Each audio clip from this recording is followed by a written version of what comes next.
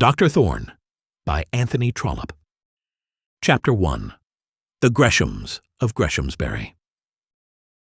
Before the reader is introduced to the modest country medical practitioner who is to be the chief personage of the following tale, it will be well that he should be made acquainted with some particulars as to the locality in which, and the neighbours among whom, our doctor followed his profession. There is a county in the west of England not so full of life, indeed, nor so widely spoken of as some of its manufacturing Leviathan brethren in the north, but which is nevertheless very dear to those who know it well.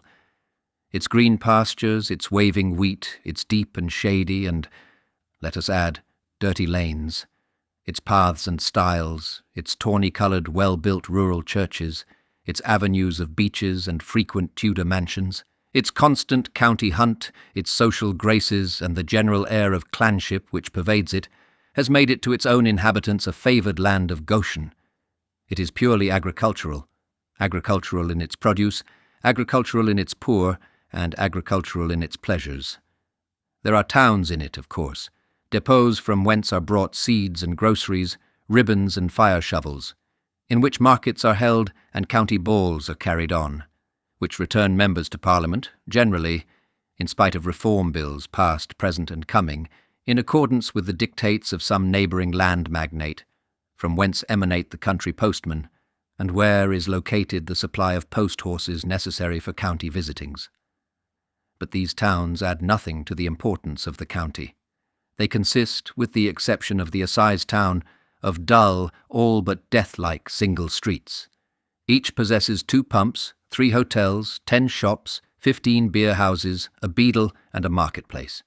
Indeed, the town population of the county reckons for nothing when the importance of the county is discussed, with the exception, as before said, of the assize town, which is also a cathedral city. Herein is a clerical aristocracy, which is certainly not without its due weight. A resident bishop, a resident dean, an archdeacon, 3 or 4 resident prebendaries, and all their numerous chaplains, vicars, and ecclesiastical satellites do make up a society sufficiently powerful to be counted as something by the county squirearchy. In other respects, the greatness of Barsetshire depends wholly on the landed powers. Barsetshire, however, is not now so essentially one whole as it was before the Reform Bill divided it. There is in these days an East Barsetshire, and there is a West Barsetshire, and people conversant with Barsetshire doings declare that they can already decipher some difference of feeling, some division of interests. The eastern moiety of the county is more purely conservative than the western. There is or was a taint of Peelism in the latter. And then, too, the residence of 2 such great Whig magnates as the Duke of Omnium and the Earl de Courcy in that locality in some degree overshadows and renders less influential the gentlemen who live near them. It is to East Barsetshire that we are called. When the division above spoken of was first contemplated, in those stormy days in which gallant men were still combating reform ministers, if not with hope, still with spirit, the battle was fought by none more bravely than by John Newbold Gresham of Greshamsbury, the member for Barsetshire. Fate, however, and the Duke of Wellington were adverse, and in the following Parliament John Newbold Gresham was only member for East Barsetshire. Whether or not it was true, as stated at the time, that the aspect of the men with whom he was called on to associate at St. Stephen's broke his heart, it is not for us now to inquire. It is certainly true that he did not live to see the first year of the Reformed Parliament brought to a close. The then Mr. Gresham was not an old man at the time of his death, and his eldest son, Francis Newbold Gresham, was a very young man. But notwithstanding his youth, and notwithstanding other grounds of objection which stood in the way of such preferment, and which must be explained, he was chosen in his father's place. The father's services had been too recent, too well appreciated, too thoroughly in unison with the feelings of those around him to allow of any other choice. And in this way, young Frank Gresham found himself member for East Barsetshire, although the very men who elected him knew that they had but slender ground for trusting him with their suffrages. Frank Gresham, though then only 24 years of age, was a married man, and a father. He had already chosen a wife, and by his choice had given much ground of distrust to the men of East Barsetshire. He had married no other than Lady Arabella de Courcy, the sister of the great Whig Earl who lived at Courcy Castle in the west. That Earl who not only voted for the Reform Bill, but had been infamously active in bringing over other young peers so to vote, and whose name therefore stank in the nostrils of the staunch Tory squires of the county. Not only had Frank Gresham so wedded, but having thus improperly and unpatriotically chosen a wife, he had added to his sins by becoming recklessly intimate with his wife's relations. It is true that he still called himself a Tory, belonged to the club of which his father had been one of the most honoured members, and in the days of the great battle got his head broken in a row on the right side. But nevertheless, it was felt by the good men, true and blue, of East Barsetshire, that a constant sojourner at Courcy Castle could not be regarded as a consistent Tory. When, however, his father died, that broken head served him in good stead. His sufferings in the cause were made the most of. These, in unison with his father's merits, turned the scale, and it was accordingly decided, at a meeting held at the George and Dragon at Barchester, that Frank Gresham should fill his father's shoes. But Frank Gresham could not fill his father's shoes. They were too big for him. He did become member for East Barsetshire, but he was such a member, so lukewarm, so indifferent, so prone to associate with the enemies of the good cause, so little willing to fight the good fight, that he soon disgusted those who most dearly loved the memory of the old squire. De Courcy Castle in those days had great allurements for a young man, and all those allurements were made the most of to win over young Gresham. His wife, who was a year or two older than himself, was a fashionable woman with thorough Whig tastes and aspirations, such as became the daughter of a great Whig earl. She cared for politics, or thought that she cared for them more than her husband did. For a month or two previous to her engagement, she had been attached to the court, and had been made to believe that much of the policy of England's rulers depended on the political intrigues of England's women.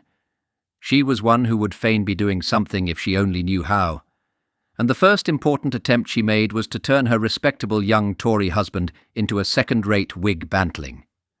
As this lady's character will, it is hoped, show itself in the following pages, we need not now describe it more closely. It is not a bad thing to be son-in-law to a potent earl, member of Parliament for a county, and a possessor of a fine old English seat and a fine old English fortune. As a very young man, Frank Gresham found the life to which he was thus introduced agreeable enough. He consoled himself as best he might for the blue looks with which he was greeted by his own party, and took his revenge by consorting more thoroughly than ever with his political adversaries. Foolishly, like a foolish moth, he flew to the bright light, and, like the moths, of course, he burnt his wings. Early in 1833 he had become a member of Parliament, and in the autumn of 1834 the dissolution came. Young members of 3 or 24 do not think much of dissolutions, forget the fancies of their constituents, and are too proud of the present to calculate much as to the future. So it was with Mr. Gresham.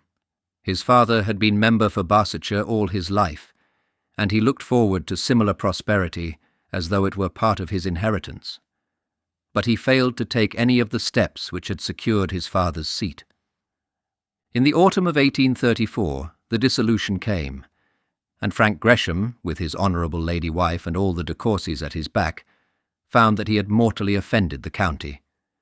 To his great disgust, another candidate was brought forward as a fellow to his late colleague, and though he manfully fought the battle and spent £10,000 in the contest, he could not recover his position. A high Tory, with a great Whig interest to back him, is never a popular person in England. No one can trust him, though there may be those who are willing to place him untrusted in high positions. Such was the case with Mr. Gresham.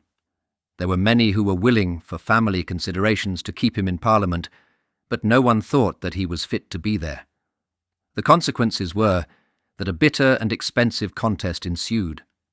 Frank Gresham, when twitted with being a Whig, forswore the de Courcy family, and then, when ridiculed as having been thrown over by the Tories, forswore his father's old friends. So between the two stools he fell to the ground, and as a politician he never again rose to his feet.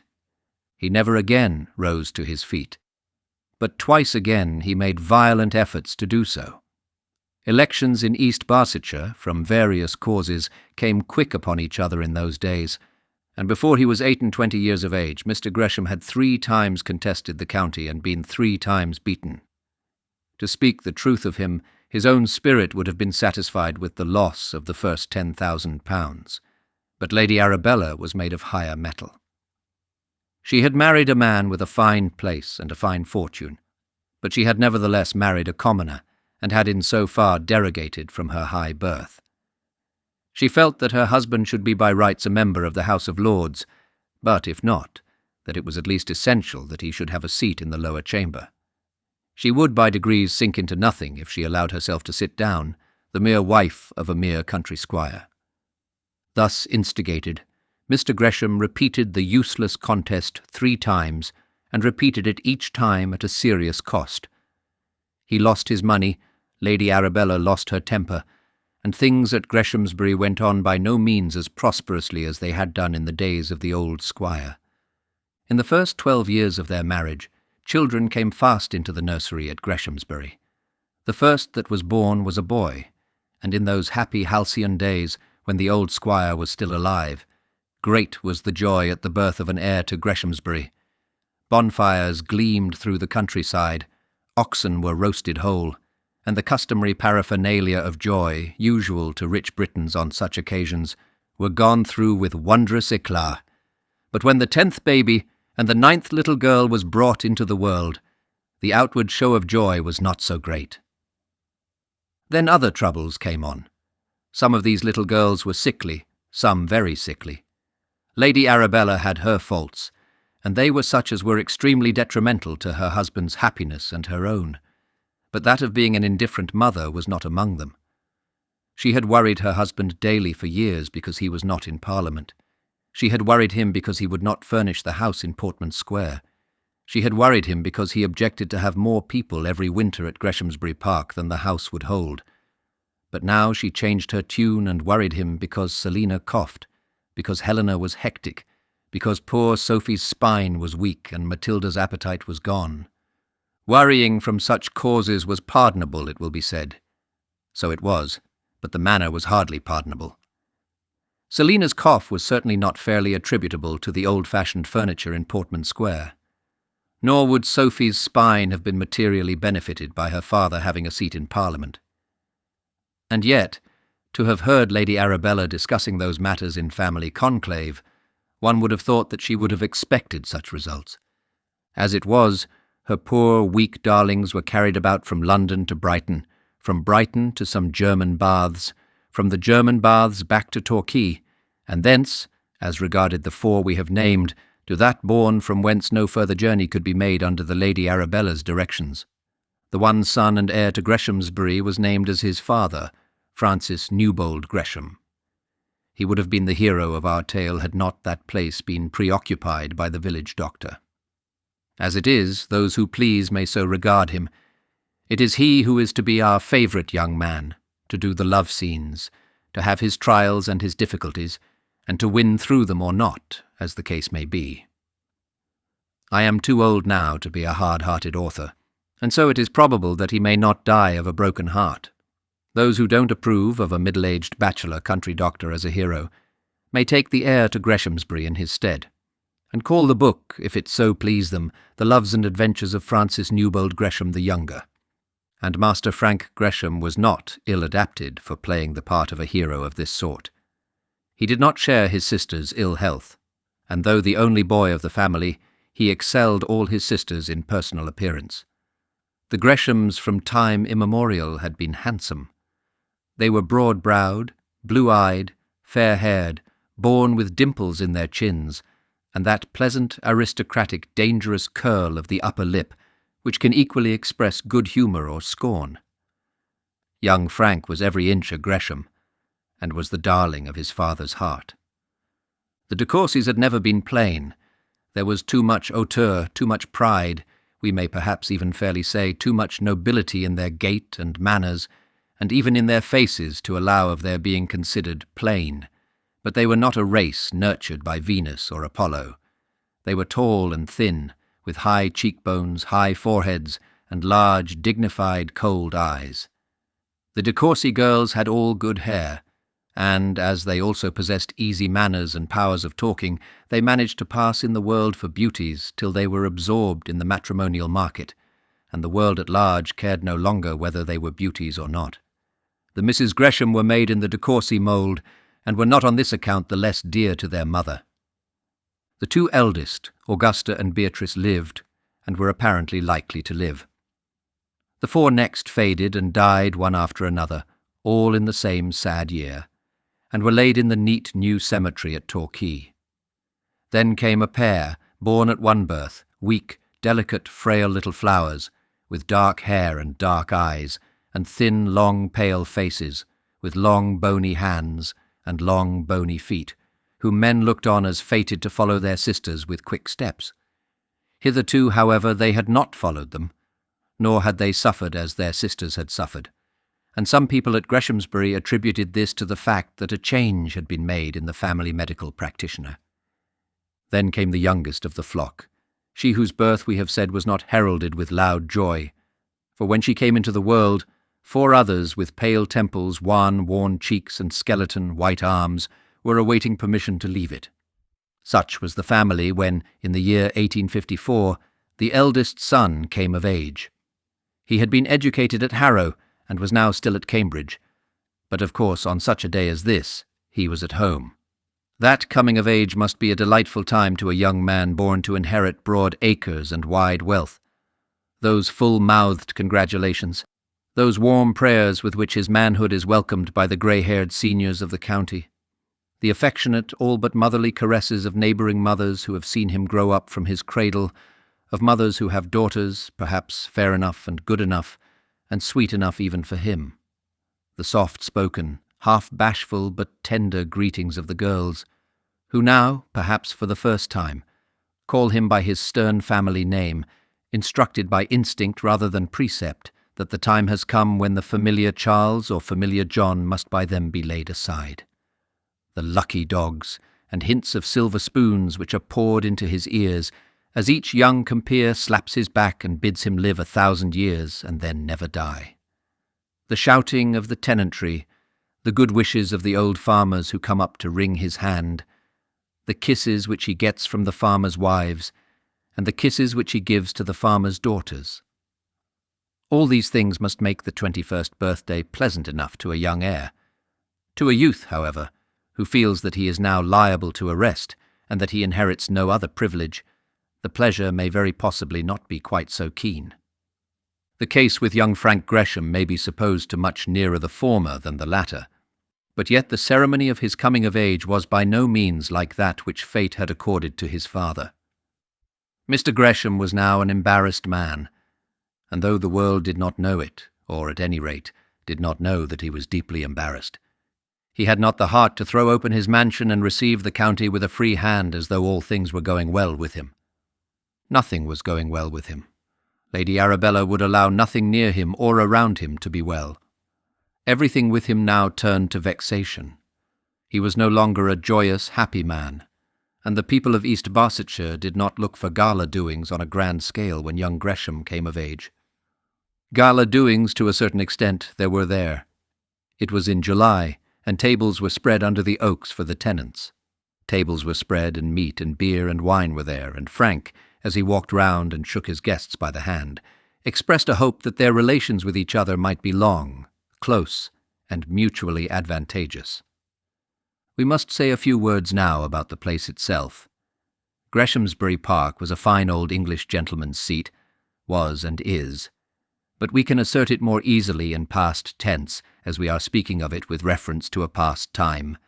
We have spoken of Greshamsbury Park. There was a park so called, but the mansion itself was generally known as Greshamsbury House, and did not stand in the park.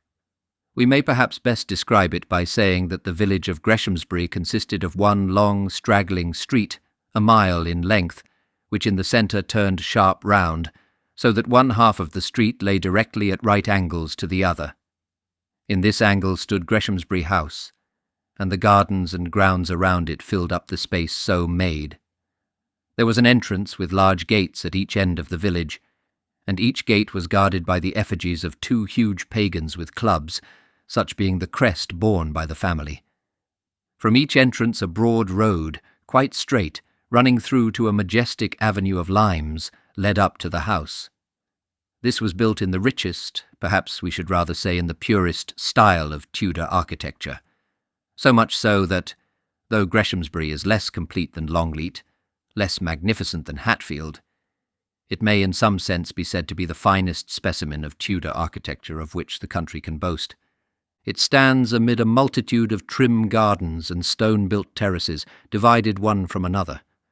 These to our eyes are not so attractive as that broad expanse of lawn by which our country houses are generally surrounded, but the gardens of Greshamsbury have been celebrated for 2 centuries, and any Gresham who would have altered them would have been considered to have destroyed one of the well-known landmarks of the family. Greshamsbury Park, properly so called, spread far away on the other side of the village. Opposite to the 2 great gates leading up to the mansion were 2 smaller gates, the one opening on to the stables, kennels and farmyard, and the other to the deer park. This latter was the principal entrance to the domain, and a grand and picturesque entrance it was. The avenue of limes, which on one side stretched up to the house, was on the other extended for 1/4 of a mile, and then appeared to be terminated only by an abrupt rise in the ground. At the entrance there were 4 savages and 4 clubs, 2 to each portal, and what with the massive iron gates surmounted by a stone wall on which stood the family arms supported by 2 other club-bearers, the stone-built lodges, the Doric, ivy-covered columns which surrounded the circle, the 4 grim savages, and the extent of the space itself through which the high road ran, and which just abutted on the village, the spot was sufficiently significant of old family greatness. Those who examined it more closely might see that under the arms was a scroll bearing the Gresham motto, and that the words were repeated in smaller letters under each of the savages. Gardes Gresham had been chosen in the days of motto-choosing, probably by some herald-at-arms, as an appropriate legend for signifying the peculiar attributes of the family. Now, however, unfortunately, men were not of one mind as to the exact idea signified.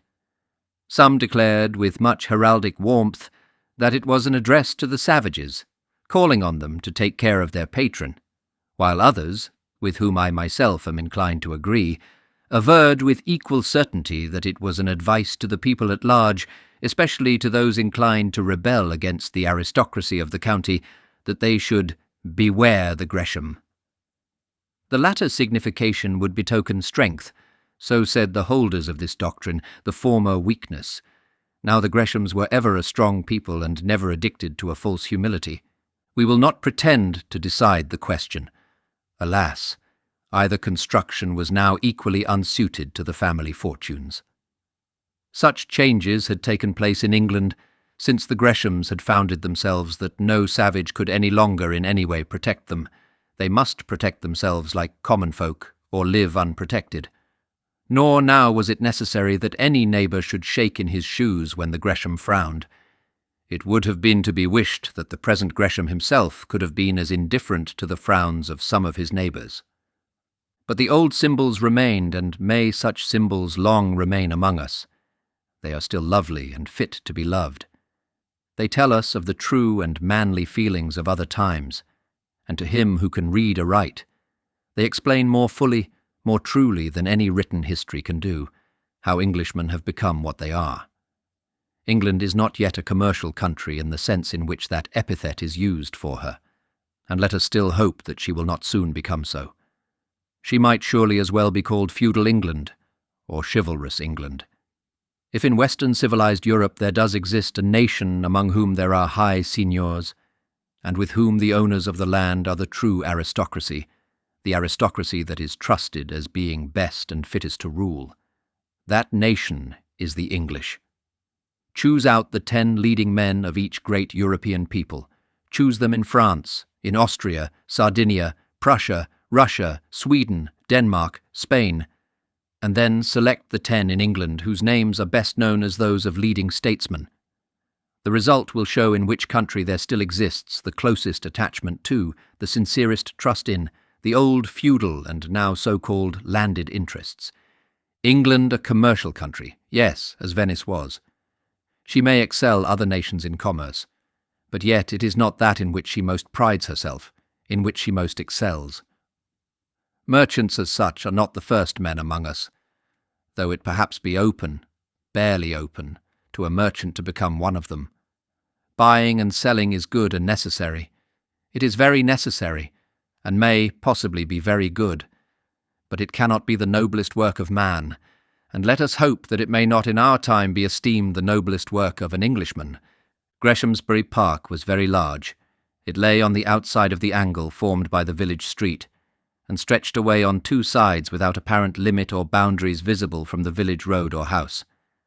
Indeed, the ground on this side was so broken up into abrupt hills, and conical-shaped oak-covered excrescences, which were seen peeping up through and over each other, that the true extent of the park was much magnified to the eye. It was very possible for a stranger to get into it, and to find some difficulty in getting out again by any of its known gates. And such was the beauty of the landscape, that a lover of scenery would be tempted thus to lose himself. I have said that on one side lay the kennels, and this will give me an opportunity of describing here one especial episode, a long episode, in the life of the existing squire. He had once represented his county in Parliament, and when he ceased to do so he still felt an ambition to be connected in some peculiar way with that county's greatness. He still desired that Gresham of Greshamsbury should be something more in East Barsetshire than Jackson of the Grange, or Baker of Mill Hill, or Bateson of Ansgrove.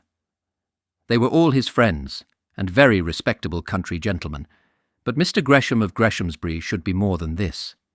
Even he had enough of ambition to be aware of such a longing. Therefore, when an opportunity occurred, he took to hunting the county. For this employment he was in every way well suited, unless it was in the matter of finance. Though he had in his very earliest manly years given such great offence by indifference to his family politics, and had in a certain degree fostered the ill feeling by contesting the county in opposition to the wishes of his brother squires, nevertheless he bore a loved and popular name.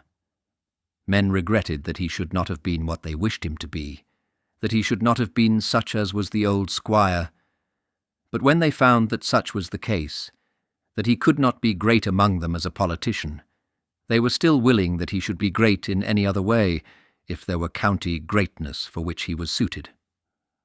Now he was known as an excellent horseman, as a thorough sportsman, as one knowing in dogs, and tender-hearted as a sucking mother to a litter of young foxes. He had ridden in the county since he was 15, had a fine voice for a view, hallo, knew every hound by name, and could wind a horn with sufficient music for all hunting purposes. Moreover, he had come to his property, as was well known through all Barsetshire, with a clear income of 14,000 a year. Thus, when some old, worn-out master of hounds was run to ground, about a year after Mr. Gresham's last contest for the county, it seemed to all parties to be a pleasant and rational arrangement that the hounds should go to Greshamsbury. Pleasant, indeed, to all except the Lady Arabella, and rational perhaps to all except the squire himself. All this time he was already considerably encumbered. He had spent much more than he should have done, and so indeed had his wife, in those 2 splendid years in which they had figured as great among the great ones of the earth. 14,000 a year ought to have been enough to allow a member of Parliament with a young wife and 2 or 3 children to live in London and keep up their country family mansion. But then, the de Courcys were very great people, and Lady Arabella chose to live as she had been accustomed to do, and as her sister-in-law the Countess lived. Now Lord de Courcy had much more than 14,000 a year. Then came the 3 elections, with their vast attendant cost, and then those costly expedients to which gentlemen are forced to have recourse who have lived beyond their income, and find it impossible so to reduce their establishments as to live much below it. Thus, when the hounds came to Greshamsbury, Mr. Gresham was already a poor man. Lady Arabella said much to oppose their coming. But Lady Arabella, though it could hardly be said of her that she was under her husband's rule, certainly was not entitled to boast that she had him under hers. She then made her first grand attack as to the furniture in Portman Square. and was then, for the first time, specially informed that the furniture there was not matter of much importance, as she would not in future be required to move her family to that residence during the London seasons. The sort of conversations which grew from such a commencement may be imagined. Had Lady Arabella worried her lord less, he might perhaps have considered with more coolness the folly of encountering so prodigious an increase to the expense of his establishment. Had he not spent so much money in a pursuit which his wife did not enjoy, she might perhaps have been more sparing in her rebukes as to his indifference to her London pleasures. As it was, the hounds came to Greshamsbury, and Lady Arabella did go to London for some period in each year, and the family expenses were by no means lessened. The kennels, however, were now again empty. 2 years previous to the time at which our story begins, the hounds had been carried off to the seat of some richer sportsman. This was more felt by Mr. Gresham than any other misfortune which he had yet incurred. He had been master of hounds for 10 years, and that work he had at any rate done well. The popularity among his neighbours, which he had lost as a politician, he had regained as a sportsman, and he would fain have remained autocratic in the hunt had it been possible. But he so remained much longer than he should have done, and at last they went away, not without signs and sounds of visible joy on the part of Lady Arabella. But we have kept the Greshamsbury tenantry waiting under the oak trees by far too long. Yes, when young Frank came of age, there was still enough left at Greshamsbury, still means enough at the squire's disposal, to light one bonfire, to roast, whole in its skin, one bullock. Frank's virility came on him not quite unmarked, as that of the parson's son might do, or the son of the neighbouring attorney.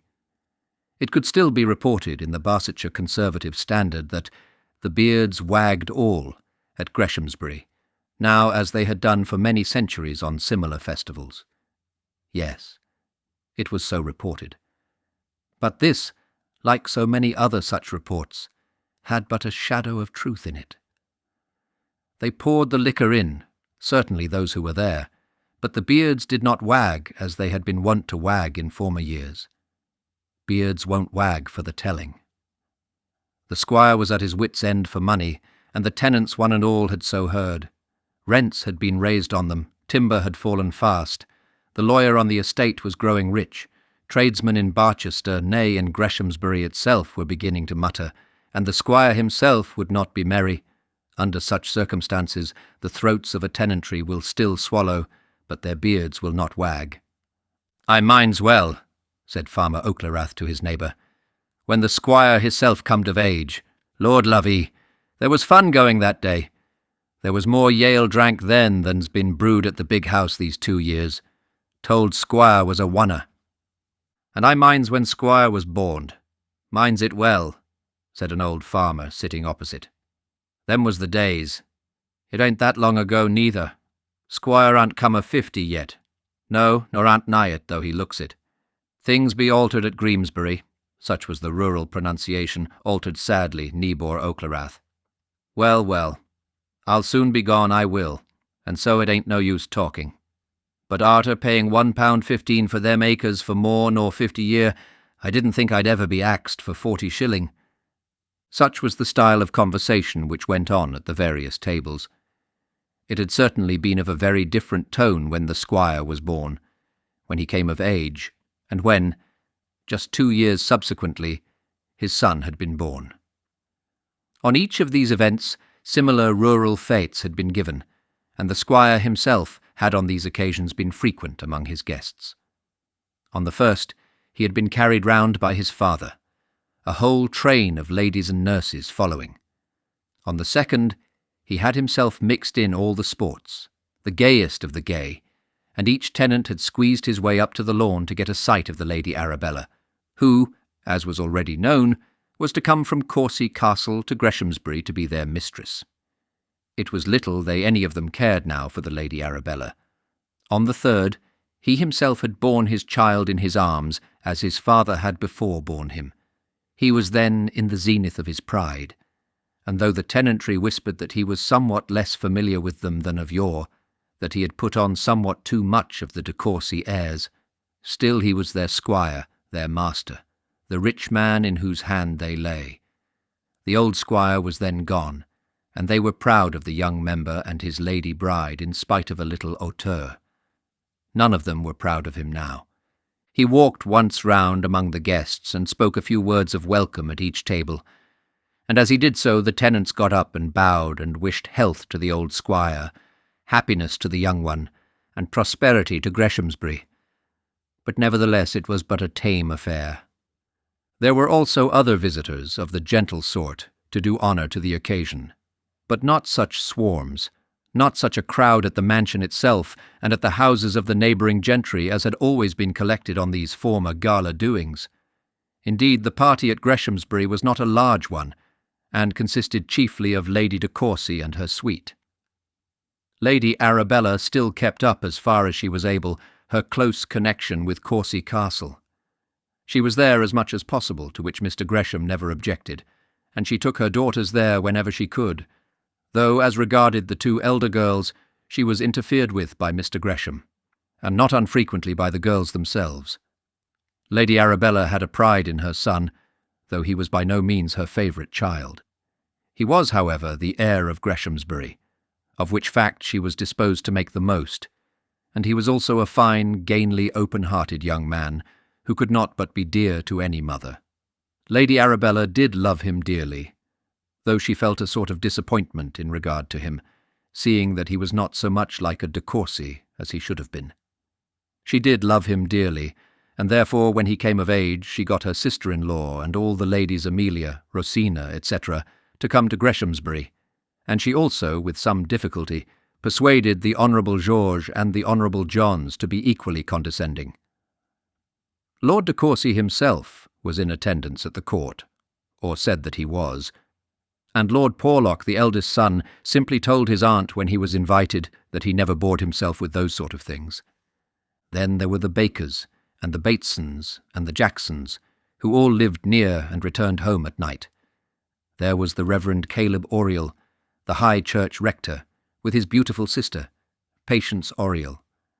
There was Mr. Yates Umbleby, the attorney and agent, and there was Dr. Thorne, and the doctor's modest, quiet-looking little niece, Miss Mary.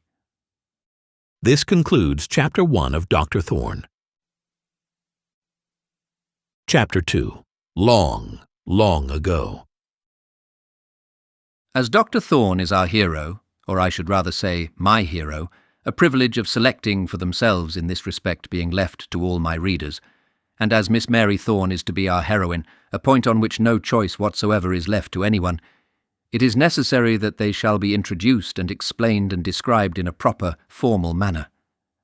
I quite feel that an apology is due for beginning a novel with 2 long, dull chapters full of description. I am perfectly aware of the danger of such a course. In so doing, I sin against the golden rule which requires us all to put our best foot foremost, the wisdom of which is fully recognized by novelists, myself among the number. It can hardly be expected that anyone will consent to go through with a fiction that offers so little of allurement in its first pages. But twist it as I will, I cannot do otherwise. I find that I cannot make poor Mr. Gresham hem and haw and turn himself uneasily in his armchair in a natural manner till I have said why he is uneasy. I cannot bring in my doctor speaking his mind freely among the bigwigs till I have explained that it is in accordance with his usual character to do so. This is unartistic on my part, and shows want of imagination as well as want of skill. Whether or not I can atone for these faults by straightforward, simple, plain storytelling, that indeed is very doubtful. Dr. Thorne belonged to a family in one sense as good, and at any rate as old, as that of Mr. Gresham, and much older, he was apt to boast, than that of the de Courcys. This trait in his character is mentioned first, as it was the weakness for which he was most conspicuous. He was second cousin to Mr. Thorne of Ullathorne, a Barsetshire squire living in the neighbourhood of Barchester, and who boasted that his estate had remained in his family, descending from Thorne to Thorne, longer than had been the case with any other estate or any other family in the county. But Dr. Thorne was only a second cousin, and therefore, though he was entitled to talk of the blood as belonging to some extent to himself, He had no right to lay claim to any position in the county other than such as he might win for himself, if he chose to locate himself in it. This was a fact of which no one was more fully aware than our doctor himself. His father, who had been first cousin of a former Squire Thorne, had been a clerical dignitary in Barchester, but had been dead now many years. He had had 2 sons. One he had educated as a medical man, but the other, and the younger, whom he had intended for the bar, had not betaken himself in any satisfactory way to any calling. This son had been first rusticated from Oxford, and then expelled, and thence returning to Barchester had been the cause to his father and brother of much suffering. Old Dr. Thorne, the clergyman, died when the 2 brothers were yet young men, and left behind him nothing but some household and other property of the value of about £2,000, which he bequeathed to Thomas, the elder son, much more than that having been spent in liquidating debts contracted by the younger. Up to that time there had been close harmony between the Ullathorne family and that of the clergyman. But a month or 2 before the doctor's death, the period of which we are speaking was about 22 years before the commencement of our story, the then Mr. Thorne of Ullathorne had made it understood that he would no longer receive at his house his cousin Henry, whom he regarded as a disgrace to the family. Fathers are apt to be more lenient to their sons than uncles to their nephews or cousins to each other. Dr. Thorne still hoped to reclaim his black sheep, and thought that the head of his family showed an unnecessary harshness in putting an obstacle in his way of doing so. And if the father was warm in support of his profligate son, the young medical aspirant was warmer in support of his profligate brother. Dr. Thorne, Jr., was no roué himself, but perhaps as a young man he had not sufficient abhorrence of his brother's vices. At any rate he stuck to him manfully, and when it was signified in the close that Henry's company was not considered desirable at Ullathorne, Dr. Thomas Thorne sent word to the squire that under such circumstances his visits there would also cease. This was not very prudent, as the young Galen had elected to establish himself in Barchester, very mainly in expectation of the help which his Ullathorne connection would give him. This, however, in his anger he failed to consider. He was never known, either in early or in middle life, to consider in his anger those points which were probably best worth his consideration. This perhaps was of the less moment as his anger was of an unenduring kind, evaporating frequently with more celerity than he could get the angry words out of his mouth. With the Ullathorne people, however, he did establish a quarrel sufficiently permanent to be a vital injury to his medical prospects. And then the father died, and the 2 brothers were left living together with very little means between them. At this time there were living in Barchester people of the name of Scatcherd. Of that family, as then existing, we have only to do with 2, a brother and a sister. They were in a low rank of life, the one being a journeyman stonemason, and the other an apprentice to a straw bonnet maker. But they were, nevertheless, in some sort remarkable people. The sister was reputed in Barchester to be a model of female beauty of the strong and robuster caste, and had also a better reputation as being a girl of good character and honest, womanly conduct. Both of her beauty and of her reputation her brother was exceedingly proud, and he was the more so when he learnt that she had been asked in marriage by a decent master tradesman in the city. Roger Scatcherd had also a reputation, but not for beauty or propriety of conduct. He was known for the best stonemason in the 4 counties, and as the man who could, on occasion, drink the most alcohol in a given time in the same localities. As a workman, indeed, he had higher reputate even than this. He was not only a good and very quick stonemason, but he had also a capacity for turning other men into good stonemasons. He had a gift of knowing what a man could and should do, and by degrees he taught himself what 5 and 10 and 20, latterly what 1,000 and 2,000 men might accomplish among them. This also he did with very little aid from pen and paper, with which he was not, and never became, very conversant. He had also other gifts and other propensities. He could talk in a manner dangerous to himself and others. He could persuade without knowing that he did so. And being himself an extreme demagogue in those noisy times just prior to the Reform Bill, he created a hubbub in Barchester of which he himself had had no previous conception. Henry Thorne, among his other bad qualities, had one which his friends regarded as worse than all the others, and which perhaps justified the Ullathorne people in their severity. He loved to consort with low people.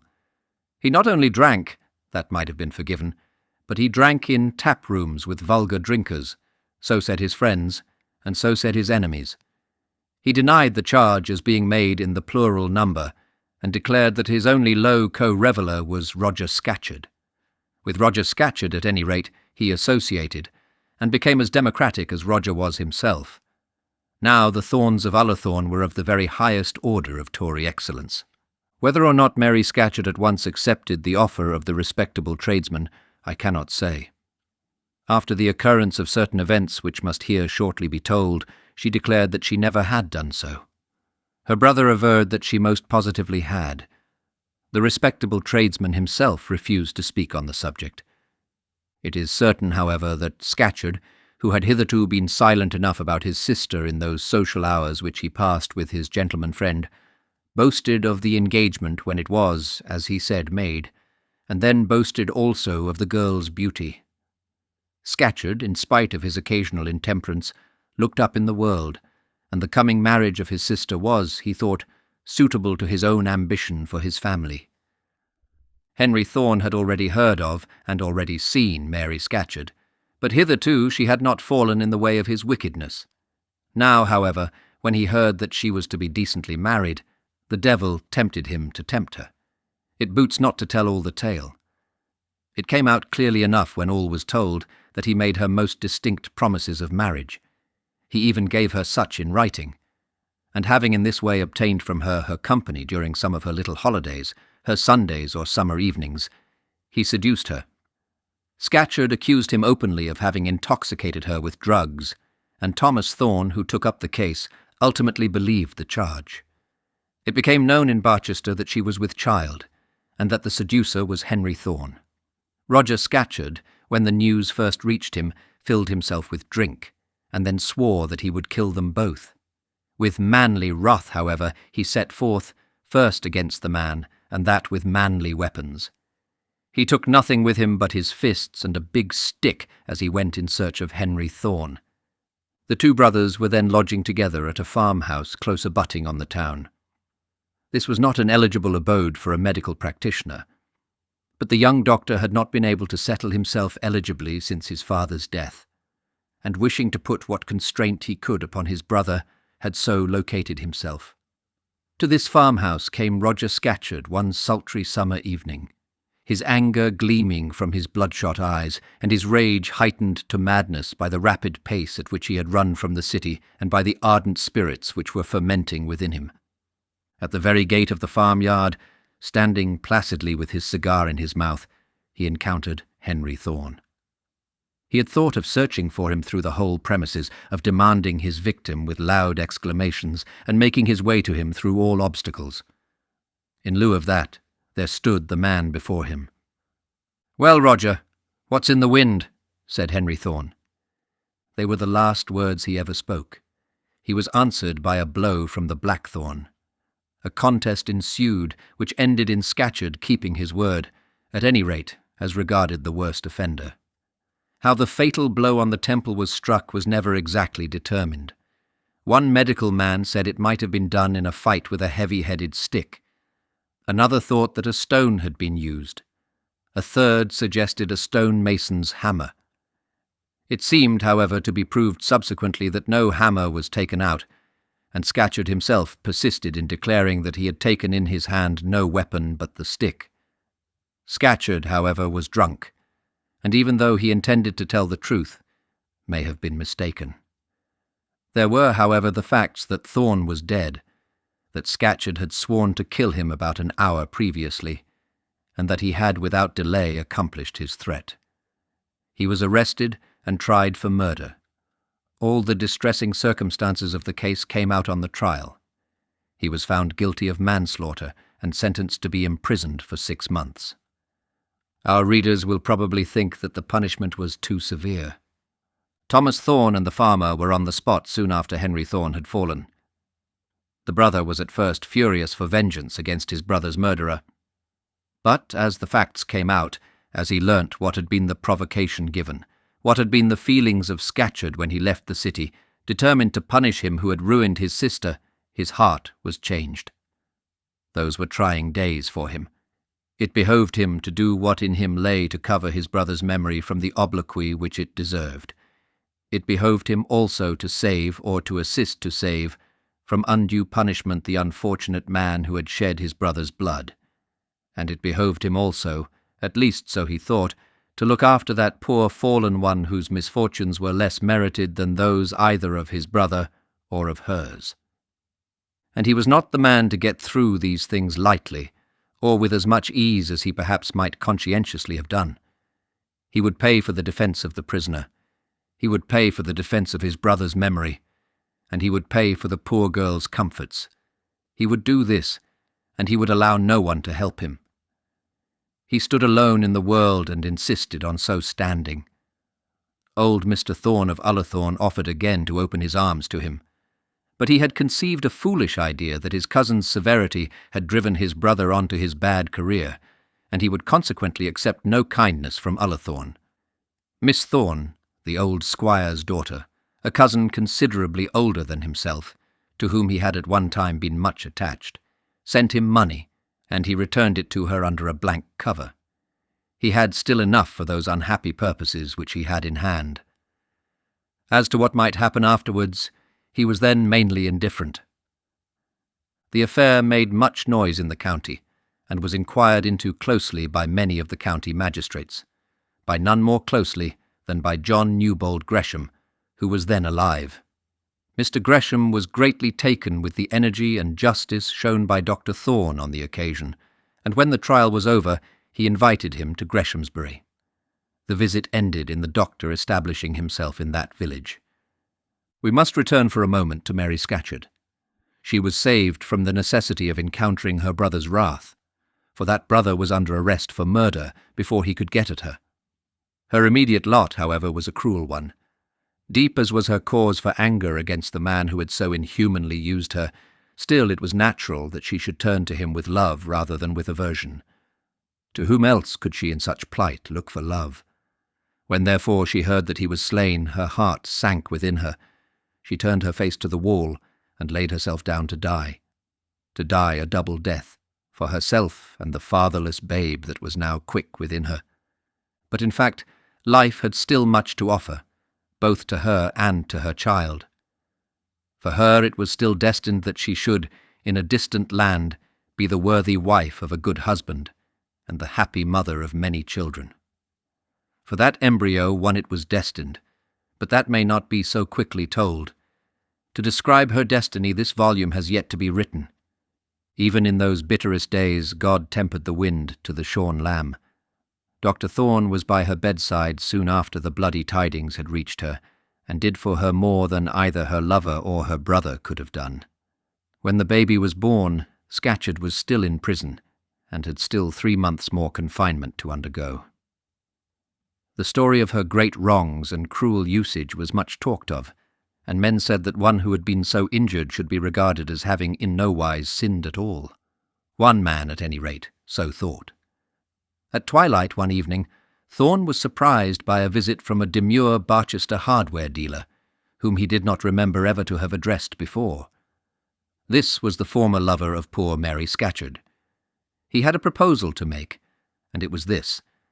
If Mary would consent to leave the country at once, to leave it without notice from her brother, or talk or eclat on the matter, he would sell all that he had, marry her, and emigrate. There was but one condition. She must leave her baby behind her. The hardware man could find it in his heart to be generous and true to his love, but he could not be generous enough to father the seducer's child. "I could never abide it, sir, if I took it," said he, "and why, in course she would always love it the best." In praising his generosity, who can mingle any censure for such manifest prudence? He would still make her the wife of his bosom, defiled in the eyes of the world as she had been, but she must be to him the mother of his own children, not the mother of another's child. And now again our doctor had a hard task to win through. He saw at once that it was his duty to use his utmost authority to induce the poor girl to accept such an offer. She liked the man.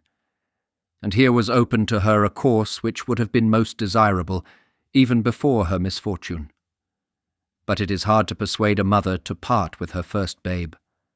Harder, perhaps, when the babe had been so fathered and so born than when the world has shone brightly on its earliest hours. She at first refused stoutly.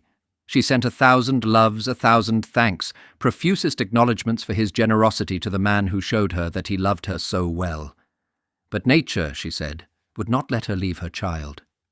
"And what will you do for her here, Mary?" said the doctor. Poor Mary replied to him with a deluge of tears. "She is my niece," said the doctor, taking up the tiny infant in his huge hands. "She is already the nearest thing, the only thing that I have in this world. I am her uncle, Mary. If you will go with this man, I will be father to her and mother to her. Of what bread I eat, she shall eat. Of what cup I drink, she shall drink. See, Mary, here is the Bible." And he covered the book with his hand. "Leave her to me, and by this word she shall be my child." The mother consented at last, left her baby with the doctor, married, and went to America. All this was consummated before Roger Scatcherd was liberated from jail. Some conditions the doctor made. The first was that Scatcherd should not know his sister's child was thus disposed of. Dr. Thorne, in undertaking to bring up the baby, did not choose to encounter any tie with persons who might hereafter claim to be the girl's relations on the other side. Relations she would undoubtedly have had none had she been left to live or die as a workhouse bastard. But should the doctor succeed in life? Should he ultimately be able to make this girl the darling of his own house, and then the darling of some other house? Should she live and win the heart of some man whom the doctor might delight to call his friend and nephew? Then relations might spring up, whose ties would not be advantageous. No man plumed himself on good blood more than Dr. Thorne. No man had greater pride in his genealogical tree, and his 130 clearly proved descents from Macadam. No man had a stronger theory as to the advantage held by men who have grandfathers over those who have none, or have none worth talking about. Let it not be thought that our doctor was a perfect character. No, indeed, most far from perfect. He had within him an inner, stubborn, self-admiring pride, which made him believe himself to be better and higher than those around him, and this from some unknown cause which he could hardly explain to himself. He had a pride in being a poor man of a high family. He had a pride in repudiating the very family of which he was proud, and he had a special pride in keeping his pride silently to himself. His father had been a Thorne, and his mother a Thorold. There was no better blood to be had in England. It was in the possession of such properties as these that he condescended to rejoice, this man, with a man's heart, a man's courage, and a man's humanity. Other doctors round the county had ditch water in their veins. He could boast of a pure ichor, to which that of the great Omnium family was but a muddy puddle. It was thus that he loved to excel his brother practitioners, he who might have indulged in the pride of excelling them both in talent and in energy. We speak now of his early days, but even in his maturer life, the man, though mellowed, was the same. This was the man who now promised to take to his bosom as his own child a poor bastard whose father was already dead, and whose mother's family was such as the Scatcherds. It was necessary that the child's history should be known to none. Except to the mother's brother, it was an object of interest to no one. The mother had for some short time been talked of, but now the 9 days' wonder was a wonder no longer. She went off to her far-away home. Her husband's generosity was duly chronicled in the papers, and the babe was left untalked of and unknown. It was easy to explain to Scatcherd that the child had not lived. There was a parting interview between the brother and sister in the jail, during which, with real tears and unaffected sorrow, the mother thus accounted for the offspring of her shame. Then she started, fortunate in her coming fortunes, and the doctor took with him his charge to the new country in which they were both to live. There he found for her a fitting home till she should be old enough to sit at his table and live in his bachelor house, and no one but old Mr. Gresham knew who she was, or whence she had come. Then Roger Scatcherd, having completed his 6 months' confinement, came out of prison. Roger Scatcherd, though his hands were now red with blood, was to be pitied.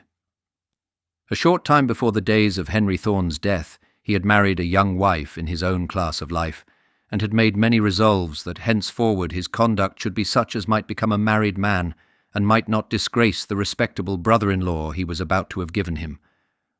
Such was his condition when he first heard of his sister's plight.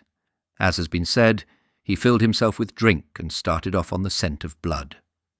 During his prison days his wife had to support herself as she might.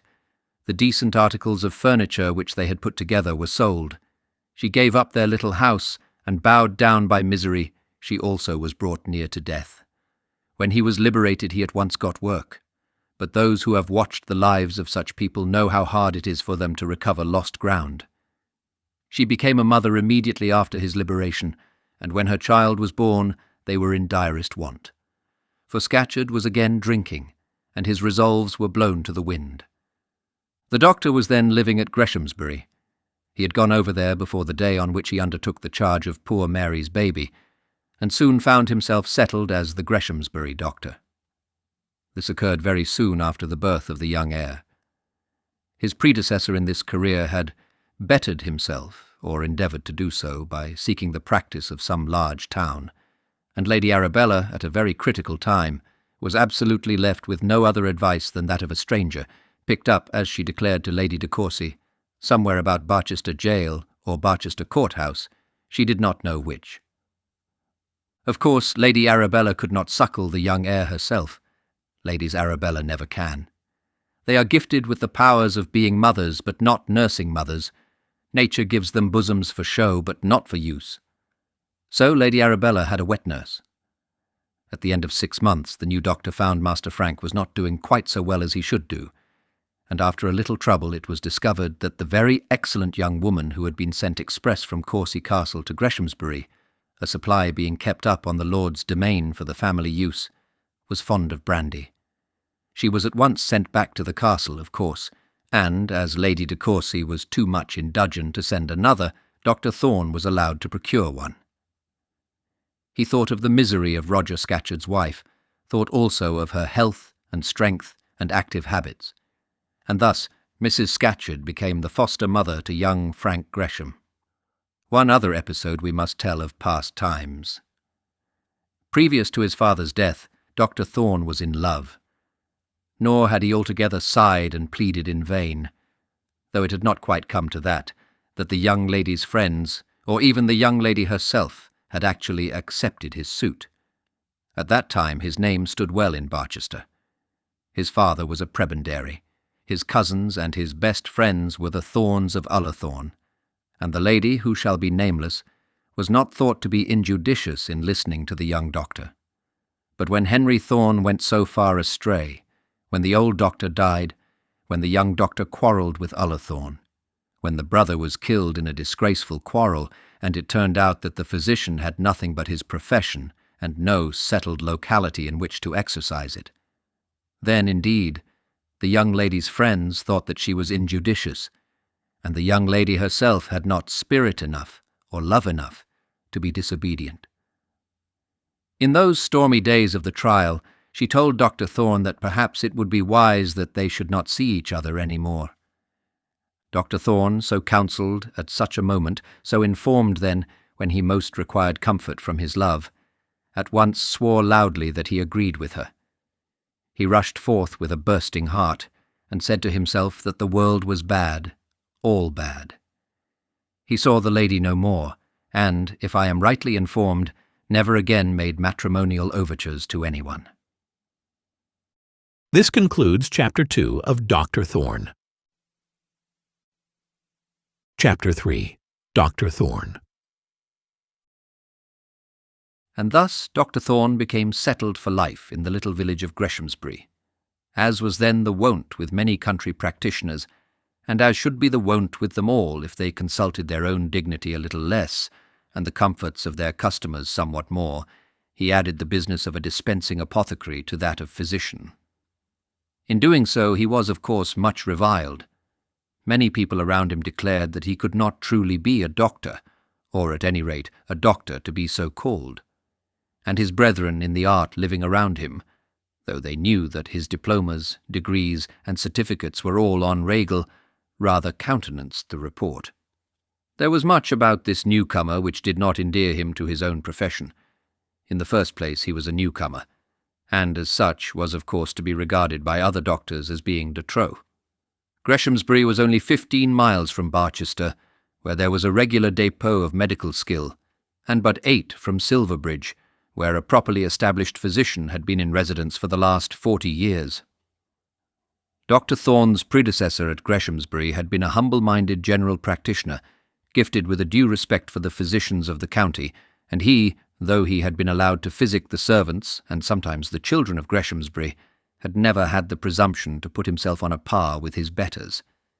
Then also, Dr. Thorne, though a graduated physician, though entitled beyond all dispute to call himself a doctor, according to all the laws of all the colleges, made it known to the East Barsetshire world, very soon after he had seated himself at Greshamsbury, that his rate of pay was to be 7 and 6pence a visit within a circuit of 5 miles, with a proportionally increased charge at proportionally increased distances. Now there was something low, mean, unprofessional, and democratic in this. So at least, said the children of Aesculapius gathered together in conclave at Barchester. In the first place, it showed that this Thorne was always thinking of his money, like an apothecary as he was. Whereas it would have behoved him, as a physician, had he had the feelings of a physician under his hat, to have regarded his own pursuits in a purely philosophical spirit, and to have taken any gain which might have accrued as an accidental adjunct to his station in life. A physician should take his fee without letting his left hand know what his right hand was doing. It should be taken without a thought, without a look, without a move of the facial muscles. The true physician should hardly be aware that the last friendly grasp of the hand had been made more precious by the touch of gold, whereas that fellow Thorne would lug out half a crown from his breeches pocket and give it in change for a 10-shilling piece, and then it was clear that this man had no appreciation of the dignity of a learned profession. He might constantly be seen compounding medicines in the shop at the left hand of his front door, not making experiments philosophically in materia medica for the benefit of coming ages, which, if he did, he should have done in the seclusion of his study, far from profane eyes, but positively putting together common powders for rural bowels, or spreading vulgar ointments for agricultural ailments. A man of this sort was not fit society for Dr. Filgrave of Barchester. That must be admitted. And yet he had been found to be fit society for the old squire of Greshamsbury, whose shoe ribbons Dr. Filgrave would not have objected to tie. So high did the old squire stand in the county just previous to his death. But the spirit of the Lady Arabella was known by the medical profession of Barsetshire, and when that good man died it was felt that Thorne's short tenure of Greshamsbury favour was already over. The Barsetshire regulars were, however, doomed to disappointment. Our doctor had already contrived to endear himself to the heir, and though there was not even then much personal love between him and the Lady Arabella, he kept his place at the great house unmoved, not only in the nursery and in the bedrooms, but also at the squire's dining table. Now there was in this, it must be admitted, quite enough to make him unpopular with his brethren, and this feeling was soon shown in a marked and dignified manner. Dr. Filgrave, who had certainly the most respectable professional connection in the county, who had a reputation to maintain, and who was accustomed to meet on almost equal terms the great medical baronets from the metropolis at the houses of the nobility, Dr. Filgrave declined to meet Dr. Thorne in consultation. He exceedingly regretted, he said, most exceedingly, the necessity which he felt of doing so. He had never before had to perform so painful a duty, but, as a duty which he owed to his profession, he must perform it.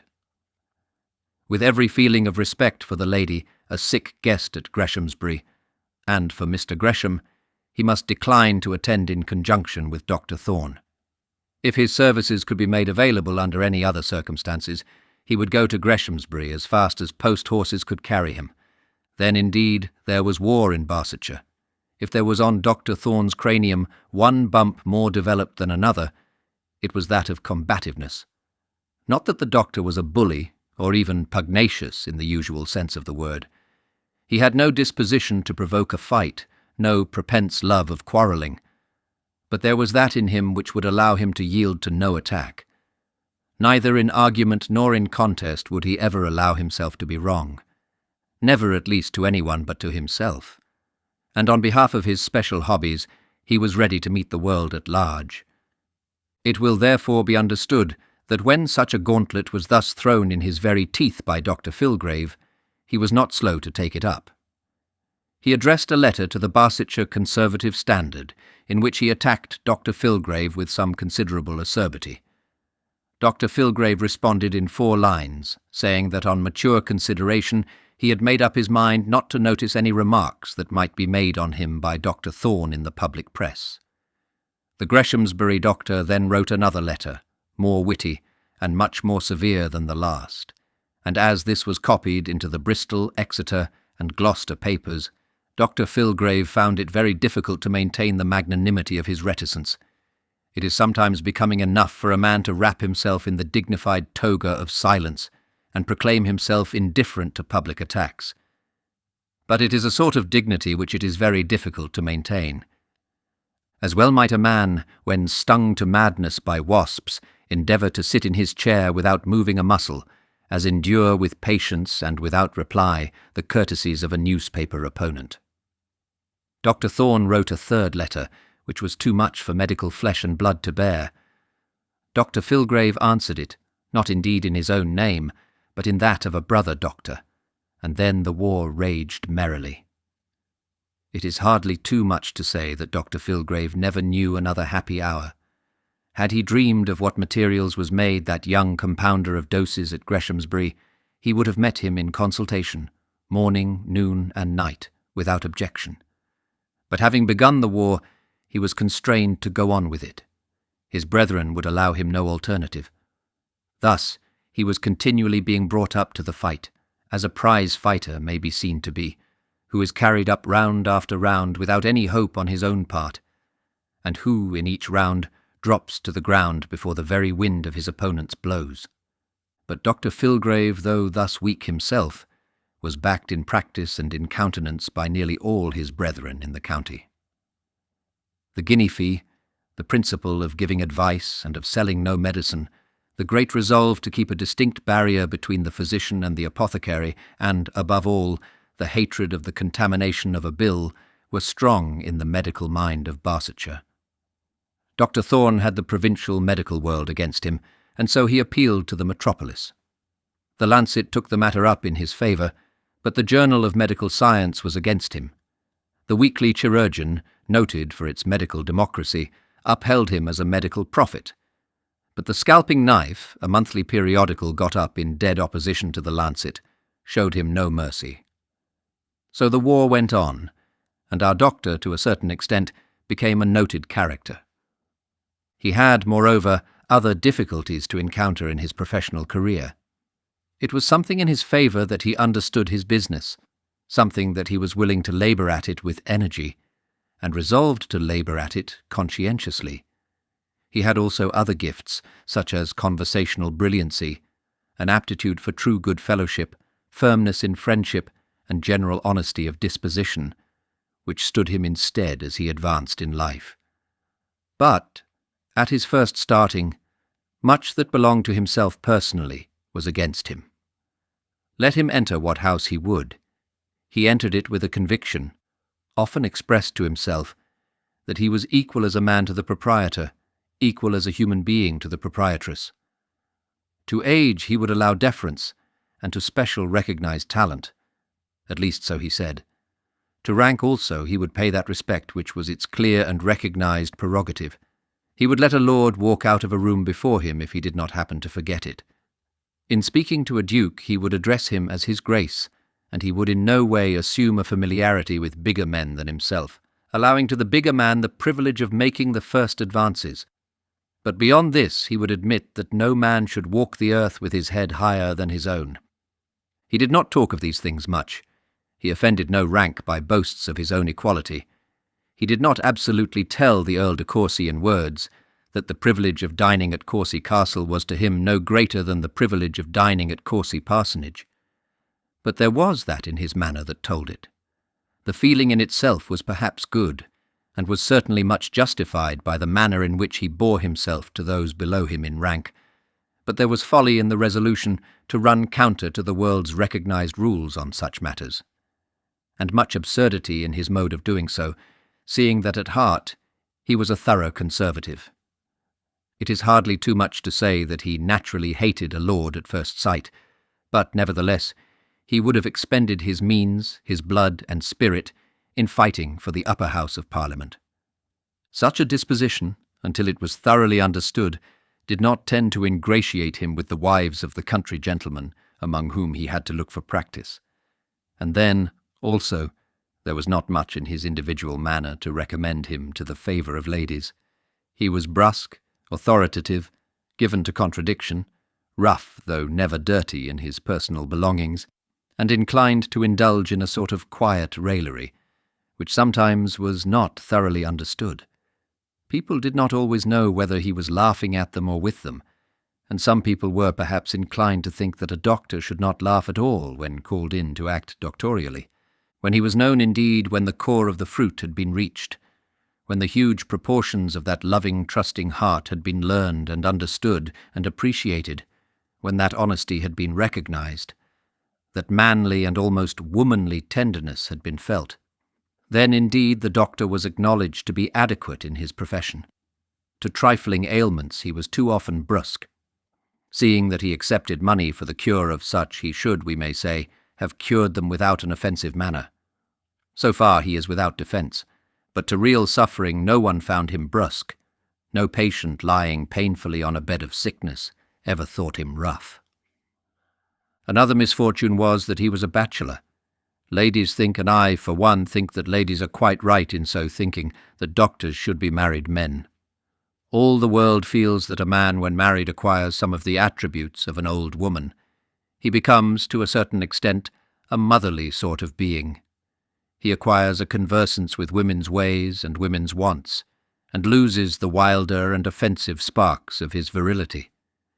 It must be easier to talk to such a one about Matilda's stomach and the growing pains in Fanny's legs than to a young bachelor. This impediment also stood much in Dr. Thorne's way during his first years at Greshamsbury. But his wants were not at first great, and though his ambition was perhaps high, it was not of an impatient nature. The world was his oyster, but circumstanced as he was, he knew that it was not for him to open it with his lancet all at once. He had bread to earn, which he must earn wearily. He had a character to make, which must come slowly. It satisfied his soul that, in addition to his immortal hopes, he had a possible future in this world to which he could look forward with clear eyes, and advance with a heart that would know no fainting. On his first arrival at Greshamsbury, he had been put by the squire into a house, which he still occupied when that squire's grandson came of age. There were 2 decent, commodious, private houses in the village, always excepting the rectory, which stood grandly in its own grounds, and therefore was considered as ranking above the village residences. Of these 2, Dr. Thorne had the smaller. They stood exactly at the angle before described, on the outer side of it, and at right angles to each other. They both possessed good stables and ample gardens, and it may be as well to specify that Mr. Umbleby, the agent and lawyer to the estate, occupied the larger one. Here Dr. Thorne lived for 11 or 12 years, all alone, and then for 10 or 11 more with his niece, Mary Thorne. Mary was 13 when she came to take up permanent abode as mistress of the establishment, or at any rate, to act as the only mistress which the establishment possessed. This advent greatly changed the tenor of the doctor's ways. He had been before pure bachelor. Not a room in his house had been comfortably furnished.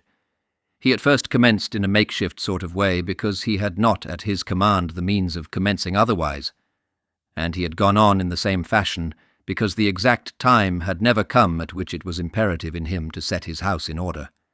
He had had no fixed hour for his meals, no fixed place for his books, no fixed wardrobe for his clothes. He had a few bottles of good wine in his cellar, and occasionally asked a brother bachelor to take a chop with him. But beyond this he had touched very little on the cares of housekeeping. A slop bowl full of strong tea, together with bread and butter and eggs, was produced for him in the morning, and he expected that at whatever hour he might arrive in the evening, some food should be presented to him wherewith to satisfy the cravings of nature. If, in addition to this, he had another slop bowl of tea in the evening, he got all that he ever required, or all, at least, that he ever demanded. But when Mary came, or rather, when she was about to come, things were altogether changed at the doctor's. People had hitherto wondered, and especially Mrs. Umbleby, how a gentleman like Dr. Thorne could continue to live in so slovenly a manner, and how people again wondered, and again especially Mrs. Umbleby, how the doctor could possibly think it necessary to put such a lot of furniture into a house because a little chit of a girl of 12 years of age was coming to live with him. Mrs. Umbleby had great scope for her wonder. The doctor made a thorough revolution in his household, and furnished his house from the ground to the roof completely. He painted, for the first time since the commencement of his tenancy, he papered, he carpeted, and curtained, and mirrored, and linened, and blanketed, as though a Mrs. Thorne with a good fortune were coming home tomorrow, and all for a girl of 12 years old.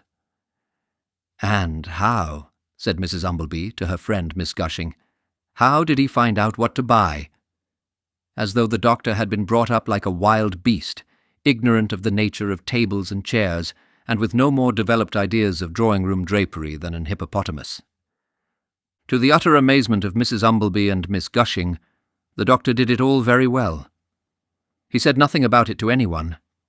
He never did say much about such things, but he furnished his house well and discreetly, and when Mary Thorne came home from her school at Bath, to which she had been taken some 6 years previously, she found herself called upon to be the presiding genius of a perfect paradise.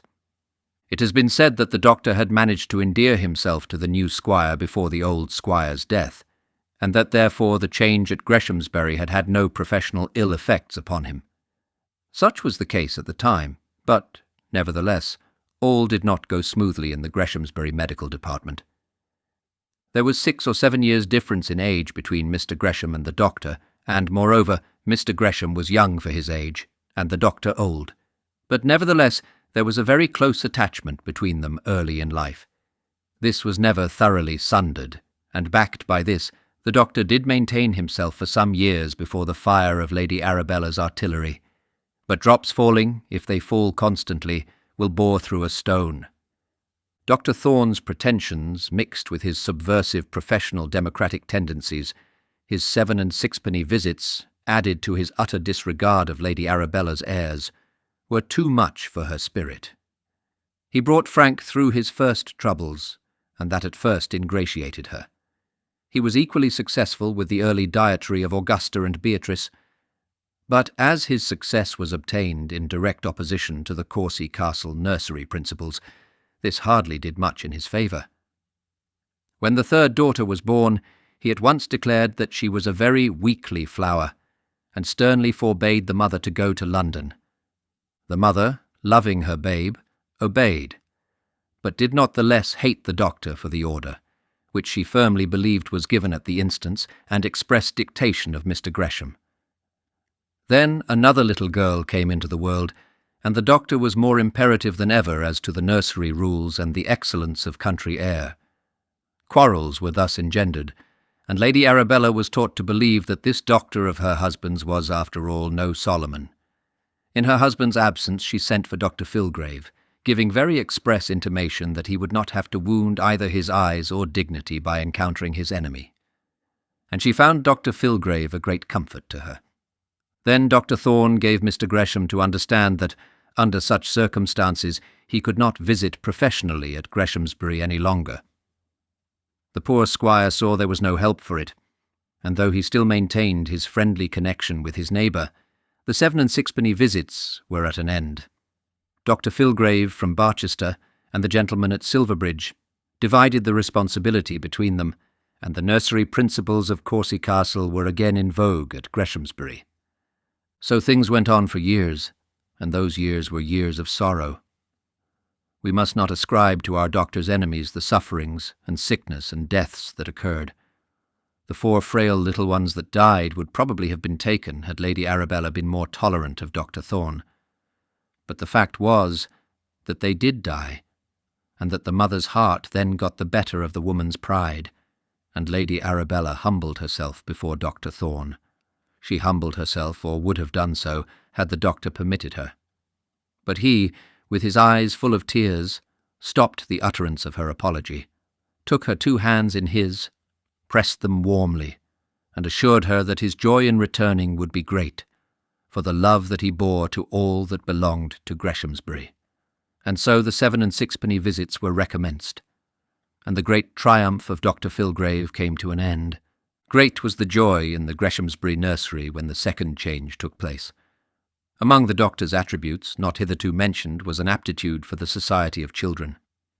He delighted to talk to children and to play with them. He would carry them on his back, 3 or 4 at a time, roll with them on the ground, race with them in the garden, invent games for them, contrive amusements in circumstances which seemed quite adverse to all manner of delight, and above all, his physic was not nearly so nasty as that which came from Silverbridge. He had a great theory as to the happiness of children, and though he was not disposed altogether to throw over the precepts of Solomon, always bargaining that he should under no circumstances be himself the executioner, he argued that the principal duty which a parent owed to a child was to make him happy. Not only was the man to be made happy, the future man, if that might be possible, but the existing boy was to be treated with equal favour, and his happiness, so said the doctor, was of much easier attainment.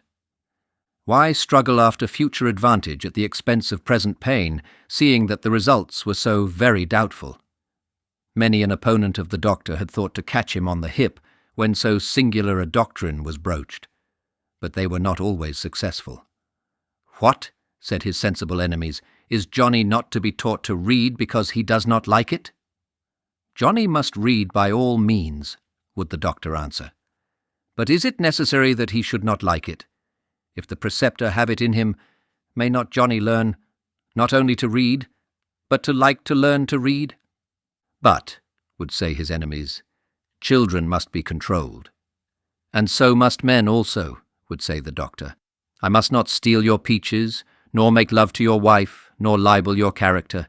Much as I might wish through my natural depravity to indulge in such vices, I am debarred from them without pain, and I may almost say without unhappiness." And so the argument went on, neither party convincing the other. But in the meantime, the children of the neighbourhood became very fond of Dr. Thorne. Dr. Thorne and the squire were still fast friends, but circumstances had occurred, spreading themselves now over a period of many years, which almost made the poor squire uneasy in the doctor's company. Mr. Gresham owed a large sum of money, and he had, moreover, already sold a portion of his property. Unfortunately, it had been the pride of the Greshams that their acres had descended from one to another without an entail, so that each possessor of Greshamsbury had had the full power to dispose of the property as he pleased. Any doubt as to its going to the male heir had never hitherto been felt. It had occasionally been encumbered by charges for younger children, but these charges had been liquidated, and the property had come down without any burden to the present squire. Now a portion of this had been sold, and it had been sold to a certain degree through the agency of Dr. Thorne. This made the squire an unhappy man. No man loved his family name and honour, his old family blazon and standing more thoroughly than he did. He was every whit a Gresham at heart, but his spirit had been weaker than that of his forefathers, and, in his days, for the first time, the Greshams were to go to the wall. 10 years before the beginning of our story, it had been necessary to raise a large sum of money to meet and pay off pressing liabilities, and it was found that this could be done with more material advantage by selling a portion of the property than in any other way. A portion of it, about a third of the whole in value, was accordingly sold. Boxall Hill lay halfway between Greshamsbury and Barchester, and was known as having the best partridge shooting in the county, as having on it also a celebrated fox cover, Boxall Gorse, held in very high repute by Barsetshire sportsmen. There was no residence on the immediate estate, and it was altogether divided from the remainder of the Greshamsbury property. This, with many inward and outward groans, Mr. Gresham permitted to be sold. It was sold, and sold well, by private contract to a native of Barchester, who, having risen from the world's ranks, had made for himself great wealth. Somewhat of this man's character must hereafter be told. It will suffice to say that he relied for advice in money matters upon Dr. Thorne, and that at Dr. Thorne's suggestion he had purchased Boxall Hill, partridge shooting and gorse cover all included. He had not only bought Boxall Hill, but had subsequently lent the squire large sums of money on mortgage, in all which transactions the doctor had taken part. It had therefore come to pass that Mr. Gresham was not unfrequently called upon to discuss his money affairs with Dr. Thorne, and occasionally to submit to lectures and advice which might perhaps as well have been omitted. So much for Dr. Thorne. A few words must still be said about Miss Mary before we rush into our story. The crust will then have been broken, and the pie will be open to the guests. Little Miss Mary was kept at a farmhouse till she was 6. She was then sent to school at Bath, and transplanted to the doctor's newly furnished house a little more than 6 years after that. It must not be supposed that he had lost sight of his charge during her earlier years. He was much too well aware of the nature of the promise which he had made to the departing mother to do that. He had constantly visited his little niece, and long before the first 12 years of her life were over, had lost all consciousness of his promise and of his duty to the mother in the stronger ties of downright personal love for the only creature that belonged to him.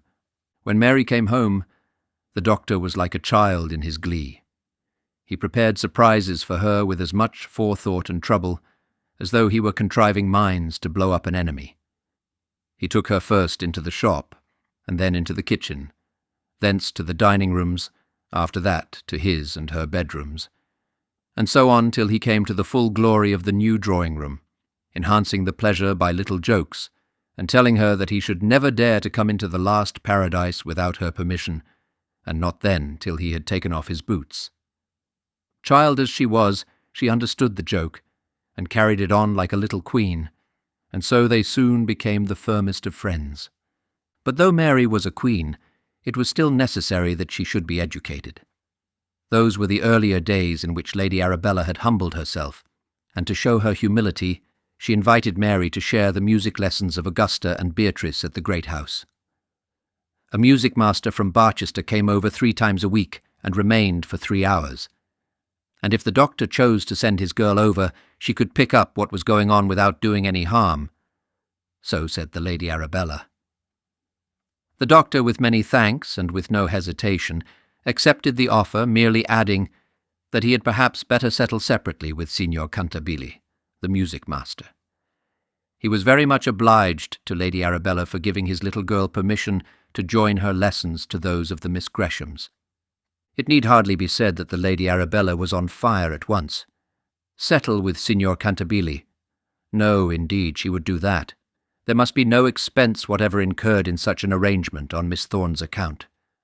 But here, as in most things, the doctor carried his point.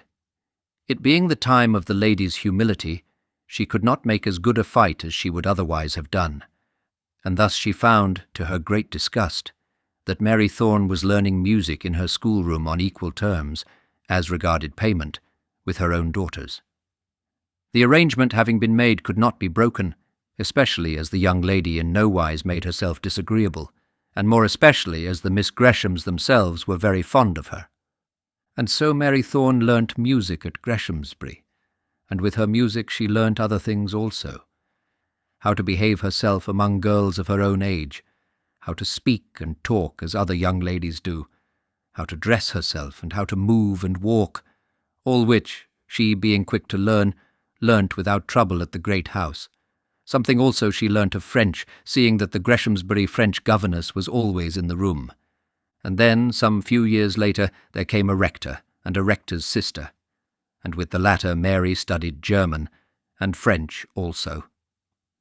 From the doctor himself she learnt much, the choice, namely, of English books for her own reading, and habits of thought somewhat akin to his own, though modified by the feminine softness of her individual mind. And so Mary Thorne grew up and was educated. Of her personal appearance it certainly is my business as an author to say something. She is my heroine, and as such must necessarily be very beautiful. But, in truth, Her mind and inner qualities are more clearly distinct to my brain than her outward form and features. I know that she was far from being tall and far from being showy, that her feet and hands were small and delicate, that her eyes were bright when looked at, but not brilliant so as to make their brilliancy palpably visible to all around her. Her hair was dark brown and worn very plainly brushed from her forehead. Her lips were thin, and her mouth, perhaps in general, inexpressive, but when she was eager in conversation, it would show itself to be animated with curves of wondrous energy. And quiet as she was in manner, sober and demure as was her usual settled appearance, she could talk, when the fit came on her, with an energy which in truth surprised those who did not know her. Aye, and sometimes those who did. Energy. Nay, it was occasionally a concentration of passion, which left her for the moment perfectly unconscious of all other cares but solicitude for that subject which she might then be advocating. All her friends, including the doctor, had at times been made unhappy by this vehemence of character. But yet it was to that very vehemence that she owed it that all her friends so loved her. It had once nearly banished her in early years from the Greshamsbury schoolroom, and yet it ended in making her claim to remain there so strong that Lady Arabella could no longer oppose it, even when she had the wish to do so. A new French governess had lately come to Greshamsbury, and was, or was to be, a great pet with Lady Arabella, having all the great gifts with which a governess can be endowed, and being also a protégée from the castle. The castle, in Greshamsbury parlance, always meant that of Courcy. Soon after this, a valued little locket belonging to Augusta Gresham was missing. The French governess had objected to its being worn in the schoolroom, and it had been sent up to the bedroom by a young servant girl, the daughter of a small farmer on the estate. The locket was missing, and after a while, a considerable noise in the matter having been made, was found by the diligence of the governess, somewhere among the belongings of the English servant. Great was the anger of Lady Arabella, loud were the protestations of the girl, mute the woe of her father, piteous the tears of her mother, inexorable the judgment of the Greshamsbury world. But something occurred. It matters now not what, to separate Mary Thorne in opinion from that world at large. Out she then spoke, and to her face accused the governess of the robbery. For 2 days Mary was in disgrace almost as deep as that of the farmer's daughter. But she was neither quiet nor dumb in her disgrace. When Lady Arabella would not hear her, she went to Mr. Gresham.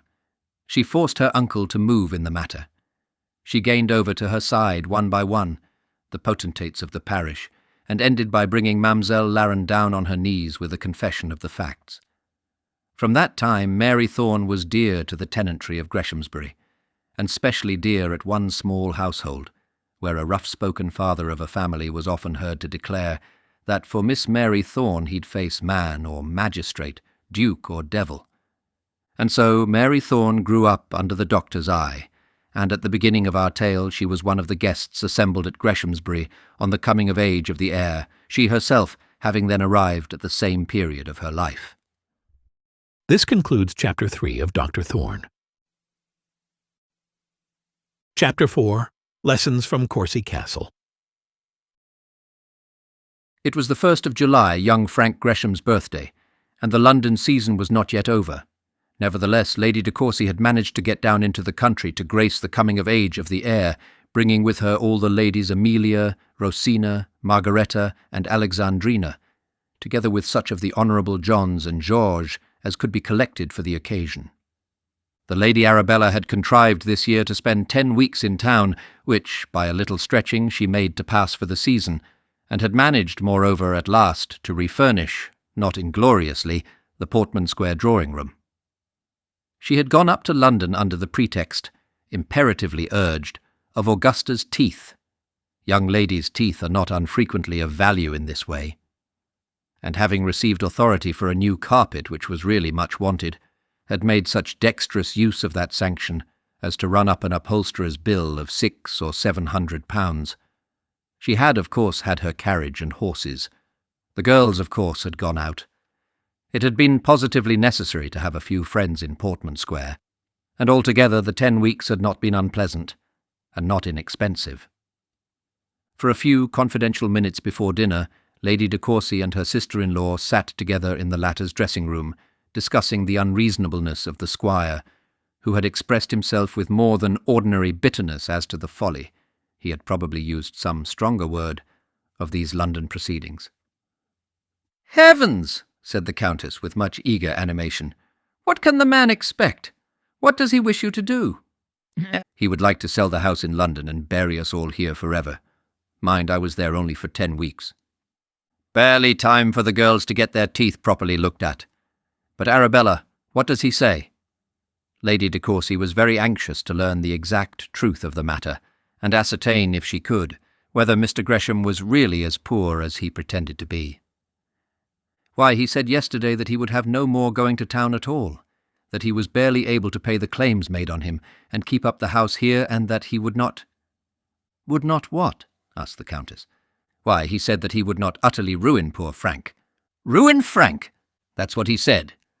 But surely, Arabella, it is not so bad as that. What possible reason can there be for him to be in debt? He is always talking of those elections." "But, my dear, Boxall Hill paid all that off. Of course, Frank will not have such an income as there was when you married into the family. We all know that. And whom will he have to thank but his father? But Boxall Hill paid all those debts, and why should there be any difficulty now?" "It was those nasty dogs, Rosina," said the Lady Arabella, almost in tears. "Well, I, for one, never approved of the hounds coming to Greshamsbury. When a man has once involved his property, he should not incur any expenses that are not absolutely necessary. That is a golden rule which Mr. Gresham ought to have remembered. Indeed, I put it to him nearly in those very words, but Mr. Gresham never did, and never will receive with common civility anything that comes from me." "I know, Rosina, he never did. And yet where would he have been but for the de Courcys?" So exclaimed in her gratitude the Lady Arabella. To speak the truth, however, but for the de Courcys, Mr. Gresham might have been at this moment on the top of Boxall Hill, monarch of all he surveyed. "As I was saying," continued the Countess, "I never approved of the hounds coming to Greshamsbury. But yet, my dear, the hounds can't have eaten up everything. A man with 10,000 a year ought to be able to keep hounds, particularly as he had a subscription. He says the subscription was little or nothing." "That's nonsense, my dear." "Now, Arabella, what does he do with his money? That's the question. Does he gamble?" "Well," said Lady Arabella very slowly, "I don't think he does. If the squire did gamble, he must have done it very slyly, for he rarely went away from Greshamsbury, and certainly very few men looking like gamblers were in the habit of coming thither as guests." "I don't think he does gamble." Lady Arabella put her emphasis on the word gamble, as though her husband, if he might perhaps be charitably acquitted of that vice, was certainly guilty of every other known in the civilized world. "I know he used," said Lady de Courcy, looking very wise and rather suspicious. She certainly had sufficient domestic reasons for disliking the propensity. "I know he used, and when a man begins he is hardly ever cured." "Well, if he does, I don't know it," said the Lady Arabella. "The money, my dear, must go somewhere. What excuse does he give when you tell him you want this and that, all the common necessaries of life that you have always been used to?" "He gives no excuse. Sometimes he says the family is so large." "Nonsense. Girls cost nothing. There's only Frank, and he can't have cost anything yet. Can he be saving money to buy back Boxall Hill?" "Oh, no," said the Lady Arabella quickly. "He is not saving anything. He never did, and never will save, though he is so stingy to me. He is hard pushed for money, I know that." "Then where has it gone?" said the Countess de Courcy with a look of stern decision. "Heaven only knows. Now, Augusta is to be married. I must of course have a few £100. You should have heard how he groaned when I asked him for it. Heaven only knows where the money goes." And the injured wife wiped a piteous tear from her eye with her fine dress, cambric handkerchief. "I have all the sufferings and privations of a poor man's wife, but I have none of the consolations. He has no confidence in me. He never tells me anything.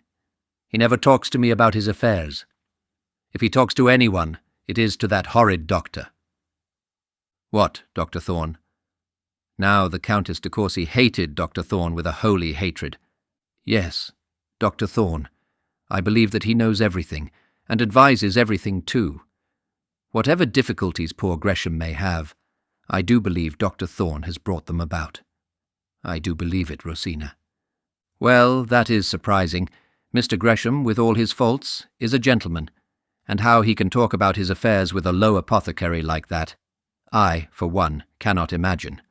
Lord de Courcy has not always been to me all that he should have been, far from it. And Lady de Courcy thought over in her mind injuries of a much graver description than any that her sister-in-law had ever suffered. But I have never known anything like that at Courcy Castle.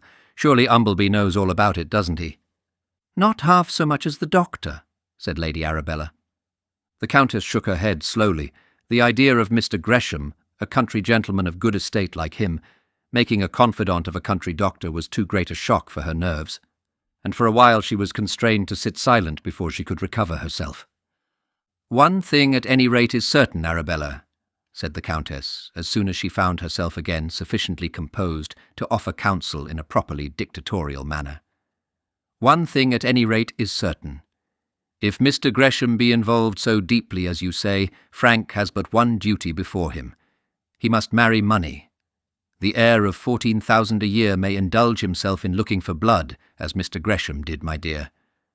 It must be understood that there was very little compliment in this, as the Lady Arabella had always conceived herself to be a beauty, or for beauty, as some men do," continued the Countess, thinking of the choice that the present Earl de Courcy had made. "But Frank must marry money. I hope he will understand this early. Do make him understand this before he makes a fool of himself. When a man thoroughly understands this, when he knows what his circumstances require, why, the matter becomes easy to him. I hope that Frank understands that he has no alternative. In his position he must marry money." But alas, alas, Frank Gresham had already made a fool of himself. "Well, my boy, I wish you joy with all my heart," said the Honourable John, slapping his cousin on the back as he walked round to the stable-yard with him before dinner to inspect a setter puppy of peculiarly fine breed which had been sent to Frank as a birthday present. "I wish I were an elder son, but we can't all have that luck. And who wouldn't sooner be the younger son of an earl than the eldest son of a plain squire?" said Frank, wishing to say something civil in return for his cousin's civility. "I wouldn't for one," said the Honourable John. "What chance have I? There's Porlock as strong as a horse, and then George comes next, and the governor's good for these 20 years. And the young man sighed as he reflected what small hope there was that all those who were nearest and dearest to him should die out of his way, and leave him to the sweet enjoyment of an earl's coronet and fortune. Now you're sure of your game some day, and as you've no brothers, I suppose the squire'll let you do pretty well what you like. Besides, he's not so strong as my governor, though he's younger." Frank had never looked at his fortune in this light before, and was so slow and green that he was not much delighted at the prospect now that it was offered to him. He had always, however, been taught to look to his cousins, the de Courcys, as men with whom it would be very expedient that he should be intimate. He therefore showed no offence, but changed the conversation. "Shall you hunt with the Barsetshire this season, John?" "I hope you will. I shall." "Well, I don't know. It's very slow. It's all tillage here or else woodland. I rather fancy I shall go to Leicestershire when the partridge shooting is over. What sort of a lot do you mean to come out with, Frank?" Frank became a little red as he answered. "Oh, I shall have 2, he said. "That is, the mare I have had these 2 years, and the horse my father gave me this morning." "What? Only those 2? And the mare is nothing more than a pony?" "She is 15 hands," said Frank, offended. "Well, Frank, I certainly would not stand that," said the Honourable John. "What? Go out before the county with one untrained horse and a pony, and you the heir to Greshamsbury?" "I'll have him so trained before November," said Frank, "that nothing in Barsetshire shall stop him. Peter says—" Peter was the Greshamsbury stud groom, that he tucks up his hind legs beautifully. "Sniff! But who the deuce would think of going to work with one horse, or 2 either, if you insist on calling the old pony a huntress? I'll put you up to a trick, my lad, if you stand that you'll stand anything. And if you don't mean to go in leading strings all your life, now is the time to show it. There's young Baker, Harry Baker, you know. He came of age last year, and he has as pretty a string of nags as anyone would wish to set eyes on. 4 hunters and a hack. Now, if old Baker has 4,000 a year, it's every shilling he has got." This was true, and Frank Gresham, who in the morning had been made so happy by his father's present of a horse, began to feel that hardly enough had been done for him. It was true that Mr. Baker had only 4,000 a year, but it was also true that he had no other child than Harry Baker, that he had no great establishment to keep up, that he owed a shilling to no one, and also that he was a great fool in encouraging a mere boy to ape all the caprices of a man of wealth. Nevertheless, for a moment, Frank Gresham did feel that, considering his position, he was being treated rather unworthily. "Take the matter in your own hands, Frank," said the Honourable John, seeing the impression that he had made. "Of course the governor knows very well that you won't put up with such a stable as that.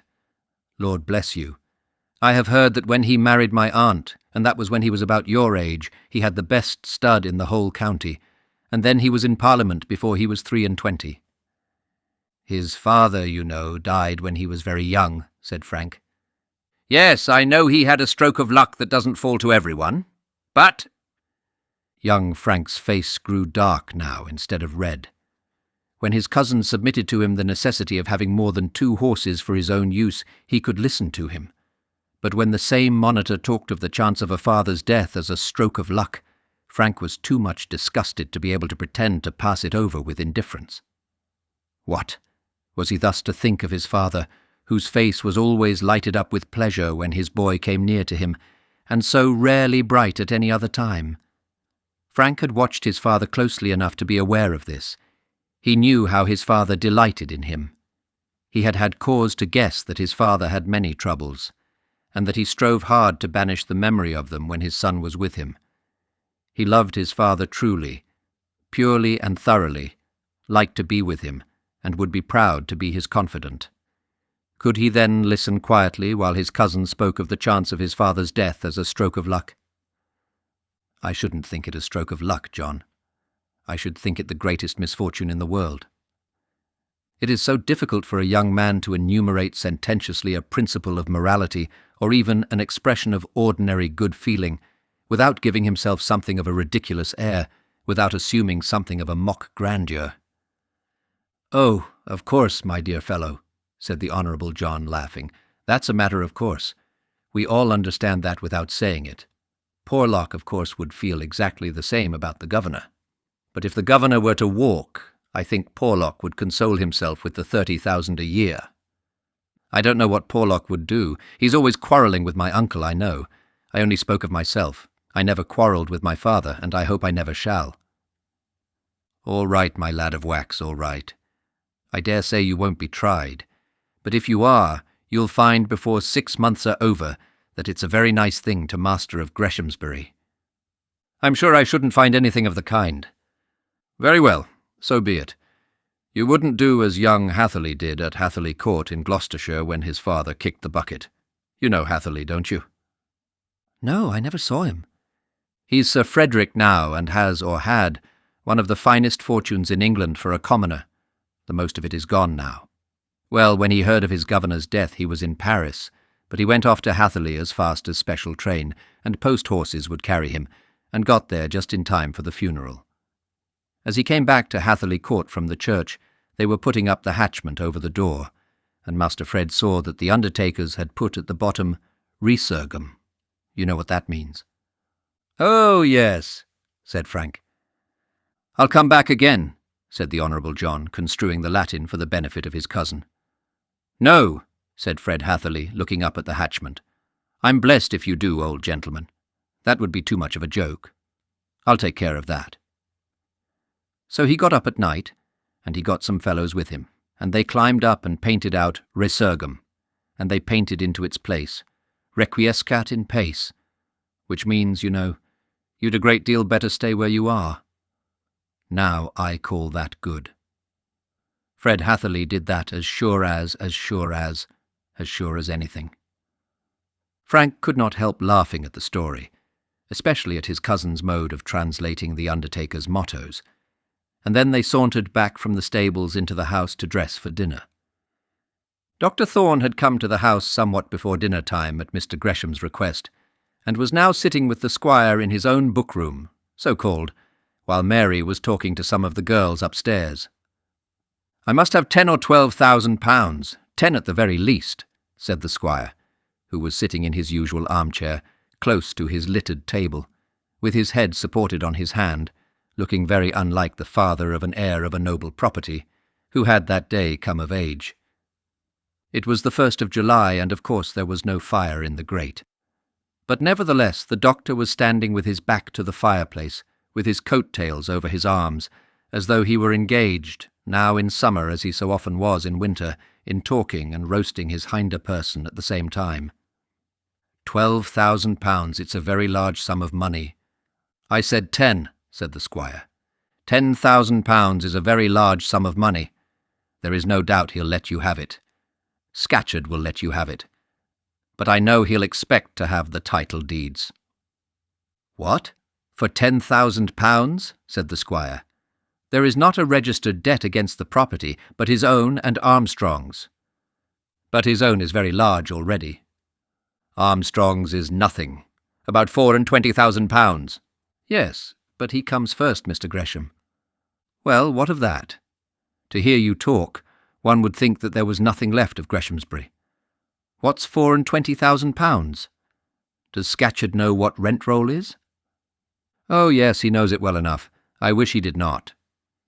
"Well, then, why does he make such a bother about a few £1,000s? The title deeds, indeed. What he means is that he must have ample security to cover what he has already advanced before he goes on. I wish to goodness you had no further need to borrow. I did think that things were settled last year." "Oh, if there's any difficulty, Umbleby will get it for me." "Yes, and what will you have to pay for it?" "I'd sooner pay double than be talked to in this way," said the squire angrily, and as he spoke he got up hurriedly from his chair, thrust his hands into his trousers pockets, walked quickly to the window, and immediately walking back again, threw himself once more into his chair.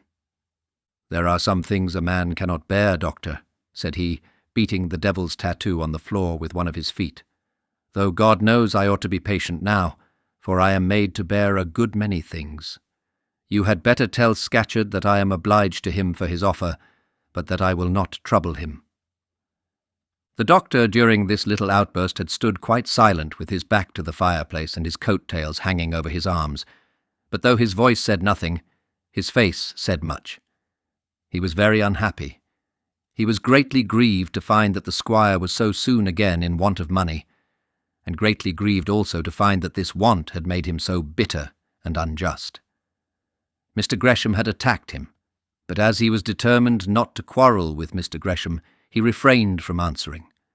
The squire also remained silent for a few minutes, but he was not endowed with the gift of silence, and was soon, as it were, compelled to speak again. "Poor Frank," said he. "I could yet be easy about everything if it were not for the injury I have done him. Poor Frank." The doctor advanced a few paces from off the rug, and taking his hand out of his pocket, he laid it gently on the squire's shoulder. "Frank will do very well yet," said the he. "It is not absolutely necessary that a man should have £14,000 a year to be happy. My father left me the property entire, and I should leave it entire to my son, but you don't understand this." The doctor did understand the feeling fully. The fact, on the other hand, was that long as he had known him, the squire did not understand the doctor. "I would you could, Mr. Gresham," said the doctor, "so that your mind might be happier. But that cannot be, and therefore I say again that Frank will do very well yet, although he will not inherit £14,000 a year, and I would have you say the same thing to yourself." "Ah, you don't understand it," persisted the squire. "You don't know how a man feels when he— Ah, well, it's no use my troubling you with what cannot be mended. I wonder whether Umbleby is about the place anywhere." The doctor was again standing with his back against the chimney-piece and with his hands in his pockets. "You did not see Umbleby as you came in?" again asked the squire. "No, I did not. And if you will take my advice, you will not see him now, at any rate with reference to this money. I tell you I must get it from someone. You say Scatcherd won't let me have it." "No, Mr. Gresham, I did not say that." "Well, you said what was as bad. Augusta is to be married in September, and the money must be had. I have agreed to give Moffat £6,000, and he is to have the money down in hard cash." £6,000, said the doctor. "Well, I suppose that is not more than your daughter should have. But then 5 times 6 are 30. £30,000 will be a large sum to make up." The father thought to himself that his younger girls were but children, and that the trouble of arranging their marriage portions might well be postponed a while. Sufficient for the day is the evil thereof. "That Moffat is a griping, hungry fellow," said the squire. "I suppose Augusta likes him, and as regards money, it is a good match. If Miss Gresham loves him, that is everything. I am not in love with him myself, but then I am not a young lady. The de Courcys are very fond of him. Lady de Courcy says that he is a perfect gentleman, and thought very much of in London." "Oh, if Lady de Courcy says that, of course it's all right," said the doctor, with a quiet sarcasm that was altogether thrown away on the squire. The squire did not like any of the de Courcys, especially he did not like Lady de Courcy, but still he was accessible to a certain amount of gratification in the near connection which he had with the Earl and Countess, and when he wanted to support his family greatness, would sometimes weakly fall back upon the grandeur of Courcy Castle. It was only when talking to his wife that he invariably snubbed the pretensions of his noble relatives. The two men after this remained silent for a while, and then the doctor, renewing the subject for which he had been summoned into the book-room, remarked that as Scatcherd was now in the country, he did not say was now at Boxall Hill, as he did not wish to wound the squire's ears, perhaps he had better go and see him, and ascertain in what way this affair of the money might be arranged. There was no doubt, he said, that Scatcherd would supply the sum required at a lower rate of interest than that at which it could be procured through Umbleby's means. "Very well," said the squire. "I'll leave it in your hands then. I think £10,000 will do, and now I'll dress for dinner." And then the doctor left him. Perhaps the reader will suppose after this that the doctor had some pecuniary interest of his own in arranging the squire's loans, or at any rate he will think that the squire must have so thought. Not in the least. Neither had he any such interest, nor did the squire think that he had any. What Dr. Thorne did in this matter the squire well knew was done for love, but the squire of Greshamsbury was a great man at Greshamsbury, and it behoved him to maintain the greatness of his squirehood when discussing his affairs with the village doctor. So much he had at any rate learnt from his contact with the de Courcys. And the doctor, proud, arrogant, contradictory, headstrong as he was, why did he bear to be thus snubbed? Because he knew that the squire of Greshamsbury, when struggling with debt and poverty, required an indulgence for his weakness. Had Mr. Gresham been in easy circumstances, the doctor would by no means have stood so placidly with his hands in his pockets, and have had Mr. Umbleby thus thrown in his teeth. The doctor loved the squire, loved him as his own oldest friend, but he loved him 10 times better as being in adversity than he could ever have done had things gone well at Greshamsbury in his time. While this was going on downstairs, Mary was sitting upstairs with Beatrice Gresham in the schoolroom. The old schoolroom, so called, was now a sitting-room, devoted to the use of the grown-up young ladies of the family, whereas one of the old nurseries was now the modern schoolroom. Mary well knew her way to the sanctum, and without asking any questions, walked up to it when her uncle went to the squire. On entering the room, she found that Augusta and the Lady Alexandrina were also there, and she hesitated for a moment at the door. "Come in, Mary," said Beatrice. "You know my cousin Alexandrina." Mary came in, and having shaken hands with her two friends, was bowing to the lady when the lady condescended, put out her noble hand, and touched Miss Thorne's fingers. Beatrice was Mary's friend, and many heart-burnings and much mental solicitude did that young lady give to her mother by indulging in such a friendship. But Beatrice, with some faults, was true at heart, and she persisted in loving Mary Thorne in spite of the hints which her mother so frequently gave as to the impropriety of such an affection. Nor had Augusta any objection to the society of Miss Thorne. Augusta was a strong-minded girl, with much of the de Courcy arrogance, but quite as well inclined to show it in opposition to her mother as in any other form. To her alone in the house did Lady Arabella show much deference. She was now going to make a suitable match with a man of large fortune, who had been procured for her as an eligible party by her aunt, the Countess. She did not pretend, had never pretended, that she loved Mr. Moffat, but she knew, she said, that in the present state of her father's affairs such a match was expedient. Mr. Moffat was a young man of very large fortune in Parliament, inclined to business, and in every way recommendable. He was not a man of birth, to be sure. That was to be lamented. In confessing that Mr. Moffat was not a man of birth, Augusta did not go so far as to admit that he was the son of a tailor. Such, however, was the rigid truth in this matter. He was not a man of birth. That was to be lamented. But in the present state of affairs at Greshamsbury, she understood well that it was her duty to postpone her own feelings in some respect. Mr. Moffat would bring fortune. She would bring blood and connection. And as she so said, her bosom glowed with strong pride to think that she would be able to contribute so much more towards the proposed future partnership than her husband would do.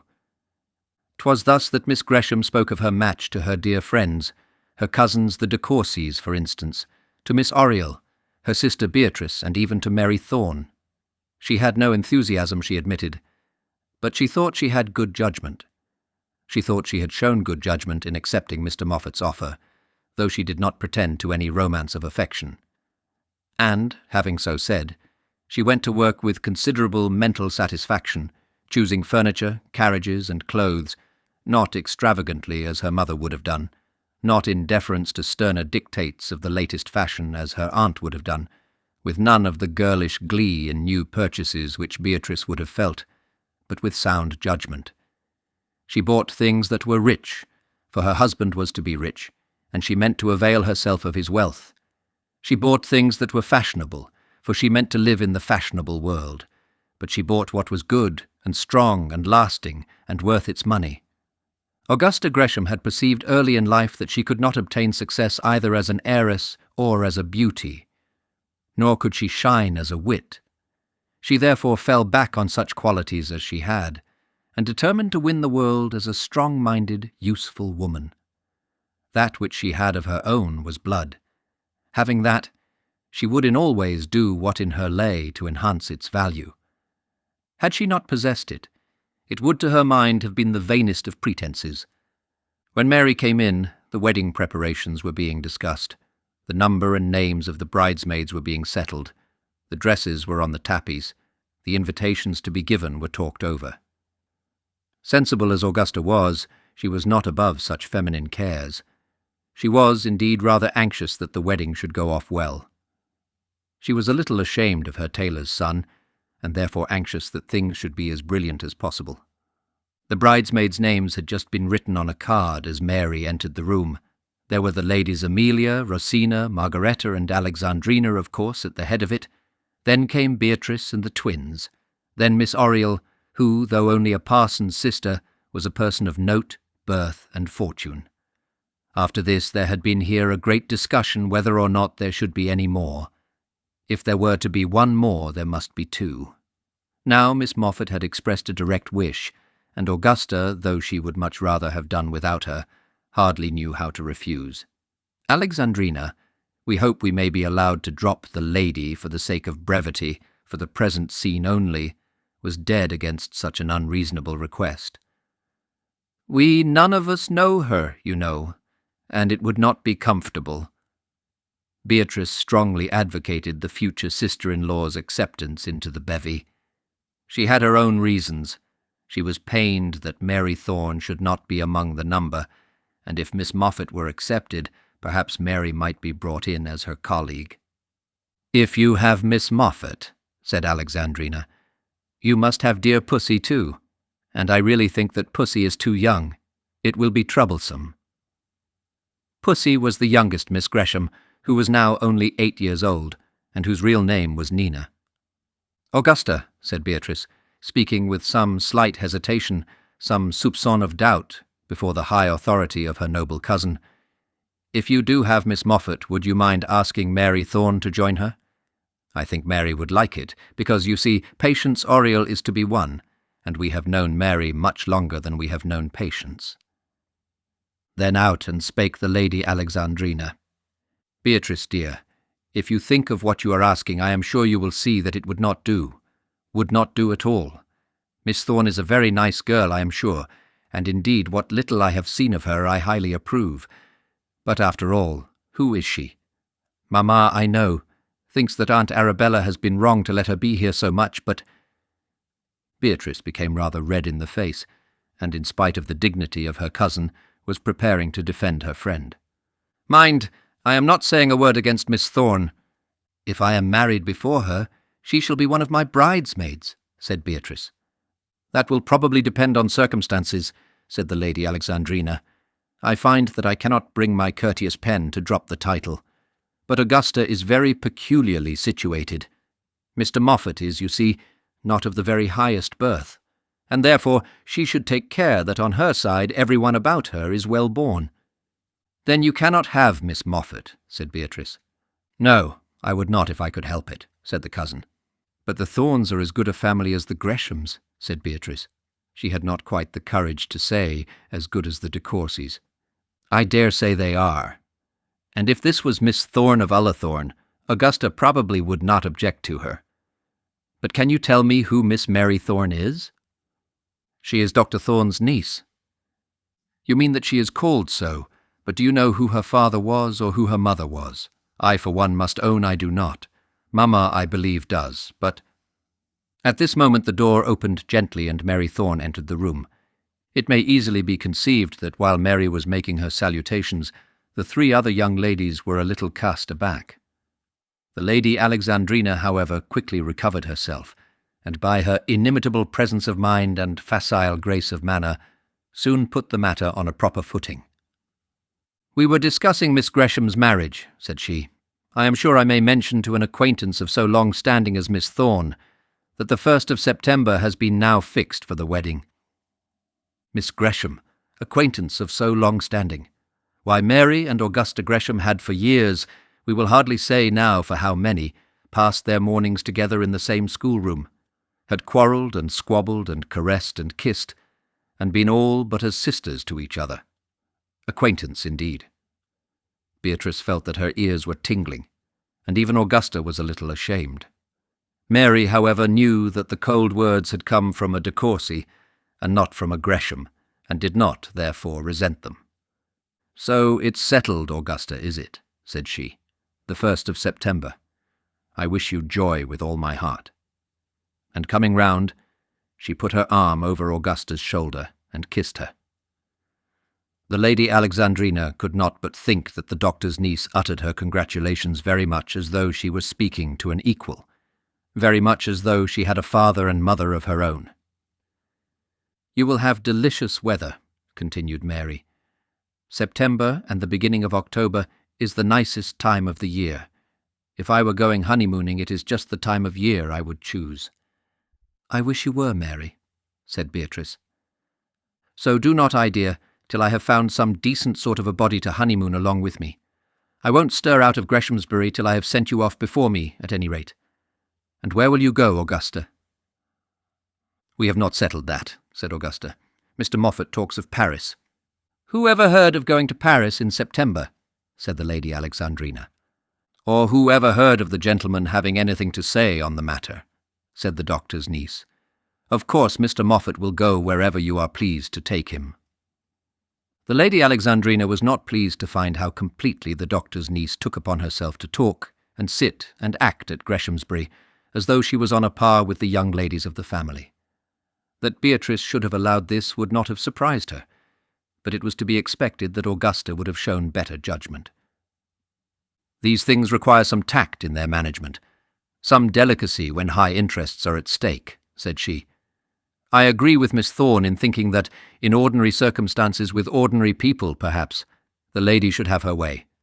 Rank, however, has its drawbacks, Miss Thorne, as well as its privileges." "I should not object to the drawbacks," said the doctor's niece, "presuming them to be of some use, but I fear I might fail in getting on so well with the privileges." The Lady Alexandrina looked at her, as though not fully aware whether she intended to be pert. In truth, the Lady Alexandrina was rather in the dark on the subject. It was almost impossible, it was incredible, that a fatherless, motherless doctor's niece should be pert to an earl's daughter at Greshamsbury, seeing that that earl's daughter was the cousin of the Miss Greshams. And yet the Lady Alexandrina hardly knew what other construction to put on the words she had just heard. It was at any rate clear to her that it was not becoming that she should just then stay any longer in that room. Whether she intended to be pert or not, Miss Mary Thorne was, to say the least, very free. The de Courcy ladies knew what was due to them, no ladies better, and therefore the Lady Alexandrina made up her mind at once to go to her own bedroom. "Augusta," she said, rising slowly from her chair with much stately composure, "it is nearly time to dress. Will you come with me? We have a great deal to settle, you know." So she swam out of the room, and Augusta, telling Mary that she would see her again at dinner, tried to swim after her. Miss Gresham had had great advantages, but she had not been absolutely brought up at Courcy Castle, and could not as yet quite assume the Courcy style of swimming. "There," said Mary, as the door closed behind the rustling muslins of the ladies. "There. I have made an enemy forever, perhaps two. That's satisfactory." "And why have you done it, Mary? When I am fighting your battles behind your back, why do you come and upset it all by making the whole family of the de Courcys dislike you? In such a matter as that, they'll all go together." "I am sure they will," said Mary. "Whether they would be equally unanimous in a case of love and charity, that indeed is another question." "But why should you try to make my cousin angry? You that ought to have so much sense. Don't you remember what you were saying yourself the other day, of the absurdity of combating pretences which the world sanctions?" "I do, Tritchy, I do. Don't scold me now. It is so much easier to preach than to practice. I do so wish I was a clergyman. But you have done so much harm, Mary." "Have I?" said Mary, kneeling down on the ground at her friend's feet. "If I humble myself very low, if I kneel through the whole evening in a corner, if I put my neck down and let all your cousins trample on it, and then your aunt, would not that make atonement? I would not object to wearing sackcloth either, and I'd eat a little ashes, or at any rate I'd try. I know you're clever, Mary, but still I think you're a fool. I do indeed. I am a fool, Trishy, I do confess it, and am not a bit clever. But don't scold me, you see how humble I am. Not only humble, but humble, which I look upon to be the comparative or indeed superlative degree. Or perhaps there are 4 degrees, humble, umble, stumble, tumble, and then, when one is absolutely in the dirt at their feet, perhaps these big people won't wish one to stoop any further. Oh, Mary! And oh, Tritchy, you don't mean to say I mayn't speak out before you. There, perhaps you'd like to put your foot on my neck." And then she put her head down to the footstool and kissed Beatrice's feet. "I'd like, if I dared, to put my hand on your cheek and give you a good slap for being such a goose." Do, Trishy. You shall tread on me, or slap me, or kiss me, whichever you like." "I can't tell you how vexed I am," said Beatrice. "I wanted to arrange something." "Arrange something? What? Arrange what? I love arranging. I fancy myself qualified to be an arranger general in female matters. I mean pots and pans and such like. Of course I don't allude to extraordinary people and extraordinary circumstances that require tact and delicacy and drawbacks and that sort of thing." "Very well, Mary. But it's not very well. It's very bad if you look like that." "Well, my pet, there I won't. I won't allude to the noble blood of your noble relatives either in joke or in earnest. What is it you want to arrange, Trishy?" "I want you to be one of Augusta's bridesmaids." "Good heavens, Beatrice, are you mad? What, put me, even for a morning, into the same category of finery as the noble blood from Courcy Castle? Patience is to be one. But that is no reason why impatience should be another, and I should be very impatient under such honours. No, Trishie. Joking apart, do not think of it. Even if Augusta wished it, I should refuse. I should be obliged to refuse. I too suffer from pride, a pride quite as unpardonable as that of others. I could not stand with your 4 lady cousins behind your sister at the altar.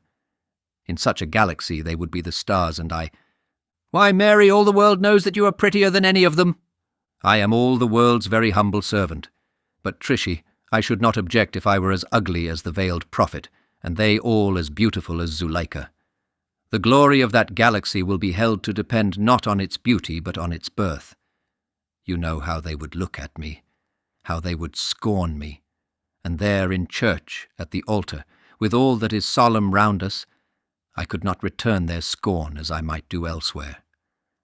In a room I'm not a bit afraid of them all." And Mary was again allowing herself to be absorbed by that feeling of indomitable pride, of antagonism to the pride of others, which she herself, in her cooler moments, was the first to blame. "You often say, Mary, that sort of arrogance should be despised and passed over without notice." "So it should, Trichy. I tell you that as a clergyman tells you to hate riches, but though the clergyman tells you so, he is not the less anxious to be rich himself. I particularly wish you to be one of Augusta's bridesmaids. And I particularly wish to decline the honour, which honour has not been and will not be offered to me. No, Trichy, I will not be Augusta's bridesmaid, but what, dearest? But, Trichy, when someone else is married, when the new wing has been built to a house that you know of." "Now, Mary, hold your tongue, or you know you'll make me angry." "I do so like to see you angry. And when that time comes, when that wedding does take place, then I will be a bridesmaid, Trichy. Yes, even though I am not invited. Yes, though all the de Courcys in Barsetshire should tread upon me and obliterate me. Though I should be as dust among the stars, though I should creep up in calico among their satins and lace, I will nevertheless be there, close to the bride, to hold something for her, to touch her dress, to feel that I am near to her, to— And she threw her arms round her companion and kissed her over and over again. "No, Trichy, I won't be Augusta's bridesmaid. I'll bide my time for bridesmaiding." What protestations Beatrice made against the probability of such an event as foreshadowed in her friend's promise we will not repeat. The afternoon was advancing, and the ladies also had to dress for dinner to do honour to the young heir. This concludes Chapter 4 of Dr. Thorne. Chapter 5. Frank Gresham's First Speech. We have said that over and above those assembled in the house there came to the Greshamsbury dinner on Frank's birthday the Jacksons of the Grange, consisting of Mr. and Mrs. Jackson, the Batesons from Ansgrove, viz., Mr. and Mrs. Bateson, and Miss Bateson, their daughter, an unmarried lady of about 50, the Bakers of Mill Hill, father and son, and Mr. Caleb Oriel, the rector, with his beautiful sister, Patience. Dr. Thorne and his niece Mary, we count among those already assembled at Greshamsbury. There was nothing very magnificent in the number of the guests thus brought together to do honour to young Frank, but he perhaps was called on to take a more prominent part in the proceedings, to be made more of a hero than would have been the case had half the county been there. In that case the importance of the guests would have been so great that Frank would have got off with a half-muttered speech or two, but now he had to make a separate oration to everyone, and very weary work he found it. The Batesons, Bakers, and Jacksons were very civil, no doubt the more so from an unconscious feeling on their part that as the squire was known to be a little out at elbows as regards money, any deficiency on their part might be considered as owing to the present state of affairs at Greshamsbury. 14,000 a year will receive honour. In that case there is no doubt, and the man absolutely possessing it is not apt to be suspicious as to the treatment he may receive. But the ghost of 14,000 a year is not always so self-assured. Mr. Baker, with his moderate income, was a very much richer man than the squire, and therefore he was peculiarly forward in congratulating Frank on the brilliancy of his prospects. Poor Frank had hardly anticipated what there would be to do, and before dinner was announced he was very tired of it. He had no warmer feeling for any of the grand cousins than a very ordinary cousinly love, and he had resolved, forgetful of birth and blood, and all those gigantic considerations which, now that manhood had come upon him, he was bound always to bear in mind. He had resolved to sneak out to dinner comfortably with Mary Thorne if possible, and if not with Mary, then with his other love, Patience Oriel. Great, therefore, was his consternation at finding that, after being kept continually in the foreground for half an hour before dinner, he had to walk out to the dining-room with his aunt, the Countess, and take his father's place for the day at the bottom of the table. "It will now depend altogether upon yourself, Frank, whether you maintain or lose that high position in the county which has been held by the Greshams for so many years," said the Countess, as she walked through the spacious hall, resolving to lose no time in teaching to her nephew that great lesson which it was so imperative that he should learn. Frank took this as an ordinary lecture, meant to inculcate general good conduct, such as old bores of aunts are apt to inflict on youthful victims in the shape of nephews and nieces. "Yes," said Frank, "I suppose so. And I mean to go along all square, aunt, and no mistake. When I get back to Cambridge, I'll read like bricks." His aunt did not care 2 straws about his reading. It was not by reading that the Greshams of Greshamsbury had held their heads up in the county, but by having high blood and plenty of money. The blood had come naturally to this young man, but it behoved him to look for the money in a great measure himself. She, Lady de Courcy, could doubtless help him. She might probably be able to fit him with a wife who would bring her money onto his birth. His reading was a matter in which she could in no way assist him. Whether his taste might lead him to prefer books or pictures, or dogs and horses, or turnips in drills, or old Italian plates and dishes, was a matter which did not much signify, with which it was not at all necessary that his noble aunt should trouble herself. "Oh, you are going to Cambridge again, are you? Well, if your father wishes it, though very little is ever gained now by a university connection." "I am to take my degree in October, aunt, and I am determined, at any rate, that I won't be plucked." "Plucked? No, I won't be plucked. Baker was plucked last year, and all because he got into the wrong set at John's. He's an excellent fellow if you knew him. He got among a set of men who did nothing but smoke and drink beer. Malthusians, we call them." "Malthusians!" "Malt, you know, aunt, and use, meaning that they drink beer. So poor Harry Baker got plucked. I don't know that a fellow's any the worse. However, I won't get plucked." By this time the party had taken their place round the long board, Mr. Gresham sitting at the top, in the place usually occupied by Lady Arabella. She, on the present occasion, sat next to her son on the one side, as the Countess did on the other. If therefore Frank now went astray, it would not be from want of proper leading. "Aunt, will you have some beef?" said he, as soon as the soup and fish had been disposed of, anxious to perform the rites of hospitality now for the first time committed to his charge. "Do not be in a hurry, Frank," said his mother. "The servants will—" I forgot. There are cutlets and those sort of things. My hand is not in yet for this work, aunt. Well, as I was saying about Cambridge." "Is Frank to go back to Cambridge, Arabella?" said the Countess to her sister-in-law, speaking across her nephew. "So his father seems to say." "Is it not a waste of time?" asked the Countess. "You know I never interfere," said the Lady Arabella. "I never liked the idea of Cambridge myself at all. All the de Courcys were Christ Church men, but the Greshams, it seems, were always at Cambridge." "Would it not be better to send him abroad at once?" "Much better, I would think," said the Lady Arabella. "But you know I never interfere.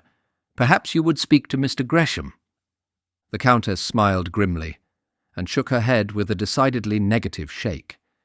Had she said out loud to the young man, "Your father is such an obstinate, pig-headed, ignorant fool that it is no use speaking to him. It would be wasting fragrance on the desert air," she could not have spoken more plainly. The effect on Frank was this, that he said to himself, speaking quite as plainly as Lady de Courcy had spoken by her shake of the face, "My mother and aunt are always down on the governor, always. But the more they are down on him, the more I'll stick to him. I certainly will take my degree. I will read like bricks, and I'll begin tomorrow." "Now will you take some beef, aunt?" This was said out loud. The Countess de Courcy was very anxious to go on with her lesson without loss of time, but she could not, while surrounded by guests and servants, enunciate the great secret. "You must marry money, Frank. That is your one great duty. That is the matter to be borne steadfastly in your mind." She could not now, with sufficient weight and impress of emphasis, pour this wisdom into his ears, the more especially as he was standing up to his work of carving and was deep to his elbows in horseradish, fat, and gravy. So the Countess sat silent while the banquet proceeded. "Beef, Harry?" shouted the young heir to his friend Baker. "Oh, but I see it isn't your turn yet. I beg your pardon, Miss Bateson."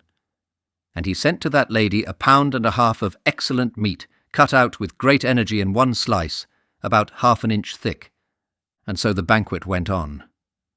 Before dinner, Frank had found himself obliged to make numerous small speeches in answer to the numerous individual congratulations of his friends. But these were as nothing to the one great accumulated onus of an oration which he had long known that he should have to sustain after the cloth was taken away. Someone, of course, would propose his health, and then there would be a clatter of voices, ladies and gentlemen, men and girls. And when that was done, he would find himself standing on his legs, with the room about him, going round and round and round. Having had a previous hint of this, he had sought advice from his cousin, the Honourable George, whom he regarded as a dab at speaking. At least, so he had heard the Honourable George say of himself. "What the deuce is a fellow to say, George, when he stands up after the clatter is done?" "Oh, it's the easiest thing in life," said the cousin. "Only remember this, you mustn't get astray. That is what they call presence of mind, you know. I'll tell you what I do, and I'm often called up, you know. At our agriculturals I always propose the farmers' daughters. Well, what I do is this. I keep my eyes steadfastly fixed on one of the bottles and never move it." "On one of the bottles," said Frank. "Wouldn't it be better if I made a mark of some old covey's head? I don't like looking at the table." "The old covey'd move, and then you'd be done. Besides, there isn't the least use in the world in looking up. I've heard people say, who go to those sort of dinners every day of their lives, that whenever anything witty is said, the fellow who says it is sure to be looking at the mahogany. Oh, you know, I shan't say anything witty. I'll be quite the other way. But there's no reason you shouldn't learn the manner. That's the way I succeeded. Fix your eye on one of the bottles. Put your thumbs in your waistcoat pockets. Stick out your elbows, bend your knees a little, and then go ahead." "Oh, go ahead. That's all very well. But you can't go ahead if you haven't got any steam. A very little does it. There can be nothing so easy as your speech. When one has to say something new every year about the farmers' daughters, why, one has to use one's brains a bit. Let's see. How will you begin? Of course you'll say that you are not accustomed to this sort of thing, that the honour conferred upon you is too much for your feelings, that the bright array of beauty and talent around you quite overpowers your tongue, and all that sort of thing. Then declare you're a Gresham to the backbone." "Oh, they know that." "Well, tell them again. Then of course you must say something about us, or you'll have the Countess as black as old Nick." "About my aunt, George? What on earth can I say about her when she's there herself before me?" "Before you? Of course, that's just the reason." "Oh, say any lie you can think of. You must say something about us. You know we've come down from London on purpose." Frank, in spite of the benefit he was receiving from his cousin's erudition, could not help wishing in his heart that they had all remained in London, but this he kept to himself. He thanked his cousin for his hints, and though he did not feel that the trouble of his mind was completely cured, he began to hope that he might go through the ordeal without disgracing himself. Nevertheless, he felt rather sick at heart when Mr. Baker got up to propose the toast as soon as the servants were gone. The servants, that is, were gone officially. But they were there in a body, men and women, nurses, cooks and ladies' maids, coachmen, grooms and footmen, standing in 2 doorways to hear what Master Frank would say. The old housekeeper headed the maids at one door, standing boldly inside the room, and the butler controlled the men at the other, marshalling them back with a drawn corkscrew. Mr. Baker did not say much, but what he did say, he said well. They had all seen Frank Gresham grow up from a child, and were now required to welcome as a man amongst them one who was well qualified to carry on the honour of that loved and respected family. His young friend, Frank, was every inch a Gresham. Mr. Baker omitted to make mention of the infusion of de Courcy blood, and the Countess, therefore, drew herself up on her chair and looked as though she were extremely bored. He then alluded tenderly to his own long friendship with the present squire, Francis Newbold Gresham the elder, and sat down, begging them to drink health, prosperity, long life, and an excellent wife to their dear young friend, Francis Newbold Gresham the younger. There was a great jingling of glasses, of course, made the merrier and the louder by the fact that the ladies were still there as well as the gentlemen. Ladies don't drink toasts frequently, and therefore the occasion coming rarely was the more enjoyed. God bless you, Frank. Your good health, Frank, and especially a good wife, Frank. 2 or 3 of them, Frank. Good health and prosperity to you, Mr. Gresham. More power to you, Frank, my boy. May God bless you and preserve you, my dear boy. And then a merry, sweet, eager voice from the far end of the table. Frank, Frank, do look at me. Pray do, Frank, I am drinking your health in real wine, ain't I, Papa? Such were the addresses which greeted Mr. Francis Newbold Gresham the younger, as he essayed to rise up on his feet for the first time since he had come to man's estate. When the clatter was at an end, and he was fairly on his legs, he cast a glance before him on the table to look for a decanter. He had not much liked his cousin's theory of sticking to the bottle. Nevertheless, in the difficulty of the moment, it was well to have any system to go by. But, as misfortune would have it, though the table was covered with bottles, his eye could not catch one. Indeed, his eye first could catch nothing, for the things swam before him, and the guests all seemed to dance in their chairs. Up he got, however, and commenced his speech.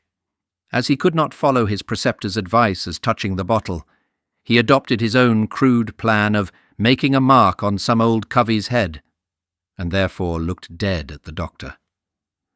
Upon my word, I am very much obliged to you, gentlemen and ladies and gentlemen, I should say, for drinking my health and doing me so much honour and all that sort of thing. Upon my word I am, especially to Mr. Baker. I don't mean you, Harry. You're not Mr. Baker. As much as you're Mr. Gresham, Master Frank. But I am not Mr. Gresham, and I don't mean to be for many a long year if I can help it, not at any rate till we have had another coming of age here. Bravo, Frank. And whose will that be? That will be my son, and a very fine lad he will be, and I hope he'll make a better speech than his father. Mr. Baker said I was every inch a Gresham. Well, I hope I am. Here the Countess began to look cold and angry. I hope the day will never come when my father won't own me for one. There's no fear, said the doctor, who was almost put out of countenance by the orator's intense gaze. The Countess looked colder and more angry, and muttered something to herself about a bear garden. Gardes Gresham, eh? Harry, mind that when you're sticking in a gap and I'm coming after you. Well, I am sure I am very obliged to you for the honour you have all done me, especially the ladies, who don't do this sort of thing on ordinary occasions. I wish they did. Don't you, Doctor? And talking of the ladies, my aunt and cousins have come all the way from London to hear me make this speech, which certainly is not worth the trouble. But all the same I am very much obliged to them. And he looked round and made a little bow at the Countess. And so I am to Mr. and Mrs. Jackson, and Mr. and Mrs. and Miss Bateson and Mr. Baker. I'm not at all obliged to you, Harry. And to Mr. Oriel and Miss Oriel, and to Mr. Umbleby, and to Dr. Thorne, and to Mary. I beg her pardon, I mean Miss Thorne. And then he sat down, amid the loud plaudits of the company, and a string of blessings which came from the servants behind him. After this the ladies rose and departed. As she went, Lady Arabella kissed her son's forehead, and then his sisters kissed him, and 1 or 2 of his lady cousins. And then Miss Bateson shook him by the hand. Oh, Miss Bateson, said he, I thought the kissing was to go all round. So Miss Bateson laughed and went her way. And Patience Oriel nodded at him, but Mary Thorne, as she quietly left the room, almost hidden among the extensive draperies of the grander ladies, hardly allowed her eyes to meet his. He got up to hold the door for them as they passed, and as they went, he managed to take Patience by the hand. He took her hand and pressed it for a moment, but dropped it quickly in order that he might go through the same ceremony with Mary, but Mary was too quick for him. "Frank," said Mr. Gresham as soon as the door was closed, "bring your glass here, my boy." And the father made room for his son close beside himself. "The ceremony is now over, so you may have your place of dignity." Frank sat himself down where he was told, and Mr. Gresham put his hand on his son's shoulder and half caressed him, while the tears stood in his eyes. "I think the doctor is right, Baker. I think he'll never make us ashamed of him." "I am sure he never will," said Mr. Baker. "I don't think he ever will," said Dr. Thorne. The tones of the men's voices were very different. Mr. Baker did not care a straw about it. Why should he? He had an heir of his own as well as the squire, one also who was the apple of his eye. But the doctor, he did care. He had a niece, to be sure, whom he loved, perhaps as well as these men loved their sons. But there was room in his heart also for young Frank Gresham. After this small exposé of feeling they sat silent for a moment or two. But silence was not dear to the heart of the Honourable John, and so he took up the running. "That's a nice-ish nag you gave Frank this morning," he said to his uncle. "I was looking at him before dinner. He is a monsoon, isn't he?" "Well, I can't say I know how he was bred," said the squire. "He shows a good deal of breeding." "He's a monsoon, I'm sure," said the Honourable John. "They've all those ears and that peculiar dip in the back. I suppose you gave a goodish figure for him." "Not so very much," said the squire. "He's a trained hunter, I suppose?" "If not, he soon will be," said the squire. "Let Frank alone for that," said Harry Baker. "He jumps beautifully, sir," said Frank. "I haven't tried him myself, but Peter made him go over the bar 2 or 3 times this morning." The Honourable John was determined to give his cousin a helping hand, as he considered it. He thought that Frank was very ill-used in being put off with so incomplete a stud, and thinking also that the son had not spirit enough to attack his father himself on the subject, the Honourable John determined to do it for him. "He's the making of a very nice horse, I don't doubt. I wish you had a string like him, Frank." Frank felt the blood rush to his face. He would not for worlds have his father think that he was discontented, or otherwise than pleased with the present he had received that morning. He was heartily ashamed of himself, in that he had listened with a certain degree of complacency to his cousin's tempting, but he had no idea that the subject would be repeated, and then repeated too before his father, in a manner to vex him on such a day as this, before such people as were assembled there. He was very angry with his cousin, and for a moment forgot all his hereditary respect for a de Courcy. "I tell you what, John," said he, "do you choose your day, some day early in the season, and come out on the best thing you have, and I'll bring, not the black horse, but my old mare, and then do you try and keep near me. If I don't leave you at the back of Godspeed before long, I'll give you the mare and the horse too." The Honourable John was not known in Barsetshire as one of the most forward of its riders. He was a man much addicted to hunting, as far as the get-up of the thing was concerned. He was great in boots and breeches, wondrously conversant with bits and bridles. He had quite a collection of saddles, and patronised every newest invention for carrying spare shoes, sandwiches, and flasks of sherry. He was prominent at the cover side. Some people, including the master of hounds, thought him perhaps a little too loudly prominent. He affected a familiarity with the dogs, and was on speaking acquaintance with every man's horse. But when the work was cut out, when the pace began to be sharp, when it behoved a man either to ride or visibly to decline to ride, then, so at least said they who had not the de Courcy interest quite closely at heart, then, in those heart-stirring moments, the Honourable John was too often found deficient. There was, therefore, a considerable laugh at his expense when Frank, instigated to his innocent boast by a desire to save his father, challenged his cousin to a trial of prowess. The Honourable John was not, perhaps, as much accustomed to the ready use of his tongue as was his honourable brother, seeing that it was not his annual business to depict the glories of the farmers' daughters. At any rate, on this occasion, he seemed to be at some loss for words. He shut up, as the slang phrase goes, and made no further allusion to the necessity of supplying young Gresham with a proper string of hunters. But the old squire had understood it all, had understood the meaning of his nephew's attack, had thoroughly understood also the meaning of his son's defence, and the feeling which actuated it. He also had thought of the stableful of horses which had belonged to himself when he came of age, and of the much more humble position which his son would have to fill than that which his father had prepared for him. He thought of this, and was sad enough, though he had sufficient spirit to hide from his friends around him the fact that the Honourable John's arrow had not been discharged in vain. "He shall have champion," said the father to himself. "It is time for me to give it up."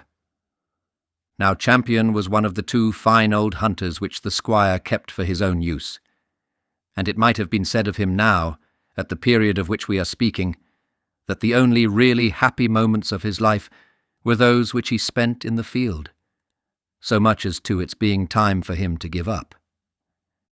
This concludes Chapter 5 of Dr. Thorne. Please like this video and subscribe to our channel. Your support is appreciated. Chapter 6.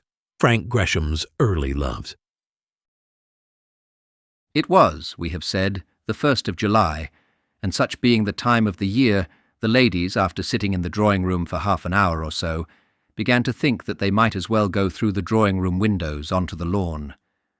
First one slipped out a little way, and then another. And then they got on to the lawn, and then they talked of their hats, till by degrees the younger ones of the party, and at last of the elder also, found themselves dressed for walking. The windows, both of the drawing-room and the dining-room, looked out onto the lawn, and it was only natural that the girls should walk from the former to the latter. It was only natural that they, being there, should tempt their swains to come to them by the sight of their broad-brimmed hats and evening dresses, and natural also that the temptation should not be resisted. The squire, therefore, and the elder male guests soon found themselves alone round their wine. "Upon my word, we were enchanted by your eloquence, Mr. Gresham, were we not?" said Miss Oriel, turning to one of the de Courcy girls who was with her. Miss Oriel was a very pretty girl, a little older than Frank Gresham, perhaps a year or so. She had dark hair, large, round, dark eyes, a nose a little too broad, a pretty mouth, a beautiful chin, and, as we have said before, a large fortune, that is, moderately large, let us say £20,000, there or thereabouts. She and her brother had been living at Greshamsbury for the last 2 years, the living having been purchased for him. Such were Mr. Gresham's necessities during the lifetime of the last old incumbent. Miss Oriel was in every respect a nice neighbour. She was good-humoured, ladylike, lively, neither too clever nor too stupid, belonging to a good family, sufficiently fond of this world's good things, as became a pretty young lady so endowed, and sufficiently fond also of the other world's good things, as became the mistress of a clergyman's house. "Indeed, yes," said the Lady Margaretta. "Frank is very eloquent.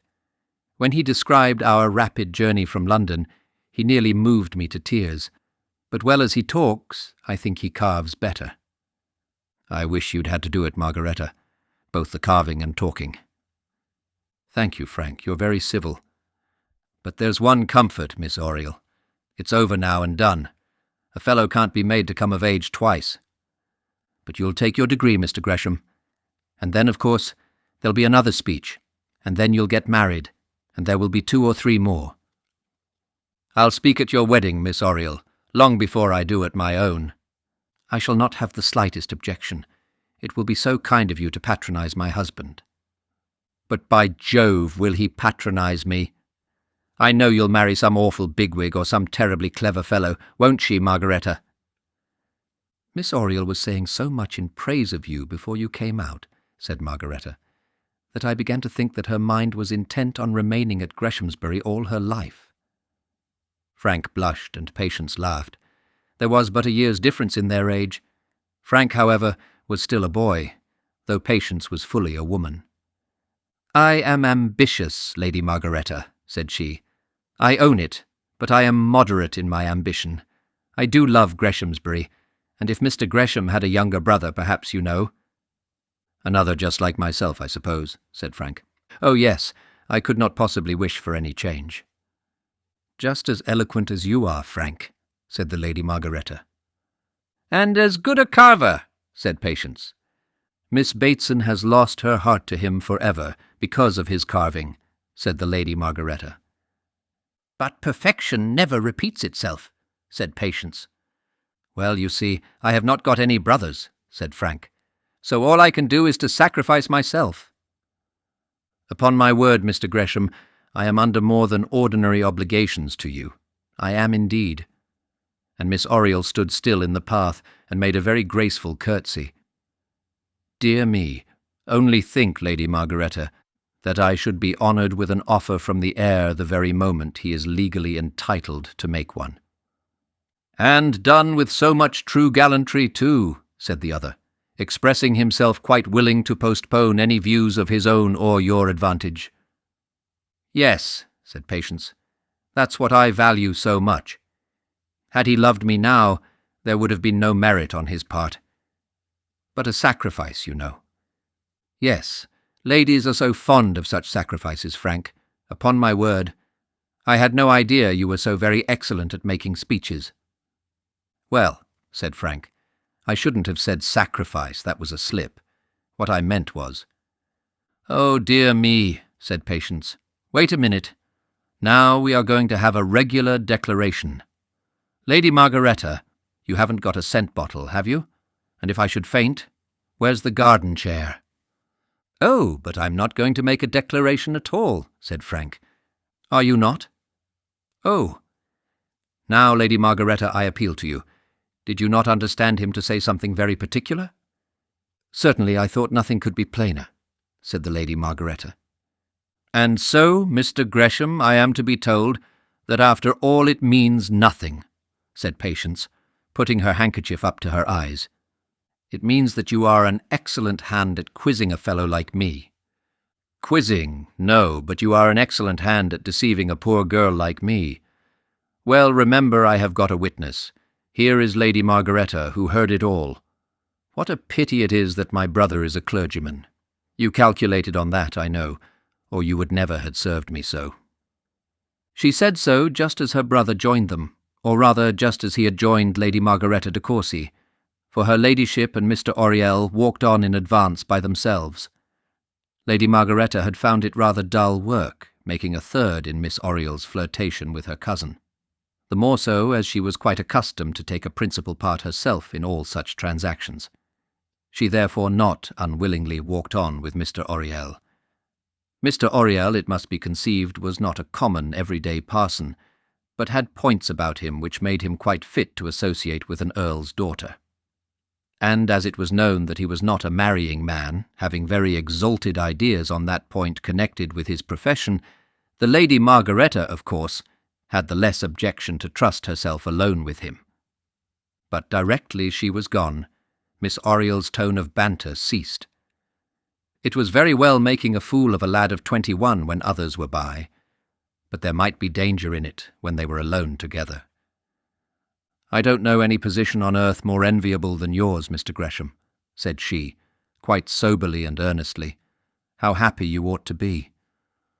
What, in being laughed at by you, Miss Oriel, for pretending to be a man, when you choose to make out that I am only a boy? I can bear to be laughed at pretty well generally, but I can't say that your laughing at me makes me feel so happy as you say I ought to be." Frank was evidently of an opinion totally different from that of Miss Oriel. Miss Oriel, when she found herself tête-à-tête with him, thought it was time to give over flirting. Frank, however, imagined that it was just the moment for him to begin. So he spoke and looked very languishing, and put on him quite the airs of an Orlando. "Oh, Mr. Gresham, such good friends as you and I may laugh at each other, may we not?" "You may do what you like, Miss Oriel. Beautiful women, I believe, always may. But you remember what the spider said to the fly. That which is sport to you may be death to me." Anyone looking at Frank's face as he said this might well have imagined that he was breaking his very heart for love of Miss Oriel. "Oh, Master Frank, Master Frank, if you act thus in the green leaf, what will you do in the dry?" While Frank Gresham was thus misbehaving himself, and going on as though to him belonged the privilege of falling in love with pretty faces, as it does to ploughboys and other ordinary people, his great interests were not forgotten by those guardian saints who were so anxious to shower down on his head all manner of temporal blessings. Another conversation had taken place in the Greshamsbury gardens, in which nothing light had been allowed to present itself, nothing frivolous had been spoken. The Countess, the Lady Arabella, and Miss Gresham had been talking over Greshamsbury affairs, and they had latterly been assisted by the Lady Amelia, than whom no de Courcy ever born was more wise, more solemn, more prudent, or more proud. The ponderosity of her qualifications for nobility was sometimes too much even for her mother, and her devotion to the peerage was such that she would certainly have declined a seat in heaven if offered to her without the promise that it should be in the upper house. The subject first discussed had been Augusta's prospects. Mr. Moffat had been invited to Courcy Castle, and Augusta had been taken thither to meet him with the express intention on the part of the Countess that they should be man and wife. The Countess had been careful to make it intelligible to her sister-in-law and niece that though Mr. Moffat would do excellently well for a daughter of Greshamsbury, he could not be allowed to raise his eyes to a female scion of Courcy Castle. "Not that we personally dislike him," said the Lady Amelia, "but rank has its drawbacks, Augusta." As the Lady Amelia was now somewhat nearer 40 than 30, and was still allowed to walk, in maiden meditation, fancy-free, it may be presumed that in her case rank had been found to have serious drawbacks. To this Augusta said nothing in objection. Whether desirable by a de Courcy or not, the match was to be hers, and there was no doubt whatever as to the wealth of the man whose name she was to take. The offer had been made, not to her, but to her aunt. The acceptance had been expressed, not by her, but by her aunt. Had she thought of recapitulating in her memory all that had ever passed between Mr. Moffat and herself, she would have found that it did not amount to more than the most ordinary conversation between chance partners in a ballroom. Nevertheless, she was to be Mrs. Moffat. All that Mr. Gresham knew of him was that when he met the young man for the first and only time in his life, he found him extremely hard to deal with in the matter of money. He had insisted on having £10,000 with his wife, and at last refused to go on with the match unless he got £6,000. This latter sum the poor squire had undertaken to pay him.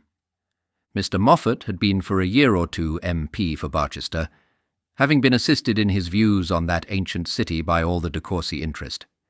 He was a Whig, of course. Not only had Barchester, departing from the light of other days, returned a Whig member of Parliament, but it was declared that at the next election, now near at hand, a Radical would be sent up, a man pledged to the ballot to economies of all sorts, one who would carry out Barchester politics in all their abrupt, obnoxious, pestilent virulence. This was one Scatcherd, a great railway contractor, a man who was a native of Barchester, who had bought property in the neighbourhood, and who had achieved a sort of popularity there and elsewhere by the violence of his democratic opposition to the aristocracy. According to this man's political tenets, the Conservatives should be laughed at as fools, but the Whigs should be hated as knaves. Mr. Moffat was now coming down to Courcy Castle to look after his electioneering interests, and Miss Gresham was to return with her aunt to meet him. The Countess was very anxious that Frank should also accompany them. Her great doctrine, that he must marry money, had been laid down with authority and received without doubt. She now pushed it further, and said that no time should be lost, that he should not only marry money, but do so very early in life. There was always danger in delay. The Greshams, of course she alluded only to the males of the family, were foolishly soft-hearted. No one could say what might happen. There was that Miss Thorne always at Greshamsbury. This was more than the Lady Arabella could stand. She protested that there was at least no ground for supposing that Frank would absolutely disgrace his family. Still the Countess persisted. "Perhaps not," she said.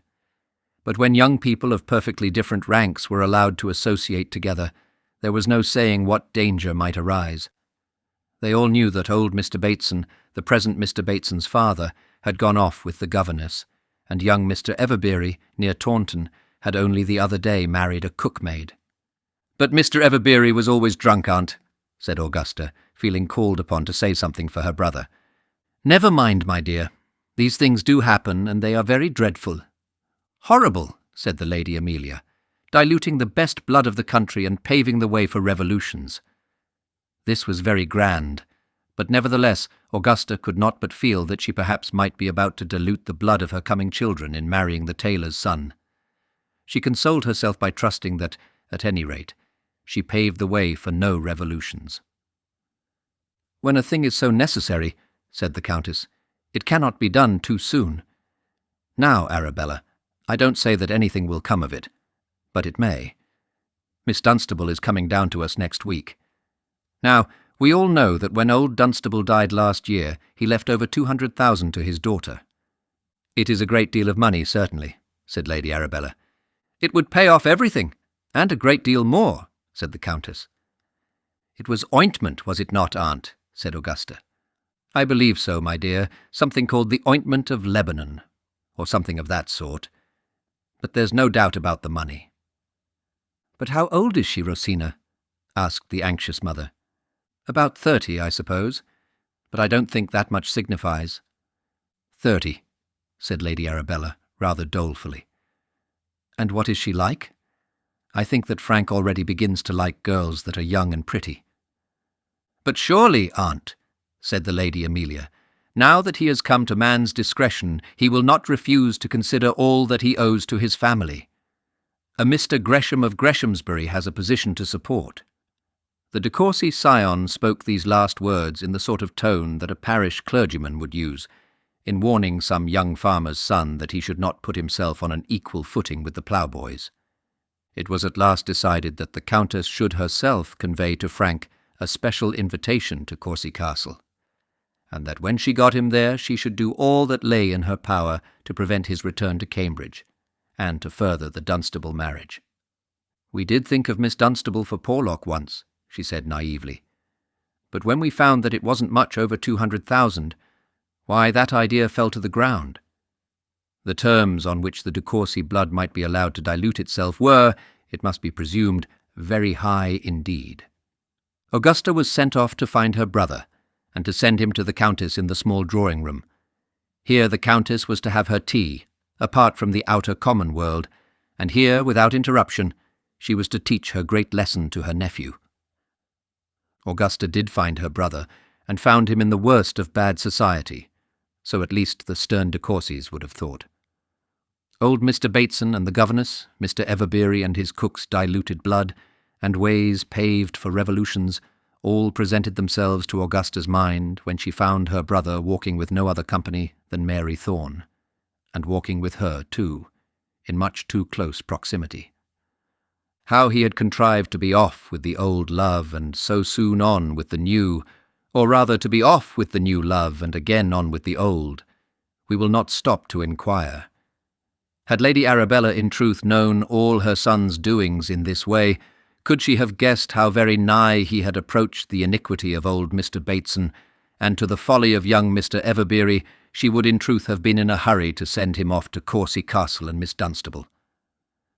Some days before the commencement of our story, young Frank had sworn in sober earnest, in what he intended for his most sober earnest, his most earnest sobriety, that he loved Mary Thorne with a love for which words could find no sufficient expression, with a love that could never die, never grow dim, never become less, which no opposition on the part of others could extinguish, which no opposition on her part could repel, that he might, could, would, and should have her for his wife, and that if she told him she didn't love him, he would. "Oh, oh, Mary, do you love me? Don't you love me? Won't you love me? Say you will. Oh, Mary, dearest Mary, will you? Won't you? Do you? Don't you? Come now, you have a right to give a fellow an answer." With such eloquence had the heir of Greshamsbury, when not yet 21 years of age, attempted to possess himself of the affections of the doctor's niece. And yet 3 days afterwards he was quite ready to flirt with Miss Oriel. If such things are done in the green wood, what will be done in the dry? And what had Mary said when these fervent protestations of an undying love had been thrown at her feet? Mary, it must be remembered, was very nearly of the same age as Frank, but as I and others have so often said before, women grow on the sunny side of the wall. Though Frank was only a boy, it behoved Mary to be something more than a girl. Frank might be allowed, without laying himself open to much just reproach, to throw all of what he believed to be his heart into a protestation of what he believed to be love. But Mary was in duty bound to be more thoughtful, more reticent, more aware of the facts of their position, more careful of her own feelings, and more careful also of his, and yet she could not put him down as another young lady might put down another young gentleman. It is very seldom that a young man, unless he be tipsy, assumes an unwelcome familiarity in his early acquaintance with any girl. But when acquaintance has been long and intimate, familiarity must follow as a matter of course. Frank and Mary had been so much together in his holidays, had so constantly consorted together as boys and girls, that, as regarded her, he had not that innate fear of a woman which represses a young man's tongue, and she was so used to his good humour, his fun, and high jovial spirits, and was withal so fond of them and him, that it was very difficult for her to mark with accurate feeling and stop with reserved brow the shade of change from a boy's liking to a man's love. And Beatrice, too, had done harm in this matter. With a spirit painfully unequal to that of her grand relatives, she had quizzed Mary and Frank about their early flirtations. This she had done, but had instinctively avoided doing so before her mother and sister, and had thus made a secret of it, as it were, between herself, Mary, and her brother, had given currency, as it were, to the idea that there might be something serious between the two. Not that Beatrice had ever wished to promote a marriage between them, or had even thought of such a thing. She was girlish, thoughtless, imprudent, inartistic, and very unlike a de Courcy. Very unlike a de Courcy she was in all that. But nevertheless, she had the de Courcy veneration for blood, and more than that, she had the Gresham feeling joined to that of the de Courcys. The Lady Amelia would not for worlds have had the de Courcy blood defiled, but gold, she thought, could not defile. Now Beatrice was ashamed of her sister's marriage, and had often declared, within her own heart, that nothing could have made her marry a Mr. Moffat. She had said so also to Mary, and Mary had told her that she was right.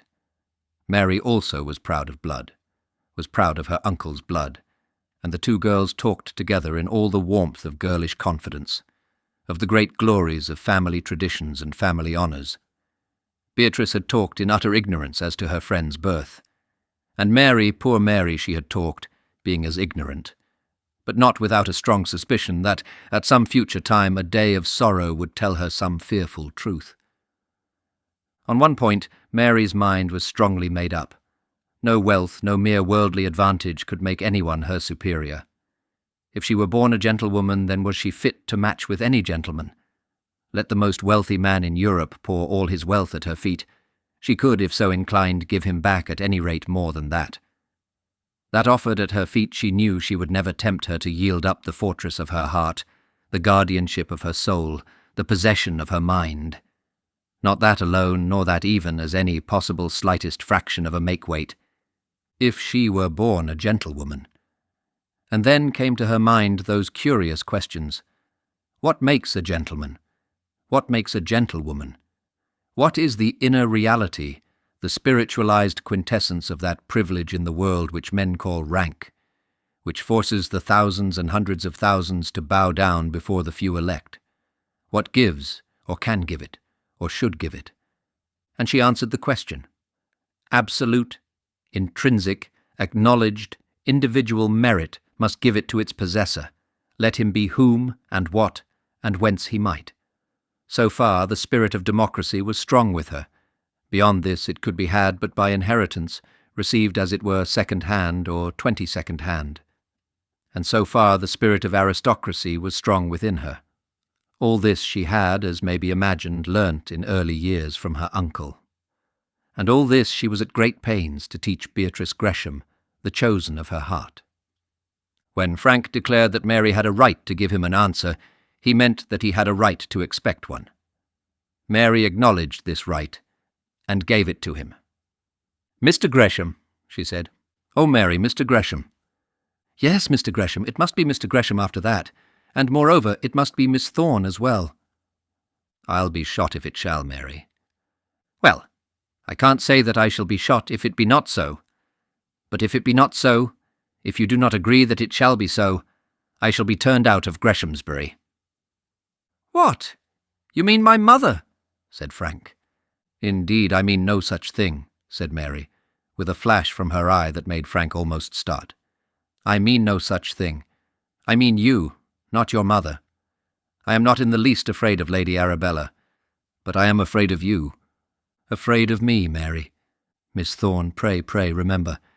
It must be Miss Thorne. Do not turn me out of Greshamsbury. Do not separate me from Beatrice. It is you that will drive me out, no one else. I could stand my ground against your mother. I feel I could. But I cannot stand against you if you treat me otherwise than... Otherwise than what? I want to treat you as the girl I have chosen from all the world as my wife. I am sorry you should so soon have found it necessary to make a choice. But, Mr. Gresham, we must not joke about this at present. I am sure you would not willingly injure me. But if you speak to me, or of me, again in that way, you will injure me so much that I shall be forced to leave Greshamsbury in my own defence. I know you are too generous to drive me to that." And so the interview had ended. Frank, of course, went upstairs to see if his new pocket pistols were all ready, properly cleaned, loaded, and capped, should he find after a few days' experience that prolonged existence was unendurable. However, he managed to live through the subsequent period, doubtless with a view of preventing any disappointment to his father's guests. This concludes Chapter 6 of Dr. Thorne. Chapter 7. The Doctor's Garden. Mary had contrived to quiet her lover with considerable propriety of demeanour. Then came on her the somewhat harder task of quieting herself. Young ladies, on the whole, are perhaps quite as susceptible of the softer feelings as young gentlemen are. Now Frank Gresham was handsome, amiable, by no means a fool in intellect, excellent in heart, and he was, moreover, a gentleman, being the son of Mr. Gresham of Greshamsbury. Mary had been, as it were, brought up to love him. Had aught but good happened to him, she would have cried as for a brother. It must not therefore be supposed that when Frank Gresham told her that he loved her, she had heard it altogether unconcerned. He had not perhaps made his declaration with that propriety of language in which such scenes are generally described as being carried on. Ladies may perhaps think that Mary should have been deterred, by the very boyishness of his manner, from thinking at all seriously on the subject. His will you, won't you, do you, don't you, does not sound like the poetic raptures of a highly inspired lover. But nevertheless, there had been warmth, and a reality in it not in itself repulsive. And Mary's anger. Anger? No, not anger. Her objections to the declarations were probably not based on the absurdity of her lover's language.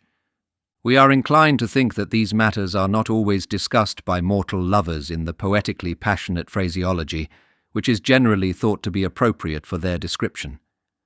A man cannot well describe that which he has never seen nor heard, but the absolute words and acts of one such scene did once come to the author's knowledge. The couple were by no means plebeian, or below the proper standard of high bearing and high breeding. They were a handsome pair, living among educated people, sufficiently given to mental pursuits, and in every way what a pair of polite lovers ought to be. The all-important conversation passed in this wise. The site of the passionate scene was the seashore on which they were walking, in autumn. Gentlemen. Well, miss, the long and short of it is this. Here I am, you can take me or leave me. Lady, scratching a gutter on the sand with her parasol, so as to allow a little salt water to run out of one hole into another. Of course, I know that's all nonsense. Gentlemen.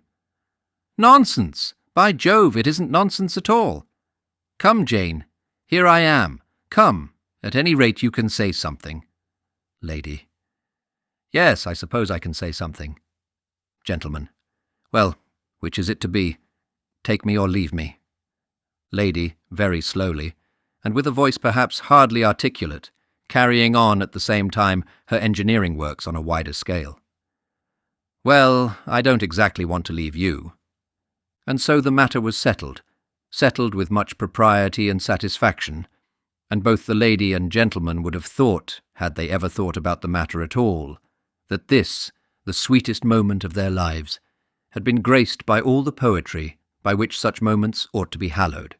When Mary had, as she thought, properly subdued young Frank, the offer of whose love she at any rate knew was, at such a period of his life, an utter absurdity, then she found it necessary to subdue herself. What happiness on earth could be greater than the possession of such a love, had the true possession been justly and honestly within her reach? What man could be more lovable than such a man as would grow from such a boy? And then, did she not love him already without waiting for any change?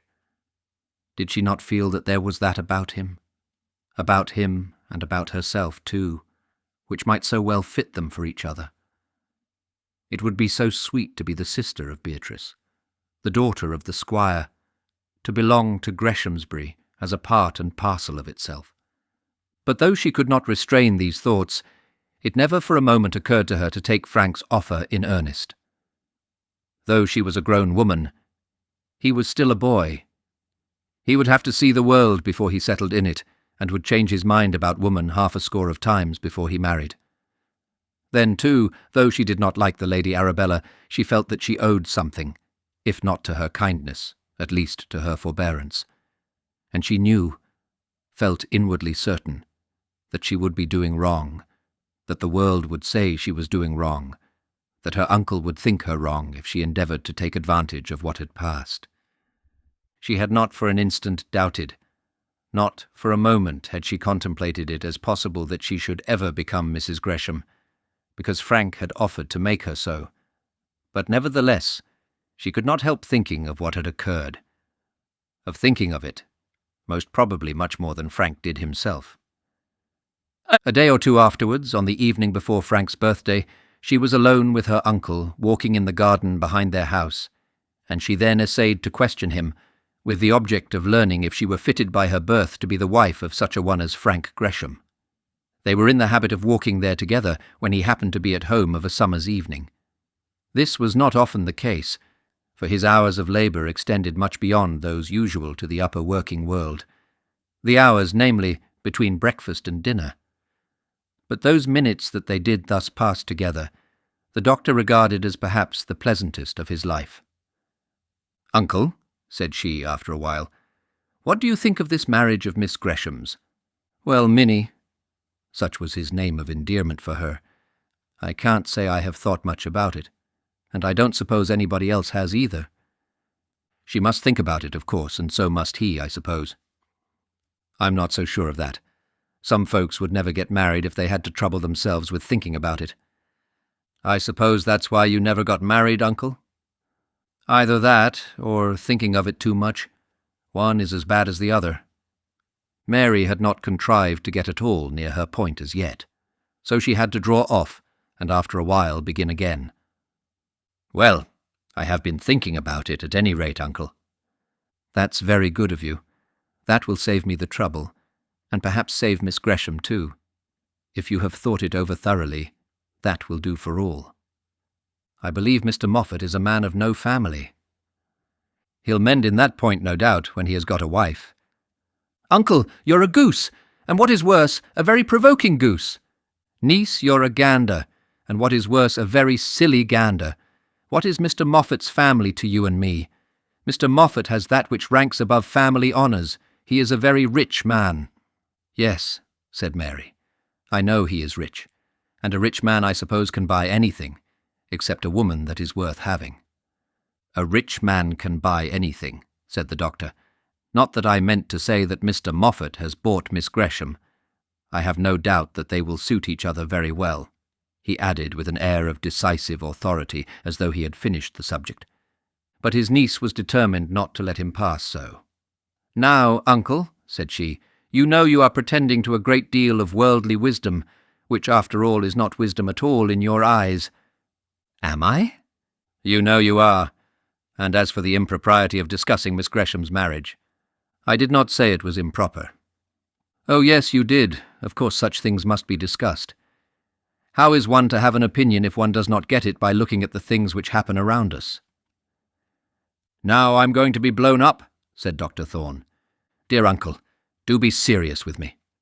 Well then, seriously, I hope Miss Gresham will be very happy as Mrs. Moffat. Of course you do, so do I. I hope it as much as I can, hope what I don't at all see ground for expecting. People constantly hope without any such ground. Well then, I'll hope in this case, but, uncle— Well, my dear, I want your opinion, truly and really, if you were a girl.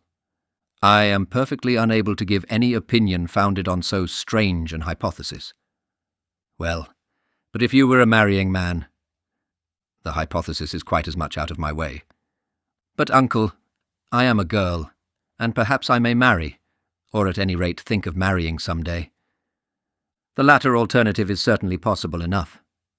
Therefore, in seeing a friend taking such a step, I cannot but speculate on the matter as though I were myself in her place. If I were Miss Gresham, should I be right? But, Minnie, you are not Miss Gresham. No, I am Mary Thorne. It is a very different thing, I know. I suppose I might marry anyone without degrading myself. It was almost ill-natured of her to say this, but she had not meant to say it in the sense which the sounds seemed to bear. She had failed in being able to bring her uncle to the point she wished by the road she had planned, and in seeking another road, she had abruptly fallen into unpleasant places. I should be very sorry that my niece should think so, said he, and am sorry too that she should say so. But, Mary, to tell the truth, I hardly know at what you are driving. You are, I think, not so clear-minded, certainly not so clear-worded, as is usual with you. I will tell you, uncle. And instead of looking up into his face, she turned her eyes down on the green lawn beneath her feet. Well, Minnie, what is it? And he took both her hands in his. I think that Miss Gresham should not marry Mr. Moffat. I think so because her family is high and noble, and because he is low and ignoble. When one has an opinion on such matters, one cannot but apply it to things and people around one, and having applied my opinion to her, the next step naturally is to apply it to myself. Were I Miss Gresham, I would not marry Mr. Moffat though he rolled in gold. I know where to rank Miss Gresham. What I want to know is where I ought to rank myself. They had been standing when she commenced her last speech, but as she finished it, the doctor moved on again, and she moved with him. He walked on slowly without answering her, and she, out of her full mind, pursued aloud the tenor of her thoughts. If a woman feels that she would not lower herself by marrying in a rank beneath herself, she ought also to feel that she would not lower a man that she might love by allowing him to marry into a rank beneath his own, that is, to marry her. That does not follow, said the doctor quickly. A man raises a woman to his own standard, but a woman must take that of the man she marries. Again they were silent, and again they walked on, Mary holding her uncle's arm with both her hands.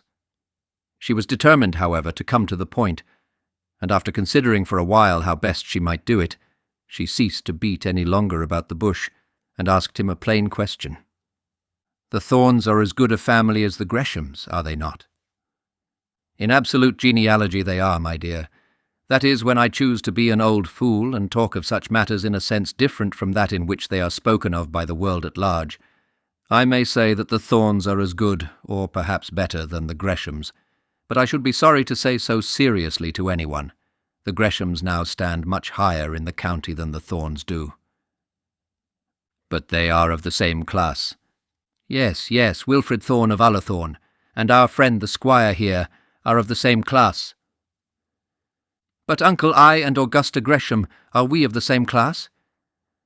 Well, Minnie, you would hardly have me boast that I am the same class with the squire. I, a poor country doctor? You are not answering me fairly, dear uncle. Dearest uncle, do you not know that you are not answering me fairly? You know what I mean. Have I a right to call the Thornes of Ullathorne my cousins? Mary, Mary, Mary, said he after a minute's pause, still allowing his arm to hang loose, that she might hold it with both her hands. "Mary, Mary, Mary! I would that you had spared me this." "I could not have spared it to you forever, uncle." "I would that you could have done so. I would that you could." "It is over now, uncle. It is told now. I will grieve you no more. Dear, dear, dearest, I should love you more than ever now. I would, if that were possible. What should I be but for you? What must I have been but for you?" And she threw herself on his breast, and clinging with her arms round his neck, kissed his forehead, cheeks, and lips. There was nothing more said then on the subject between them. Mary asked no further question, nor did the doctor volunteer further information. She would have been most anxious to ask about her mother's history had she dared to do so, but she did not dare to ask. She could not bear to be told that her mother had been, perhaps was, a worthless woman, that she was truly a daughter of a brother of the doctor, that she did know. Little as she had heard of her relatives in her early youth, few as had been the words which had fallen from her uncle in her hearing as to her parentage, she did know this, that she was the daughter of Henry Thorne, a brother of the doctor, and a son of the old prebendary. Trifling little things that had occurred, accidents which could not be prevented, had told her this, but not a word had ever passed anyone's lips as to her mother. The doctor, when speaking of his youth, had spoken of her father, but no one had spoken of her mother. She had long known that she was the child of a Thorne.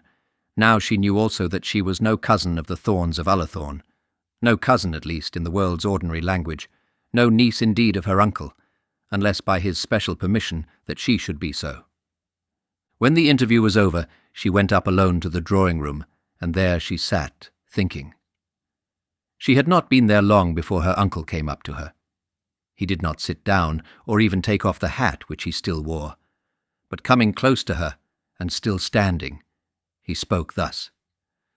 "Mary, after what has passed, I should be very unjust and very cruel to you not to tell you one thing more than you have now learned.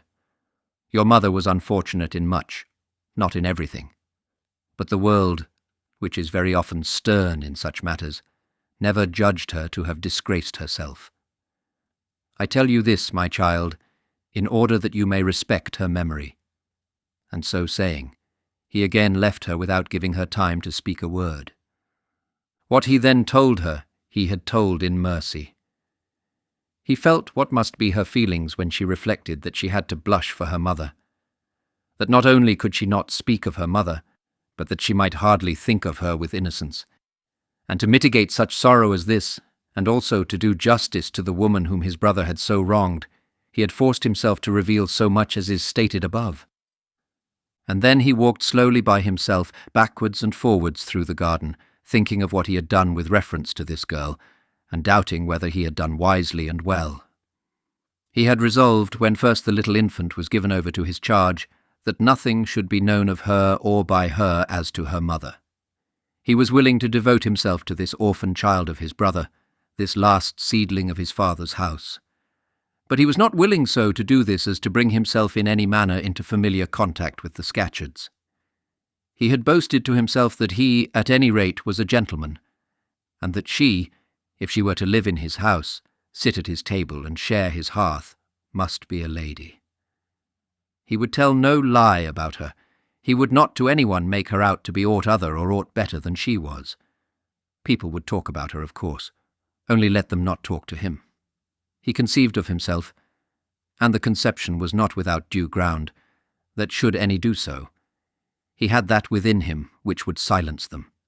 He would never claim for this little creature, thus brought into the world without a legitimate position in which to stand. He would never claim for her any station that would not properly be her own. He would make for her a station as best he could. As he might sink or swim, so should she. So he had resolved, but things had arranged themselves, as they often do, rather than been arranged by him. During 10 or 12 years no one had heard of Mary Thorne. The memory of Henry Thorne and his tragic death had passed away. The knowledge that an infant had been born whose birth was connected with that tragedy, a knowledge never widely spread, had faded down into utter ignorance. At the end of these 12 years Dr. Thorne had announced that a young niece, a child of a brother long since dead, was coming to live with him. As he had contemplated, no one spoke to him, but some people did no doubt talk among themselves. Whether or not the exact truth was surmised by any, it matters not to say. With absolute exactness, probably not. With great approach to it, probably yes. By one person, at any rate, no guess whatever was made. No thought relative to Dr. Thorne's niece ever troubled him. No idea that Mary Scatcherd had left a child in England ever occurred to him, and that person was Roger Scatcherd, Mary's brother. To one friend, and only one, did the doctor tell the whole truth, and that was to the old squire. "I have told you," said the doctor, "partly that you may know that the child has no right to mix with your children if you think much of such things. Do you, however, see to this. I would rather that no one else should be told." No one else had been told, and the squire had seen to it by accustoming himself to look at Mary Thorne running about the house with his own children as though she were of the same brood. Indeed, the squire had always been fond of Mary, had personally noticed her, and, in the affair of Mademoiselle Larron, had declared that he would have her placed at once on the bench of magistrates, much to the disgust of the Lady Arabella. And so things had gone on, and had not been thought of with much downright thinking.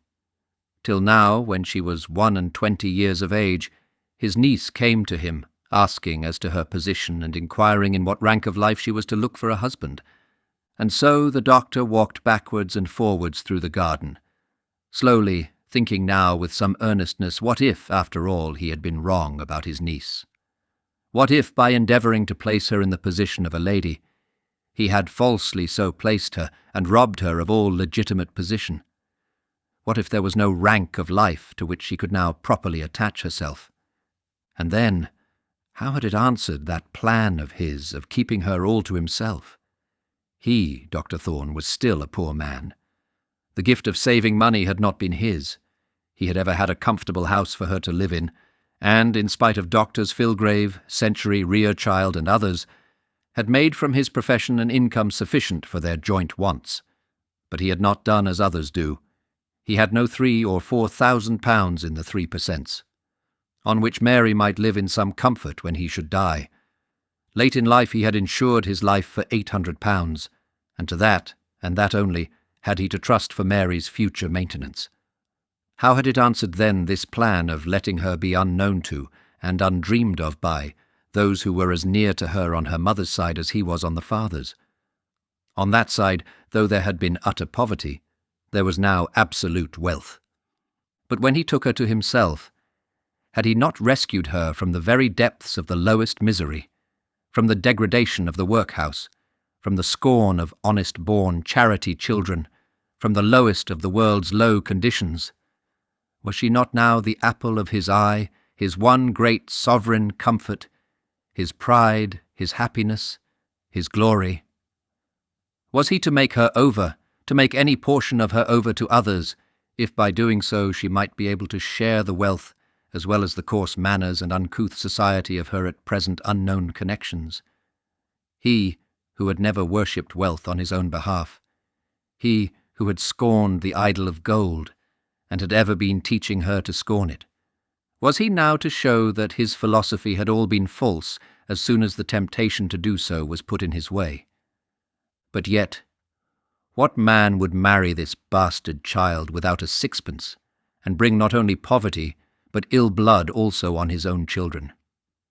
It might be very well for him, Dr. Thorne, for him whose career was made, whose name at any rate was his own, for him who had a fixed standing ground in the world. It might be well for him to indulge in large views of a philosophy antagonistic to the world's practice. But had he a right to do it for his niece? What man would marry a girl so placed? For those among whom she might have legitimately found a level, education had now utterly unfitted her. And then, he well knew that she would never put out her hand in token of love to anyone without telling all she knew and all she surmised as to her own birth. And that question of this evening, had it not been instigated by some appeal to her heart? Was there not already within her breast some cause for disquietude which had made her so pertinacious? Why else had she told him then, for the first time, that she did not know where to rank herself? If such an appeal had been made to her, it must have come from young Frank Gresham. What in such case would it behove him to do? Should he pack up his all, his lancet cases, pestle and mortar, and seek a new fresh ground in a new world, leaving behind a huge triumph to those learned enemies of his, Filgrave, Century, and Rearchild? Better that than remain at Greshamsbury at the cost of his child's heart and pride. And so he walked slowly backwards and forwards through his garden, meditating these things painfully enough. This concludes Chapter 7 of Dr. Thorne. Chapter 8. Matrimonial Prospects. It will of course be remembered that Mary's interview with the other girls at Greshamsbury took place some 2 or 3 days subsequently to Frank's generous offer of his hand and heart. Mary had quite made up her mind that the whole thing was to be regarded as a folly, and that it was not to be spoken of to anyone. But yet her heart was sore enough. She was full of pride, and yet she knew she must bow her neck to the pride of others. Being, as she was herself, nameless, she could not but feel a stern, unflinching antagonism, the antagonism of a democrat, to the pretensions of others who were blessed with that of which she had been deprived. She had this feeling, and yet, of all the things that she coveted, she most coveted that, for glorying in which she was determined to heap scorn on others. She said to herself, proudly, that God's handiwork was the inner man, the inner woman, the naked creature animated by a living soul, that all other adjuncts were but man's clothing for the creature, all others, whether stitched by tailors or contrived by kings. Was it not within her capacity to do as nobly, to love as truly, to worship her God in heaven with as perfect a faith, and her God on earth with as leal a troth, as though blood had descended to her purely through scores of purely born progenitors? So to herself she spoke, and yet as she said it, she knew that were she a man, such a man as the heir of Greshamsbury should be, nothing would tempt her to sully her children's blood by mating herself with anyone that was base-born. She felt that were she an Augusta Gresham, no Mr. Moffat, let his wealth be what it might, should win her hand unless he too could tell of family honours and a line of ancestors. And so, with a mind at war with itself, she came forth armed to do battle against the world's prejudices, those prejudices she herself loved so well. And was she to give up her old affections, her feminine loves, because she found that she was a cousin to nobody? Was she no longer to pour out her heart to Beatrice Gresham with all the girlish volubility of an equal?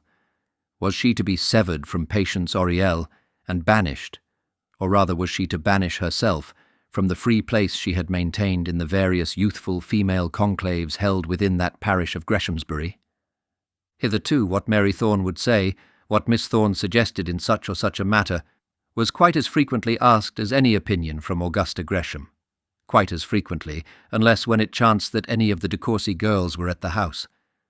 Was this to be given up?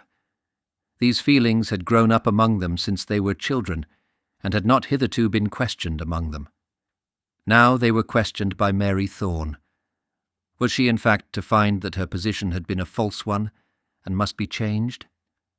Such had been her feelings when she protested that she would not be Augusta Gresham's bridesmaid, and offered to put her neck beneath Beatrice's foot, when she drove the Lady Margaretta out of the room, and gave her own opinion as to the proper grammatical construction of the word humble. Such also had been her feelings when she kept her hand so rigidly to herself, while Frank held the dining-room door open for her to pass through. Patience Oriel, said she to herself, can talk to him of her father and mother. Let Patience take his hand. Let her talk to him. And then, not long afterwards, she saw that Patience did talk to him, and seeing it, she walked along silent among some of the old people, and with much effort did prevent a tear from falling down her cheek. But why was the tear in her eye? Had she not proudly told Frank that his love-making was nothing but a boy's silly rhapsody? Had she not said so while she had yet reason to hope that her blood was as good as his own? Had she not seen at a glance that his love tirade was worthy of ridicule and of no other notice? And yet there was a tear now in her eye, because this boy, whom she had scolded from her, whose hand, offered in pure friendship, she had just refused, because he, so rebuffed by her, had carried his fun and gallantry to one who would be less cross to him. She could hear, as she was walking, that while Lady Margaretta was with them, their voices were loud and merry, and her sharp ear could also hear, when Lady Margaretta left them, that Frank's voice became low and tender. So she walked on, saying nothing, looking straight before her, and by degrees separating herself from all the others. The Greshamsbury grounds were on one side somewhat too closely hemmed in by the village. On this side was a path running the length of one of the streets of the village, and far down the path, near to the extremity of the gardens, and near also to a wicket gate which led out into the village, and which could be opened from the inside, was a seat under a big yew tree, from which, through a breach in the houses, might be seen the parish church, standing in the park on the other side. Hither Mary walked alone, and here she seated herself, determined to get rid of her tears and their traces before she again showed herself to the world. "I shall never be happy here again," said she to herself. "Never. I am no longer one of them, and I cannot live among them unless I am so." And then an idea came across her mind that she hated Patience Oriel. And then, instantly, another idea followed it, quick as such thoughts are quick, that she did not hate Patience Oriel at all, that she liked her, nay, loved her, that Patience Oriel was a sweet girl, and that she hoped the time would come when she might see her the Lady of Greshamsbury. And then the tear, which had been no whit controlled, which indeed had now made itself master of her, came to a head, and bursting through the floodgates of the eye came rolling down, and in its fall wetted her hand as it lay on her lap.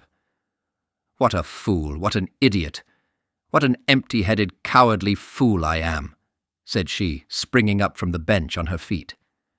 As she did so, she heard voices close to her, at the little gate. They were those of her uncle and Frank Gresham. "God bless you, Frank," said the doctor, as he passed out of the grounds. "You will excuse a lecture, won't you, from so old a friend? Though you are a man now, and discreet, of course, by Act of Parliament." "Indeed I will, Doctor," said Frank. "I will excuse a longer lecture than that from you. At any rate, it won't be tonight," said the doctor as he disappeared. "And if you see Mary, tell her that I am obliged to go, and that I will send Janet down to fetch her." Now Janet was the doctor's ancient maidservant. Mary could not move on without being perceived. She therefore stood still till she heard the click of the door, and then began walking rapidly back to the house by the path which had brought her thither. The moment, however, that she did so, she found that she was followed, and in a very few moments Frank was alongside of her. "Oh, Mary," said he, calling to her, but not loudly, before he quite overtook her. "How odd that I should come across you just when I have a message for you. And why are you all alone?" Mary's first impulse was to reiterate her command to him to call her no more by her Christian name. But her second impulse told her that such an injunction at the present moment would not be prudent on her part. The traces of her tears were still there, and she well knew that a very little, the slightest show of tenderness on his part, the slightest effort on her own to appear indifferent, would bring down more than one other such intruder. It would moreover be better for her to drop all outward sign that she remembered what had taken place. So long, then, as he and she were at Greshamsbury together, he should call her Mary if he pleased. He would soon be gone, and while he remained, she would keep out of his way. "Your uncle has been obliged to go away to see an old woman at Silverbridge." "At Silverbridge? Why, he won't be back all night. Why could not the old woman send for Dr. Century?" "I suppose she thought two old women could not get on well together." Mary could not help smiling. She did not like her uncle going off so late on such a journey, but it was always felt as a triumph when he was invited into the strongholds of his enemies. "And Janet is to come over for you. However, I told him it was quite unnecessary to disturb another old woman. For that I should of course see you home." "Oh no, Mr. Gresham, indeed you'll not do that." "Indeed and indeed I shall." "What? On this great day, when every lady is looking for you and talking of you? I suppose you want to set the Countess against me forever. Think, too, how angry Lady Arabella will be if you are absent on such an errand as this." To hear you talk, Mary, one would think that you were going to Silverbridge yourself. Perhaps I am. If I did not go with you, some of the other fellows would. John or George. Good gracious, Frank. Fancy either of the Mr. de Courcys walking home with me. She had forgotten herself, and the strict propriety on which she had resolved in the impossibility of forgoing her little joke against the de Courcy grandeur. She had forgotten herself, and had called him Frank in her old, former, eager, free tone of voice. And then, remembering she had done so, she drew herself up, bit her lips, and determined to be doubly on her guard in the future. "Well, it shall be either one of them or I," said Frank. "Perhaps you would prefer my cousin George to me."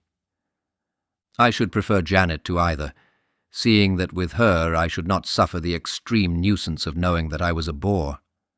"A bore? Mary, to me?"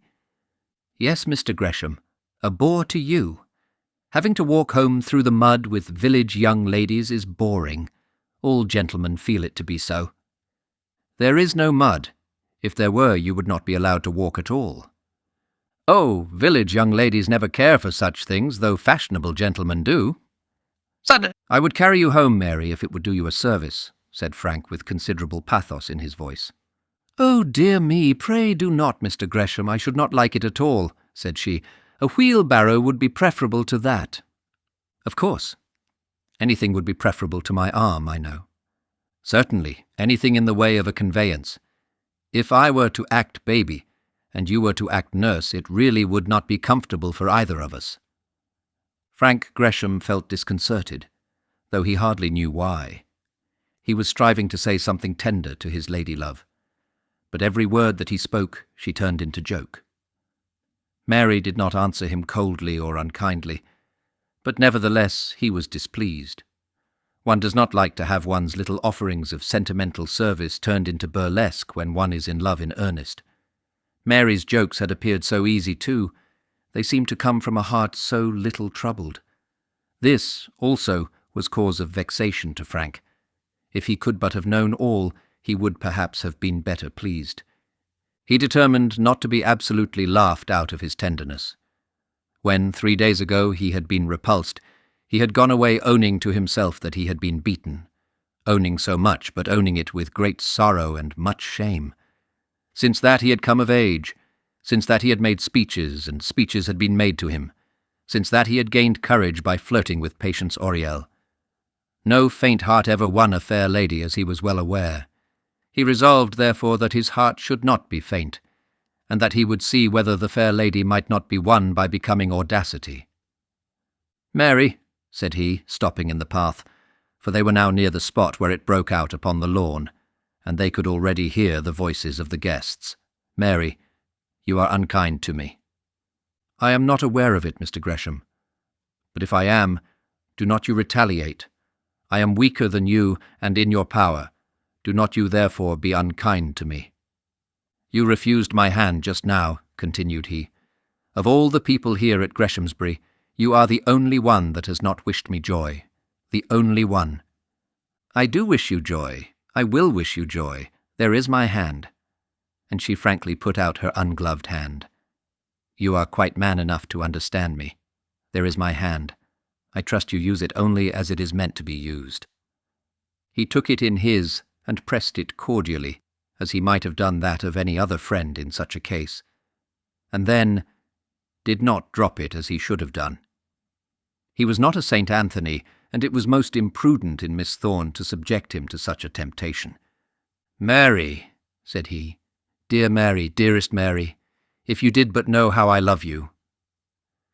As he said this, holding Miss Thorne's hand, he stood on the pathway with his back towards the lawn and house, and therefore did not at first see his sister Augusta, who had just at that moment come upon them. Mary blushed up to her straw hat, and with a quick jerk recovered her hand. Augusta saw the motion, and Mary saw that Augusta had seen it. From my tedious way of telling it, the reader will be led to imagine that the hand-squeezing had been protracted to a duration quite incompatible with any objection to such an arrangement on the part of the lady, but the fault is mine, in no part hers. Were I possessed of a quick, spasmodic style of narrative, I should have been able to include it all. Frank's misbehaviour, Mary's immediate anger, Augusta's arrival and keen, argus-eyed inspection, and then Mary's subsequent misery, in 5 words and half a dozen dashes and inverted commas. The thing should have been so told, for to do Mary justice, she did not leave her hand in Frank's a moment longer than she could help herself. Frank, feeling the hand withdrawn, and hearing, when it was too late, the step on the gravel, turned sharply round. "Oh, it's you, is it, Augusta? Well, what do you want?"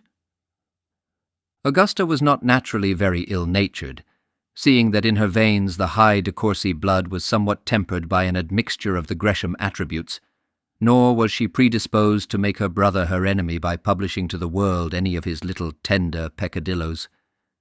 But she could not but bethink herself of what her aunt had been saying as to the danger of any such encounters as that she just now had beheld.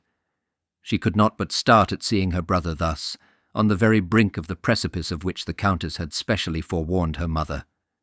She, Augusta, was, as she well knew, doing her duty by her family by marrying a tailor's son for whom she did not care a chip, seeing the tailor's son was possessed of untold wealth. Now, when one member of a household is making a struggle for a family, it is painful to see the benefit of that struggle negatived by the folly of another member. The future Mrs. Moffat did feel aggrieved by the fatuity of the young heir, and consequently took upon herself to look as much like her Aunt de Courcy as she could do. "Well, what is it?" said Frank, looking rather disgusted. "What makes you stick your chin up and look in that way?" Frank had hitherto been rather a despot among his sisters, and forgot that the eldest of them was now passing altogether from under his sway to that of the tailor's son. "Frank?" said Augusta, in a tone of voice which did honour to the great lessons she had lately received. "Aunt de Courcy wants to see you immediately in the small drawing-room." And, as she said so, she resolved to say a few words of advice to Miss Thorne as soon as her brother should have left them. "In the small drawing-room, does she? Well, Mary, we may as well go together, for I suppose it is tea-time now." "You had better go at once, Frank," said Augusta. "The Countess will be angry if you keep her waiting. She has been expecting you these 20 minutes. Mary Thorne and I can return together." There was something in the tone in which the words, "Mary Thorne," were uttered, which made Mary at once draw herself up. "I hope," said she, "that Mary Thorne will never be any hindrance to either of you." Frank's ear had also perceived that there was something in the tone of his sister's voice not boding comfort to Mary. He perceived that the de Courcy blood in Augusta's veins was already rebelling against the doctor's niece on his part, though it had condescended to submit itself to the tailor's son on her own part. "Well, I am going," said he. "But look here, Augusta, if you say one word of Mary—" "Oh, Frank, Frank, you boy, you very boy, you goose, you silly goose, is that the way you make love, desiring one girl not to tell of another, as though you were 3 children, tearing your frocks and trousers in getting through the same hedge together? Oh, Frank, Frank, you, the full-blown heir of Greshamsbury, you, a man already endowed with a man's discretion, you, the forward rider that did but now threaten young Harry Baker and the Honourable John to eclipse them by prowess in the field, you of age, why thou canst not as yet have left thy mother's apron-string, if you say one word of Mary." So far had he got in his injunction to his sister, but further than that, in such a case, was he never destined to proceed. Mary's indignation flashed upon him, striking him dumb long before the sound of her voice reached his ears, and yet she spoke as quick as the words would come to her call, and somewhat loudly too. "Say one word of Mary, Mr. Gresham, and why should she not say as many words of Mary as she may please? I must tell you all now, Augusta, and I must also beg you not to be silent for my sake. As far as I am concerned, tell it to whom you please. This was the 2nd time your brother—" "Mary, Mary," said Frank, deprecating her loquacity. "I beg your pardon, Mr. Gresham. You have made it necessary that I should tell your sister all. He has now twice thought it well to amuse himself by saying to me words which it was ill-natured in him to speak, and—" "Ill-natured, Mary." "Ill-natured in him to speak," continued Mary, and to which it would be absurd for me to listen. He probably does the same to others," she added, being unable in heart to forget that sharpest of her wounds, that flirtation of his with Patience Oriel. "But to me it is almost cruel. Another girl might laugh at him or listen to him, as she would choose, but I can do neither. I shall now keep away from Greshamsbury, at any rate till he has left it. And, Augusta, I can only beg you to understand that as far as I am concerned, there is nothing which may not be told to all the world." And so saying, she walked on a little in advance of them, as proud as a queen. Had Lady de Courcy herself met her at this moment, she would almost have felt herself forced to shrink out of the pathway. "Not say a word of me," she repeated to herself, but still out loud. "No word need be left unsaid on my account. None. None." Augusta followed her, dumbfounded at her indignation, and Frank also followed, but not in silence. When his first surprise at Mary's great anger was over, he felt himself called upon to say some word that might tend to exonerate his lady-love, and some word also of protestation as to his own purpose. "There is nothing to be told, nothing, at least, of Mary," he said, speaking to his sister. "But of me you may tell this, if you choose to disoblige your brother, that I love Mary Thorne with all my heart, and that I will never love anyone else." By this time they had reached the lawn, and Mary was able to turn away from the path which led up to the house. As she left them, she said in a voice now low enough, "I cannot prevent him from talking nonsense, Augusta, but you will bear me witness that I do not willingly hear it." And so saying, she started off almost in a run towards the distant part of the gardens in which she saw Beatrice. Frank, as he walked up to the house with his sister, endeavoured to induce her to give him a promise that she would tell no tales as to what she had heard and seen. "Of course, Frank, it must be all nonsense," she had said, "and you shouldn't amuse yourself in such a way." "Well, but Gus, come, we have always been friends. Don't let us quarrel just when you are going to be married." But Augusta would make no promise. Frank, when he reached the house, found the Countess waiting for him, sitting in the little drawing-room by herself, somewhat impatiently. As he entered, he became aware that there was some peculiar gravity attached to the coming interview. 3 persons, his mother, one of his younger sisters, and the Lady Amelia, each stopped him to let him know that the Countess was waiting, and he perceived that a sort of guard was kept upon the door to save her ladyship from any undesirable intrusion. The Countess frowned at the moment of his entrance, but soon smoothed her brow, and invited him to take a chair ready, prepared for him opposite to the elbow of the sofa on which she was leaning. She had a small table before her, on which was her teacup, so that she was able to preach at him nearly as well as though she had been ensconced in a pulpit. "My dear Frank," said she, in a voice thoroughly suitable to the importance of the communication, "you have today come of age." Frank remarked that he understood that such was the case, and added that was the reason for all the fuss. "Yes, you have today come of age. Perhaps I should have been glad to see such an occasion noticed at Greshamsbury with some more suitable signs of rejoicing." "Oh, Aunt, I think we did it all very well." "Greshamsbury, Frank, is, or at any rate ought to be, the seat of the first commoner in Barsetshire." "Well, so it is. I am quite sure there isn't a better fellow than father anywhere in the county." The Countess sighed. Her opinion of the poor squire was very different from Frank's. "It is no use now," said she, "looking back to that which cannot be cured. The first commoner in Barsetshire should hold a position, I will not of course say equal to that of a peer." "Oh dear no, of course not," said Frank, and a bystander might have thought that there was a touch of satire in his tone. "No, not equal to that of a peer, but still of very paramount importance. Of course my first ambition is bound up in Porlock." "Of course," said Frank, thinking how very weak was the staff on which his aunt's ambition rested, for Lord Porlock's youthful career had not been such as to give unmitigated satisfaction to his parents. "Is bound up in Porlock," and then the Countess plumed herself, but the mother sighed. "And next to Porlock, Frank, my anxiety is about you." "Upon my honour, Aunt, I am very much obliged. I shall be all right, you'll see. Greshamsbury, my dear boy, is not now what it used to be." "Isn't it?" asked Frank. "No, Frank, by no means. I do not wish to say a word against your father. It may perhaps have been his misfortune, rather than his fault. She is always down on the governor. Always," said Frank to himself, resolving to stick bravely to the side of the house to which he had elected to belong.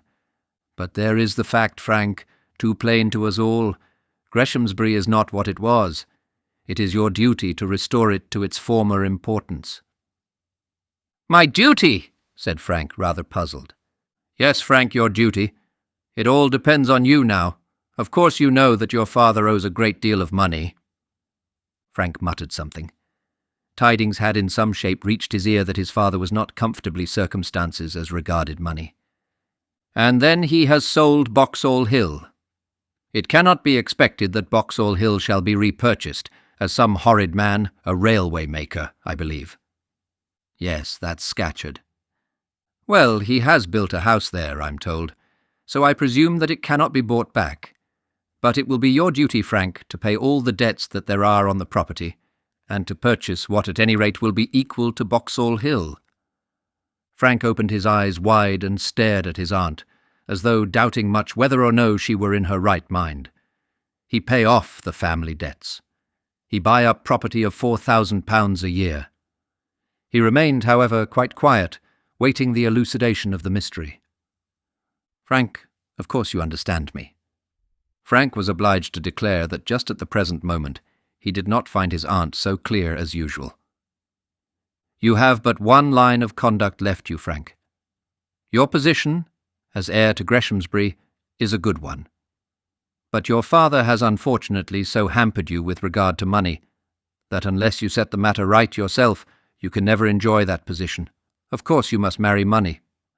"Marry money?" said he, considering for the first time that in all probability Mary Thorne's fortune would not be extensive. "Marry money." "Yes, Frank. I know no man whose position so imperatively demands it. And luckily for you, no man can have more facility for doing so. In the first place, you are very handsome." Frank blushed like a girl of 16. "And then, as the matter is made plain to you at so early an age, you are not of course hampered by any indiscreet tie, by any absurd engagement." Frank blushed again, and then saying to himself, "How much the old girl knows about it," felt a little proud of his passion for Mary Thorne and of the declaration he had made to her. "And your connection with Courcy Castle," continued the Countess, now carrying up the list of Frank's advantages to its great climax, "will make the matter so easy for you that really you will hardly have any difficulty." Frank could not but say how much obliged he felt to Courcy Castle and its inmates. "Of course I would not wish to interfere with you in any underhand way, Frank, but I will tell you what has occurred to me. You have heard, probably, of Miss Dunstable, the daughter of the ointment of Lebanon man? And of course you know that her fortune is immense," continued the Countess, not deigning to notice her nephew's allusion to the ointment. "Quite immense when compared with the wants and position of any commoner. Now she is coming to Courcy Castle, and I wish you to come and meet her. But, aunt, just at this moment I have to read for my degree like anything. I go up, you know, in October." "Degree," said the Countess. "Why, Frank, I am talking to you of your prospects in life, of your future position, of that on which everything hangs, and you tell me of your degree." Frank, however, obstinately persisted that he must take his degree, and that he should commence reading hard at 6 a.m. tomorrow morning. "You can read just as well at Courcy Castle. Miss Dunstable will not interfere with that," said his aunt, who knew the expediency of yielding occasionally. "But I must beg you will come over and meet her. You will find her a most charming young woman, remarkably well educated, I am told, and—" "How old is she?" asked Frank. "I really cannot say exactly," said the Countess, "but it is not, I imagine, matter of much moment." "Is she 30?" asked Frank, who looked upon an unmarried woman of that age as quite an old maid. "I dare say she may be about that age," said the Countess, who regarded the subject from a very different point of view. 30, said Frank out loud, but speaking nevertheless as though to himself. It is a matter of no moment, said his aunt, almost angrily. When the subject itself is of such vital importance, objections of no real weight should not be brought into view. If you wish to hold up your head in the country, if you wish to represent your county in Parliament, as has been done by your father, your grandfather, and your great-grandfathers, if you wish to keep a house over your head, and to leave Greshamsbury to your son after you, you must marry money. What does it signify whether Miss Dunstable be 28 or 30? She has got money, and if you marry her, you may then consider that your position in life is made. Frank was astonished at his aunt's eloquence, but in spite of that eloquence, he made up his mind that he would not marry Miss Dunstable. How could he indeed, seeing that his troth was already plighted to Mary Thorne in the presence of his sister? This circumstance, however, he did not choose to plead to his aunt, so he recapitulated any other objections that presented themselves to his mind. In the first place, he was so anxious about his degree that he could not think of marrying at present. Then he suggested that it might be better to postpone the question till the season's hunting should be over. He declared that he could not visit Courcy Castle till he got a new suit of clothes home from the tailor, and ultimately remembered that he had a particular engagement to go fly-fishing with Mr. Oriel on that day week. None, however, of these valid reasons were sufficiently potent to turn the Countess from her point. "Nonsense, Frank," said she.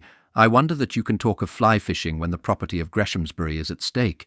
You will go with Augusta and myself to Courcy Castle tomorrow." "Tomorrow, aunt," he said, in the tone in which a condemned criminal might make his ejaculation on hearing that a very near day had been named for his execution. "Tomorrow?" "Yes, we return tomorrow and shall be happy to have your company. My friends, including Miss Dunstable, come on Thursday. I am quite sure you will like Miss Dunstable. I have settled all that with your mother, so we need say nothing further about it. And now, good night, Frank." Frank, finding that there was nothing more to be said, took his departure, and went out to look for Mary. But Mary had gone home with Janet half an hour since, so he betook himself to his sister Beatrice.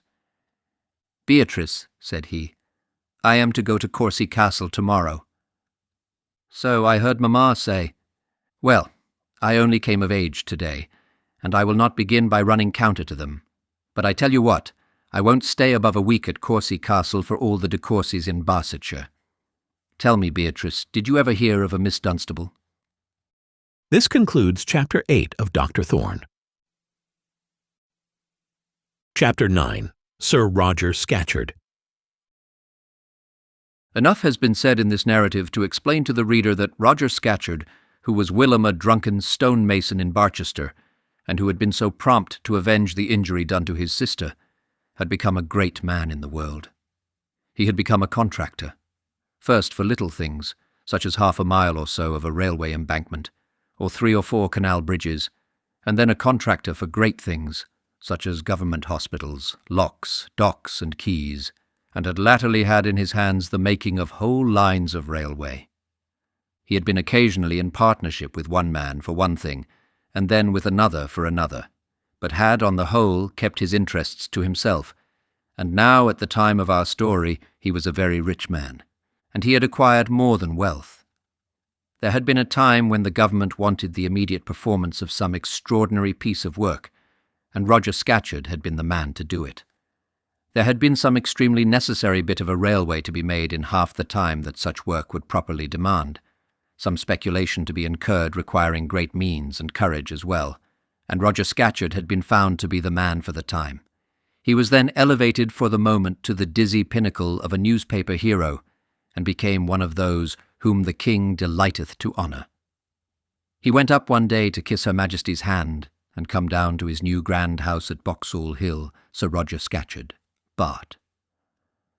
"And now, my lady," said he, when he explained to his wife the high state to which she had been called by his exertions, and the Queen's prerogative, "let's have a bit of dinner and a drop of summat hot." Now the drop of summat hot signified a dose of alcohol sufficient to send 3 ordinary men very drunk to bed. While conquering the world, Roger Scatcherd had not conquered his old bad habits. Indeed, He was the same man at all points that he had been when formerly seen about the streets of Barchester with his stonemason's apron tucked up round his waist. The apron he had abandoned, but not the heavy, prominent, thoughtful brow with the wildly flashing eye beneath it.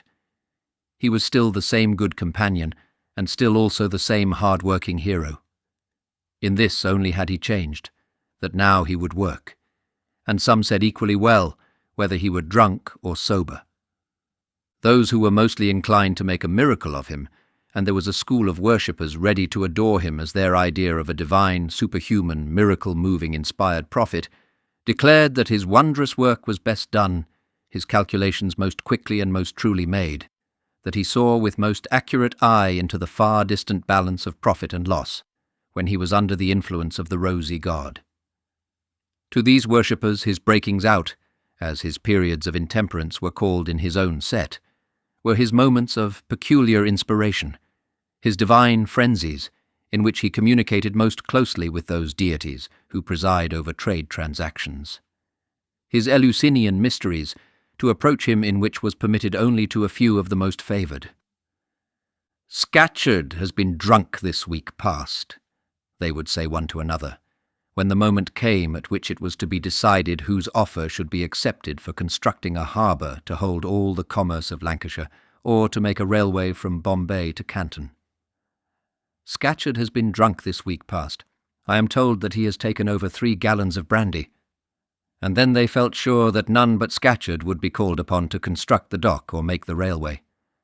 But be this as it may, be it true or false that Sir Roger was most efficacious when in his cups, there can be no doubt that he could not wallow for a week in brandy 6 or 7 times every year, without in a great measure injuring and permanently injuring the outward man. Whatever immediate effect such symposiums might have on the inner mind, symposiums indeed they were not. Posiums I will call them, if I may be allowed. For in latter life, when he drank heavily, he drank alone. However little for evil or however much for good the working of his brain might be affected, his body suffered greatly. It was not that he became feeble or emaciated, old-looking or inactive, that his hand shook, or that his eye was watery, but that in the moments of his intemperance his life was often not worth a day's purchase. The frame which God had given to him was powerful beyond the power of ordinary men, powerful to act in spite of these violent perturbations, powerful to repress and conquer the qualms and headaches and inward sicknesses to which the votaries of Bacchus are ordinarily subject. But this power was not without its limit. If encroached on too far, it would break and fall and come asunder, and then the strong man would at once become a corpse. Scatcherd had but one friend in the world, and indeed this friend was no friend in the ordinary acceptance of the word. He neither ate with him nor drank with him, nor even frequently talked with him. Their pursuits in life were wide asunder. Their tastes were all different. The society in which each moved very seldom came together. Scatcherd had nothing in unison with this solitary friend, but he trusted him, and he trusted no other living creature on God's earth. He trusted this man, but even him he did not trust thoroughly, not at least as one friend should trust another. He believed that this man would not rob him, would probably not lie to him, would not endeavour to make money of him, would not count him up or speculate on him and make out a balance of profit and loss, and therefore he determined to use him. But he put no trust whatever in his friend's counsel, in his modes of thought, none in his theory and none in his practice. He disliked his friend's counsel, and in fact disliked his society, for his friend was somewhat apt to speak to him in a manner approaching to severity. Now Roger Scatcherd had done many things in the world, and made much money, whereas his friend had done but few things, and made no money. It was not to be endured that the practical, efficient man should be taken to task by the man who proved himself to be neither practical nor efficient. Not to be endured, certainly, by Roger Scatcherd, who looked on men of his own class as the men of the day, and on himself as by no means the least among them. The friend was our friend Dr. Thorne. The doctor's first acquaintance with Scatcherd has been already explained. He was necessarily thrown into communication with the man at the time of the trial, and Scatcherd then had not only sufficient sense but sufficient feeling also to know that the doctor behaved very well. This communication had in different ways been kept up between them. Soon after the trial, Scatcherd had begun to rise, and his first savings had been entrusted to the doctor's care.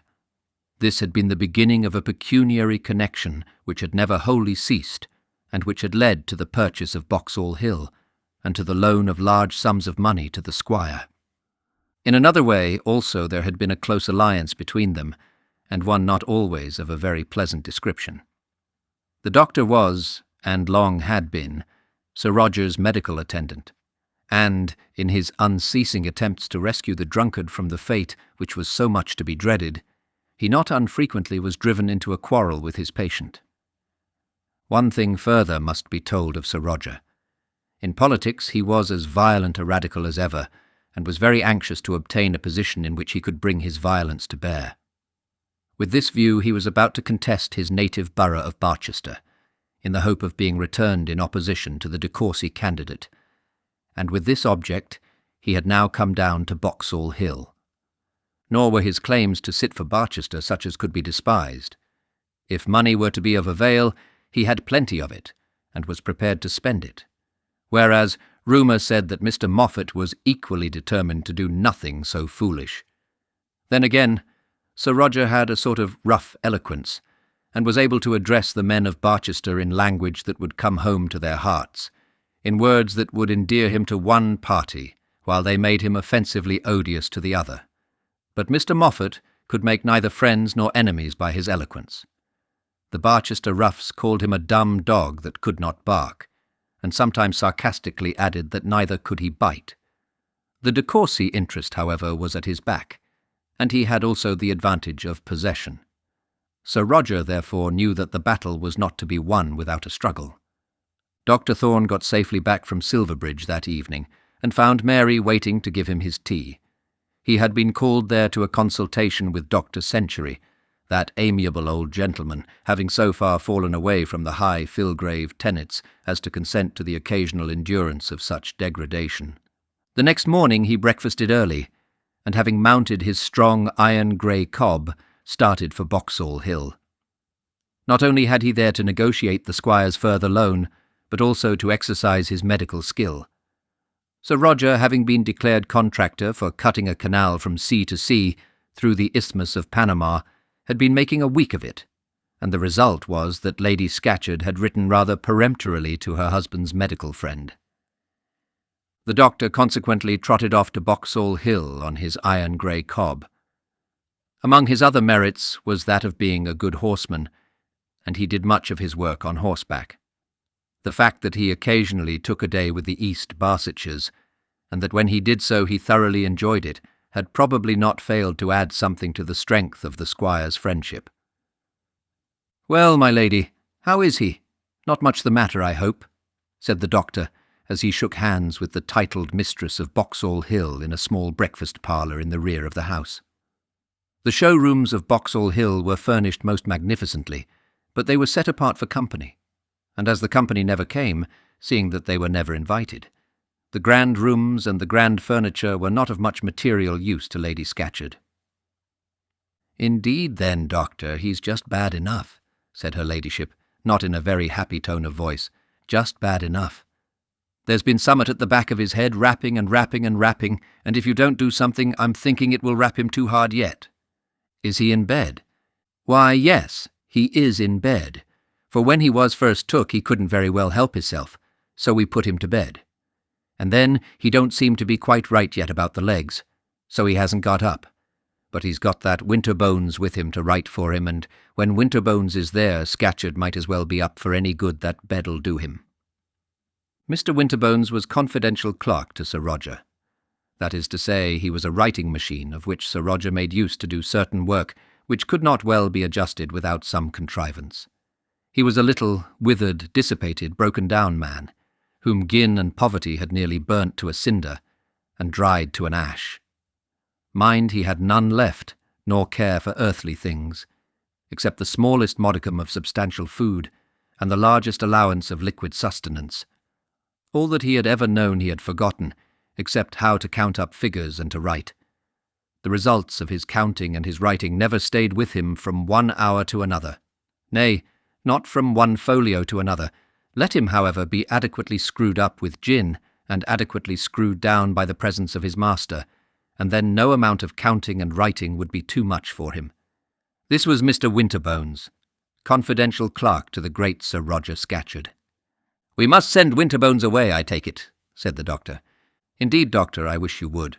I wish you'd send him to Bath or anywhere else out of the way. There is Scatcherd, he takes brandy, and there is Winterbones, he takes gin, and it'd puzzle a woman to say which is worst, master or man." It will seem from this that Lady Scatcherd and the doctor were on very familiar terms as regarded her little domestic inconveniences. "Tell Sir Roger I am here, will you?" said the doctor. "You'll take a drop of sherry before you go up?" said the lady. "Not a drop, thank you," said the doctor. "Or perhaps a little cordial?" "Not a drop of anything, thank you. I never do, you know." "Just a thimbleful of this?" said the lady, producing from some recess under a sideboard a bottle of brandy. "Just a thimbleful? It's what he takes himself." When Lady Scatcherd found that even this argument failed, she led the way to the great man's bedroom. "Well, doctor, well, doctor, well, doctor," was the greeting with which our son of Galen was saluted some time before he entered the sick-room.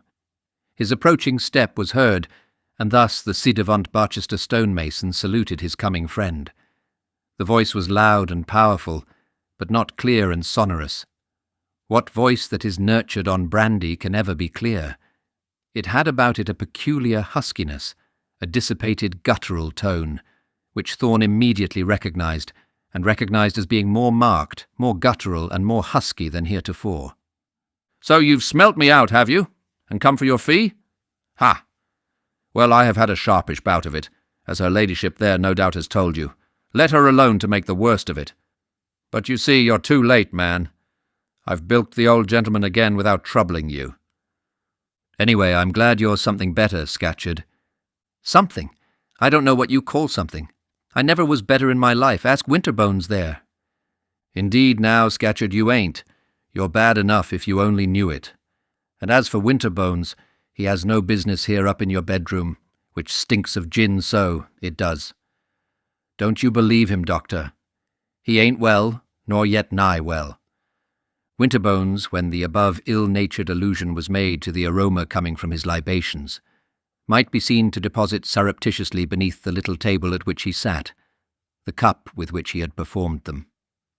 The doctor, in the meantime, had taken Sir Roger's hand on the pretext of feeling his pulse, but was drawing quite as much information from the touch of the sick man's skin and the look of the sick man's eye.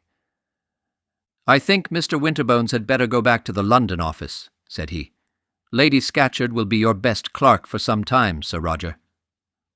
"Then I'll be damned if Mr. Winterbones does anything of the kind," said he. "So there's an end of that." "Very well," said the doctor. "A man can die but once. It is my duty to suggest measures for putting off the ceremony as long as possible. Perhaps, however, you may wish to hasten it." "Well, I am not very anxious about it, one way or the other," said Scatcherd. And as he spoke, there came a fierce gleam from his eye, which seemed to say, "If that's the bugbear with which you wish to frighten me, you will find that you are mistaken." "Now, doctor, don't let him talk that way, don't," said Lady Scatcherd with her handkerchief to her eyes. "Now, my lady, do you cut it. Cut at once," said Sir Roger, turning hastily round to his better half. And his better half, knowing that the province of a woman is to obey, did cut it. But as she went, she gave the doctor a pull by the coat's sleeve, so that thereby his healing faculties might be sharpened to the very utmost. "The best woman in the world, doctor, the very best," said he, as the door closed behind the wife of his bosom. "I'm sure of it," said the doctor. "Yes, till you find a better one," said Scatcherd. "Ha, ha! But good or bad, there are some things which a woman can't understand, and some things which she ought not to be let to understand. It's natural she should be anxious about your health, you know." "I don't know that," said the contractor. "She'll be very well off. All that whining won't keep a man alive, at any rate." There was a pause, during which the doctor continued his medical examination. To this the patient submitted with a bad grace, but still he did submit. "We must turn over a new leaf, Sir Roger. Indeed we must." "Bother," said Sir Roger. "Well, Scatcherd, I must do my duty to you, whether you like it or not. That is to say, I am to pay you for trying to frighten me." "No human nature can stand such shocks as these much longer." "Winterbones," said the contractor, turning to his clerk, go down, I say, but don't be out of the way. If you go to the public house, by damn you may stay there for me. When I take a drop, that is, if I ever do, it does not stand in the way of work." So Mr. Winterbones, picking up his cup again and concealing it in some way beneath his coat flap, retreated out of the room, and the two friends were alone. "Scatcherd," said the doctor, "you have been as near your God as any man ever was who afterwards ate and drank in this world." "Have I now?" said the railway hero, apparently somewhat startled. "Indeed you have, indeed you have." "And now I'm all right again?" "All right. How can you be all right when you know that your limbs refuse to carry you? All right. Why the blood is still beating round your brain with a violence that would destroy any other brain but yours." Scatcherd laughed. He was very proud of thinking himself to be differently organized from other men. "Ha! Well, and what am I to do now?" The whole of the doctor's prescription we will not give at length. To some of his ordinances Sir Roger promised obedience, to others he objected violently, and to one or two he flatly refused to listen. The great stumbling block was this, that total abstinence from business for 2 weeks was enjoined, and that it was impossible, so Sir Roger said, that he should abstain for 2 days. "If you work," said the doctor, "in your present state, you will certainly have recourse to the stimulus of drink, and if you drink, most assuredly you will die." Stimulus. Why do you think I can't work without Dutch courage? "Scatcherd, I know that there is brandy in the room at this moment, and that you have been taking it within these 2 hours. "You smell that fellow's gin," said Scatcherd. "I feel the alcohol working within your veins," said the doctor, who still had his hand on his patient's arm. Sir Roger turned himself roughly in the bed so as to get away from his mentor, and then he began to threaten in his turn. "I'll tell you what it is, doctor. I've made up my mind and I'll do it. I'll send for Filgrave." "Very well," said he of Greshamsbury. "Send for Filgrave.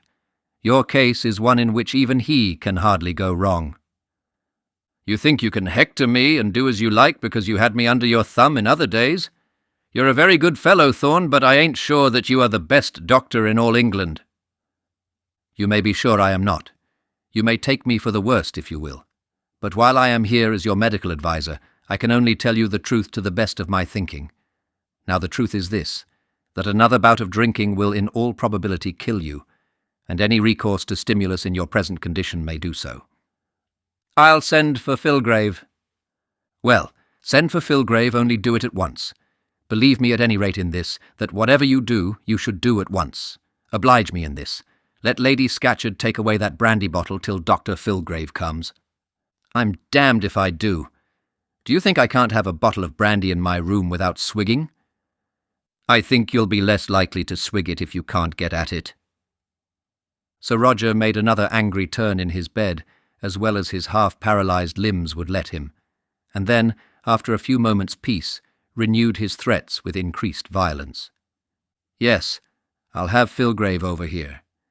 If a man be ill, really ill, he should have the best advice he can get.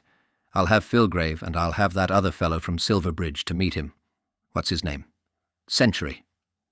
The doctor turned his head away, for though the occasion was serious, he could not help smiling at the malicious vengeance with which his friend proposed to gratify himself. "I will, and rear child too. What's the expense? I suppose £5 or £6 apiece will do it, eh, Thorne?" "Oh, yes. That will be liberal, I should say. But, Sir Roger, will you allow me to suggest what you ought to do? I don't know how far you may be joking." "Joking!" shouted the baronet. "You tell a man he's dying and joking in the same breath. You'll find I'm not joking." "Well, I dare say not. But if you have not full confidence in me—" "I have no confidence in you at all." Then why not send to London? Expense is no object to you. It is an object, a great object. Nonsense.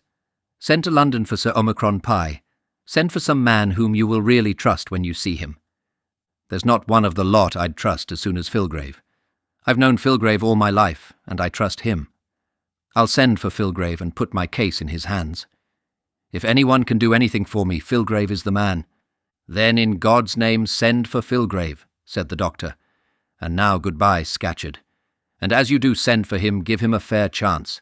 Do not destroy yourself by more brandy before he comes.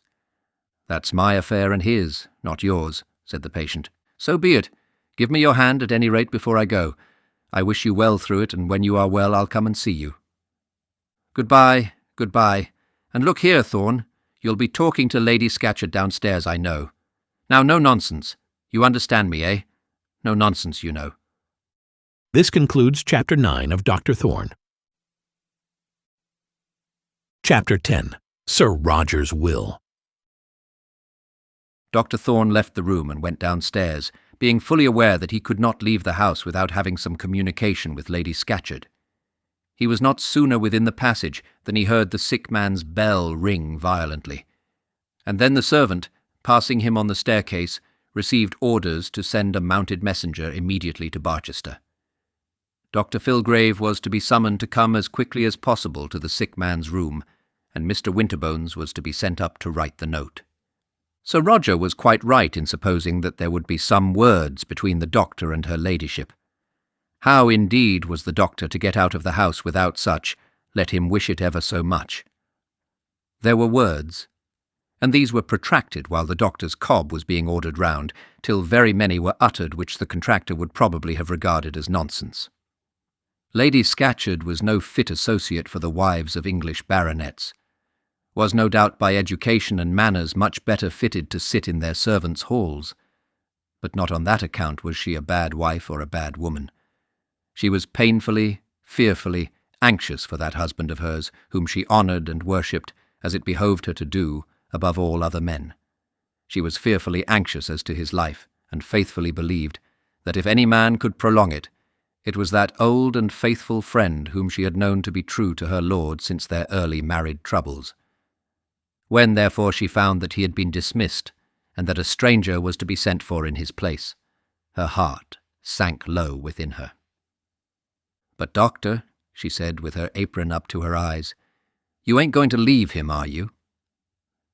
Dr. Thorne did not find it easy to explain to her ladyship that medical etiquette would not permit him to remain in attendance on her husband after he had been dismissed, and another physician called in his place. "Etiquette!" said she, crying. "What's etiquette to do with it when a man is a-killing hisself with brandy?"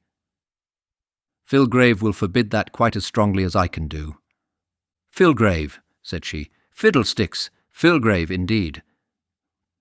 Dr. Thorne could almost have embraced her for the strong feeling of thorough confidence on the one side, and thorough distrust on the other, which she contrived to throw into those few words. "I'll tell you what, doctor. I won't let the messenger go. I'll bear the brunt of it. He can't do much now he ain't up, you know. I'll stop the boy. We won't have no Filgraves here." This, however, was a step to which Dr. Thorne would not assent. He endeavoured to explain to the anxious wife that after what had passed he could not tender his medical services till they were again asked for. "But you can slip in as a friend, you know, and then by degrees you can come round him, eh? Can't you now, doctor? And as to the payment?" All that Dr. Thorne said on the subject may easily be imagined. And in this way, and in partaking of the lunch which was forced upon him, an hour had nearly passed between his leaving Sir Roger's bedroom and putting his foot in the stirrup. But no sooner had the cob begun to move on the gravel sweep before the house than one of the upper windows opened, and the doctor was summoned to another conference with the sick man. "He says you are to come back, whether or no," said Mr. Winterbones, screeching out of the window and putting all his emphasis on the last words. "Thorne, Thorne, Thorne!" shouted the sick man from his sick bed, so loudly that the doctor heard him, seated as he was on horseback out before the house. "You're to come back, whether or no," repeated Winterbones with more emphasis, evidently conceiving that there was a strength of injunction in that, whether or no, which would be found quite invincible. Whether actuated by these magic words, or by some internal process of thought, we will not say. But the doctor did slowly, and as though unwillingly, dismount again from his steed, and slowly retrace his steps into the house. "It is no use," he said to himself, "for that messenger has already gone to Barchester. I have sent for Dr. Filgrave," were the first words which the contractor said to him when he again found himself by the bedside.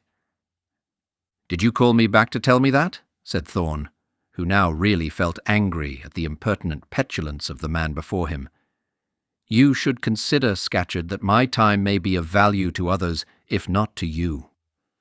"Now don't be angry, old fellow," said Scatcherd, turning to him, and looking at him with a countenance quite different from any that he had shown that day, a countenance in which there was a show of manhood, some show also of affection. "You ain't angry now because I've sent for Filgrave?" "Not in the least," said the doctor very complacently. "Not in the least. Filgrave will do as much good as I can do you." "And that's none at all, I suppose, eh, Thorne?" "That depends on yourself. He will do you good if you will tell him the truth, and will then be guided by him. Your wife, your servant, anyone can be as good a doctor to you as either he or I. As good, that is, in the main point. But you have sent for Filgrave now, and of course you must see him. I have much to do, and you must let me go." Scatcherd, however, would not let him go, but held his hand fast. "Thorne," said he, "if you like it, I'll make them put Filgrave under the pump directly he comes here. I will indeed, and pay all the damage myself." This was another proposition to which the doctor could not consent, but he was utterly unable to refrain from laughing. There was an earnest look of entreaty about Sir Roger's face as he made the suggestion, and joined to this, there was a gleam of comic satisfaction in his eye which seemed to promise that if he received the least encouragement, he would put his threat into execution. Now our doctor was not inclined to taking any steps towards subjecting his learned brother to pump discipline, but he could not but admit to himself that the idea was not a bad one. "I'll have it done, I will, by heavens, if you'll only say the word," protested Sir Roger. But the doctor did not say the word, and so the idea was passed off. "You shouldn't be so testy with a man when he is ill," said Scatcherd, still holding the doctor's hand, of which he had again got possession. "Specially not an old friend, and specially again when you're been a-blowing of him up." It was not worth the doctor's while to aver that the testiness had all been on the other side, and that he had never lost his good humour. So he merely smiled and asked Sir Roger if he could do anything further for him. "Indeed you can, doctor, and that's why I sent for you. Why I sent for you yesterday. Get out of the room, Winterbones," he then said, gruffly, as though he were dismissing from his chamber a dirty dog. Winterbones, not a whit offended, again hid his cup under his coat-tail and vanished. "Sit down, Thorne, sit down," said the contractor, speaking quite in a different manner from any that he had yet assumed. "I know you're in a hurry, but you must give me half an hour. I may be dead before you can give me another. Who knows?" The doctor, of course, declared that he hoped to have many a half-hour's chat with him for many a year to come. "Well, that's as may be. You must stop now at any rate. You can make the cob pay for it, you know." The doctor took a chair and sat down. Thus entreated to stop, he had hardly any alternative but to do so. "It wasn't because I'm ill that I sent for you, or rather let her ladyship send for you. Lord bless you, Thorne. Do you think I don't know what it is that makes me like this? When I see that poor wretch Winterbones killing himself with gin, do you think I don't know what's coming to myself as well as him? Why do you take it then? Why do you do it? Your life is not like his. Oh, Scatcherd! Scatcherd!" And the doctor prepared to pour out the flood of his eloquence in beseeching this singular man to abstain from his well-known poison. "Is that all you know of human nature, doctor? Abstain. Can you abstain from breathing and live like a fish does under water? But nature has not ordered you to drink, Scatcherd. Habit is second nature, man, and a stronger nature than the first. And why should I not drink? What else has the world given me for all that I have done for it? What other resource have I? What other gratification? Oh, my God! Have you not unbounded wealth? Can you not do anything you wish? Be anything you choose? No, and the sick man shrieked with an energy that made him audible all through the house.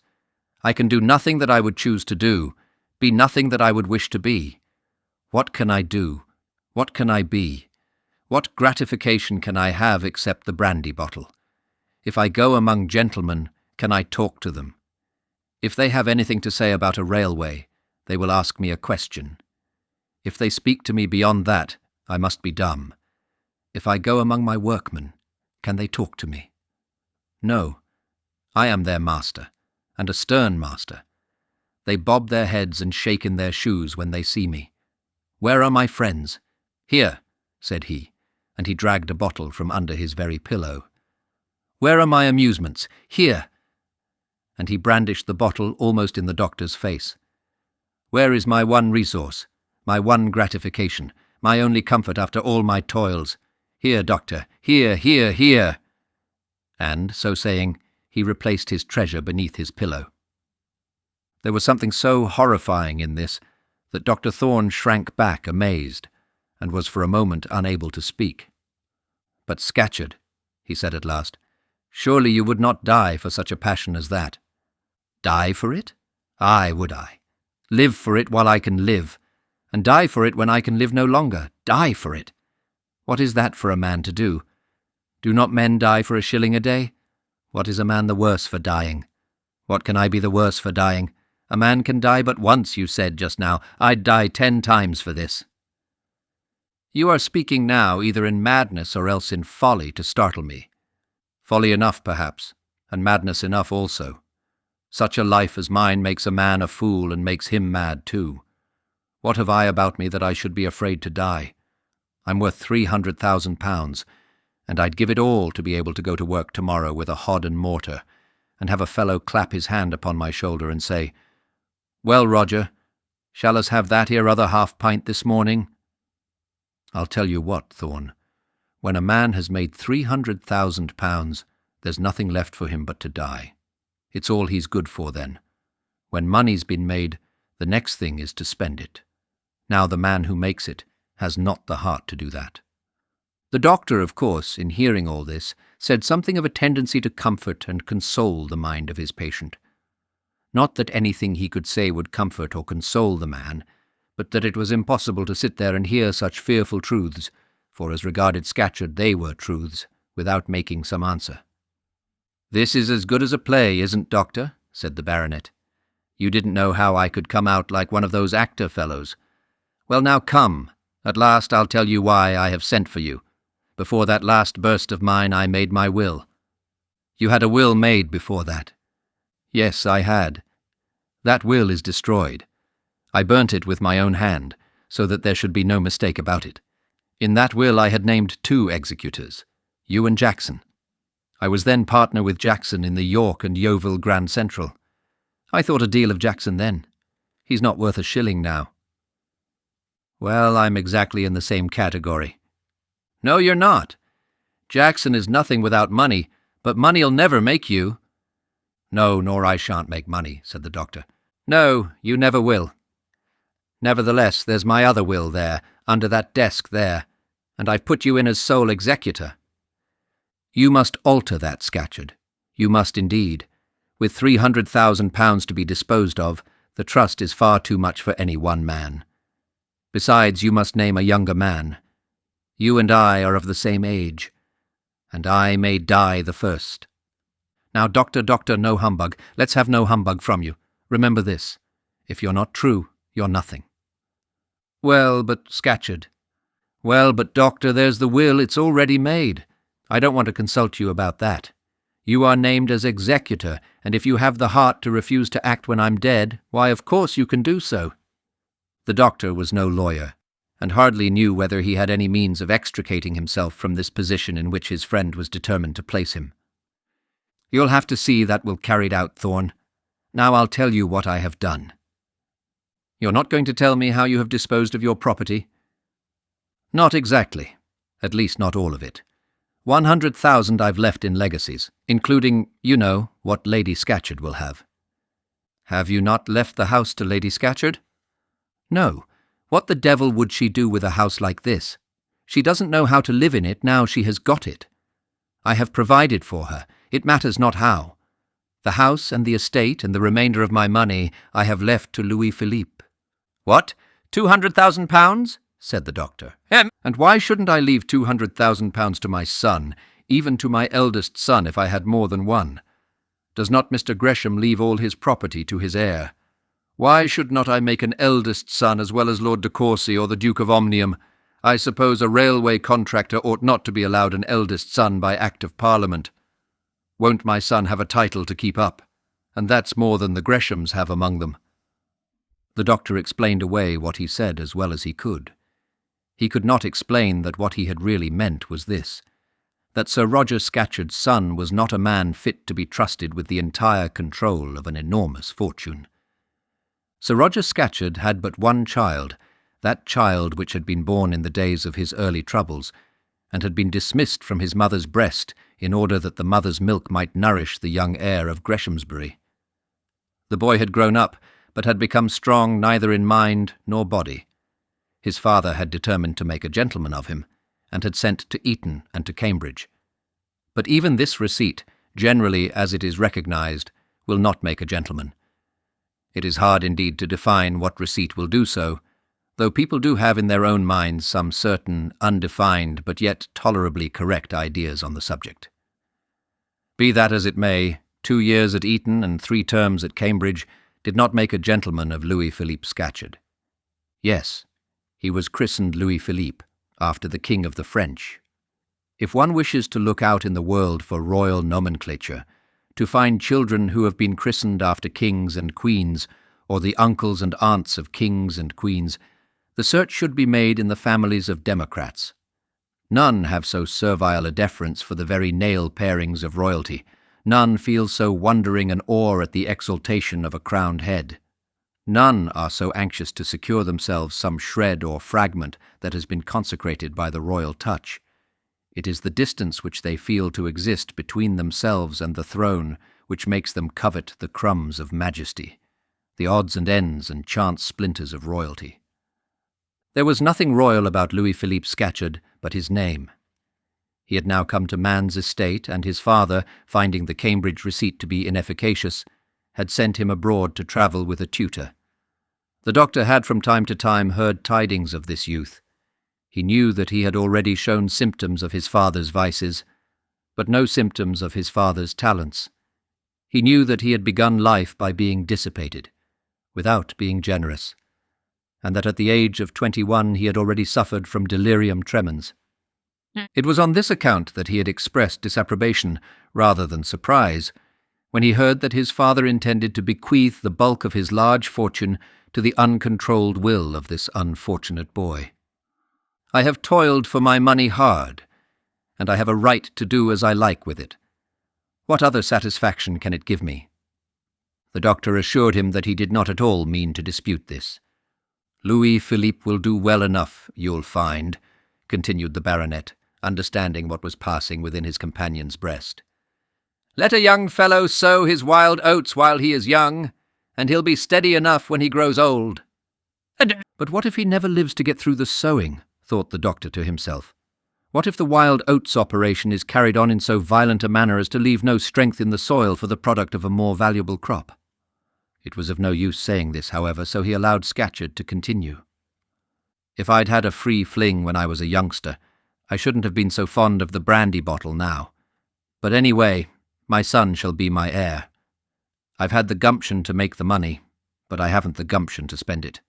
My son, however, shall be able to ruffle it with the best of them. I'll go bail he shall hold his head higher than ever young Gresham will be able to hold his. They are much of the same age, as well I have cause to remember, and so has her ladyship there. Now the fact was that Sir Roger Scatcherd felt in his heart no special love for young Gresham, but with her ladyship it might almost be a question whether she did not love the youth whom she had nursed almost as well as that other one who was her own proper offspring.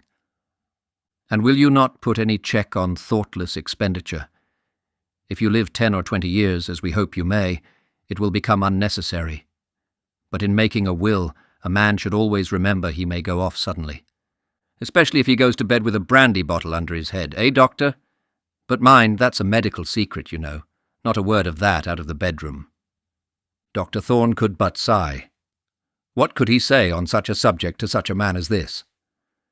Yes, I have put a check on his expenditure. I will not let his daily bread depend on any man. I have therefore left him 500 a year at his own disposal from the day of my death. Let him make what ducks and drakes of that he can. 500 a year certainly is not much, said the doctor. No, nor do I want to keep him to that. Let him have whatever he wants if he sets about spending it properly. But the bulk of the property, this estate of Boxall Hill, and the Greshamsbury mortgage, and those other mortgages, I have tied up in this way. They shall be all his at 25, and up to that age it shall be in your power to give him what he wants. If he shall die without children before he shall be 25 years of age, they are all to go to Mary's eldest child. Now Mary was Sir Roger's sister, the mother therefore of Miss Thorne, and consequently the wife of the respectable ironmonger who went to America, and the mother of a family there. Mary's eldest child, said the doctor, feeling that the perspiration had nearly broken out on his forehead, and that he could hardly control his feelings. Mary's eldest child. Scatcherd, you should be more particular in your description, or you will leave your best legacy to the lawyers. And I don't know, and never heard the name of one of them. But do you mean a boy or a girl? They may be all girls, for what I know, or all boys. Besides, I don't care which it is. A girl would probably do best with it, only you'd have to see that she married some decent fellow. You'd be her guardian. Pooh, nonsense, said the doctor. Louis will be 25 in a year or two. In about 4 years. And for all that's come and gone yet, Scatcherd, you are not going to leave us yourself quite so soon as all that. Not if I can help it, Doctor, but that's as may be. The chances are 10 to 1 that such a clause in your will never come to bear. Quite so, quite so. If I die, Louis Philippe won't. But I thought it right to put in something to prevent his squandering it all before he comes to his senses. Oh, quite right, quite right. I think I would have named a later age than 25. So would not I. Louis Philippe will be all right by that time. That's my lookout. And now, Doctor, you know my will, and if I die tomorrow, you will know what I want you to do for me. You have merely said the eldest child, Scatcherd? That's all. Give it here, and I'll read it to you. No, never mind. The eldest child. You should be more particular, Scatcherd. You should, indeed. Consider what an enormous interest may have to depend on those words. Why, what the devil could I say? I don't know their names, never even heard them. But the eldest is the eldest, all the world over. Perhaps I ought to say the youngest, seeing that I am only a railway contractor. Scatcherd began to think that the doctor might now as well go away and leave him to the society of Winterbones and the brandy. But much as our friend had before expressed himself in a hurry, he now seemed inclined to move very leisurely. He sat there by the bedside, resting his hands on his knees and gazing unconsciously at the counterpane. At last he gave a deep sigh, and then he said, Scatcherd, you must be more particular in this. If I am to have anything to do with it, you must indeed be more explicit. Why, how the deuce can I be more explicit? Isn't her eldest living child plain enough, whether he be Jack or she be Gill? What did your lawyer say to this, Scatcherd? Lawyer! You don't suppose I let my lawyer know what I was putting? No, I got the form and the paper and all that from him and had him here in one room while Winterbones and I did it in another. It's all right enough. Though Winterbones wrote it, he did it in such a way he did not know what he was writing. The doctor sat a while longer, still looking at the counterpane, and then got up to depart. I'll see you again soon, said he. Tomorrow, probably. Tomorrow, said Sir Roger, not at all understanding why Dr. Thorne should talk of returning so soon. Tomorrow? Why, I ain't so bad as that, man, am I? If you come so often as that, you'll ruin me. Oh, not as a medical man, not as that, but about this will, Scatcherd. I must think it over. I must indeed. You need not give yourself the least trouble in the world about my will till I'm dead, not the least. And who knows? Maybe I may be settling your affairs yet. Doctor? Looking after your niece when you're dead and gone and getting a husband for her, eh? Ha, ha, ha!" And then, without further speech, the doctor went his way. This concludes Chapter 10 of Dr. Thorne. Please like this video and subscribe to our channel. Your support is appreciated. Chapter 11. The Doctor Drinks His Tea. The doctor got on his cob and went his way, returning duly to Greshamsbury. But in truth, as he went, he hardly knew whither he was going, or what he was doing.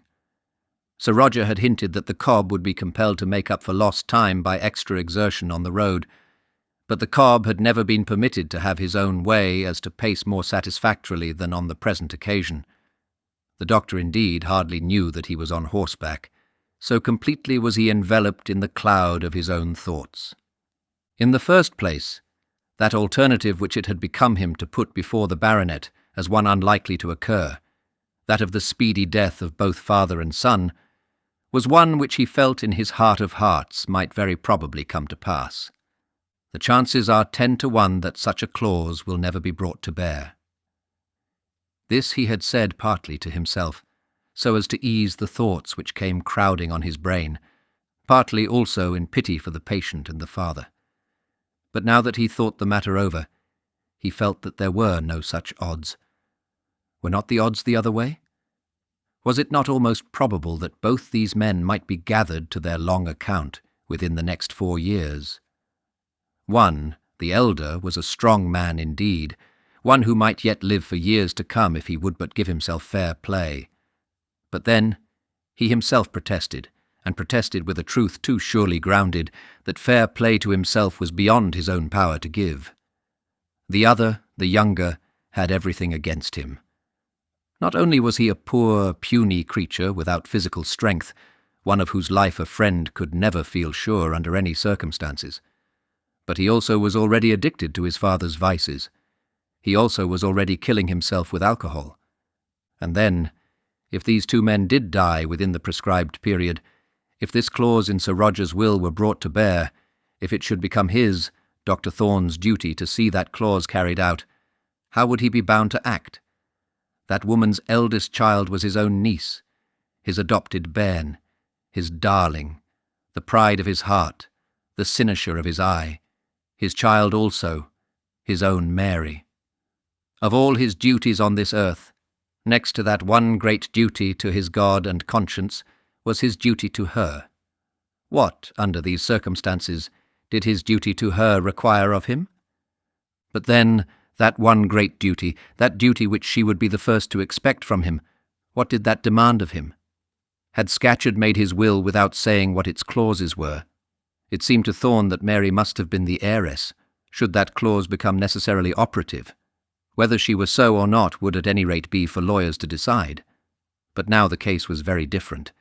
This rich man had confided in him, and would it not be a breach of confidence, an act of absolute dishonesty, an act of dishonesty both to Scatcherd and to that far-distant American family, to that father who in former days had behaved so nobly, and to that eldest child of his? Would it not be gross dishonesty to them all if he allowed this man to leave a will by which his property might go to a person never intended to be his heir? Long before he had arrived at Greshamsbury, his mind on this point had been made up. Indeed, it had been made up while sitting there by Scatcherd's bedside. It had not been difficult to make up his mind to so much. But then, his way out of this dishonesty was not so easy for him to find. How should he set this matter right, so as to inflict no injury on his niece, and no sorrow to himself, if that indeed could be avoided? And then other thoughts crowded on his brain. He had always professed at any rate to himself and to her, that of all the vile objects of a man's ambition, wealth merely for its own sake, was the vilest. They, in their joint school of inherent philosophy, had progressed to ideas which they might find it not easy to carry out, should they be called on by events to do so. And if this would have been difficult to either when acting on behalf of self alone, how much more difficult when one might have to act for the other. This difficulty had now come to the uncle. Should he, in this emergency, take upon himself to fling away the golden chance which might accrue to his niece if Scatcherd should be encouraged to make her partly his heir? He'd want her to go and live there, to live with him and his wife. All the money in the Bank of England would not pay her for such misery, said the doctor to himself, as he slowly rode into his own yard. On one point, and one only, had he definitely made up his mind. On the following day he would go over again to Boxall Hill, and would tell Scatcherd the whole truth. Come what might, the truth must be the best. And so, with some gleam of comfort, he went into the house and found his niece in the drawing-room with Patience Oriel. "Mary and I have been quarrelling," said Patience. "She says the doctor is the greatest man in a village, and I say the parson is, of course." "I only say that the doctor is the most looked after," said Mary. "There's another horrid message for you to go to Silverbridge, uncle. Why can't that Dr. Century manage his own people?" "She says," continued Miss Oriel, "that if a parson was away for a month, no one would miss him, but that a doctor is so precious that his very minutes are counted." "I am sure uncles are. They begrudge him his meals. Mr. Oriel never gets called away to Silverbridge." "No, we in the church manage our parish arrangements better than you do. We don't let strange practitioners in among our flocks because the sheep may chance to fancy them. Our sheep have to put up with our spiritual doses whether they like them or not. In that respect we are much the best off. I advise you, Mary, to marry a clergyman, by all means." "I will when you marry a doctor," said she. "I am sure nothing on earth would give me greater pleasure," said Miss Oriel, getting up and curtsying very low to Dr. Thorne. "But I am not quite prepared for the agitation of an offer this morning, so I'll run away." And so she went, and the doctor, getting on his other horse, started again for Silverbridge, wearily enough. "She's happy now where she is," said he to himself as he rode along. "They all treat her there as an equal at Greshamsbury. What though she be no cousin to the Thornes of Ullathorne? She has found her place there among them all, and keeps it on equal terms with the best of them. There is Miss Oriel. Her family is high. She is rich, fashionable, a beauty, courted by everyone. But yet she does not look down on Mary. They are equal friends together. But how would it be if she were taken to Boxall Hill, even as a recognized niece of the rich man there? Would Patience Oriel and Beatrice Gresham go there after her? Could she be happy there as she is in my house here, poor though it be? It would kill her to pass a month with Lady Scatcherd and put up with that man's humours, to see his mode of life, to be dependent on him, to belong to him. And then the doctor, hurrying on to Silverbridge, again met Dr. Century at the old lady's bedside, and having made his endeavours to stave off the inexorable coming of the grim visitor, again returned to his own niece and his own drawing-room. "You must be dead, uncle," said Mary as she poured out his tea for him, and prepared the comforts of that most comfortable meal, tea, dinner, and supper all in one. "I wish Silverbridge was 50 miles off. That would only make the journey worse, but I am not dead yet, and, what is more to the purpose, neither is my patient." And as he spoke he contrived to swallow a jorum of scalding tea, containing in measure somewhat near a pint.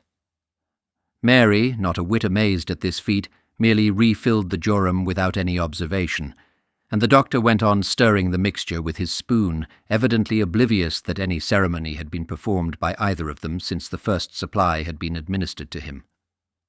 When the clatter of knives and forks was over, the doctor turned himself to the hearthrug, and putting one leg over the other, he began to nurse it, as he looked with complacency at his third cup of tea, which stood untasted beside him. The fragments of the solid banquet had been removed, but no sacrilegious hand had been laid on the teapot and the cream jug.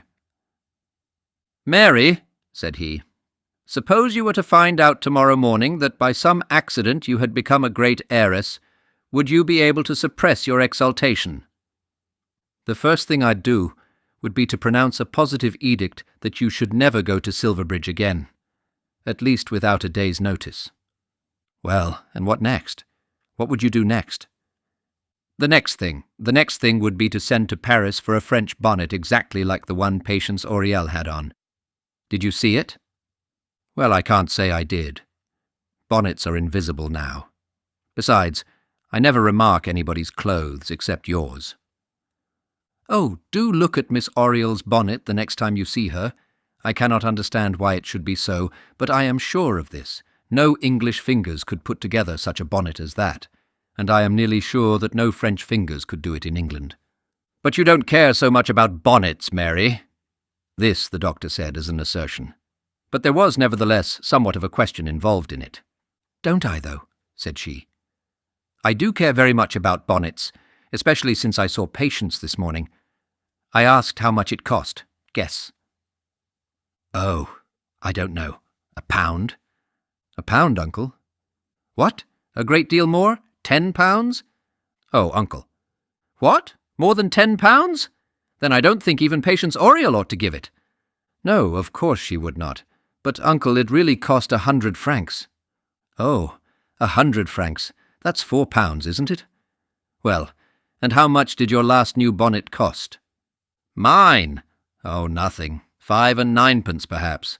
I trimmed it myself. If I were left a great fortune, I'd send to Paris tomorrow. No, I'd go myself to Paris to buy a bonnet, and I'd take you with me to choose it. The doctor sat silent for a while, meditating about this, during which he unconsciously absorbed the tea beside him, and Mary again replenished his cup. Come, Mary, said he at last, I'm in a generous mood, and as I am rather more rich than usual, we'll send to Paris for a French bonnet. The going for it must wait a while longer, I am afraid. You're joking. No, indeed. If you know the way to send, that I must confess would puzzle me. But if you'll manage the sending, I'll manage the paying, and you shall have a French bonnet. Uncle, said she, looking up at him. Oh, I'm not joking. I owe you a present, and I'll give you that. And if you do, I'll tell you what I'll do with it. I'll cut it into fragments and burn them before your face. Why, Uncle, what do you take me for? You're not a bit nice tonight to make such an offer as that to me. Not a bit, not a bit. And then she came over from her seat at the tea-tray and sat down on a footstool close at his knee. Because I'd have a French bonnet if I had a large fortune. Is that a reason why I should like one now? If you were to pay £4 for a bonnet for me, it would scorch my head every time I put it on. I don't see that. £4 would not ruin me. However, I don't think you'd look a bit better if you had it, and certainly I should not like to scorch these locks. And putting his hand upon her shoulders, he played with her hair. Patience has a pony phaeton, and I'd have one if I were rich, and I'd have all my books bound as she does, and perhaps I'd give 50 guineas for a dressing case. 50 guineas! Patience did not tell me, but so Beatrice says. Patience showed it to me once, and it is a darling. I think I'd have the dressing case before the bonnet. But, Uncle. Well, you don't suppose I want such things? Not improperly. I am sure you do not. Not properly or improperly, not much or little. I covet many things, but nothing of that sort. You know, or should know, that I do not. Why did you talk of buying a French bonnet for me? Dr. Thorne did not answer this question, but went on nursing his leg. After all, said he, money is a fine thing. Very fine, when it is well come by, she answered. That is, without detriment to the heart or soul. I should be a happier man if you were provided for as is Miss Oriel. Suppose now I could give you up to a rich man who would be able to insure you against all wants. Insure me against all wants? Oh, that would be a man. That would be selling me, wouldn't it, Uncle? Yes, selling me. And the price you would receive would be freedom from future apprehensions as regards me. It would be a cowardly sale for you to make. And then, as to me the victim. No, Uncle, you must bear the misery of having to provide for me, bonnets and all. We are in the same boat, and you shan't turn me overboard. But if I were to die, what would you do then? And if I were to die, what would you do? People must be bound together. They must depend on each other. Of course, misfortunes may come, but it is cowardly to be afraid of them beforehand. You and I are bound together, Uncle, and though you say these things to tease me, I know you do not wish to get rid of me. Well, well, we shall win through, doubtless, if not in one way, then in another. Win through, of course we shall. Who doubts our winning? But Uncle. But Mary. Well, you haven't got another cup of tea, have you? Oh, Uncle, you have had 5. No, my dear, not 5. Only 4. Only 4, I assure you. I have been very particular to count. I had one while I was— 5, Uncle. Indeed and indeed. Well then, as I hate the prejudice which attaches luck to an odd number, I'll have a 6th to show that I am not superstitious. While Mary was preparing the 6th jorum, there came a knock at the door. Those late summonses were hateful to Mary's ear, for they were usually the forerunners of a midnight ride through the dark lanes to some farmer's house. The doctor had been in the saddle all day, and as Janet brought the note into the room, Mary stood up as though to defend her uncle from any further invasion on his rest. "A note from the house, miss," said Janet. Now the house, in Greshamsbury parlance, always meant the squire's mansion. "No one ill at the house, I hope," said the doctor, taking the note from Mary's hand. Yes, it's from the squire. There's nobody ill. Wait a minute, Janet, and I'll write a line. Mary, lend me your desk." The squire, anxious as usual for money, had written to ask what success the doctor had had in negotiating the new loan with Sir Roger. The fact, however, was that in his visit at Boxall Hill, the doctor had been altogether unable to bring on the carpet the matter of this loan. Subjects had crowded themselves in too quickly during that interview, those 2 interviews at Sir Roger's bedside, and he had been obliged to leave without even alluding to the question. "I must at any rate go back now," said he to himself.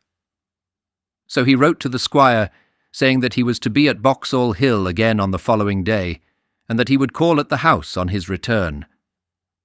"That's settled at any rate," said he. "What's settled?" said Mary. "Why, I must go to Boxall Hill again tomorrow. I must go early too, so we'd better both be off to bed. Tell Janet I must breakfast at 7:30. "You couldn't take me, could you? I should so like to see that Sir Roger." "To see Sir Roger? Why, he's ill in bed." "That's an objection, certainly, but some day when he's well, could not you take me over? I have the greatest desire to see a man like that, a man who began with nothing and now has more than enough to buy the whole parish of Greshamsbury." "I don't think you'd like him at all." "Why not? I am sure I should. I am sure I should like him, and Lady Scatcherd too. I've heard you say that she is an excellent woman." "Yes, in her way, and he too is good in his way. But they are neither of them in your way. They are extremely vulgar." "Oh, I don't mind that. That would make them more amusing. One doesn't go to those sort of people for polished manners." "I don't think you'd find the Scatcherds pleasant acquaintances at all," said the doctor, taking his bed candle and kissing his niece's forehead as he left the room. This concludes Chapter 11 of Dr. Thorne. Chapter 12. When Greek meets Greek, then comes the tug of war. The doctor, that is our doctor, had thought nothing more of the message which had been sent to that other doctor, Dr. Filgrave, nor in truth did the baronet. Lady Scatcherd had thought of it, but her husband during the rest of the day was not in a humour which allowed her to remind him that he would soon have a new physician on his hands. So she left the difficulty to arrange itself, waiting in some little trepidation till Dr. Filgrave should show himself. It was well that Sir Roger was not dying for want of his assistance, for when the message reached Barchester, Dr. Filgrave was some 5 or 6 miles out of town at Plumstead, and as he did not get back till late in the evening, he felt himself necessitated to put off his visit to Boxall Hill till next morning. Had he chanced to have been made acquainted with that little conversation about the pump, he would probably have postponed it even yet a while longer. He was, however, by no means sorry to be summoned to the bedside of Sir Roger Scatcherd. It was well known at Barchester, and very well known to Dr. Filgrave, that Sir Roger and Dr. Thorne were old friends. It was very well known to him also that Sir Roger, in all his bodily ailments, had hitherto been contented to entrust his safety to the skill of his old friend. Sir Roger was in his way a great man, and much talked of in Barchester, and rumour had already reached the ears of the Barchester Galen that the great railway contractor was ill. When therefore he received a peremptory summons to go over to Boxall Hill, he could not but think that some pure light had broken in upon Sir Roger's darkness, and taught him at last where to look for true medical accomplishment. And then also Sir Roger was the richest man in the county, and to county practitioners a new patient with large means is a godsend. How much greater a godsend when he be not only acquired but taken also from some rival practitioner need hardly be explained. Dr. Filgrave, therefore, was somewhat elated when, after a very early breakfast, he stepped into the post-chaise which was to carry him to Boxall Hill. Dr. Filgrave's professional advancement had been sufficient to justify the establishment of a brougham, in which he paid his ordinary visits round Barchester. But this was a special occasion, requiring special speed, and about to produce no doubt a special guerdon, and therefore a pair of post-horses were put into request. It was hardly yet 9 when the postboy somewhat loudly rang the bell at Sir Roger's door, and then Dr. Filgrave, for the first time, found himself in the new grand hall of Boxall Hill House. "I'll tell my lady," said the servant, showing him into the grand dining-room. And there, for some 15 minutes or 20 minutes, Dr. Filgrave walked up and down the length of the Turkey carpet all alone. Dr. Filgrave was not a tall man, and was perhaps rather more inclined to corpulence than became his height. In his stocking feet, according to the usually received style of measurement, he was 5 feet 5, and he had a little round abdominal protuberance, which an inch and a half added to the heels of his boots hardly enabled him to carry off as well as he himself would have wished. Of this he was apparently conscious, and it gave to him an air of not being entirely at his ease. There was, however, a personal dignity in his demeanour, a propriety in his gait, and an air of authority in his gestures which should prohibit one from stigmatizing those efforts at altitude as a failure. No doubt he did achieve much, but nevertheless the effort would occasionally betray itself, and the story of the frog and the ox would irresistibly force itself into one's mind at those moments when it most behoved Dr. Filgrave to be magnificent. But if the bulgy roundness of his person and the shortness of his legs in any way detracted from his personal importance, these trifling defects were, he was well aware, more than atoned for by the peculiar dignity of his countenance. If his legs were short, his face was not. If there was any undue preponderance below the waistcoat, all was in due symmetry above the necktie. His hair was grey, not grizzled nor white, but properly grey, and stood up straight from off his temples on each side with an unbending determination of purpose. His whiskers, which were of an admirable shape, coming down and turning gracefully at the angle of his jaw, were grey also, but somewhat darker than his hair. His enemies in Barchester declared that their perfect shade was produced by a leaden comb. His eyes were not brilliant, but were very effective, and well under command. He was rather short-sighted, and a pair of eyeglasses was always on his nose or in his hand. His nose was long and well pronounced, and his chin also was sufficiently prominent, but the great feature of his face was his mouth. The amount of secret medical knowledge of which he could give assurance by the pressure of those lips was truly wonderful. By his lips also he could be most exquisitely courteous, or most sternly forbidding, and not only could he be either the one or the other, but he could at his will assume any shade of difference between the two and produce any mixture of sentiment. When Dr. Filgrave was first shown into Sir Roger's dining-room, he walked up and down the room for a while with easy, jaunty step, with his hands joined together behind his back, calculating the price of the furniture and counting the heads which might be adequately entertained in a room of such noble proportions. But in 7 or 8 minutes an air of impatience might have been seen to suffuse his face. Why could he not be shown into the sick man's room? What necessity could there be for keeping him there, as though he were some apothecary with a box of leeches in his pocket? He then rang the bell, perhaps a little violently. "Does Sir Roger know that I am here?" he said to the servant. "I'll tell my lady," said the man, again vanishing. For 5 minutes more he walked up and down, calculating no longer the value of the furniture, but rather that of his own importance. He was not wont to be kept waiting in this way, and though Sir Roger Scatcherd was at present a great and rich man, Dr. Filgrave had remembered him a very small and a very poor man. He now began to think of Sir Roger as the stonemason, and to chafe somewhat more violently at being so kept by such a man. When one is impatient, 5 minutes is as the duration of all time, and a quarter of an hour is eternity. At the end of 20 minutes the step of Dr. Filgrave up and down the room had become very quick, and he had just made up his mind that he would not stay there all day to the serious detriment, perhaps fatal injury, of his other expectant patients. His hand was again on the bell, and was about to be used with vigour, when the door opened and Lady Scatcherd entered. The door opened and Lady Scatcherd entered, but she did so very slowly, as though she were afraid to come into her own dining-room. We must go back a little and see how she had been employed during those 20 minutes. "Oh, laws!" Such had been her first exclamation on hearing that the doctor was in the dining-room. She was standing at the time with her housekeeper in a small room in which she kept her linen and jam, and in which, in company with the same housekeeper, she spent the happiest moments of her life. "Oh, laws, now, Hannah, what shall we do?" "Send un up at once to master, my lady. Let John take un up." "There'll be such a row in the house, Hannah. I know there will." "But surely didn't he send for un?" "Let the master have the row himself, then." "That's what I'd do, my lady," added Hannah, seeing that her ladyship still stood trembling in doubt, biting her thumbnail. "You couldn't go up to the master yourself, could you now, Hannah?" said Lady Scatcherd in her most persuasive tone. "Why, no," said Hannah, after a little deliberation. "No, I'm afeard I couldn't." "Then I must just face it myself." And up went the wife to tell her lord that the physician for whom he had sent had come to attend his bidding.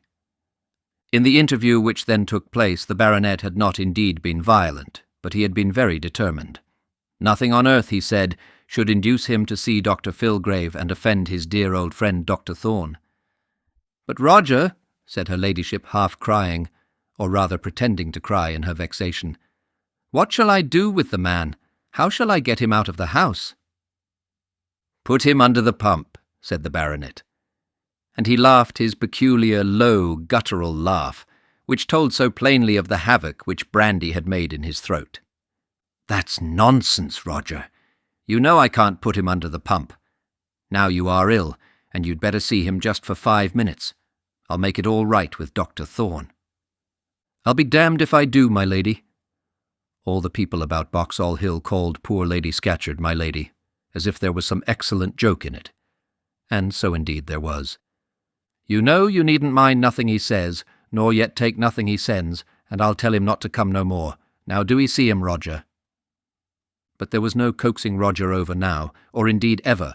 He was a wilful, headstrong, masterful man.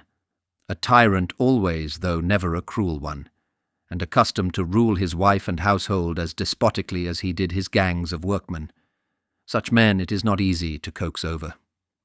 "You go down and tell him I don't want him and won't see him, and that's an end of it. If he chose to earn his money, why didn't he come yesterday when he was sent for? I'm well now and don't want him, and what's more, I won't have him. Winterbones, lock the door." So Winterbones, who during this interview had been at work at his little table, got up to lock the door, and Lady Scatcherd had no alternative but to pass through it before the last edict was obeyed. Lady Scatcherd, with slow step, went downstairs and again sought counsel with Hannah, and the two, putting their heads together, agreed that the only cure for the present evil was to be found in a good fee. So Lady Scatcherd, with a £5 note in her hand, and trembling in every limb, went forth to encounter the august presence of Dr. Filgrave.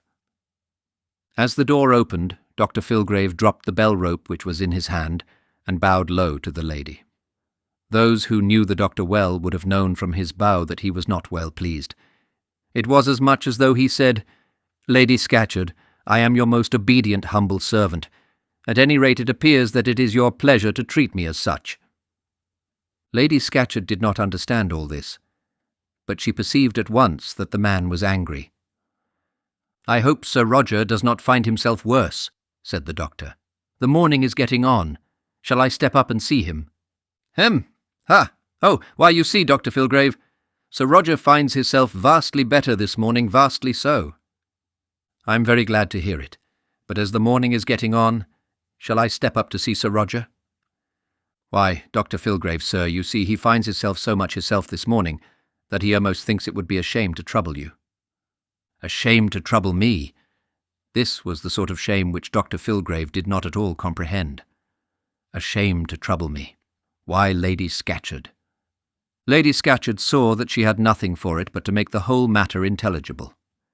Moreover, seeing that she appreciated more thoroughly the smallness of Dr. Filgrave's person than she did the peculiar greatness of his demeanour, she began to be a shade less afraid of him than she had thought she should have been. "Yes, Dr. Filgrave. You see, when a man like he gets well, he can't abide the idea of doctors. Now, yesterday, he was all for sending for you, but today he comes to hisself, and don't seem to want no doctor at all."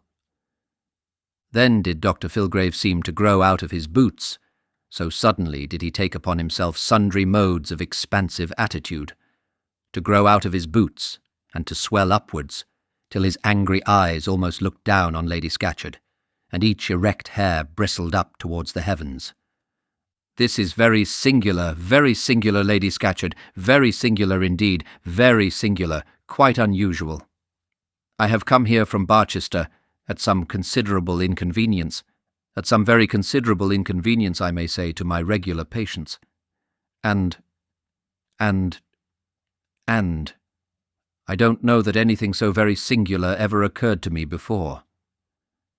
And then Dr. Filgrave, with a compression of his lips which almost made the poor woman sink into the ground, moved towards the door. Then Lady Scatcherd bethought her of her great panacea. "It isn't about the money, you know, Doctor," said she. "Of course Sir Roger don't expect you to come here with post-horses for nothing." In this, by the by, Lady Scatcherd did not stick quite close to veracity, for Sir Roger, had he known it, would by no means have assented to any payment, and the note which her ladyship held in her hand was taken from her own private purse. "It ain't at all about the money, Doctor," and then she tendered the bank-note, which she thought would immediately make all things smooth. Now Dr. Filgrave dearly loved a £5 fee. What physician is so unnatural as not to love it? He dearly loved a £5 fee, but he loved his dignity better. He was angry also, and like all angry men, he loved his grievance. He felt that he had been badly treated, but if he took the money he would throw away his right to indulge in any such feeling. At that moment, his outraged dignity and his cherished anger were worth more than a £5 note. He looked at it with wishful but still averted eyes, and then sternly refused the tender. "No, madam," said he. "No, no," and with his right hand raised with his eyeglasses in it, he motioned away the tempting paper. "No, I should have been happy to have given Sir Roger the benefit of any medical skill I may have, seeing that I was specially called in. But, doctor, if the man's well, you know—" "Oh, of course. If he's well and does not choose to see me, there's an end of it. Should he have any relapse, as my time is valuable, he will perhaps oblige me by sending elsewhere. Madam, good morning. I will, if you will allow me, ring for my carriage, that is, post-chaise." "But, doctor, you'll take the money. You must take the money. Indeed you'll take the money," said Lady Scatcherd, who had now become really unhappy at the idea that her husband's unpardonable whim had brought this man with post-horses all the way from Barchester, and that he was to be paid nothing for his time nor costs. "No, madam, no. I could not think of it. Sir Roger, I have no doubt, will know better another time. It is not a question of money.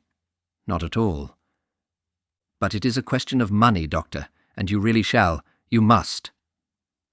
And poor Lady Scatcherd, in her anxiety to acquit herself at any rate of any pecuniary debt to the doctor, came to personal close quarters with him, with the view of forcing the note into his hands. quite impossible," said the doctor, still cherishing his grievance, and valiantly rejecting the root of all evil. "I shall not do anything of the kind, Lady Scatcherd. Now, Doctor, to oblige me." "Quite out of the question."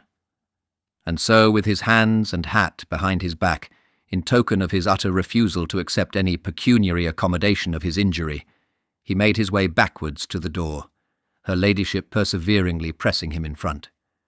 So eager had been the attack on him, that he had not waited to give his order about the post-chaise, but made his way at once towards the hall. "Now, do 'ee take it, do 'ee?" pressed Lady Scatcherd. "Utterly out of the question," said Dr. Filgrave with great deliberation as he backed his way into the hall. As he did so, of course he turned round, and he found himself almost in the arms of Dr. Thorne.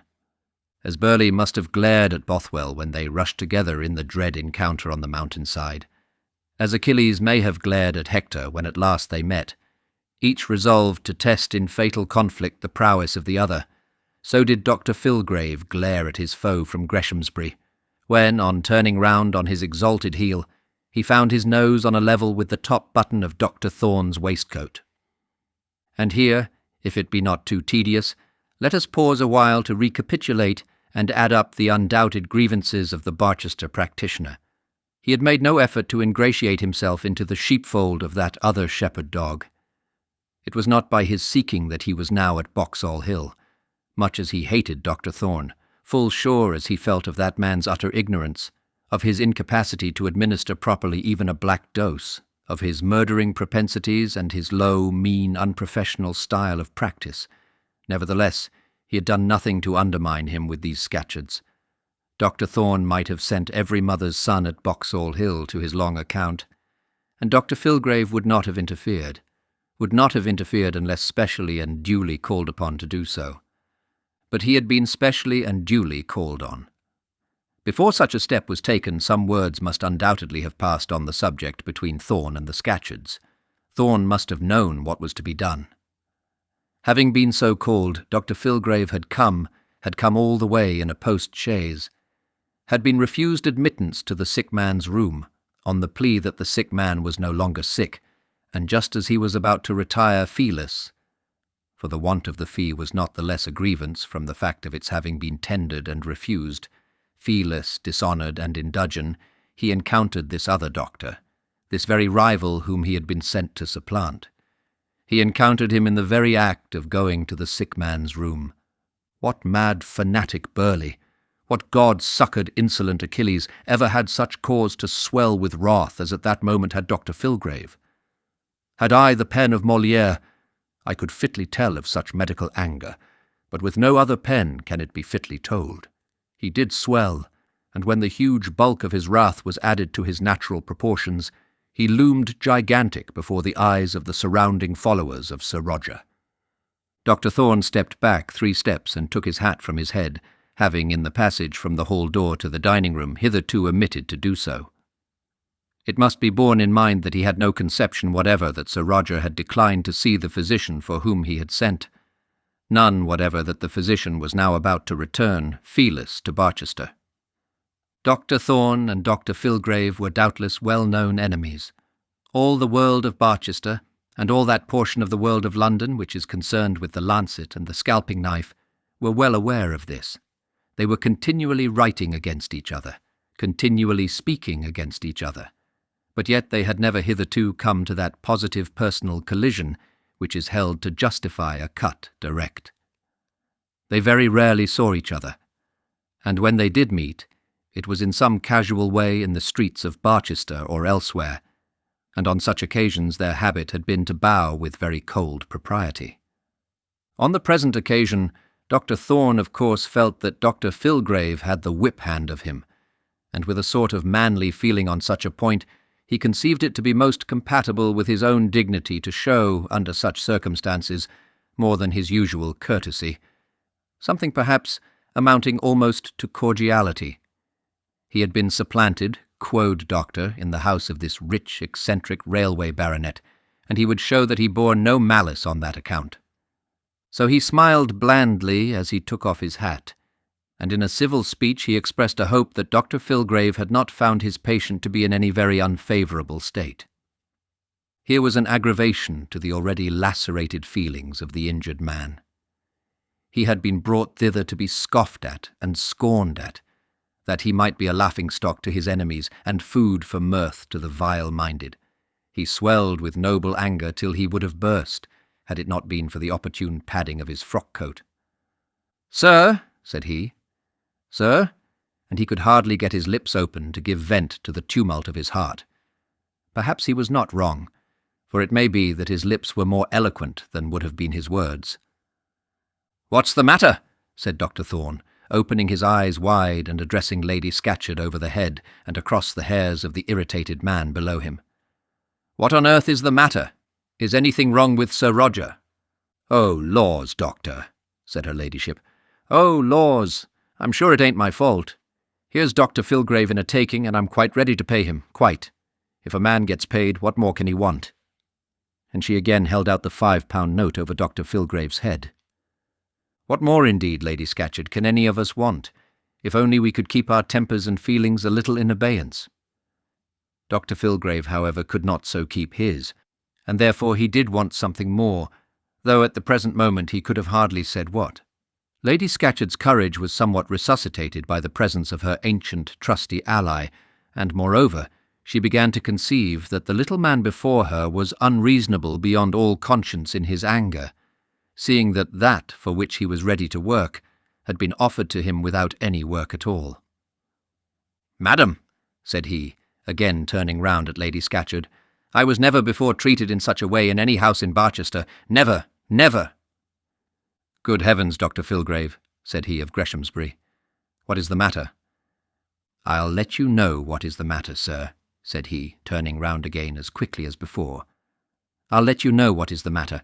I'll publish this, sir, to the medical world." And as he shrieked out the words of the threat, he stood on tiptoes and brandished his eyeglasses up almost into his enemy's face. "Don't be angry with Dr. Thorne," said Lady Scatcherd. "Anyways, you needn't be angry with him. If you must be angry with anybody—" "I shall be angry with him, madam," ejaculated Dr. Filgrave, making another sudden demi-pirouette. "I am angry with him, or rather, I despise him." And completing the circle, Dr. Filgrave again brought himself round in full front of his foe. Dr. Thorne raised his eyebrows and looked inquiringly at Lady Scatcherd, but there was a quiet, sarcastic motion round his mouth which by no means had the effect of throwing oil on the troubled waters. "I'll publish the whole of this transaction to the medical world, Dr. Thorne, the whole of it. And if that has not the effect of rescuing the people of Greshamsbury out of your hands, then I don't know what will. Is my carriage, that is, post-chaise there?" And Dr. Filgrave, speaking very loudly, turned majestically to one of the servants. "What have I done to you, Dr. Filgrave?" said Dr. Thorne, now absolutely laughing. "That you should determine to take my bread out of my mouth? I am not interfering with your patient. I have come here simply with reference to money matters appertaining to Sir Roger." "Money matters! Very well, very well. Money matters. That is your idea of medical practice. Very well, very well. Is my post-chaise at the door? I'll publish it all to the medical world, every word of it, every word of it." "Publish what, you unreasonable man?" "Man, sir, whom do you call a man?" "I'll let you know whether I'm a man. Post-chaise there."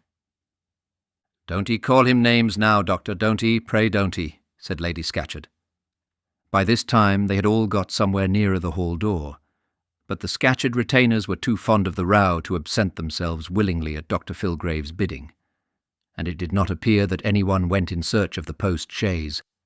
"Man, sir, I'll let you know what it is to speak to me in that style. I think, sir, you hardly know who I am. All that I know of you at present is that you are my friend Sir Roger's physician, and I cannot conceive what has occurred to make you so angry." And as he spoke, Dr. Thorne looked carefully at him to see whether that pump discipline had in truth been applied. There were no signs whatever that cold water had been thrown upon Dr. Filgrave. "My post-chaise. Is my post-chaise there? The medical world shall know all. You may be sure, sir, the medical world shall know it all." And thus, ordering his post-chaise and threatening Dr. Thorne with the medical world, Dr. Filgrave made his way to the door. But the moment he put on his hat, he returned. "No, madam," said he. "No, it is quite out of the question. Such an affair is not to be arranged by such means. I'll publish it all to the medical world. Post-chaise there." And then, using all his force, he flung as far as he could into the hall a light bit of paper. It fell at Dr. Thorne's feet, who, raising it, found that it was a £5 note. "I put it into his hat just while he was in his tantrum," said Lady Scatcherd, "and I thought that perhaps he would not find it till he got to Barchester. Well, I wish he'd been paid, certainly, although Sir Roger wouldn't see him." And in this manner Dr. Thorne got some glimpse of understanding into the cause of the great offence. "I wonder whether Sir Roger will see me," said he, laughing. This concludes Chapter 12 of Dr. Thorne. Chapter 13. The Two Uncles.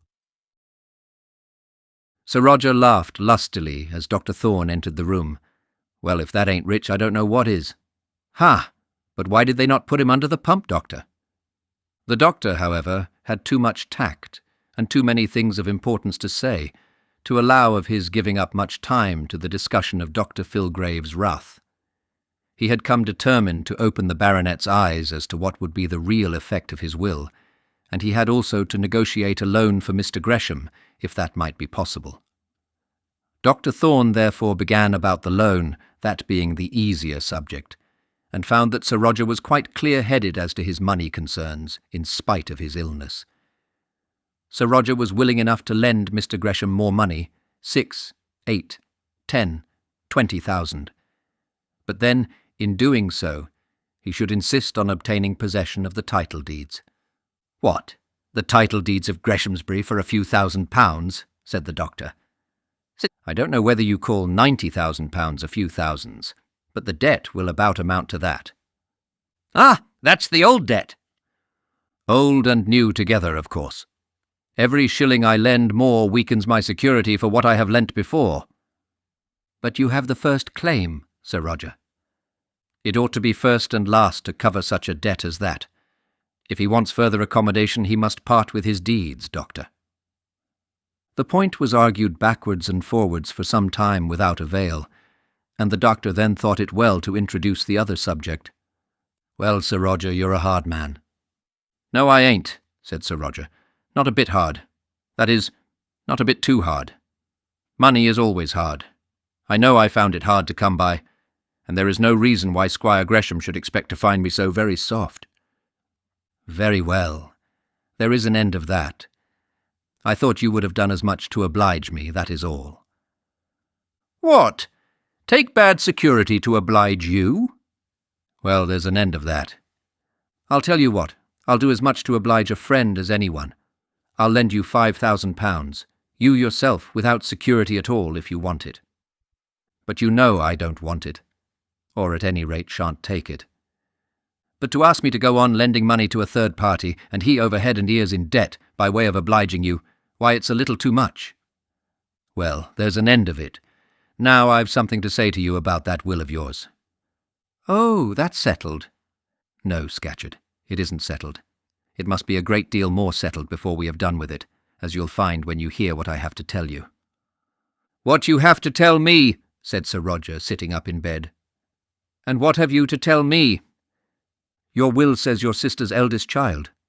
"Yes, but that's only in the event of Louis Philippe dying before he is 25. "Exactly. And now I know something about your sister's eldest child, and therefore I have come to tell you." "You know something about Mary's eldest child?" "I do, Scatcherd. It is a strange story, and maybe it will make you angry. I cannot help it if it does so. I should not tell you this if I could avoid it. But as I do tell you for your sake, as you will see, and not for my own, I must implore you not to tell my secret to others." Sir Roger now looked at him with an altered countenance. There was something in his voice of the authoritative tone of other days, something in the doctor's look which had on the baronet the same effect which in former days it had sometimes had on the stonemason. "Can you give me a promise, Scatcherd, that what I am about to tell you shall not be repeated?" "A promise? Well, I don't know what it's about, you know. I don't like promises in the dark." "Then I must leave it to your honour, for what I have to say must be said. You remember my brother, Scatcherd?" Remember his brother, thought the rich man to himself. The name of the doctor's brother had not been alluded to between them since the days of that trial, but still it was impossible, but that Scatcherd should well remember him. Yes, certainly. "I remember your brother," said he.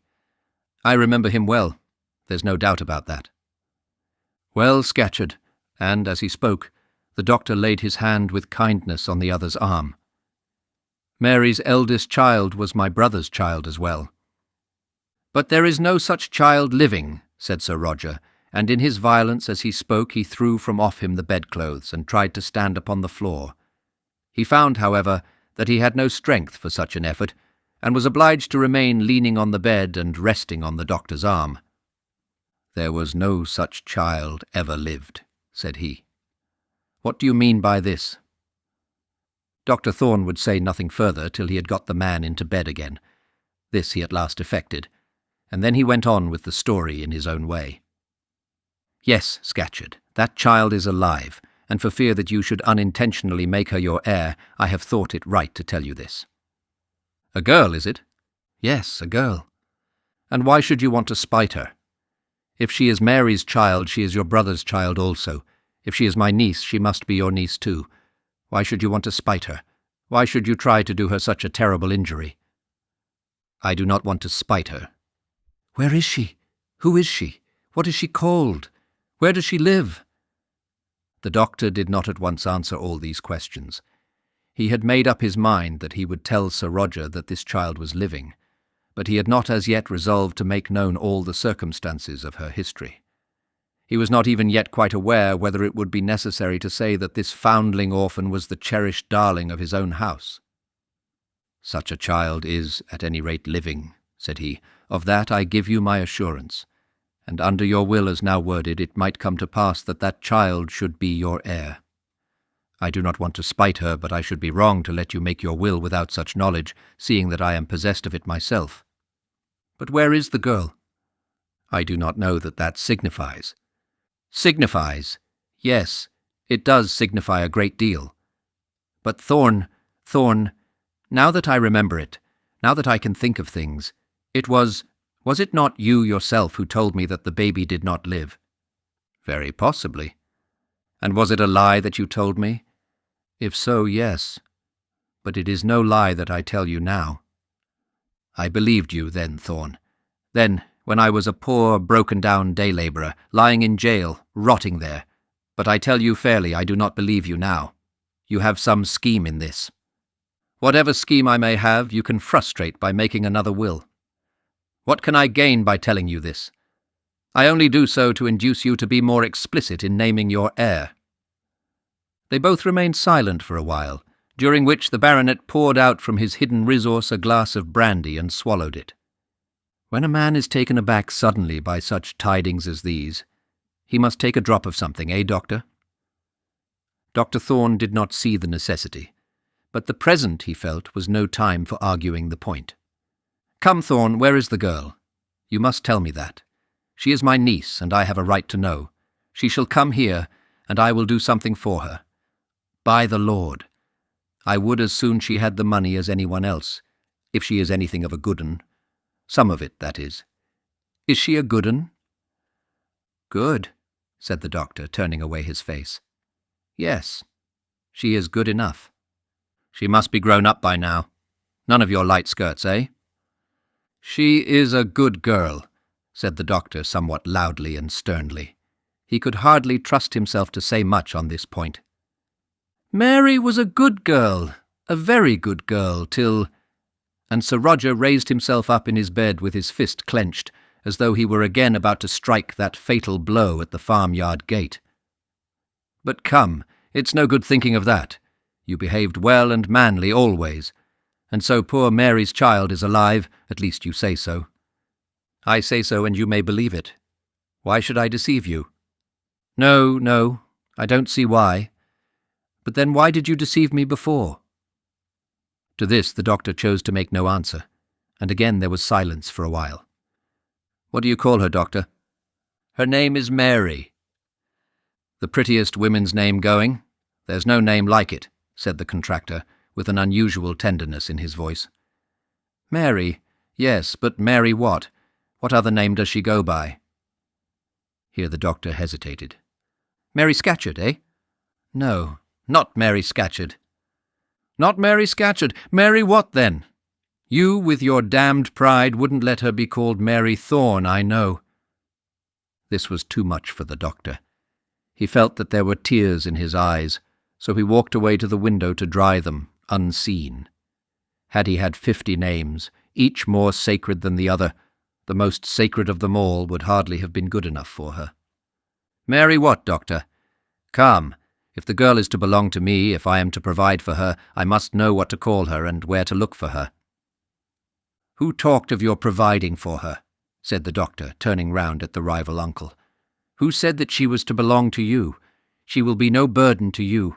You are only told of this that you may not leave your money to her without knowing it. She is provided for. That is, she wants nothing. She will do well enough. You need not trouble yourself about her. But if she's Mary's child in real truth, I will trouble myself about her. Who else should do so? For the matter of that, I'd as soon say her as any of those others in America. What do I care about blood? I shan't mind her being a bastard. That is to say, of course, if she's decently good. Did she ever get any kind of teaching, book learning, or anything of that sort?" Dr. Thorne at this moment hated his friend the baronet with almost a deadly hatred. That he, rough brute as he was, for he was a rough brute, that he should speak in such language of the angel who gave to that home in Greshamsbury so many of the joys of paradise, that he should speak of her as in some degree his own, that he should inquire doubtingly as to her attributes and her virtues. And then the doctor thought of her Italian and French readings, of her music, of her nice books, and sweet lady ways, of her happy companionship with Patience Oriel, and her dear bosom friendship with Beatrice Gresham. He thought of her grace, and winning manners, and soft, polished feminine beauty, and as he did so, he hated Sir Roger Scatcherd, and regarded him with loathing, as he might have regarded a wallowing hog. At last a light seemed to break in upon Sir Roger's mind. Dr. Thorne, he perceived, did not answer his last question. He perceived also that the doctor was affected with some more than ordinary emotion. Why should it be that this subject of Mary Scatcherd's child moved him so deeply? Sir Roger had never been at the doctor's house at Greshamsbury, had never seen Mary Thorne, but he had heard that there lived with the doctor some young female relative, and thus a glimmering light seemed to come in upon Sir Roger's bed. He had twitted the doctor with his pride, had said that it was impossible that the girl should be called Mary Thorne. What if she were so called? What if she were now warming herself at the doctor's hearth? "Well, come, Thorne, what is it you call her? Tell it out, man. And look you, if it's your name she bears, I shall think more of you, a deal more than ever I did yet. Come, Thorne, I'm her uncle too. I have a right to know. She is Mary Thorne, isn't she?" The doctor had not the hardihood nor the resolution to deny it. "Yes," said he, "that is her name. She lives with me." "Yes, and lives with all those grand folks at Greshamsbury too. I have heard of that." "She lives with me, and belongs to me, and is as my daughter." "She shall come over here. Lady Scatcherd shall have her to stay with her. She shall come to us. And as for my will, I'll make another. Yes, make another will, or else alter that one. But as to Miss Thorne coming here—" "What? Mary?" "Well, Mary, as to Mary Thorne coming here, that I fear will not be possible. She cannot have two homes. She has cast her lot with one of her uncles, and she must remain with him now." "Do you mean to say that she must never have any relation but one?" "But one such as I am. She would not be happy over here. She does not like new faces. You have enough depending on you. I have but her." "Enough? Why, I have only Louis Philippe. I could provide for a dozen girls." "Well, well, well, we will not talk about that." "Ah, but Thorne, you have told me of this girl now, and I cannot but talk of her. If you wished to keep the matter dark, you should have said nothing about it. She is my niece as much as yours, and Thorne, I loved my sister Mary quite as well as you loved your brother. Quite as well." Anyone who might now have heard and seen the contractor would have hardly thought him to be the same man who, a few hours before, was urging that the Barchester physician should be put under the pump. "You have your son, Scatcherd. I have no one but that girl." "I don't want to take her from you. I don't want to take her, but surely there can be no harm in her coming here to see us. I can provide for her, Thorne, remember that. I can provide for her without reference to Louis Philippe. What are 10 or 15,000 pounds to me? Remember that, Thorne." Dr. Thorne did remember it. In that interview he remembered many things, and much passed through his mind on which he felt himself compelled to resolve somewhat too suddenly. Would he be justified in rejecting, on behalf of Mary, the offer of pecuniary provision which this rich relative seemed so well inclined to make? Or if he accepted it, would he in truth be studying her interests? Scatcherd was a self-willed, obstinate man, now indeed touched by unwonted tenderness, but he was one to whose lasting tenderness Dr. Thorne would be very unwilling to trust his darling. He did resolve that on the whole he should best discharge his duty even to her by keeping her to himself and rejecting on her behalf any participation in the baronet's wealth. As Mary herself had said, some people must be bound together, and their destiny, that of himself and his niece, seemed to have so bound them. She had found her place at Greshamsbury, her place in the world, and it would be better for her now to keep it than to go forth and seek another that would be richer, but at the same time less suited to her. "No, Scatcherd," he said at last, "she cannot come here. She would not be happy here, and to tell the truth, I do not wish her to know that she has other relatives." "Ah, she would be ashamed of her mother, you mean, and of her mother's brother too, eh? She's too fine a lady, I suppose, to take me by the hand and give me a kiss and call me her uncle. I and Lady Scatcherd would not be grand enough for her, eh?" "You may say what you please, Scatcherd. I of course cannot stop you. But I don't know how you'll reconcile what you are doing to your conscience. What right can you have to throw away the girl's chance, now that she has a chance? What fortune can you give her?" "I have done what little I could," said Thorne proudly. "Well, well, well, well. I never heard such a thing in my life, never. Mary's child, my own Mary's child, and I'm not to see her. But, Thorne, I tell you what, I will see her. I'll go over to her. I'll go to Greshamsbury and tell her who I am and what I can do for her. I tell you fairly I will. You shall not keep her away from those who belong to her and can do her a good turn. Mary's daughter, another Mary Scatcherd. I almost wish she were called Mary Scatcherd. Is she like her, Thorne? Come, tell me that. Is she like her mother?" "I do not remember her mother, at least not in health." "Not remember her? Ah, well, she was the handsomest girl in Barchester anyhow. That was given up to her. Well, I didn't think to be talking of her again. Thorne, you cannot but expect that I shall go over and see Mary's child. Now, Scatcherd, look here." And the doctor, coming away from the window where he had been standing, sat himself down by the bedside. "You must not come over to Greshamsbury." "Oh, but I shall." "Listen to me, Scatcherd. I do not want to praise myself in any way, but when that girl was an infant, 6 months old, she was like to be a thorough obstacle to her mother's fortune in life.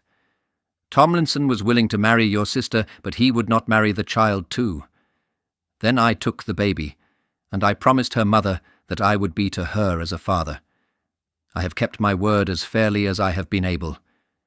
She has sat at my hearth and drunk of my cup, and been to me as my own child. After that, I have a right to judge what is best for her. Her life is not like your life, and her ways are not as your ways. Ah, that is just it. We are too vulgar for her." "You may take it as you will," said the doctor, who was too much in earnest to be in the least afraid of offending his companion. "I have not said so, but I do say that you and she are unlike in your way of living."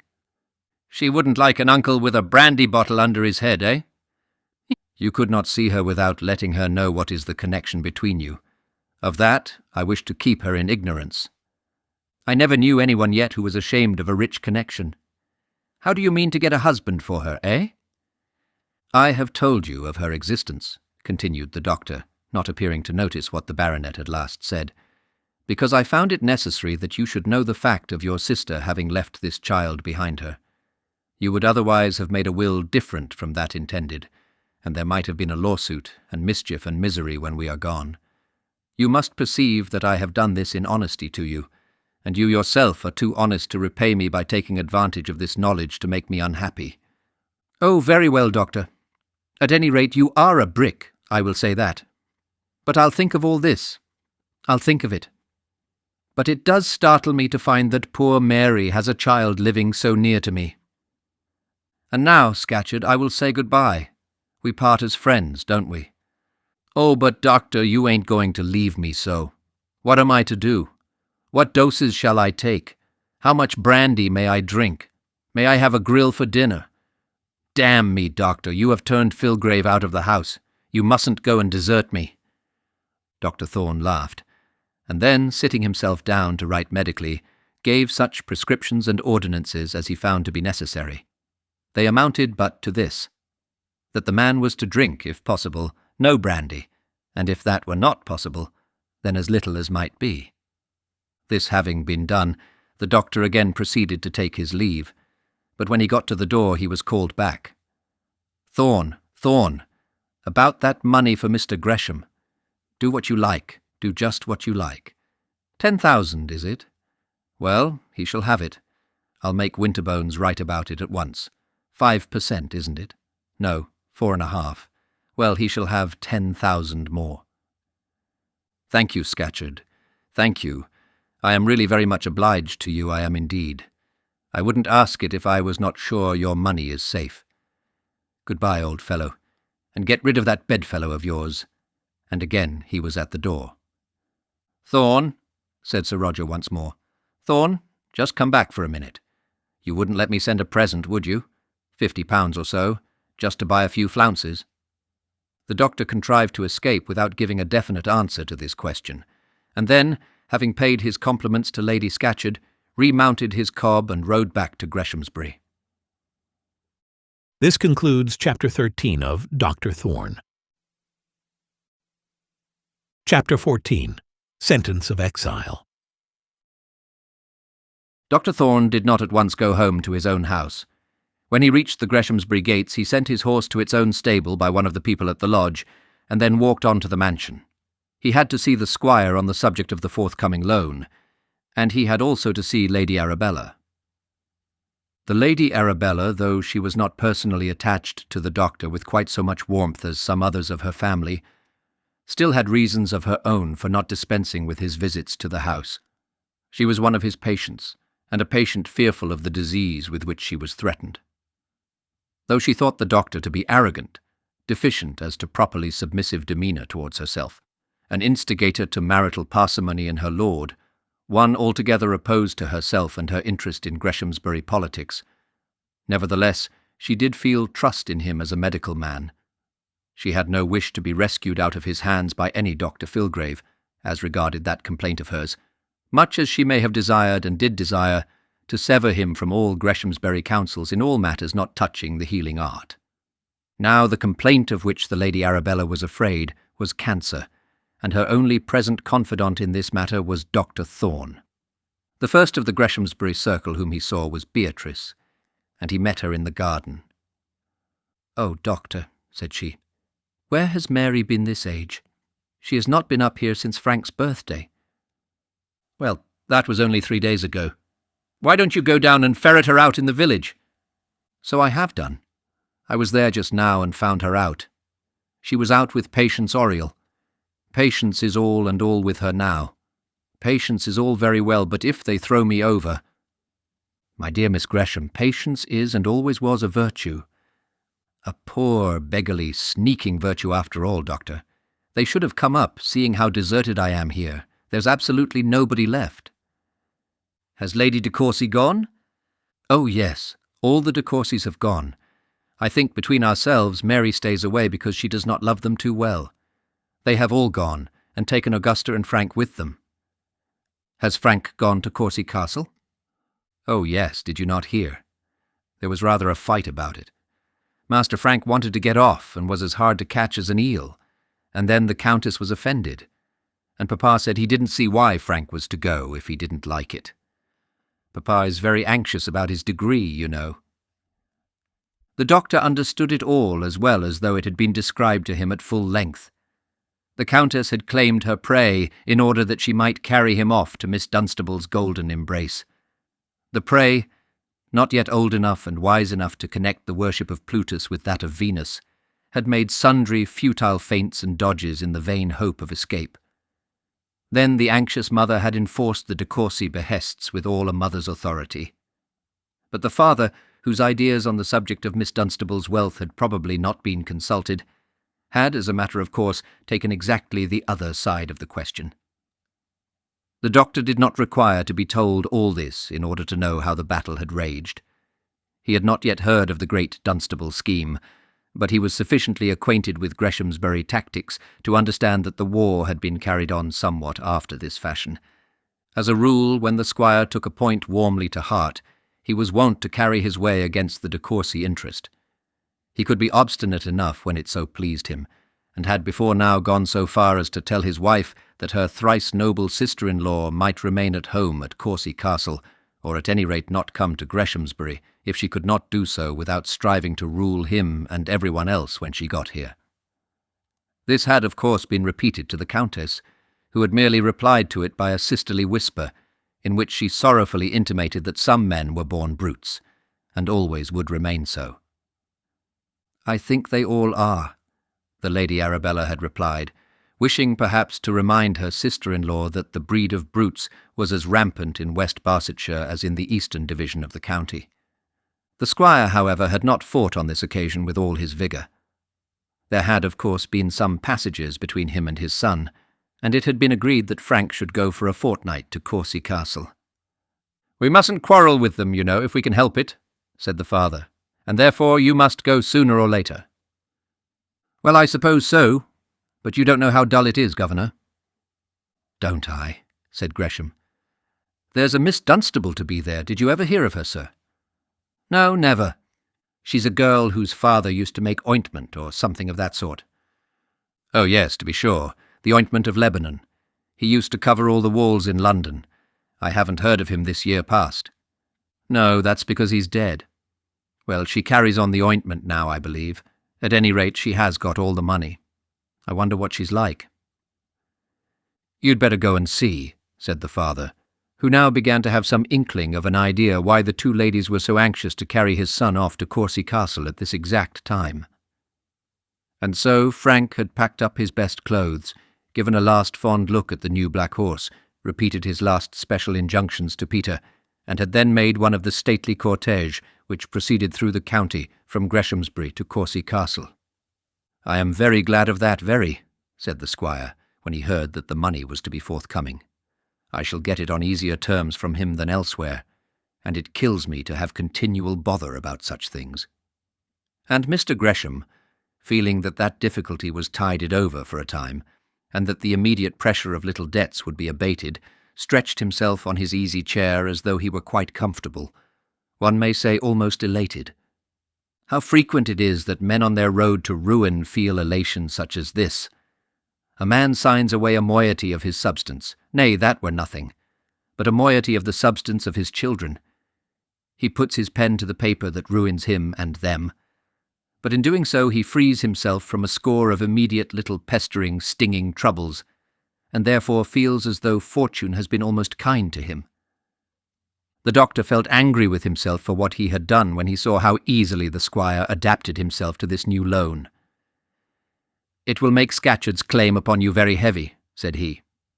And Mr. Gresham at once read all that was passing through the doctor's mind.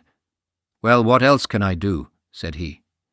"You wouldn't have me allow my daughter to lose this match for the sake of a few £1,000.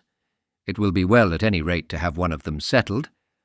Look at that letter from Moffat." The doctor took the letter and read it. It was a long, wordy, ill-written rigmarole, in which that amorous gentleman spoke with much rapture of his love and devotion for Miss Gresham, but at the same time declared, and most positively swore, that the adverse cruelty of his circumstances was such that it would not allow him to stand up like a man at the hymeneal altar until £6,000 hard cash had been paid down at his banker's. "It may be all right," said the squire, "but in my time gentlemen were not used to write such letters as that to each other." The doctor shrugged his shoulders. He did not know how far he would be justified in saying much, even to his friend the squire, in dispraise of his future son-in-law. "I told him that he should have the money, and one would have thought that that would have been enough for him." Well, I suppose Augusta likes him. I suppose she wishes the match. Otherwise I would give him such an answer to that letter as would startle him a little. What settlement is he to make? Said Thorne. Oh, that's satisfactory enough. Couldn't be more so. 1,000 a year and the house at Wimbledon for her. That's all very well. But such a lie, you know, Thorne.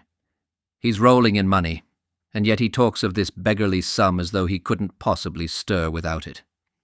If I might venture to speak my mind, said Thorne. Well, said the squire, looking at him earnestly, I should be inclined to say that Mr. Moffat wants to cry off himself. Oh, impossible. Quite impossible. In the first place, he was so very anxious for the match. In the next place, it is such a great thing for him. And then he would never dare. You see, he is dependent on the de Courcys for his seat. But suppose he loses his seat. But there is not much fear of that, I think. Scatcherd may be a very fine fellow, but I think they'll hardly return him at Barchester. I don't understand much about it, said Thorne, but such things do happen. And you believe that this man absolutely wants to get off the match, absolutely thinks of playing such a trick as that on my daughter? On me? I don't say he intends to do it. But it looks to me as though he were making a door for himself, or trying to make a door. If so, your having the money will stop him there. But Thorne, don't you think he loves the girl? If I thought not. The doctor stood silent for a moment, and then he said, I am not a love-making man myself, but I think that if I were much in love with a young lady, I should not write such a letter as that to her father. By heavens! If I thought so, said the squire. But Thorne, we can't judge of those fellows as one does of gentlemen. They are so used to making money and seeing money made that they have an eye to business in everything. Perhaps so, muttered the doctor, showing evidently that he still doubted the warmth of Mr. Moffat's affection. The match was none of my making, and I cannot interfere now to break it off. It will give her a good position in the world, for after all money goes a great way, and it is something to be in Parliament. I can only hope she likes him. I do truly hope she likes him.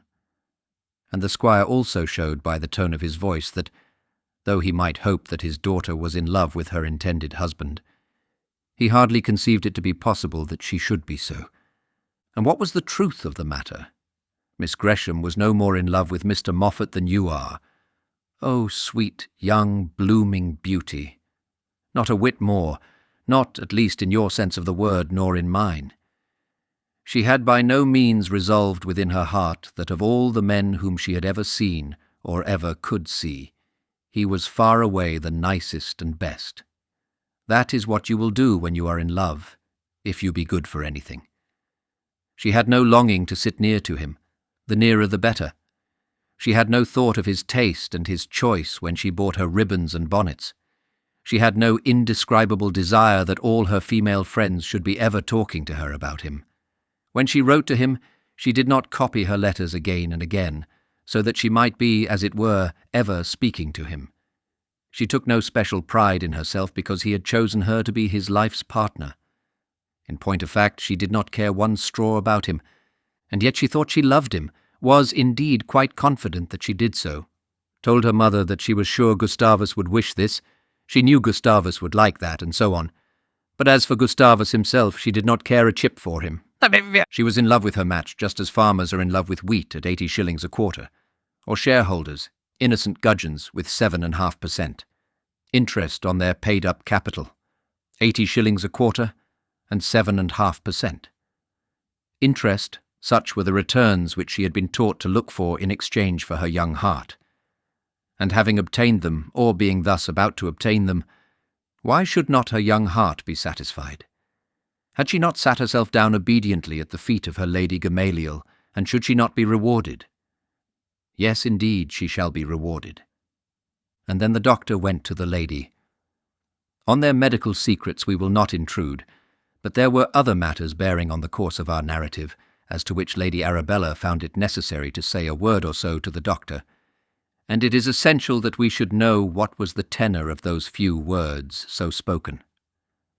how the aspirations and instincts and feelings of a household become changed as the young birds begin to flutter with feathered wings and have half-formed thoughts of leaving the parental nest. A few months back, Frank had reigned almost autocratic over the lesser subjects of the kingdom of Greshamsbury. The servants, for instance, always obeyed him, and his sisters never dreamed of telling anything which he directed should not be told. All his mischief, all his troubles, and all his loves were confided to them, with the sure conviction that they would never be made to stand in evidence against him. Trusting to this well-ascertained state of things, he had not hesitated to declare his love for Miss Thorne before his sister Augusta. But his sister Augusta had now, as it were, been received into the upper house. Having duly received and duly profited by the lessons of her great instructress, she was now admitted to sit in conclave with the higher powers. Her sympathies, of course, became changed, and her confidence was removed from the young and giddy and given to the ancient and discreet. She was as a schoolboy, who, having finished his schooling and being fairly forced by necessity into the stern bread-earning world, undertakes the new duties of tutoring. Yesterday he was taught, and fought, of course, against the schoolmaster. Today he teaches and fights as keenly for him. So it was with Augusta Gresham, when, with careful brow, she whispered to her mother that there was something wrong between Frank and Mary Thorne. "Stop it at once, Arabella, stop it at once," the Countess had said. "That indeed will be ruin. If he does not marry money, he is lost. Good heavens, the doctor's niece, a girl that nobody knows where she comes from." "He's going with you tomorrow, you know," said the anxious mother. "Yes, and that is so far well. If he will be led by me, the evil may be remedied before he returns. But it is very, very hard to lead young men. Arabella, you must forbid that girl to come to Greshamsbury again on any pretext whatever. The evil must be stopped at once." "But she is here so much as a matter of course." "Then she must be here as a matter of course no more. There has been folly, very great folly, in having her here. Of course she would turn out to be a designing creature with such temptation before her, with such a prize within her reach. How could she help it?" "I must say, aunt, she answered him very properly," said Augusta. "Nonsense," said the Countess. "Before you, of course she did. Arabella, the matter must not be left to the girl's propriety. I never knew the propriety of a girl of that sort to be fit to be depended upon yet. If you wish to save the whole family from ruin, you must take steps to keep her away from Greshamsbury now at once. Now is the time, now that Frank is to be away. Where so much, so very much depends on a young man's marrying money, not one day ought to be lost." Instigated in this manner, Lady Arabella resolved to open her mind to the doctor, and to make it intelligible to him that, under present circumstances, Mary's visits at Greshamsbury had better be discontinued. She would have given much, however, to have escaped this business. She had in her time tried 1 or 2 falls with the doctor, and she was conscious that she had never yet got the better of him. And then she was in a slight degree afraid of Mary herself. She had a presentiment that it would not be so easy to banish Mary from Greshamsbury. She was not sure that that young lady would not boldly assert her right to her place in the schoolroom, appeal loudly to the squire, and perhaps declare her determination of marrying the heir out before them all. The squire would be sure to uphold her in that, or in anything else. And then, too, there would be the greatest difficulty in wording her request to the doctor, and Lady Arabella was sufficiently conscious of her own weakness to know that she was not always very good at words. But the doctor, when hard-pressed, was never at fault. He could say the bitterest things in the quietest tone, and Lady Arabella had a great dread of these bitter things. What also if he should desert her himself, withdraw from her his skill and knowledge of her bodily wants and ailments now that he was so necessary to her? She had once before taken that measure of sending to Barchester for Dr. Filgrave, but it had answered with her hardly better than with Sir Roger and Lady Scatcherd. When, therefore, Lady Arabella found herself alone with the doctor, and called upon to say out her say in what best language she could select for the occasion, she did not feel to be very much at her ease. There was that about the man before her which cowed her, in spite of her being the wife of the squire, the sister of an earl, a person quite acknowledged to be of the great world, and the mother of the very important young man whose affections were now about to be called in question. Nevertheless, there was the task to be done, and with a mother's courage, she essayed it. "Dr. Thorne," said she, as soon as their medical conference was at an end, "I am very glad you came over today, for I had something special which I wanted to say to you." So far she got, and then stopped. But as the doctor did not seem inclined to give her any assistance, she was forced to flounder on as best she could. "Something very particular indeed. You know what a respect and esteem, and I may say affection, we all have for you." Here the doctor made a low bow. "And I may say for Mary also." Here the doctor bowed himself again.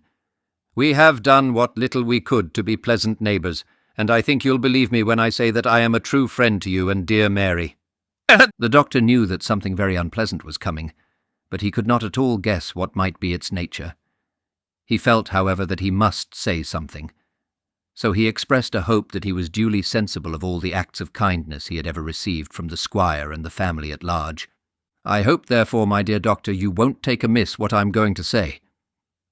"Well, Lady Arabella, I'll endeavour not to do so.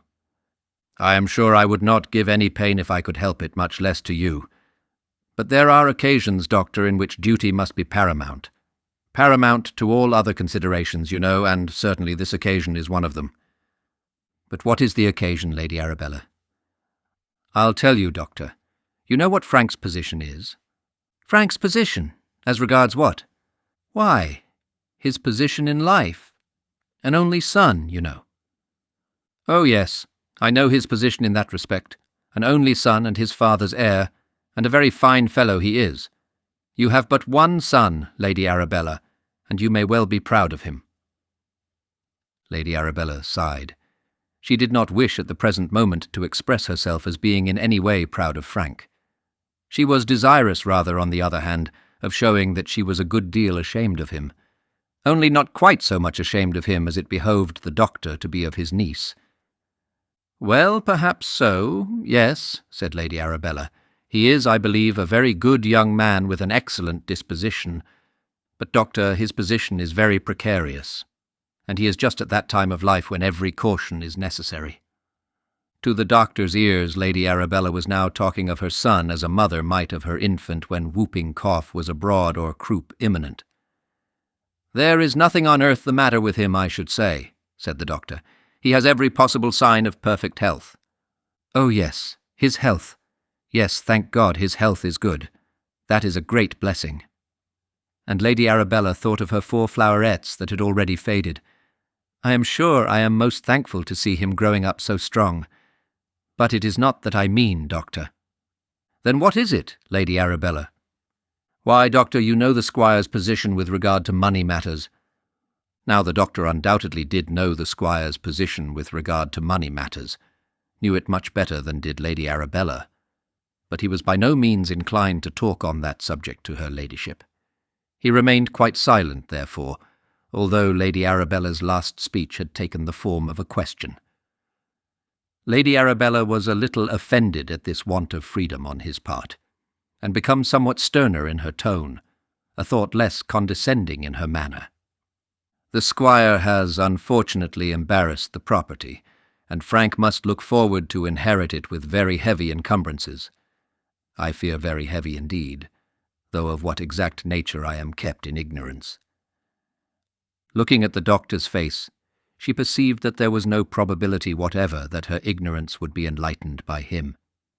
"And therefore it is highly necessary that Frank should be very careful."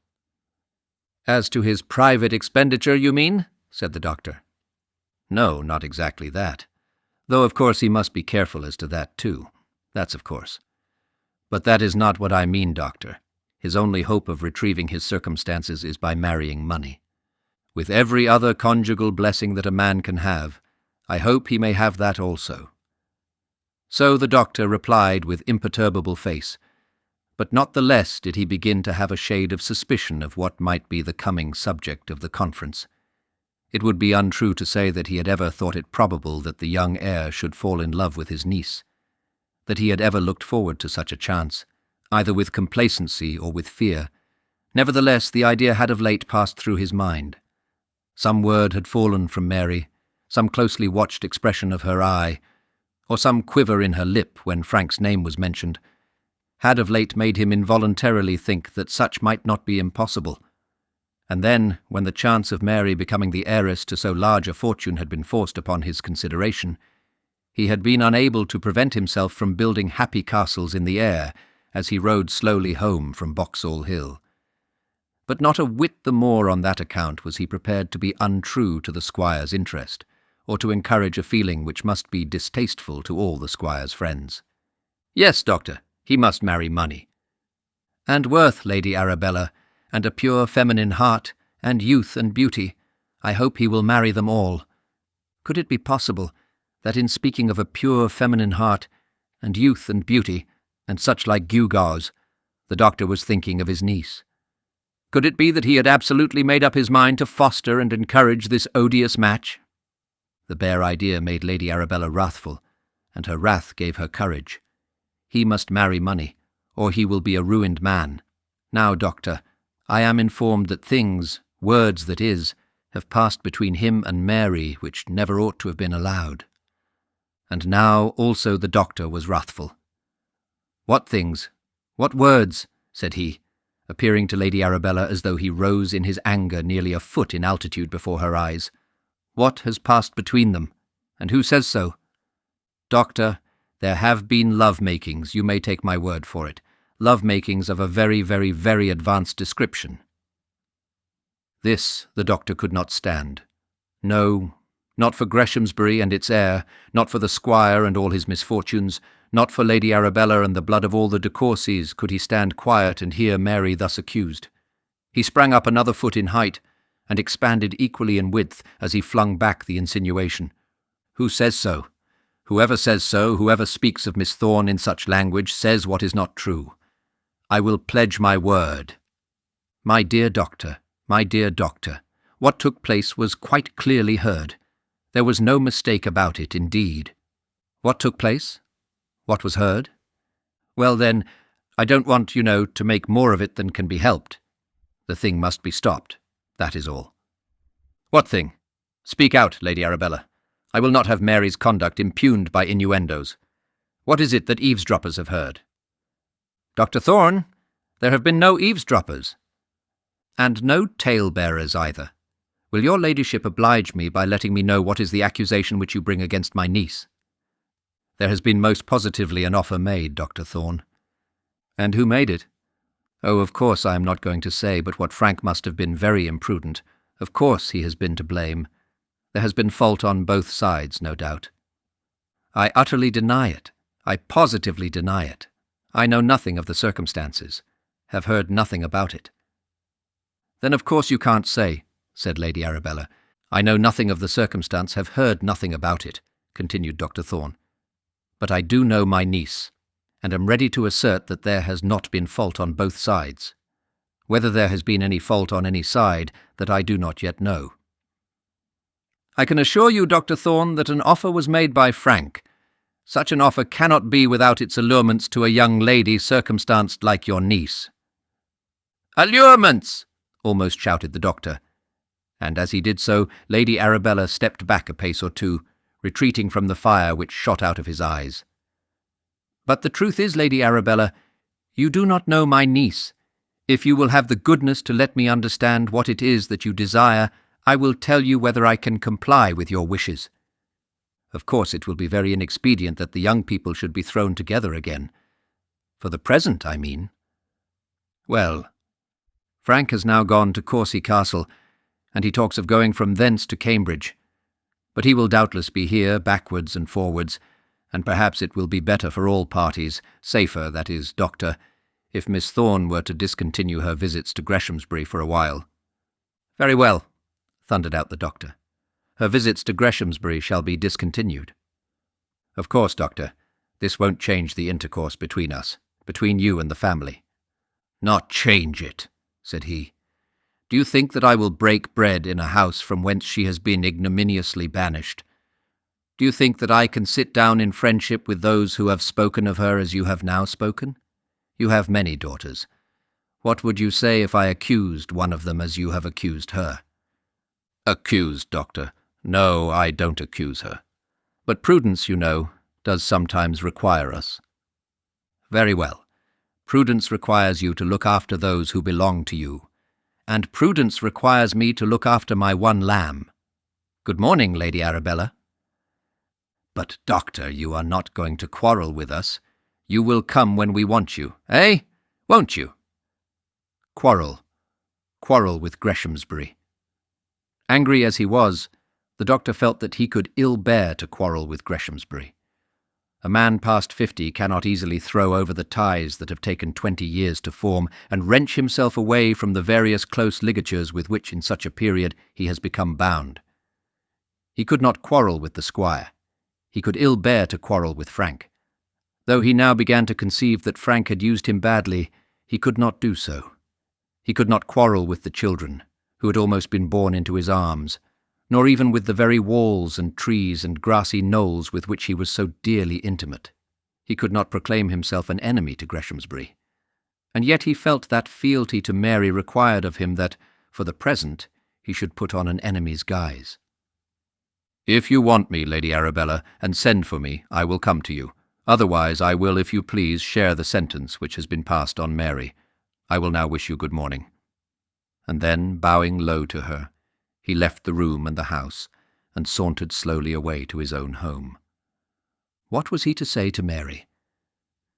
He walked very slowly down the Greshamsbury avenue, with his hands clasped behind his back, thinking over the whole matter, thinking of it, or rather trying to think of it. When a man's heart is warmly concerned in any matter, it is almost useless for him to endeavour to think of it. Instead of thinking, he gives play to his feelings, and feeds his passion by indulging it. Allurements, he said to himself, repeating Lady Arabella's words. A girl circumstanced like my niece. How utterly incapable is such a woman as that to understand the mind and heart and soul of such a one as Mary Thorne. And then his thoughts recurred to Frank. It has been ill done of him. Ill done of him.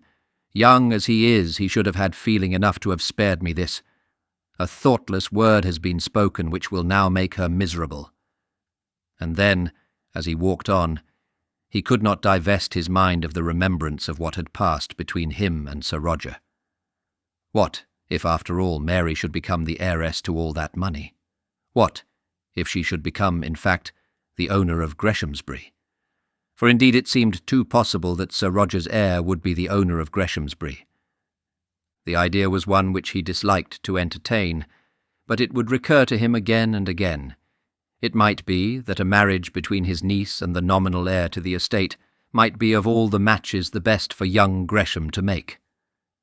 How sweet would be the revenge, how glorious the retaliation on Lady Arabella, if after what had now been said it should come to pass that all the difficulties of Greshamsbury should be made smooth by Mary's love and Mary's hand.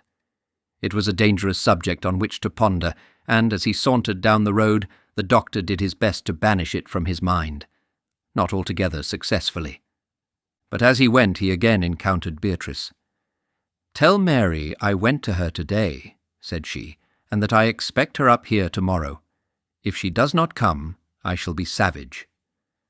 "Do not be savage," said he, putting out his hand, "even though she should not come." Beatrice immediately saw that his manner with her was not playful, and that his face was serious. "I was only in joke," said she. "Of course I was only joking. But is anything the matter? Is Mary ill?" "Oh no, not ill at all. But she will not be here tomorrow, nor probably for some time. But Miss Gresham, you must not be savage with her." Beatrice tried to interrogate him, but he would not wait to answer her questions. While she was speaking, he bowed to her in his usual old-fashioned, courteous way, and passed on out of hearing.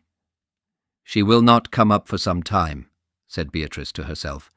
"Then Mamma must have quarrelled with her." And at once in her heart she acquitted her friend of all blame in the matter, whatever it might be, and condemned her mother unheard. The doctor, when he arrived at his own house, had in no wise made up his mind as to the manner in which he would break the matter to Mary. But by the time that he had reached the drawing-room, he had made up his mind to this, that he would put off the evil hour till the morrow. He would sleep on the matter, lie awake on it, more probably, and then at breakfast, as best he could, tell her what had been said of her. Mary that evening was more than usually inclined to be playful.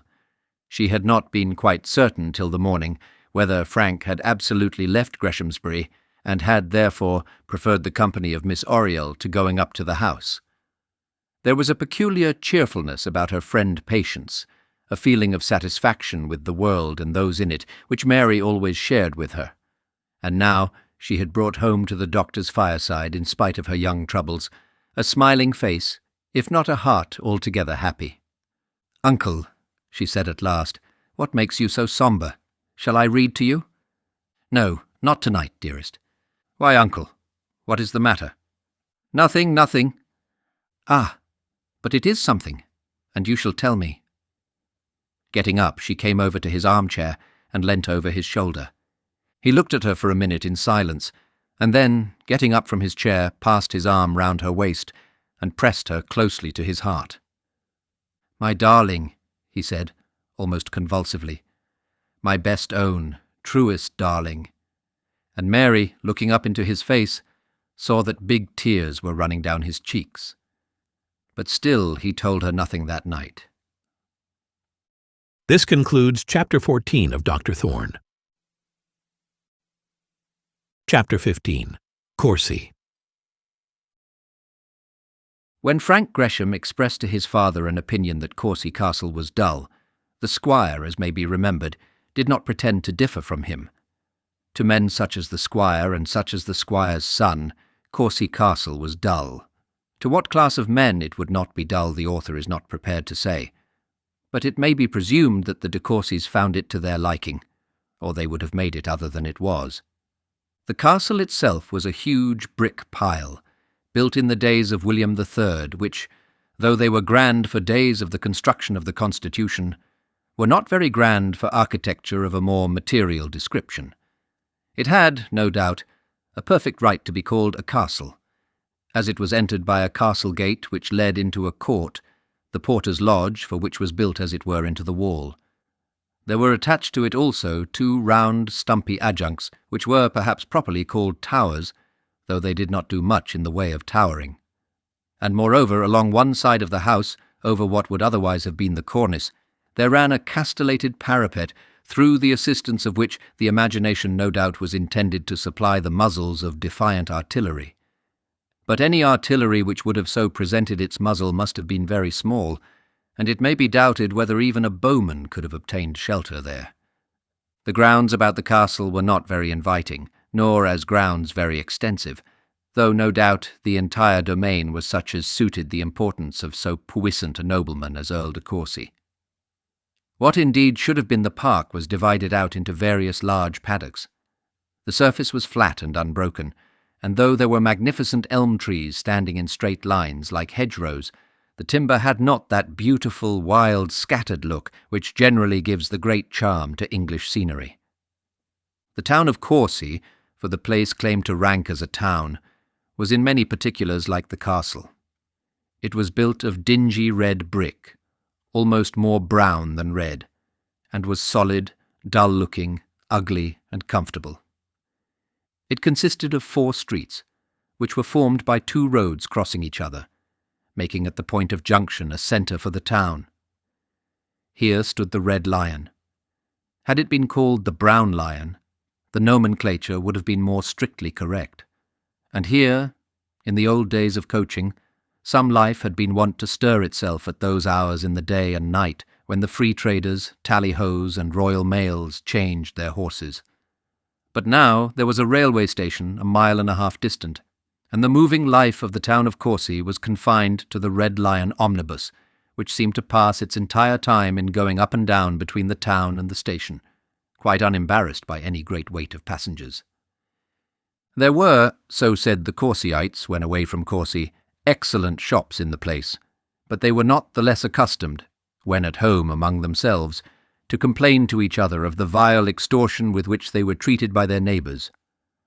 The ironmonger, therefore, though he loudly asserted that he could beat Bristol in the quality of his wares in one direction and undersell Gloucester in another, bought his tea and sugar on the sly in one of those larger towns, and the grocer, on the other hand, equally distrusted the pots and pans of home production. Trade, therefore, at Courcy had not thriven since the railway had opened, and indeed had any patient inquirer stood at the cross through one entire day, counting customers who entered the neighbouring shops, he might well have wondered that any shops in Courcy could be kept open. And how changed has been the bustle of that once noisy inn to the present death-like silence of its green courtyard. There, a lame ostler crawls about with his hands thrust into the capacious pockets of his jacket, feeding on memory. That weary pair of omnibus jades and 3 sorry posters are all that now grace those stables where horses used to be stalled in close contiguity by the dozen, where 20 grains apiece, abstracted from every feed of oats consumed during the day, would have afforded a daily quart to the lucky pilferer. Come, my friend, and discourse with me. Let us know what are thy ideas of the inestimable benefits which science has conferred on us in these, our latter days. How dost thou, among others, appreciate railways and the power of steam, telegraphs, telegrams, and our new expresses? But indifferently, you say. Time was I've zeed 15 pair o' 'osses go out of this 'ere yard in 24 hour, and now there be ant 15, no, not 10, in 24 days. There was the Duik, not this un, he be ant no good. But this un's vather, why, when he'd come down the road, the cattle did be a-going, for days an eend. He'd be the tutor and the young gentleman, and the governess and the young leddies, and then the servants. They'd be allays the grandest folk of all. And then the Duik and the Duchess. Lord love 'ee, zur, the money did fly in them days. But now, and the feeling of scorn and contempt which the lame ostler was enabled by his native talent to throw into the word now, was quite as eloquent against the power of steam as anything that has been spoken at dinners or written in pamphlets by the keenest admirers of latter-day lights. Why, look at this 'ere town, continued he of the sieve. The grass be a-growing in the very streets. That can't be no good. Why, look ye here, zur, I do be a-standing at this here gateway, just this way, hour arter hour, and my highs is hoping mostly. I zees who's a-coming and who's a-going. Nobody's a-coming and nobody's a-going. That can't be no good. Look at that there omnibus. Why, darn me. And now, in his eloquence at this peculiar point, my friend became more loud and powerful than ever. Why, darn me, if Maister Harn's enough with that there bus to put Hiron on them 'osses' feet, I'll be blowed. And as he uttered this hypothetical denunciation on himself, he spoke very slowly, bringing out every word as it were separately, and lowering himself at his knees at every sound, moving at the same time his right hand up and down. When he had finished, he fixed his eyes upon the ground, pointing downwards, as if there was to be the sight of his doom if the curse that he had called down upon himself should ever come to pass. And then, waiting no further converse, he hobbled away, melancholy, to his deserted stables. Oh, my friend, my poor lame friend, it will avail nothing to tell thee of Liverpool and Manchester, of the glories of Glasgow, with her flourishing banks, of London, with its 3rd millions of inhabitants, of the great things which commerce is doing for this nation of thine. What is commerce to thee, unless it be commerce in posting on that worn-out, all but useless great western turnpike road? There is nothing left for thee but to be carted away as rubbish, for thee and for many of us in these now prosperous days, O my melancholy, care-ridden friend.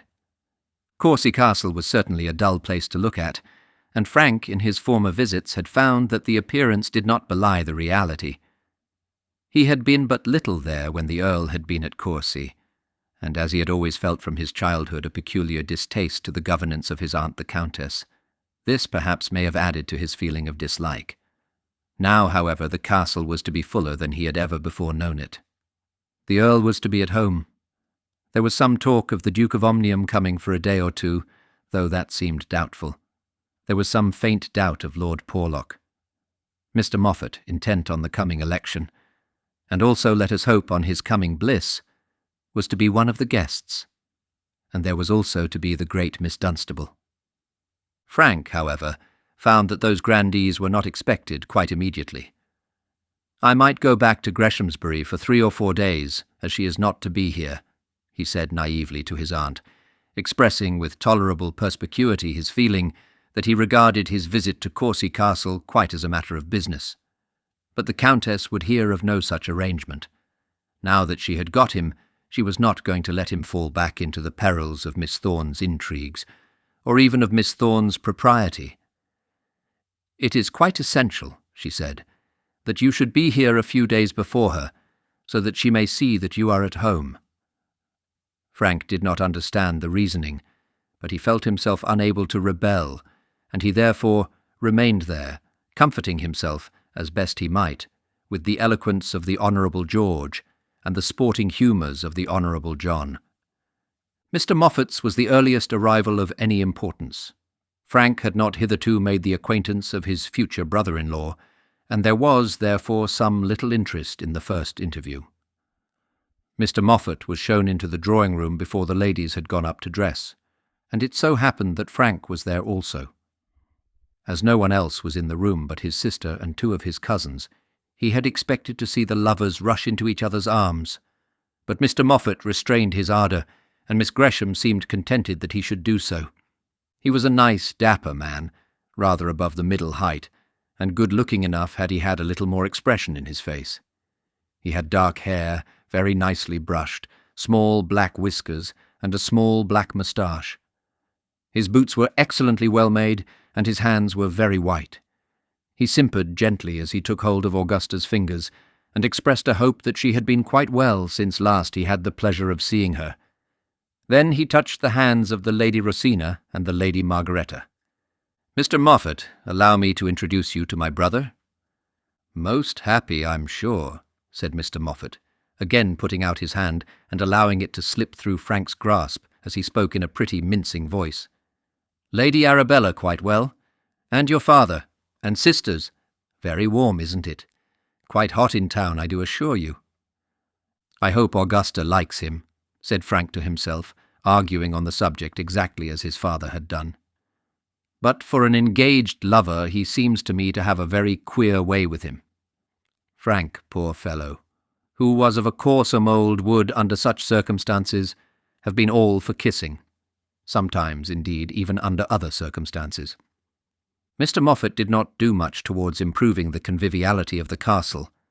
He was, of course, a good deal intent upon his coming election, and spent much of his time with Mr. Near-the-Wind, the celebrated parliamentary agent. It behoved him to be a good deal at Barchester, canvassing the electors and undermining, by Mr. Near-the-Wind's aid, the mines for blowing him out of his seat, which were daily being contrived by Mr. Closerstill, on behalf of Sir Roger. The battle was to be fought on the internecine principle, no quarter being given or taken on either side, and of course this gave Mr. Moffat as much as he knew how to do. Mr. Closerstill was well known to be the sharpest man at his business in all England, unless the palm should be given to his great rival Mr. Near-the-Wind. And in this instance he was to be assisted in the battle by a very clever young barrister, Mr. Romer, who was an admirer of Sir Roger's career in life. Some people in Barchester, when they saw Sir Roger Closerstill and Mr. Romer saunter down the High Street, arm in arm, declared that it was all up with poor Moffat, but others, in whose head the bump of veneration was strongly pronounced, whispered to each other that great Shibboleth, the name of the Duke of Omnium, and mildly asserted it to be impossible that the Duke's nominee should be thrown out.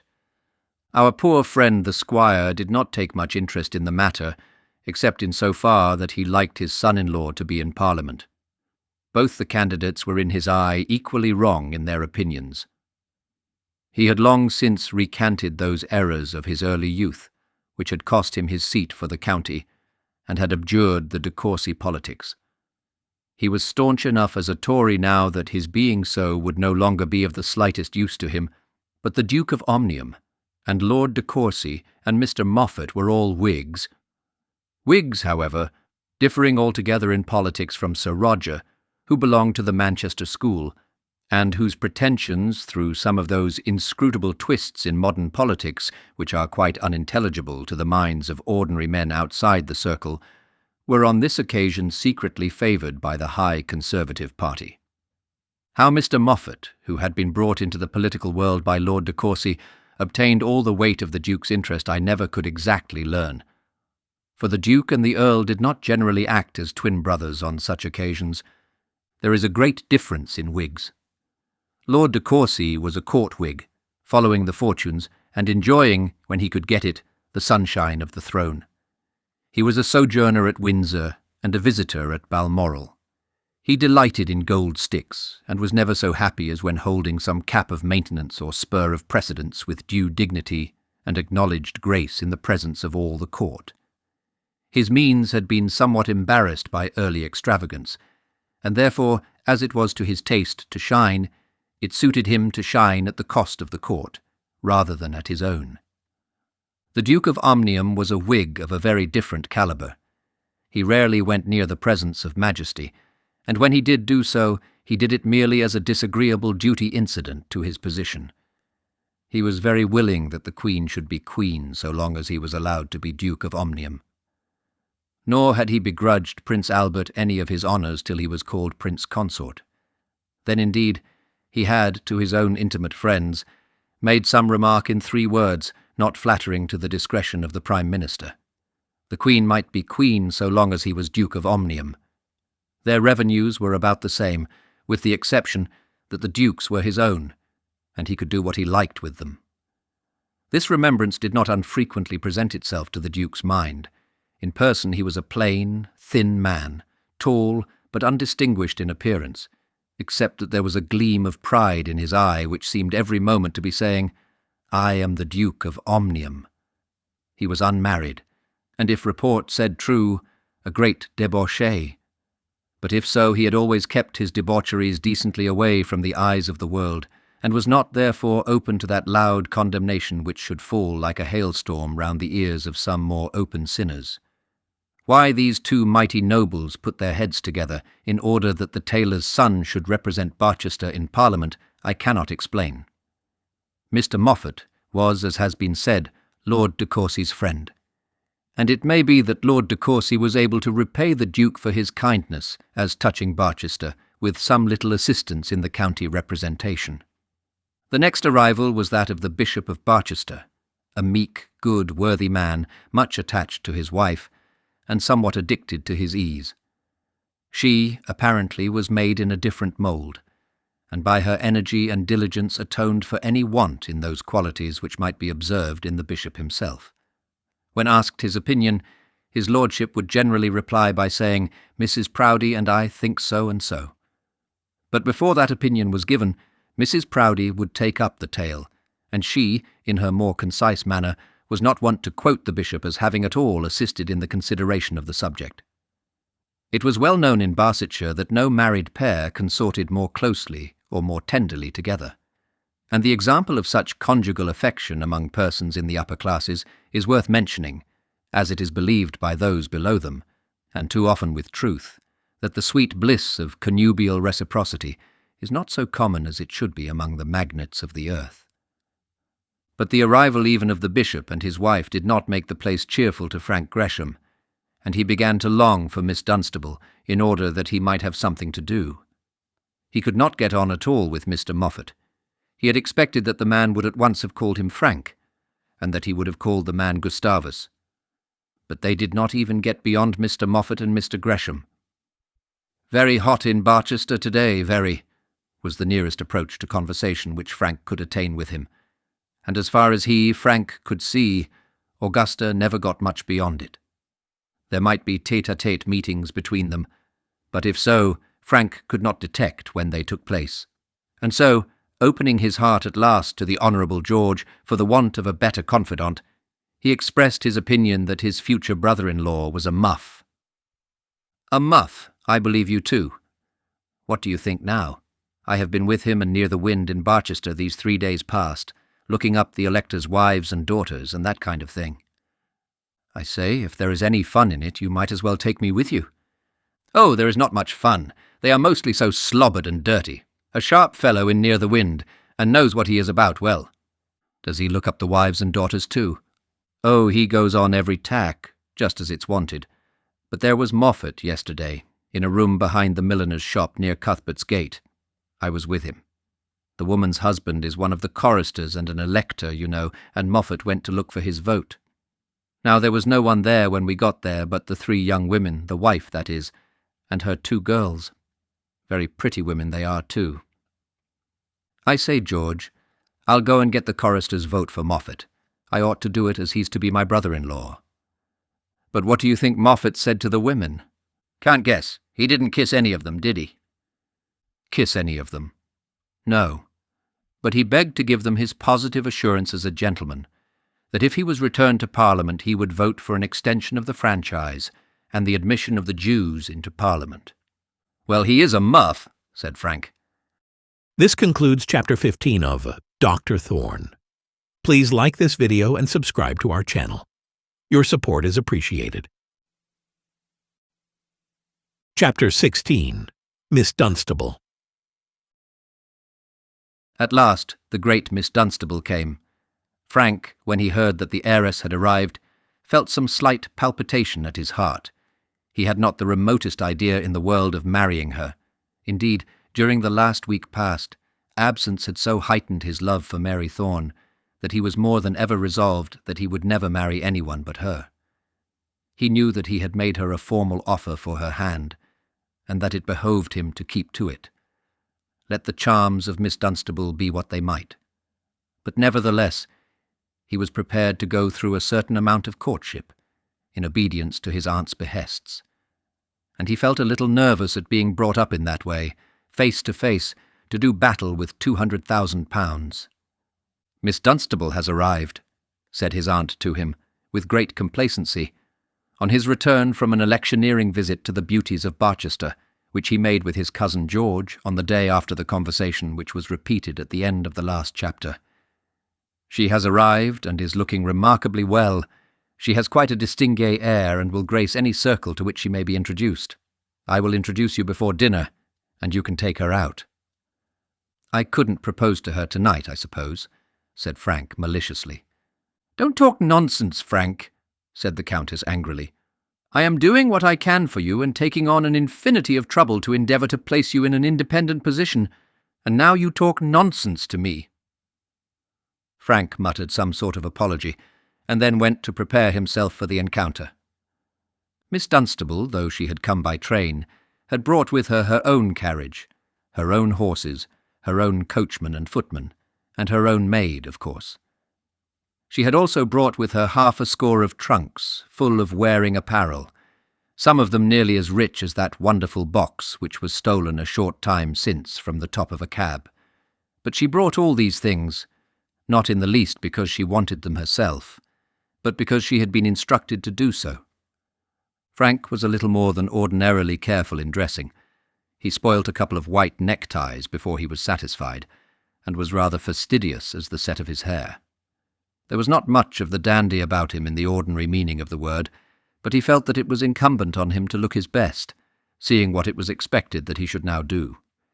He certainly did not mean to marry Miss Dunstable, but as he was to have a flirtation with her, it was well that he should do so under the best possible auspices. When he entered the drawing-room he perceived at once that the lady was there. She was seated between the Countess and Mrs. Proudie, and Mammon in her person was receiving worship from the temporalities and spiritualities of the land. He tried to look unconcerned and remained in the farther part of the room, talking with some of his cousins. But he could not keep his eye off the future possible Mrs. Frank Gresham, and it seemed as though she was as much constrained to scrutinize him as he felt to scrutinize her. Lady de Courcy had declared that she was looking extremely well, and had particularly alluded to her distingué appearance. Frank at once felt that he could not altogether go along with his aunt in this opinion. Miss Dunstable might be very well, but her style of beauty was one which did not quite meet with his warmest admiration. In age she was about 30, but Frank, who was no great judge in these matters, and who was accustomed to have very young girls round him, at once put her down as being 10 years older. She had a very high colour, very red cheeks, a large mouth, big white teeth, a broad nose, and bright small black eyes. Her hair also was black and bright, but very crisp and strong, and was combed close round her face in small, crisp black ringlets. Since she had been brought out into the fashionable world, some one of her instructors in fashion had given her to understand that curls were not the thing. "They'll always pass muster," Miss Dunstable had replied, "when they are done up with banknotes." It may therefore be presumed that Miss Dunstable had a will of her own. "Frank," said the Countess, in the most natural and unpremeditated way, as soon as she caught her nephew's eye, "come here. I want to introduce you to Miss Dunstable." The introduction was then made. "Mrs. Proudie, would you excuse me? I must positively go and say a few words to Mrs. Barlow, or the poor woman will feel herself huffed." And so saying she moved off, leaving the coast clear for Master Frank. He of course slipped into his aunt's place and expressed a hope that Miss Dunstable was not fatigued by her journey. "Fatigued," said she, in a voice rather loud but very good-humoured and not altogether unpleasing. "I am not to be fatigued by such a thing as that. Why, in May we came through all the way from Rome to Paris without sleeping, that is, without sleeping in a bed. And we were upset 3 times out of the sledges coming over the Simplon. It was such fun. Why, I wasn't to say tired even then." "All the way from Rome to Paris," said Mrs. Proudie, in a tone of astonishment meant to flatter the heiress. "And what made you in such a hurry?" "Something about money matters," said Miss Dunstable, speaking rather louder than usual. "Something to do with the ointment. I was selling the business just then." Mrs. Proudie bowed and immediately changed the conversation. "Idolatry is, I believe, more rampant than ever in Rome," said she, "and I fear there is no such thing at all as Sabbath observance." "Oh, not in the least," said Miss Dunstable with rather a joyous air. "Sundays and weekdays are all the same there." "How very frightful," said Mrs. Proudie, "but it's a delicious place. I do like Rome, I must say. And as for the Pope, if he wasn't quite so fat, he would be the nicest old fellow in the world. Have you been in Rome, Mrs. Proudie?" Mrs. Proudie sighed as she replied in the negative, and declared her belief that danger was to be apprehended from such visits. "Oh, the malaria. Of course, yes, if you go at the wrong time. But nobody is such a fool as that now."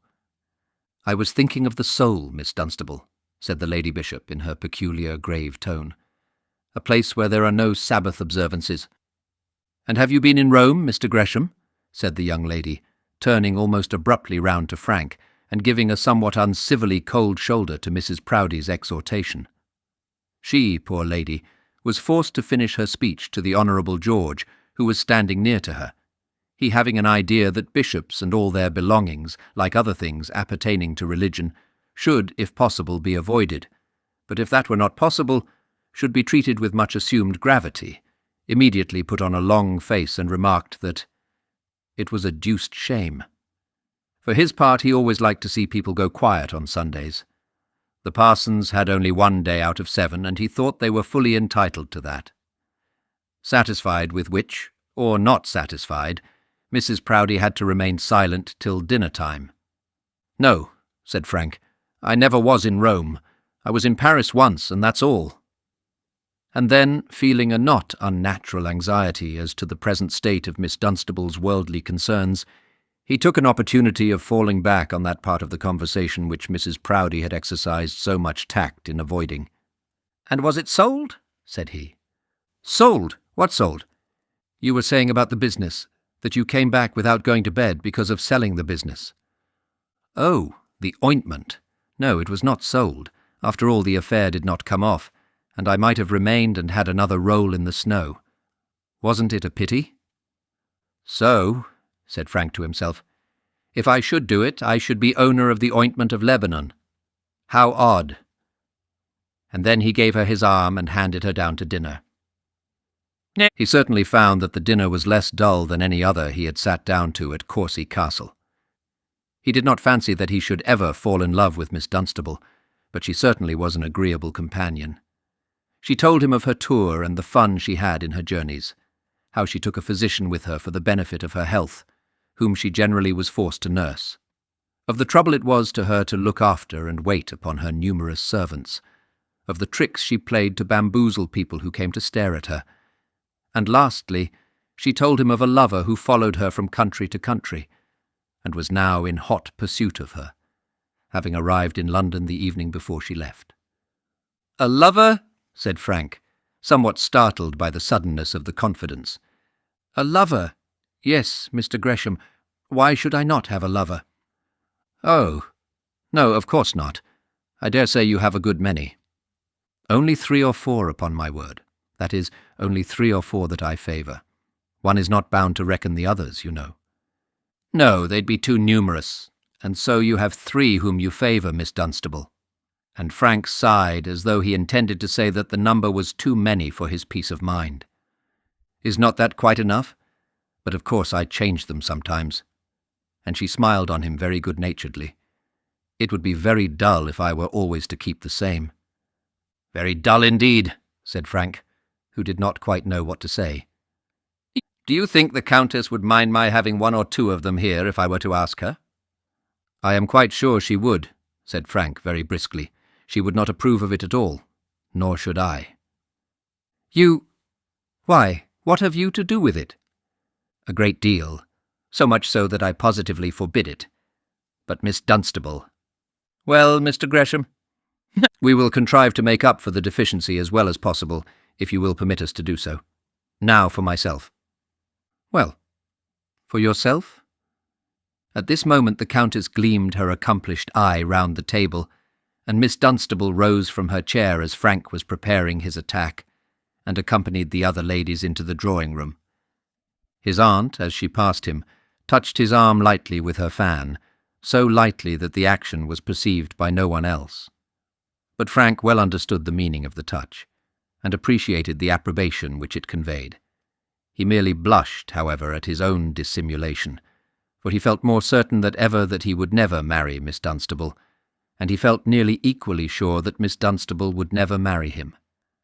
Lord de Courcy was now at home, but his presence did not add much hilarity to the claret cup.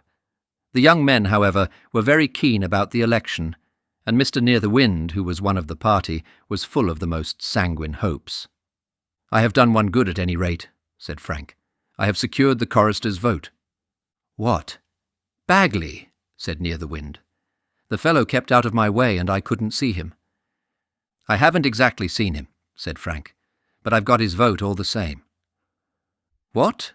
By a letter?" said Mr. Moffat. "No, not by letter," said Frank, speaking rather low as he looked at the bishop and the earl. "I got a promise from his wife. I think he's a little in the henpecked line." The good bishop laughed, who, in spite of Frank's modulation of voice, had overheard what had passed. "Is that the way you manage electioneering matters in our cathedral city? Ha, ha, ha."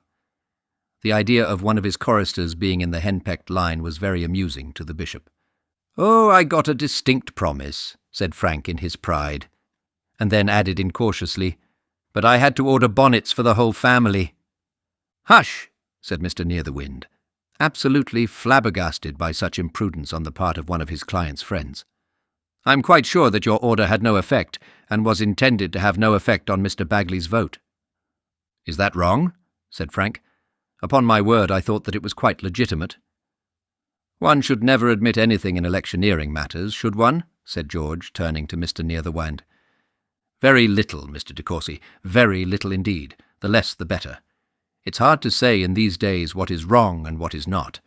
Now, there's Reddypalm, the publican, the man who has the brown bear. Well, I was there, of course. He's a voter, and if any man in Barchester ought to feel himself bound to vote for a friend of the Duke's, he ought. Now, I was so thirsty when I was in that man's house that I was dying for a glass of beer, but for the life of me I didn't dare order one." "Why not?" said Frank, whose mind was only just beginning to be enlightened by the great doctrine of purity of election as practised in English provincial towns. "Oh, Closersteel had some fellow looking at me. Why, I can't walk down that town without having my very steps counted. I like sharp fighting myself, but I never go so sharp as that." "Nevertheless, I got Bagley's vote," said Frank, persisting in praise of his own electioneering prowess. "And you may be sure of this, Mr. Near-the-Wind. None of Closersteel's men were looking at me when I got it."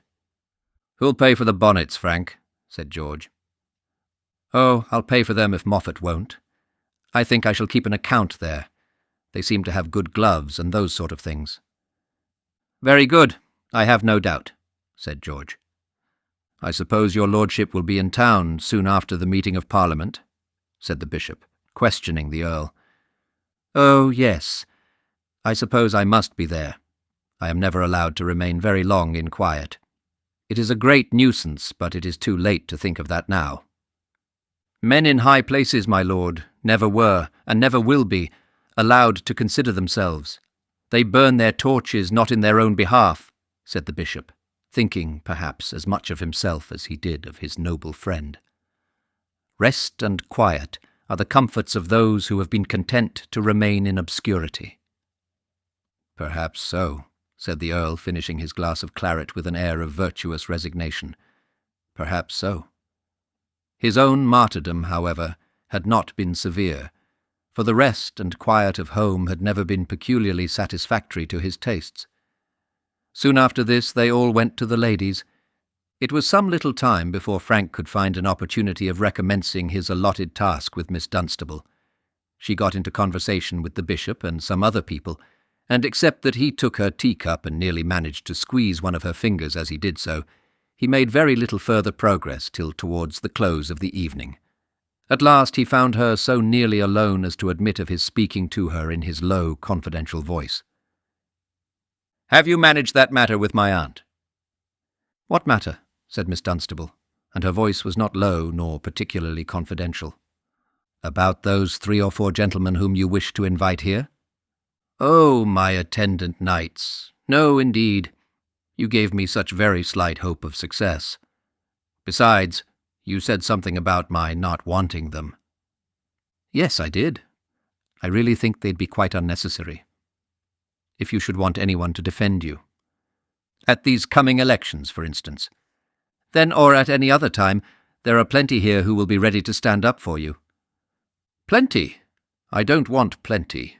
One good lance in the olden days was always worth more than a score of ordinary men-at-arms." "But you talked about 3 or 4. "Yes. But then you see, Mr. Gresham, I have never yet found the one good lance, at least not good enough to suit my ideas of true prowess."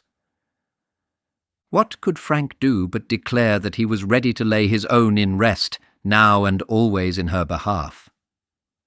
His aunt had been quite angry with him, and had thought that he turned her into ridicule when he spoke of making an offer to her guest that very evening, and yet here he was so placed that he had hardly an alternative. Let his inward resolution to abjure the heiress be ever so strong, he was now in a position which allowed him no choice in the matter. Even Mary Thorne could hardly have blamed him for saying that so far as his own prowess went, it was quite at Miss Dunstable's service. Had Mary been looking on, she, perhaps, might have thought that he could have done so with less of that look of devotion which he threw into his eyes. "Well, Mr. Gresham, that's very civil indeed," said Miss Dunstable. "Upon my word, if a lady wanted a true knight, she might do worse than trust to you. Only I fear that your courage is of so exalted a nature that you would be ever ready to do battle for any beauty who might be in distress, or indeed who might not. You could never confine your valour to the protection of one maiden." "Oh, yes, but I would though if I liked her," said Frank.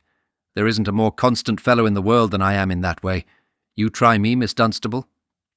"When young ladies make such trials as that, they sometimes find it too late to go back if the trial doesn't succeed, Mr. Gresham." "Oh, of course there's always some risk. It's like hunting. There would be no fun if there was no danger. But if you get a tumble one day, you can retrieve your honour the next. But a poor girl, if she once trusts a man who says that he loves her, has no such chance. For myself, I would never listen to a man unless I'd known him for 7 years at least." "7 years," said Frank, who could not help thinking that in 7 years' time Miss Dunstable would be almost an old woman. 7 days is enough to know any person." "Or perhaps 7 hours, eh, Mr. Gresham?" 7 hours, well, perhaps 7 hours if they happen to be a good deal together during the time. There's nothing after all like love at first sight, is there, Mr. Gresham? Frank knew well enough that she was quizzing him, and could not resist the temptation he felt to be revenged on her. "I am sure it's very pleasant," said he, "but as for myself, I have never experienced it." "Ha, ha, ha, ha! laughed Miss Dunstable. "Upon my word, Mr. Gresham, I like you amazingly. I didn't expect to meet anybody down here that I should like half so much. You must come and see me in London, and I'll introduce you to my 3 knights." And so saying, she moved away and fell into conversation with some of the higher powers. Frank felt himself to be rather snubbed, in spite of the strong expression which Miss Dunstable had made in his favour. It was not quite clear to him that she did not take him for a boy. He was, to be sure, avenged on her for that by taking her for a middle-aged woman, but nevertheless he was hardly satisfied with himself. "I might give her a heartache yet," said he to himself, "and she might find afterwards that she was left in the lurch with all her money." And so he retired, solitary, into a far part of the room and began to think of Mary Thorne. As he did so, and as his eyes fell upon Miss Dunstable's stiff curls, he almost shuddered. And then the ladies retired. His aunt, with a good-natured smile on her face, come to him as she was leaving the room, the last of the bevy, and putting her hand on his arm, led him out into a small, unoccupied chamber which opened from the grand saloon. "Upon my word, Master Frank," said she, "you seem to be losing no time with the heiress. You have quite made an impression already." "I don't know much about that, aunt," said he, looking rather sheepish. "Oh, I declare you have, but, Frank, my dear boy, you should not precipitate these sort of things too much. It is well to take a little more time. It is more valued, and perhaps you know on the whole." Perhaps Frank might know, but it was clear that Lady de Courcy did not. At any rate, she did not know how to express herself. Had she said out her mind plainly, she would probably have spoken thus: "I want you to make love to Miss Dunstable, certainly, or at any rate to make an offer to her. But you need not make a show of yourself and of her too by doing it so openly as all that." The Countess, however, did not want to reprimand her obedient nephew, and therefore did not speak out her thoughts. "Well," said Frank, looking up into her face. "Take a little more time, that is all, my dear boy. Slow and sure, you know." So the Countess again patted his arm and went away to bed. "Old fool," muttered Frank to himself, as he returned to the room where the men were still standing. He was right in this. She was an old fool, or she would have seen that there was no chance whatever that her nephew and Miss Dunstable should become man and wife. "Well, Frank," said the Honourable John, "so you're after the heiress already?" "He won't give any of us a chance," said the Honourable George. "If he goes on in that way, she'll be Mrs. Gresham before a month is over. But, Frank, what will she say of your manner of looking for Barchester votes?" "Mr. Gresham is certainly an excellent hand at canvassing," said Mr. Nearthewinde, only a little too open in his manner of proceeding. "I got that chorister for you at any rate," said Frank, "and you would never have had him without me." "I don't think half so much of the chorister's vote as that of Miss Dunstable," said the Honourable George. "That's the interest that is really worth looking after." "But surely," said Mr. Moffat, "Miss Dunstable has no property in Barchester." Poor man, his heart was so intent on his election that he had not a moment to devote to the claims of love. This concludes Chapter 16 of Dr. Thorne. Chapter 17. The Election. And now the important day of the election had arrived, and some men's hearts beat quickly enough. To be or not to be a member of the British Parliament is a question of very considerable moment in a man's mind. Much is often said of the great penalties which the ambitious pay for enjoying this honour, of the tremendous expenses of elections, of the long, tedious hours of unpaid labour, of the weary days passed in the House, but nevertheless the prize is one very well worth the price paid for it. Well worth any price that can be paid for it short of wading through dirt and dishonour. No other great European nation has anything like it to offer to the ambition of its citizens, for in no other great country of Europe, not even in those which are free, has the popular constitution obtained, as with us, true sovereignty and power of rule. Here it is so, and when a man lays himself out to be a member of Parliament, he plays the highest game and for the highest stakes which the country affords. To some men, born silver-spooned, a seat in Parliament comes as a matter of course. From the time of their early manhood they hardly know what it is not to sit there, and the honour is hardly appreciated being too much a matter of course. As a rule, they never know how great a thing it is to be in Parliament, though when reverse comes, as reverses occasionally will come, they fully feel how dreadful it is to be left out. But to men aspiring to be members, or to those who, having been once fortunate, have again to fight the battle without assurance of success, the coming election must be matter of dread concern. Oh, how delightful to hear that the long-talked-of rival has declined the contest, and that the course is clear, or to find by a short canvass that one's majority is safe, and the pleasures of crowing over an unlucky, friendless foe quite secured. No such gratification as this filled the bosom of Mr. Moffat on the morning of the Barchester election. To him had been brought no positive assurance of success by his indefatigable agent, Mr. Near-the-Wind. It was admitted on all sides that the contest would be a very close one, and Mr. Near-the-Wind would not do more than assert that they ought to win unless things went very wrong with them.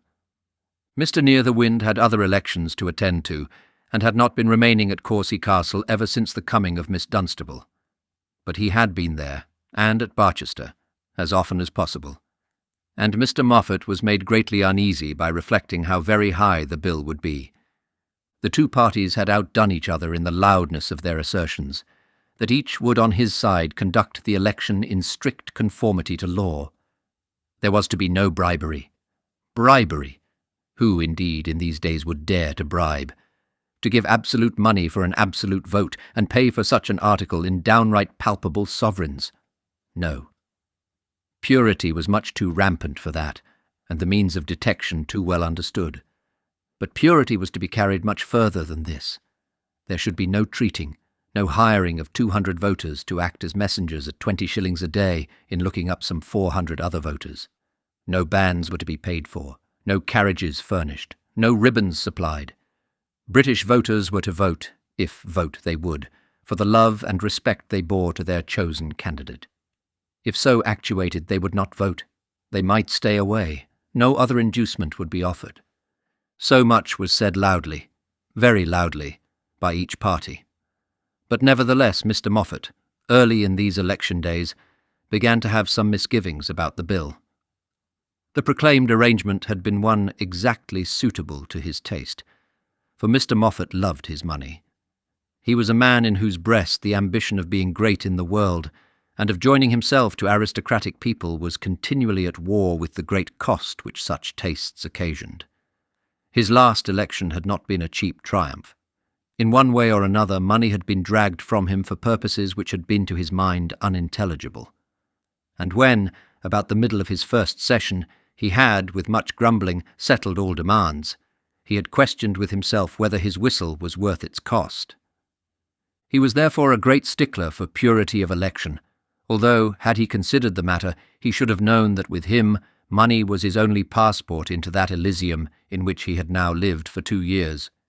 He probably did not consider it, for when, in those canvassing days immediately preceding the election, he had seen that all the beer-houses were open and half the population was drunk, he had asked Mr. Near-the-Wind whether this violation of the treaty was taking place only on the part of his opponent, and whether, in such case, it would not be duly noticed with a view to a possible future petition. Mr. Near-the-Wind assured him triumphantly that half at least of the wallowing swine were his own especial friends, and that somewhat more than half of the publicans of the town were eagerly engaged in fighting his, Mr. Moffat's, battle.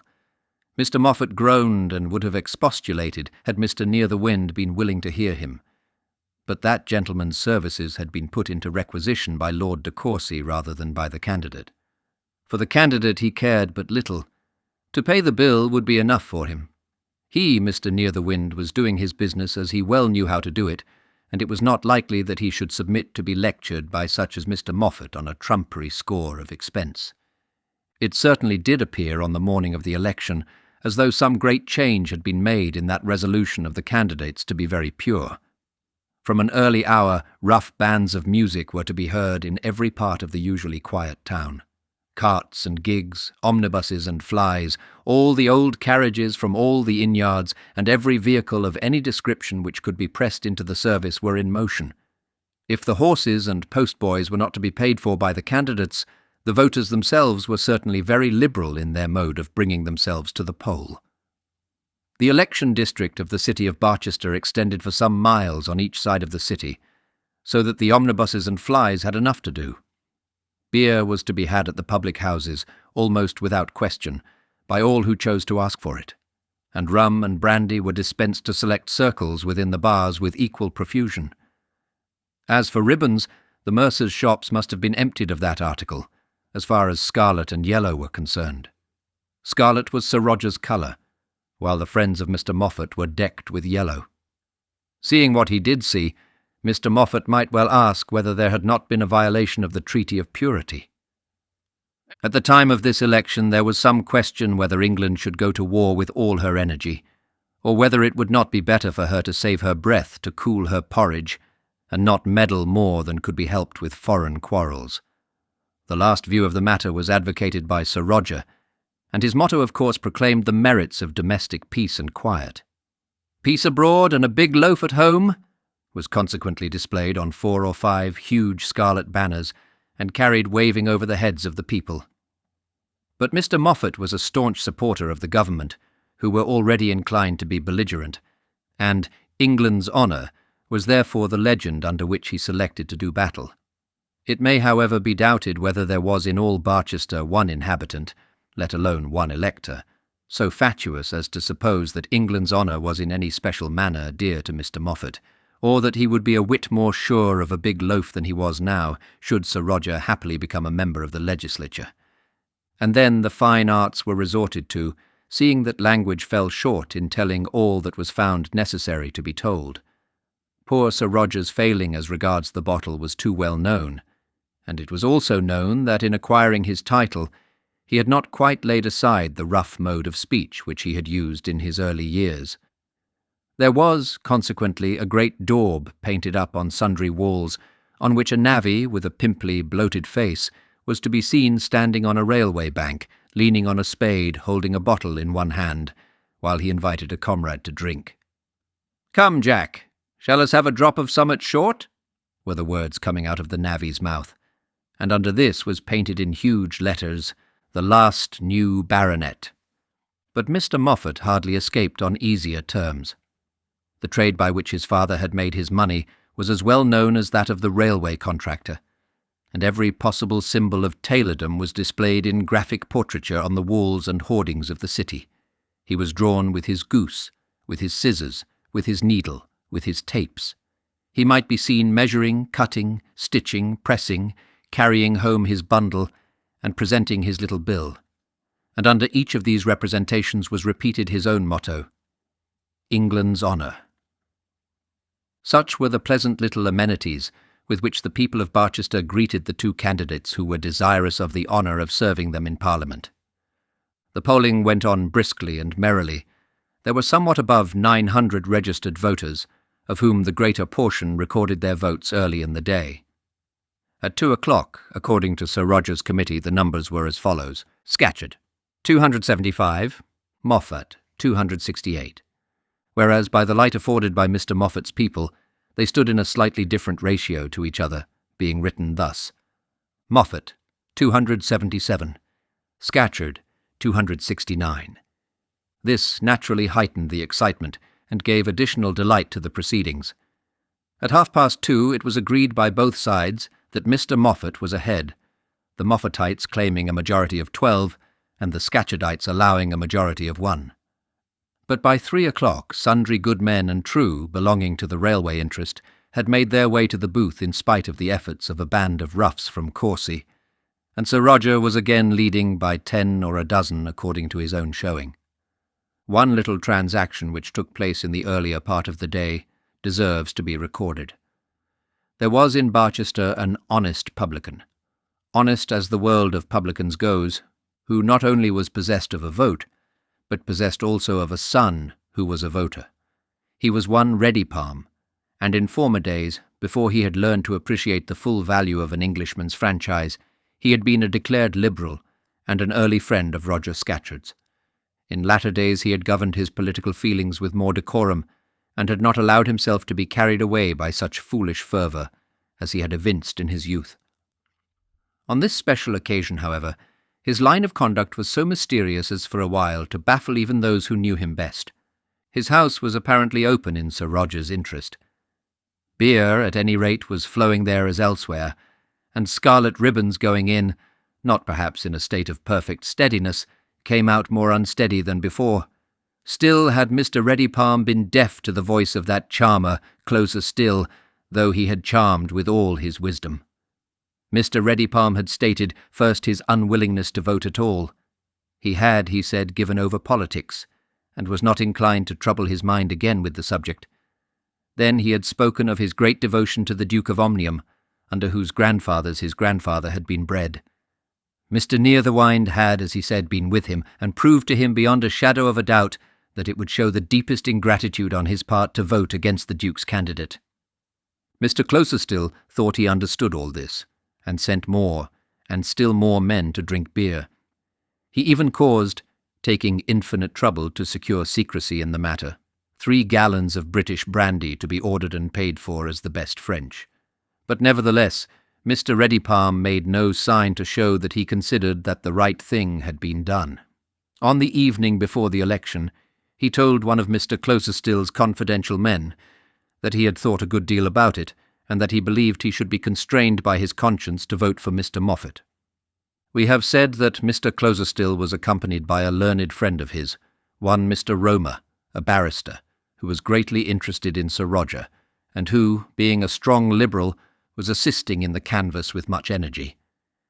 He, hearing how matters were likely to go with this conscientious publican, and feeling himself peculiarly capable of dealing with such delicate scruples, undertook to look into the case in hand.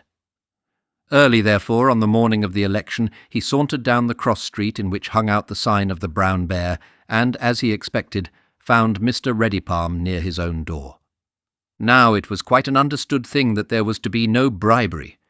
This was understood by no one better than by Mr. Romer, who had in truth drawn up many of the published assurances to that effect. And, to give him his due, he was fully minded to act in accordance with these assurances. The object of all the parties was to make it worth the voters' while to give their votes, but to do so without bribery. Mr. Romer had repeatedly declared that he would have nothing to do with any illegal practising, but he had also declared that, as long as all was done according to law, he was ready to lend his best efforts to assist Sir Roger. How he assisted Sir Roger, and adhered to the law, will now be seen. Oh, Mr. Romer, is it not the case with thee that thou wouldst not play false, and yet wouldst wrongly win? Not in electioneering, Mr. Romer, any more than in other pursuits, can a man touch pitch and not be defiled. As thou, innocent as thou art, wilt soon learn to thy terrible cost. Well, Reddypalm, said Mr. Romer, shaking hands with him. Mr. Romer had not been equally cautious as Nearthewinde, and had already drunk sundry glasses of ale at the Brown Bear, in the hope of softening the stern Bear Warden. How is it to be today? Which is to be the man?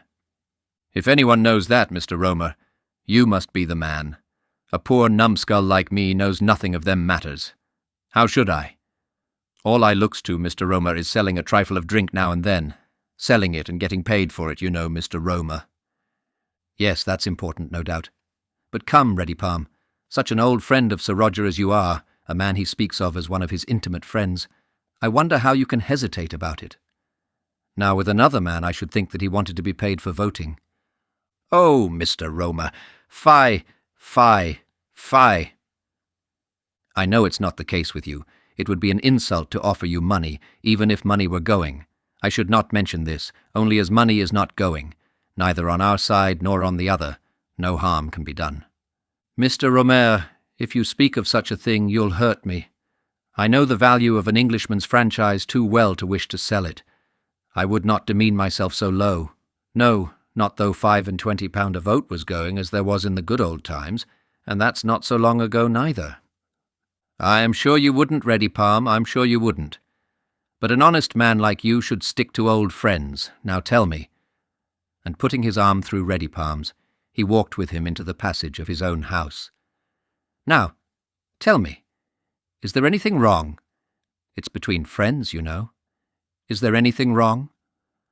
I wouldn't sell my vote for untold gold, said Reddypalm, who was perhaps aware that untold gold would hardly be offered to him for it. "I am sure you would not," said Mr. Romer. "But," said Reddypalm, "a man likes to be paid his little bill." "Surely, surely," said the barrister, "and I did say 2 years since, when your friend, Mr. Closerstill, brought a friend of his down to stand here. It wasn't Sir Roger then. But when he brought a friend of his down, and when I drew 2 or 3 hogsheads of ale on their side, and when my bill was questioned and only half settled, I did say that I wouldn't interfere with no election no more. And no more I will, Mr. Romer, unless it be to give a quiet vote for the nobleman under whom I and mine always lived respectable." "Oh," said Mr. Romer, "a man do like to have his bill paid, you know, Mr. Romer." Mr. Romer could not but acknowledge that this was a natural feeling on the part of an ordinary mortal publican. "It goes agin the grain with a man not to have his little bill paid, and specially at election time," again urged Mr. Reddypalm. Mr. Romer had not much time to think about it, but he knew well that matters were so nearly balanced that the votes of Mr. Reddypalm and his son were of inestimable value. "If it's only about your bill," said Mr. Romer, "I'll see to have that settled. I'll speak to Closerstill about that." "All right," said Reddypalm, seizing the young barrister's hand and shaking it warmly. "All right." And late in the afternoon, when a vote or two became matter of intense interest, Mr. Reddypalm and his son came up to the hustings and boldly tendered theirs for their old friend Sir Roger.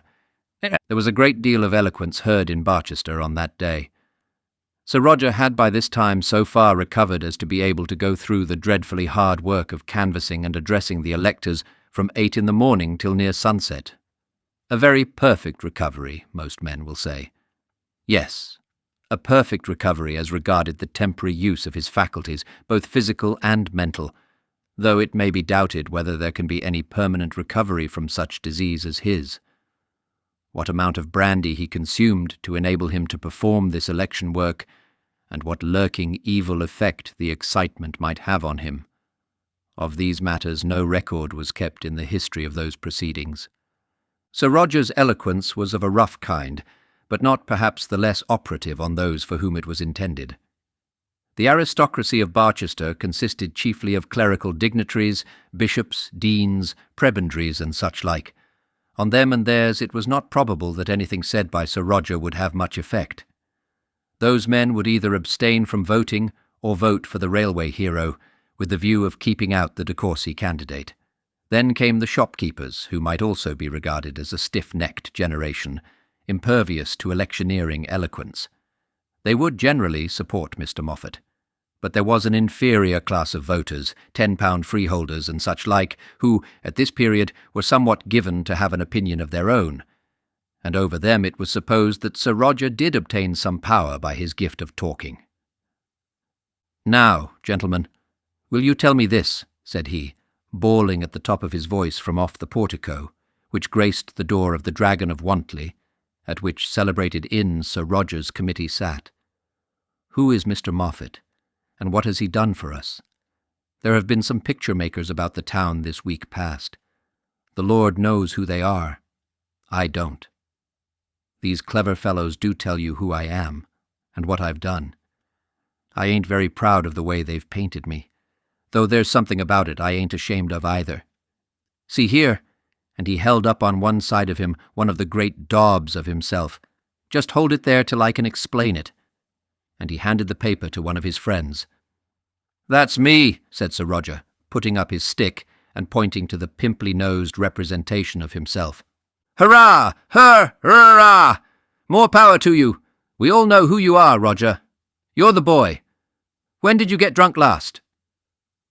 Such like greetings, together with a dead cat which was flung at him from the crowd, and which he dexterously parried with his stick, were the answers which he received to this exordium. "Yes," said he, quite undismayed by this little missile which had so nearly reached him. "That's me. And look here, this brown, dirty-looking broad streak here is intended for a railway, and that thing in my hand, not the right hand, I'll come to that presently." "How about the brandy, Roger?" "I'll come to that presently. I'll tell you about the brandy in good time. But that thing in my left hand is a spade. Now, I never handled a spade, and never could. But, boys, I handled a chisel and mallet, and many 100 block of stone has come out smooth from under that hand." And Sir Roger lifted up his great broad palm wide open. "So you did, Roger, and well we minds it. The meaning, however, of that spade is to show that I made the railway. Now I'm very much obliged to those gentlemen over at the White Horse for putting up this picture of me. It's a true picture, and it tells you who I am. I did make that railway. I have made thousands of miles of railway. I am making thousands of miles of railways, some in Europe, some in Asia, some in America. It's a true picture." And he poked his stick through it and held it up to the crowd. "A true picture, but for that spade and that railway, I shouldn't be now here asking your votes. And when next February comes, I shouldn't be sitting in Westminster to represent you, as, by God's grace, I certainly will do. That tells you who I am. But now, will you tell me who Mr. Moffat is?" "How about the brandy, Roger?" "Oh, yes, the brandy. I was forgetting that, and the little speech that is coming out of my mouth, a deal shorter speech, and a better one than what I am making now. Here, in the right hand, you see a brandy bottle. Well, boys, I'm not a bit ashamed of that. As long as a man does his work, and the spade shows that, it's only fair he should have something to comfort him. I'm always able to work, and few men work much harder. I'm always able to work, and no man has a right to expect more of me. I never expect more than that from those who work for me." "No more you don't, Roger. A little drop's very good, ain't it, Roger? Keeps the cold from the stomach, eh, Roger? Then as to this speech, come, Jack, let's have a drop of summat short. Why, that's a good speech too. When I do drink, I like to share with a friend, and I don't care how humble that friend is. Hurrah! More power. That's true too, Roger. May you never be without a drop to wet your whistle. They say I'm the last new baronet. Well, I ain't ashamed of that, not a bit. When will Mr. Moffat get himself made a baronet? No man can truly say I'm too proud of it. I have never stuck myself up, no, nor stuck my wife up either, but I don't see much to be ashamed of because the bigwigs chose to make a baronet of me. Nor no more thee han't, Roger. We'd all be baronites if so be we knew the way. But now, having polished off this bit of picture, let me ask you who Mr. Moffat is. There are pictures enough about him too, though heaven knows where they all come from.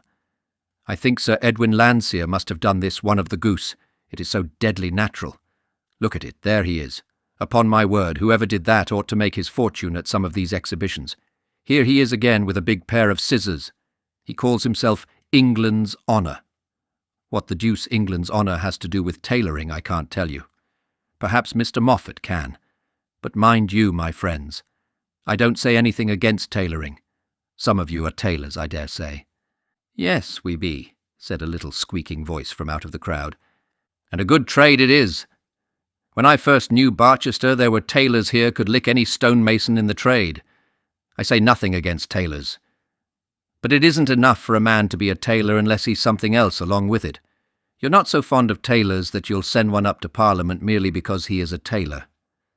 We won't have no tailors, no, nor yet no cabbaging. Take a go of brandy, Roger, you're blown. No, I'm not blown yet. I've a deal more to say about Mr. Moffat before I shall be blown. What has he done to entitle him to come here before you and ask you to send him to Parliament? Why, he isn't even a tailor. I wish he were. There's always some good in a fellow who knows how to earn his own bread. But he isn't a tailor. He can't even put a stitch in towards mending England's honour. His father was a tailor. Not a Barchester tailor, mind you, so as to give him any claim on your affections, but a London tailor. Now the question is, do you want to send the son of a London tailor up to Parliament to represent you? No, we don't, nor yet we won't either. I rather think not. You've had him once. And what has he done for you? Has he said much for you in the House of Commons? Why, he's so dumb a dog that he can't bark even for a bone. I'm told it's quite painful to hear him fumbling and mumbling and trying to get up a speech there over at the White Horse. He doesn't belong to the city. He hasn't done anything for the city. And he hasn't the power to do anything for the city. Then, why on earth does he come here? I'll tell you. The Earl de Courcy brings him. He's going to marry the Earl de Courcy's niece, for they say he's very rich, this tailor's son. Only they do say also that he doesn't much like to spend his money. He's going to marry Lord de Courcy's niece, and Lord de Courcy wishes that his nephew should be in Parliament. There, that's the claim which Mr. Moffat has here on the people of Barchester. He's Lord de Courcy's nominee, and those who feel themselves bound hand and foot, heart and soul to Lord de Courcy had better vote for him. Such men have my leave. If there are enough of such at Barchester to send him to Parliament, the city in which I was born must be very much altered since I was a young man. And so, finishing his speech, Sir Roger retired within, and recruited himself in the usual manner. And such was the flood of eloquence at the Dragon of Wantley. At the White Horse, meanwhile, the friends of the de Courcy interest were treated perhaps to sounder political views, though not expressed in periods so intelligibly fluent as those of Sir Roger. Mr. Moffat was a young man, and there was no knowing to what proficiency in the parliamentary gift of public talking he might yet attain, but hitherto his proficiency was not great. He had, however, endeavoured to make up by study for any want of readiness of speech, and had come to Barchester daily for the last 4 days, fortified with a very pretty harangue, which he had prepared for himself in the solitude of his chamber. On the 3 previous days matters had been allowed to progress with tolerable smoothness, and he had been permitted to deliver himself of his elaborate eloquence with few other interruptions than those occasioned by his own want of practice. But on this, the day of days, the Barchesterian roughs were not so complacent. It appeared to Mr. Moffat, when he essayed to speak, that he was surrounded by enemies rather than friends, and in his heart he gave great blame to Mr. Nearthewinde for not managing matters better for him. "Men of Barchester," he began, in a voice which was every now and then preternaturally loud, but which, at each 4th or 5th word, gave way from want of power, and descended to its natural weak tone. "Men of Barchester, electors and non-electors. We is hall electors, hall on us, my young kiddie. Electors and non-electors, I now ask your suffrages, not for the first time." "Oh, we've tried you. We know what you're made on. Go on, Snip. Don't you let 'em put you down." "I've had the honour of representing you in Parliament for the last 2 years, and a deuced deal you did for us, didn't you? What could you expect from the 9th part of a man? Never mind, Snip. Go on. Don't you be put out by any of them. Stick to your wax and thread like a man, like the 9th part of a man. Go on a little faster, Snip. For the last 2 years, and here Mr. Moffat looked round to his friends for some little support, and the Honourable George, who stood close behind him, suggested that he had gone through it like a brick. And I went through it like a brick," said Mr. Moffat, with the gravest possible face, taking up in his utter confusion the words that were put into his mouth. "Hooray! So you did. You're the real brick. Well done, Snip. Go it again with the wax and thread." "I am a thorough-paced reformer," continued Mr. Moffat, somewhat reassured by the effect of the opportune words which his friend had whispered into his ear.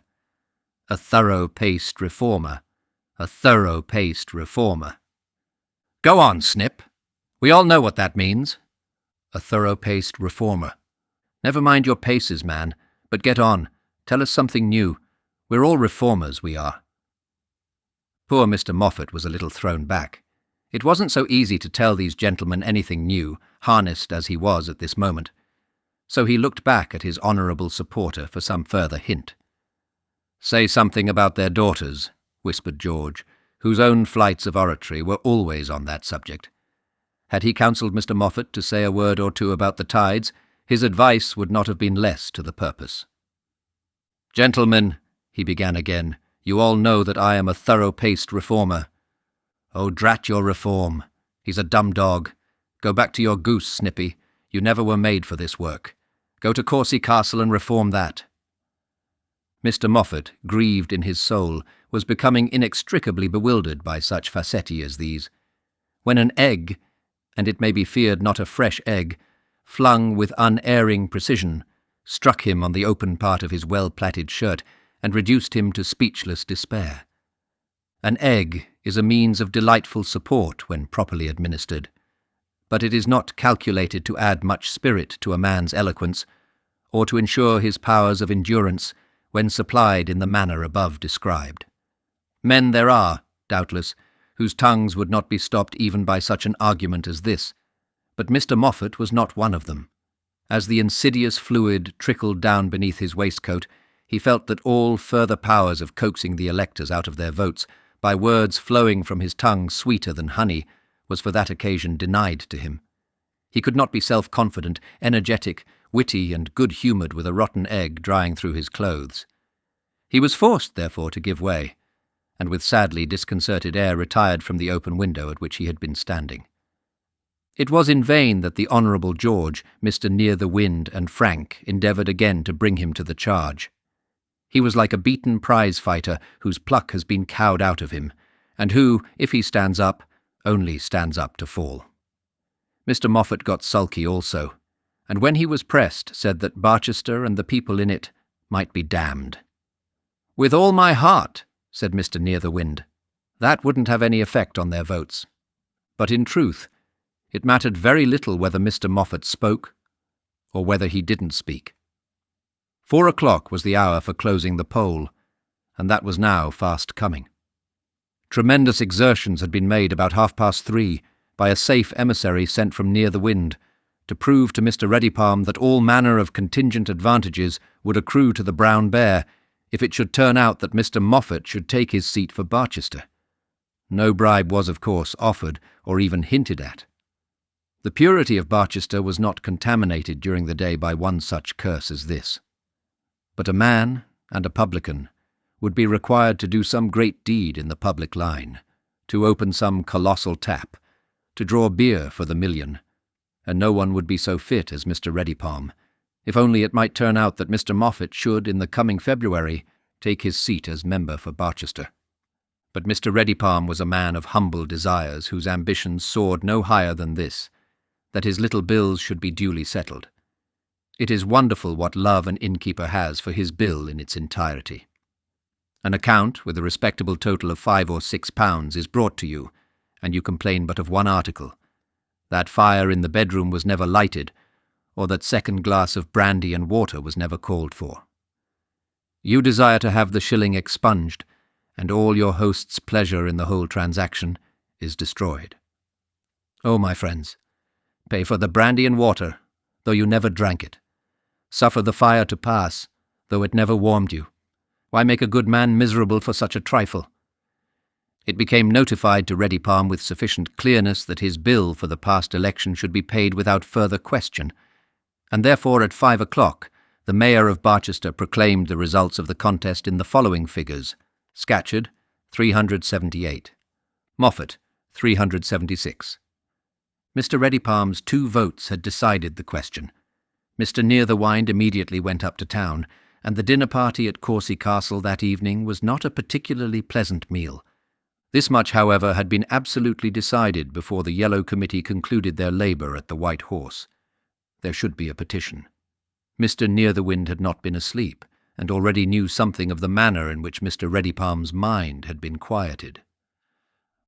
This concludes Chapter 17 of Dr. Thorne. Chapter 18. The Rivals.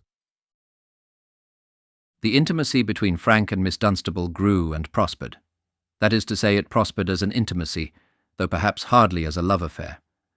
There was a continued succession of jokes between them, which no one else in the castle understood.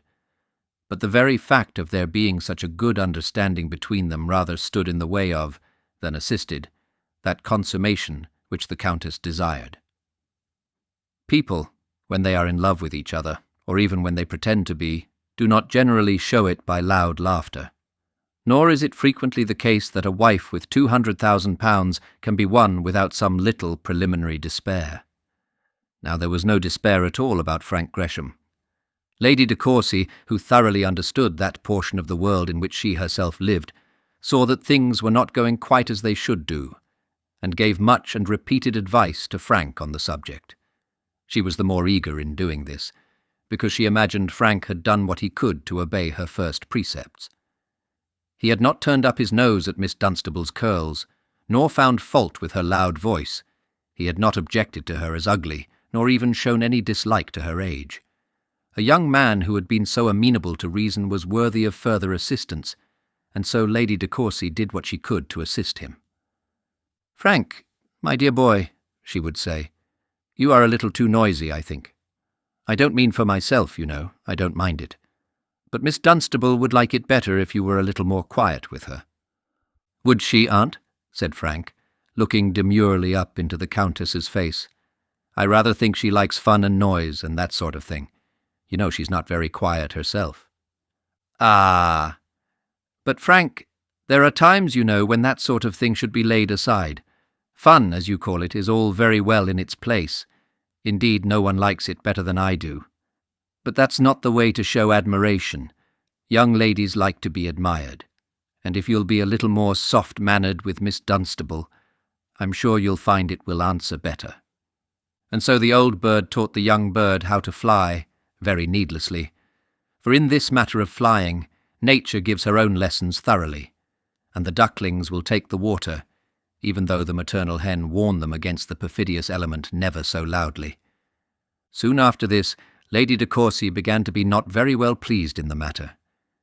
She took it into her head that Miss Dunstable was sometimes almost inclined to laugh at her.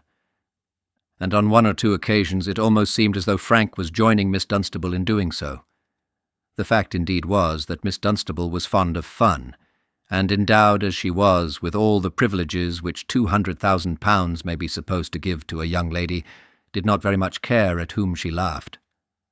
She was able to make a tolerably correct guess at Lady de Courcy's plan towards herself, but she did not for a moment think that Frank had any intention of furthering his aunt's views. She was, therefore, not at all ill-inclined to have her revenge on the Countess. "How very fond your aunt is of you," she said to him one wet morning, as he was sauntering through the house, now laughing and almost romping with her, then teasing his sister about Mr. Moffat, and then bothering his lady cousins out of all their propriety. "Oh, very," said Frank. "She is a dear good woman, is my Aunt de Courcy." "I declare she takes more notice of you and your doings than of any of your cousins. I wonder they ain't jealous." "Oh, they're such good people. Bless me, they'd never be jealous. You are so much younger than they are that I suppose she thinks you want more of her care." "Yes, that's it. You see, she's fond of having a baby to nurse. Tell me, Mr. Gresham, what was it she was saying to you last night? I know we had been misbehaving ourselves dreadfully. It was all your fault.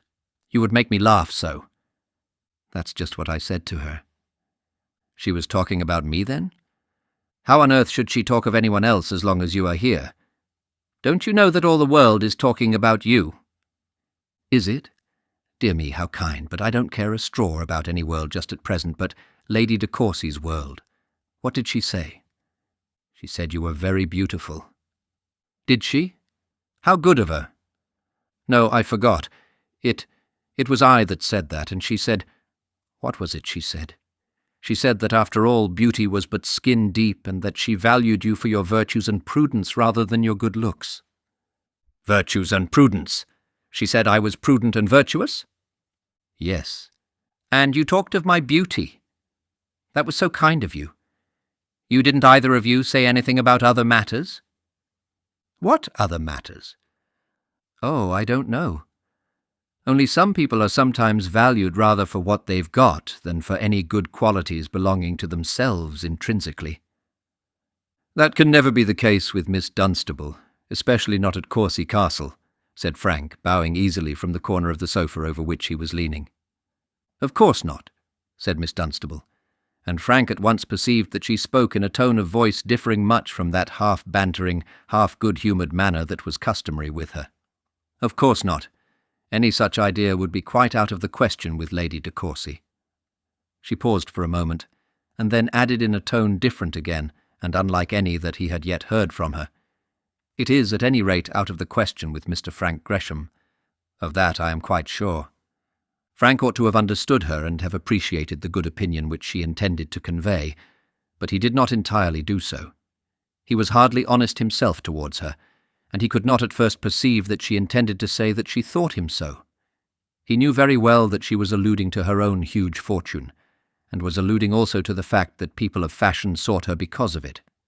But he did not know that she intended to express a true acquittal as regarded him of any such baseness. And did he deserve to be acquitted?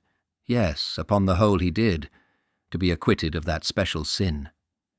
His desire to make Miss Dunstable temporarily subject to his sway arose, not from a hankering after her fortune, but from an ambition to get the better of a contest in which other men around him seemed to be failing. For it must not be imagined that with such a prize to be struggled for, all others stood aloof and allowed him to have his own way with the heiress, undisputed. The chance of a wife with £200,000 is a godsend which comes in a man's life too seldom to be neglected, let that chance be never so remote. Frank was the heir to a large embarrassed property, and therefore the heads of families, putting their wisdoms together, had thought it most meet that this daughter of Plutus should, if possible, fall to his lot. But not so thought the Honourable George, and not so thought another gentleman who was at that time an inmate of Courcy Castle. These suitors perhaps somewhat despised their young rival's efforts. It may be that they had sufficient worldly wisdom to know that so important a crisis of life is not settled among quips and jokes, and that Frank was too much in jest to be in earnest. But be that as it may, his love-making did not stand in the way of their love-making, nor his hopes, if he had any, in the way of their hopes. The Honourable George had discussed the matter with the Honourable John in a properly fraternal manner. It may be that John had also an eye to the heiress, but, if so, he had ceded his views to his brother's superior claims, for it came about that they understood each other very well, and John favoured George with salutary advice on the occasion. "If it is to be done at all, it should be done very sharp," said John. "As sharp as you like," said George. "I'm not the fellow to be studying 3 months in what attitude I'll fall at a girl's feet." "No, and when you are there you mustn't take 3 months more to study how you'll get up again. If you do it at all, you must do it sharp," repeated John, putting great stress on his advice. "I have said a few soft words to her already, and she didn't seem to take them badly," said George. "She's no chicken, you know," remarked John, "and with a woman like that, beating about the bush never does any good. The chances are she won't have you. That's of course. Plums like that don't fall into a man's mouth merely for shaking the tree. But it's possible she may, and if she will, she's as likely to take you today as this day 6 months. If I were you, I'd write her a letter." "Write her a letter, eh?" said George, who did not altogether dislike the advice, for it seemed to take from his shoulders the burden of preparing a spoken address. Though he was so glib in speaking about the farmer's daughters, he felt that he should have some little difficulty in making known his passion to Miss Dunstable by word of mouth. "Yes, write a letter. If she'll take you at all, she'll take you that way. Half the matches going are made up by writing letters. Write her a letter and get it put on her dressing-table." George said that he would, and so he did. George spoke quite truly when he hinted that he had said a few soft things to Miss Dunstable. Miss Dunstable, however, was accustomed to hear soft things. She had been carried much about in society among fashionable people since, on the settlement of her father's will, she had been pronounced heiress to all the ointment of Lebanon, and many men had made calculations respecting her, similar to those which were now animating the brain of the Honourable George de Courcy. She was already quite accustomed to being the target at which spendthrifts and the needy rich might shoot their arrows, accustomed to being shot at, and tolerably accustomed to protect herself without making scenes in the world, or rejecting the advantageous establishments offered to her with any loud expressions of disdain. The Honourable George, therefore, had been permitted to say soft things very much as a matter of course, and very little more outward fracas arose from the correspondence which followed than had arisen from the soft things so said. George wrote the letter, and had it duly conveyed to Miss Dunstable's bedchamber. Miss Dunstable duly received it, and had her answer conveyed back discreetly to George's hands. The correspondence ran as follows. "Courcy Castle, my dearest Miss Dunstable, I cannot but flatter myself that you must have perceived from my manner that you are not indifferent to me. Indeed, indeed, you are not. I may truly say and swear," these last strong words had been put in by the special counsel of the Honourable John, "that if ever a man loved a woman truly, I truly love you. You may think it very odd that I should say this in a letter instead of speaking it out before your face, but your powers of raillery are so great, touch her up about her wit, had been the advice of the Honourable John, that I am all but afraid to encounter them.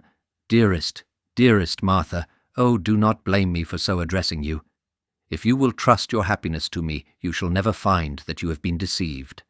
My ambition shall be to make you shine in that circle which you are so well qualified to adorn, and to see you firmly fixed in that sphere of fashion for which all your tastes adapt you. I may safely assert, and I do assert it with my hand on my heart, that I am actuated by no mercenary motives. Far be it from me to marry any woman, no, not a princess, on account of her money. No marriage can be happy without mutual affection, and I do fully trust, no, not trust but hope, that there may be such between you and me, dearest Miss Dunstable. Whatever settlements you might propose I should accede to. It is you, your sweet person, that I love, not your money. For myself I need not remind you that I am the second son of my father, and that as such I hold no inconsiderable station in the world. My intention is to get into Parliament and to make a name for myself, if I can, among those who shine in the House of Commons. My elder brother, Lord Porlock, is, you are aware, unmarried, and we all fear that the family honours are not likely to be perpetuated by him, as he has all manner of troublesome liaisons which will probably prevent his settling in life. There is nothing at all of that kind in my way. It will indeed be a delight to place a coronet on the head of my lovely Martha, a coronet which can give no fresh grace to her, but which will be so much adorned by her wearing it. Dearest Miss Dunstable, I shall wait with the utmost impatience for your answer. And now, burning with hope that it may not be altogether unfavourable to my love, I beg permission to sign myself. Your own most devoted, George de Courcy. The ardent lover had not to wait long for an answer from his mistress. She found this letter on her toilet table one night as she went to bed. The next morning she came down to breakfast, and met her swain with the most unconcerned air in the world, so much so that he began to think, as he munched his toast with rather a shamefaced look, that the letter on which so much was to depend had not yet come safely to hand. But his suspense was not of a prolonged duration. After breakfast, as was his wont, he went out to the stables with his brother and Frank Gresham, and while there, Miss Dunstable's man, coming up to him, touched his hat, and put a letter into his hand.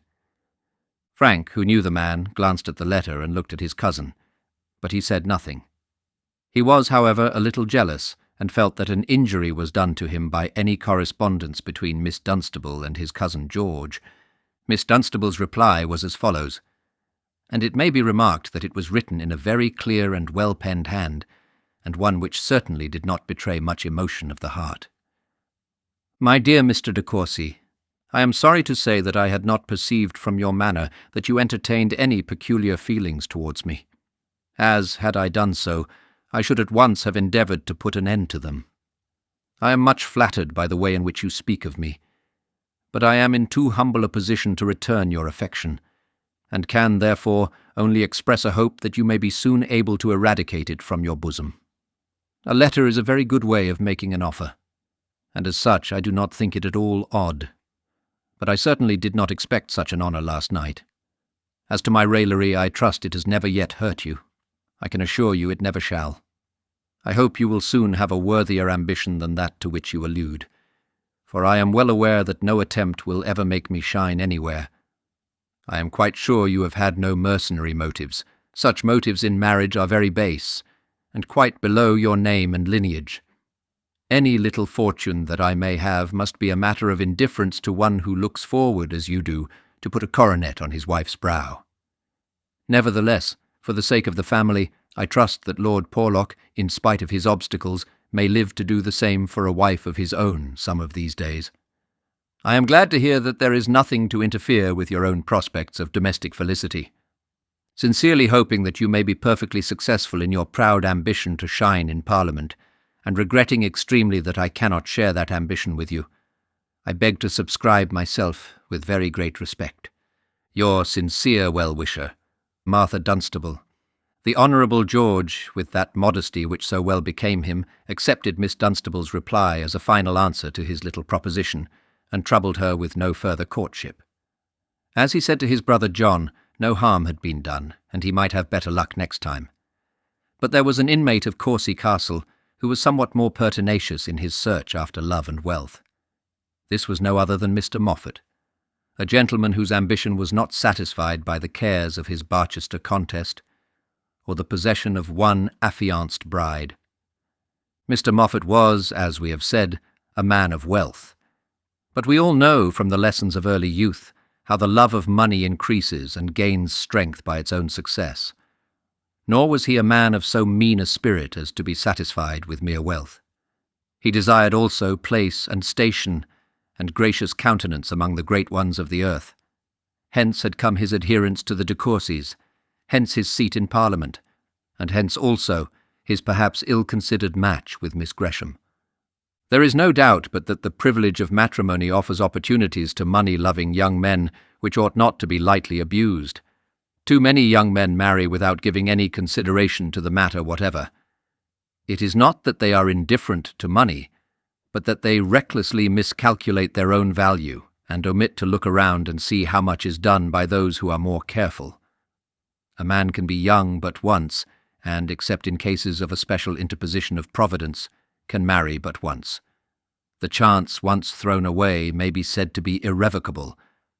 How, in after life, do men toil and turmoil through long years to attain some prospect of doubtful advancement?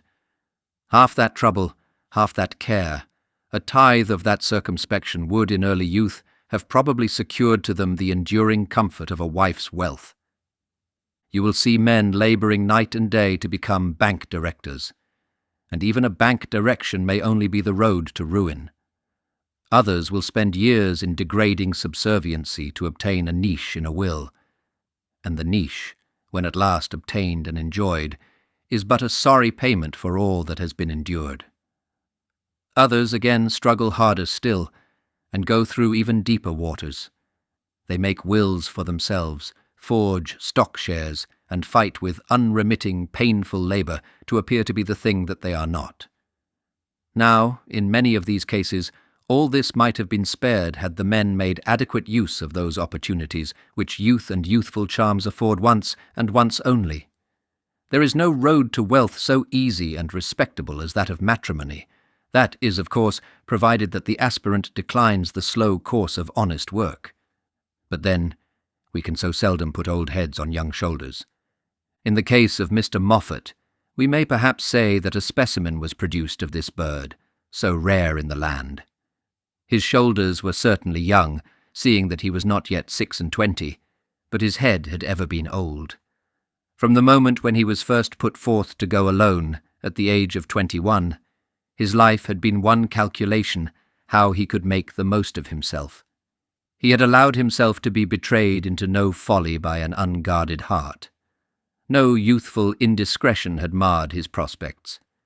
He had made the most of himself.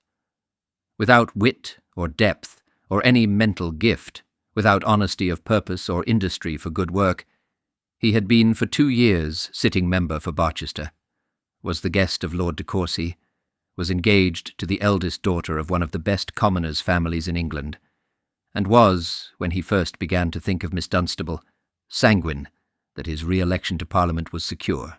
When, however, at this period he began to calculate what his position in the world really was, it occurred to him that he was doing an ill-judged thing in marrying Miss Gresham. Why marry a penniless girl? For Augusta's trifle of a fortune was not a penny in his estimation, while there was Miss Dunstable in the world to be won. His own 6,000 or 7,000 a year, quite unembarrassed as it was certainly a great thing. But what might he not do if to that he could add the almost fabulous wealth of the great heiress? Was she not here, put absolutely in his path? Would it not be a wilful throwing away of a chance not to avail himself of it? He must, to be sure, lose the de Courcy friendship, but if he should then have secured his Barchester seat for the usual term of parliamentary session, he might be able to spare that. He would also perhaps encounter some Gresham enmity. This was a point on which he did think more than once. But what will not a man encounter for the sake of £200,000? It was thus that Mr. Moffat argued with himself, with much prudence, and brought himself to resolve that he would at any rate become a candidate for the great prize. He also therefore began to say soft things, and it must be admitted that he said them with more considerate propriety than had the Honourable George. Mr. Moffat had an idea that Miss Dunstable was not a fool, and that in order to catch her he must do more than endeavour to lay salt on her tail in the guise of flattery. It was evident to him that she was a bird of some cunning, not to be caught by an ordinary gin, such as those commonly in use with the Honourable George of society. It seemed to Mr. Moffat that though Miss Dunstable was so sprightly, so full of fun, and so ready to chatter on all subjects, she well knew the value of her own money and of her position as dependent on it. He perceived that she never flattered the Countess, and seemed to be no whit absorbed by the titled grandeur of her host's family. He gave her credit, therefore, for an independent spirit, and an independent spirit in his estimation was one that placed its sole dependence on a respectable balance at its bankers. Working on these ideas, Mr. Moffat commenced operations in such manner that his overtures to the heiress should not, if unsuccessful, interfere with the Greshamsbury engagement. He began by making common cause with Miss Dunstable. Their positions in the world, he said to her, were closely similar. They had both risen from the lower class by the strength of honest industry. They were both now wealthy, and had both hitherto made such use of their wealth as to induce the highest aristocracy of England to admit them into their circles. "Yes, Mr. Moffat," had Miss Dunstable remarked, "and if all that I hear be true, to admit you into their very families." At this Mr. Moffat slightly demurred. He would not affect, he said, to misunderstand what Miss Dunstable meant. There had been something said on the probability of such an event, but he begged Miss Dunstable not to believe all that she heard on such subjects. "I do not believe much," said she, "but I certainly did think that that might be credited." Mr. Moffat then went on to show how it behoved them both, in holding out their hands halfway to meet the aristocratic overtures that were made to them, not to allow themselves to be made use of. The aristocracy, according to Mr. Moffat, were people of a very nice sort, the best acquaintance in the world, a portion of mankind to be noticed by whom should be one of the first objects in the life of the Dunstables and the Moffats. But the Dunstables and Moffats should be very careful to give little or nothing in return. Much, very much in return, would be looked for. The aristocracy, said Mr. Moffat, were not a people to allow the light of their countenance to shine forth without looking for a quid pro quo, for some compensating value. In all their intercourse with the Dunstables and Moffats, they would expect a payment. It was for the Dunstables and Moffats to see that, at any rate, they did not pay more for the article they got than its market value. The way in which she, Miss Dunstable, and he, Mr. Moffat, would be required to pay would be by taking each of them some poor scion of the aristocracy in marriage, and thus expending their hard-earned wealth in procuring high-priced pleasures for some well-born pauper. Against this, peculiar caution was to be used. Of course, the further induction to be shown was this, that people so circumstanced should marry among themselves, the Dunstables and the Moffats each with the other, and not tumble into the pitfalls prepared for them. Whether these great lessons had any lasting effect on Miss Dunstable's mind may be doubted. Perhaps she had already made up her mind on the subject which Mr. Moffat so well discussed. She was older than Mr. Moffat, and in spite of his 2 years of parliamentary experience, had perhaps more knowledge of the world with which she had to deal. But she listened to what he said with complacency, understood his object as well as she had that of his aristocratic rival, was no whit offended, but groaned in her spirit as she thought of the wrongs of Augusta Gresham. But all this good advice, however, would not win the money for Mr. Moffat without some more decided step, and that step he soon decided on taking, feeling assured that what he had said would have its due weight with the heiress. The party at Courcy Castle was now soon about to be broken up. The male de Courcys were going down to a Scotch mountain. The female de Courcys were to be shipped off to an Irish castle. Mr. Moffat was to go up to town to prepare his petition. Miss Dunstable was again about to start on a foreign tour in behalf of her physician and attendants, and Frank Gresham was at last to be allowed to go to Cambridge. That is to say, unless his success with Miss Dunstable should render such a step on his part quite preposterous. "I think you may speak now, Frank," said the Countess. "I really think you may. You have known her now for a considerable time, and as far as I can judge, she is very fond of you." "Nonsense, aunt," said Frank. "She doesn't care a button for me." "I think differently, and lookers-on, you know, always understand the game best. I suppose you are not afraid to ask her?" "Afraid," said Frank, in a tone of considerable scorn. He almost made up his mind that he would ask her to show that he was not afraid. His only obstacle to doing so was that he had not the slightest intention of marrying her. There was to be but one other great event before the party broke up, and that was a dinner at the Duke of Omnium's. The Duke had already declined to come to Courcy, but he had in a measure atoned for this by asking some of the guests to join a great dinner which he was about to give to his neighbours. Mr. Moffat was to leave Courcy Castle the day after the dinner party, and he therefore determined to make his great attempt on the morning of that day. It was with some difficulty that he brought about an opportunity, but at last he did so, and found himself alone with Miss Dunstable in the walks of Courcy Park. "It is a strange thing, is it not," said he, recurring to his old view of the same subject, "that I should be going to dine with the Duke of Omnium, the richest man, they say, among the whole English aristocracy." "Men of that kind entertain everybody, I believe, now and then," said Miss Dunstable, not very civilly. "I believe they do, but I'm not going as one of the everybodies. I'm going from Lord de Courcy's house with some of his own family. I have no pride in that, not the least. I have more pride in my father's honest industry, but it shows what money does in this country of ours. Yes, indeed, money does a great deal, many queer things." In saying this, Miss Dunstable could not but think that money had done a very queer thing in inducing Miss Gresham to fall in love with Mr. Moffat. "Yes, wealth is very powerful. Here we are, Miss Dunstable, the most honoured guests in the house." "Oh, I don't know about that. You may be, for you are a member of Parliament and all that." "No, not a member now, Miss Dunstable." "Well, you will be, and that's all the same. But I have no such title to honour, thank God." They walked on in silence for a little while, for Mr. Moffat hardly knew how to manage the business he had in hand. "It is quite delightful to watch these people," he said at last. "Now they accuse us of being tuft-hunters." "Do they?" said Miss Dunstable.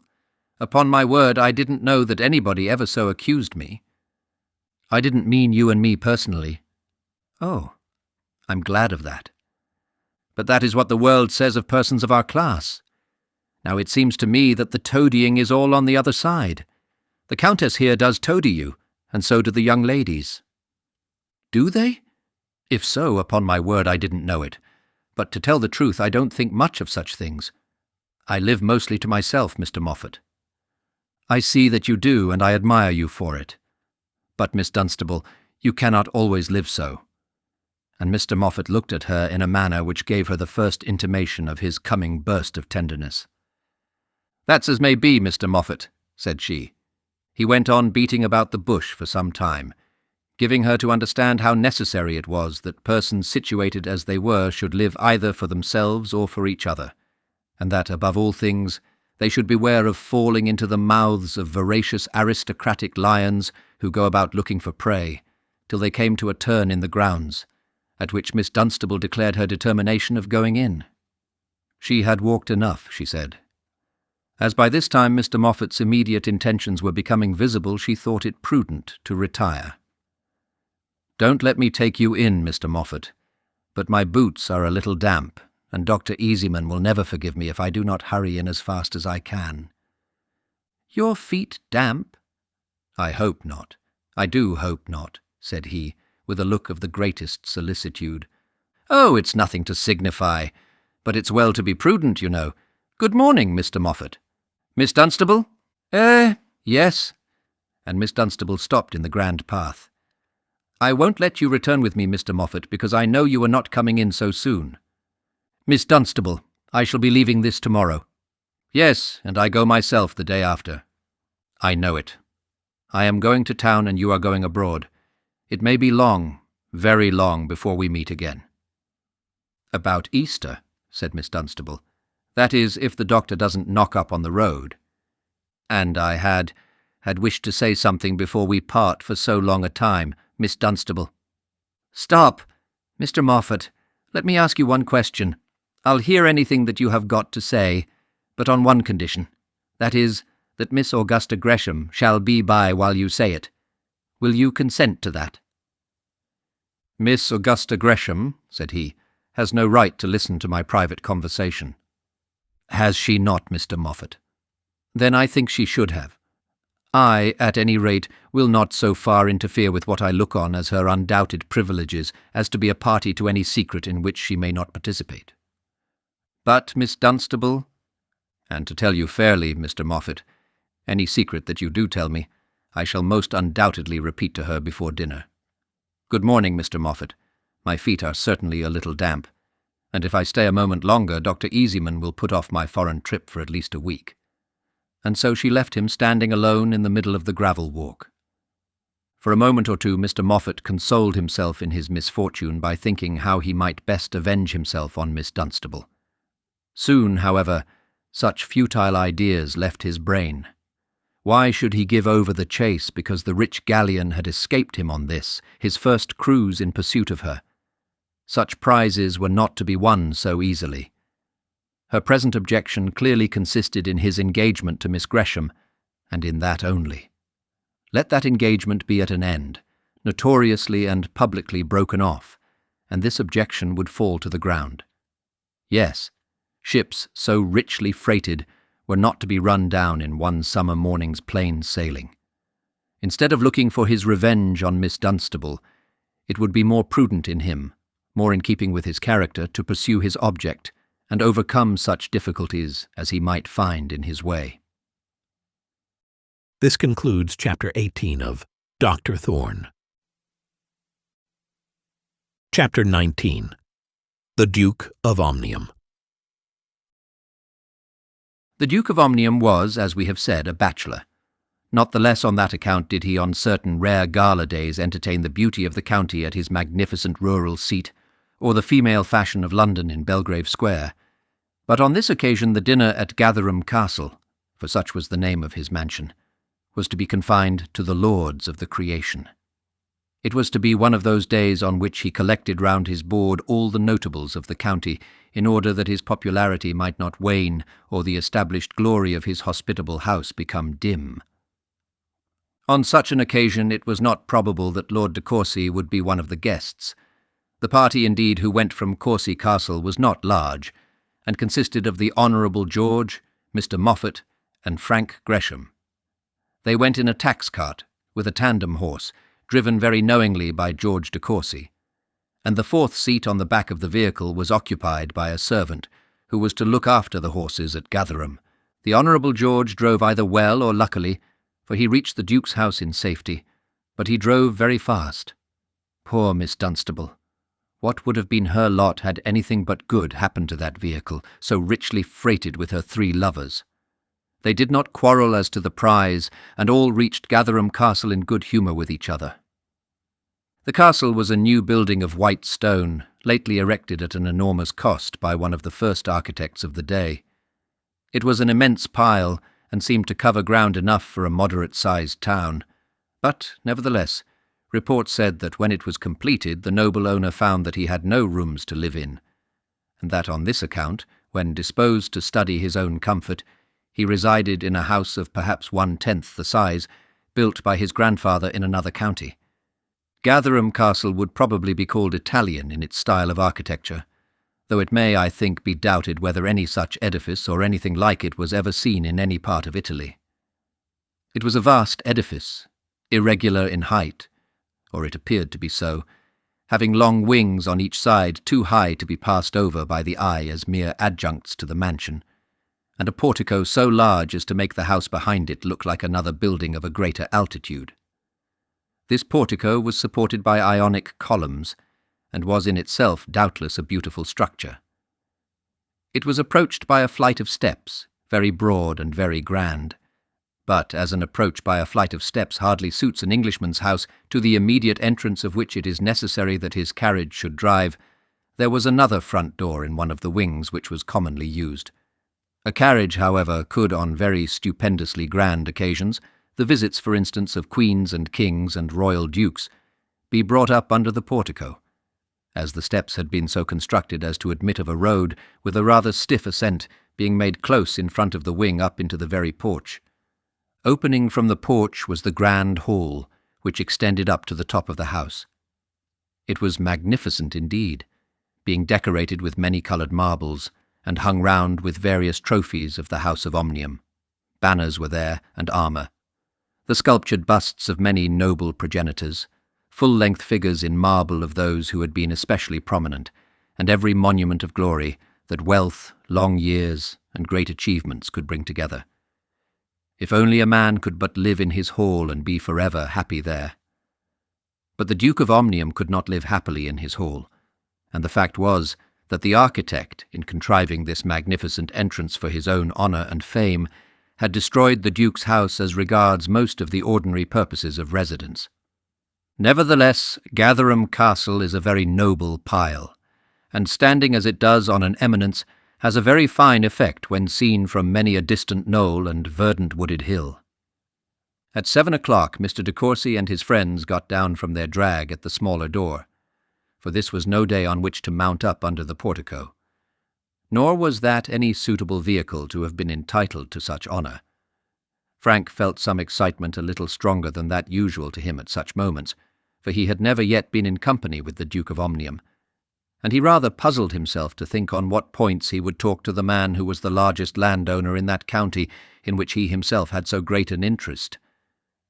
He, however, made up his mind that he would allow the Duke to choose his own subjects, merely reserving to himself the right of pointing out how deficient in gorse covers was West Barsetshire, that being the Duke's division. They were soon divested of their coats and hats, and, without entering on the magnificence of the great hall, were conducted through rather a narrow passage into rather a small drawing-room. Small, that is, in proportion to the number of gentlemen there assembled. There might be about 30, and Frank was inclined to think that they were almost crowded. A man came forward to greet them when their names were announced, but our hero at once knew that he was not the Duke, for this man was fat and short, whereas the Duke was thin and tall. There was a great hubbub going on, for everybody seemed to be talking to his neighbour, or, in default of a neighbour, to himself. It was clear that the exalted rank of their host had put very little constraint on his guests' tongues, for they chatted away with as much freedom as farmers at an ordinary. "Which is the Duke?" At last Frank contrived to whisper to his cousin. "Oh, he's not here," said George. "I suppose he'll be in presently. I believe he never shows till just before dinner." Frank, of course, had nothing further to say, but he already began to feel himself a little snubbed. He thought that the Duke though he was when he asked people to dinner, should be there to tell them that he was glad to see them. More people flashed into the room, and Frank found himself rather closely wedged in with a stout clergyman of his acquaintance. He was not badly off, for Mr. Athill was a friend of his own, who had held a living near Greshamsbury. Lately, however, at the lamented decease of Dr. Stanhope, who had died of apoplexy at his villa in Italy, Mr. Athill had been presented with the better preferment of Eiderdown, and had, therefore, removed to another part of the county. He was somewhat of a bon vivant, and a man who thoroughly understood dinner parties, and with much good nature he took Frank under his special protection. "You stick to me, Mr. Gresham," he said, "when we go into the dining-room. I'm an old hand at the Duke's dinners, and know how to make a friend comfortable as well as myself." "But why doesn't the Duke come in?" demanded Frank. "He'll be here as soon as dinner is ready," said Mr. Athill. "Or rather, the dinner will be ready as soon as he is here. I don't care, therefore, how soon he comes."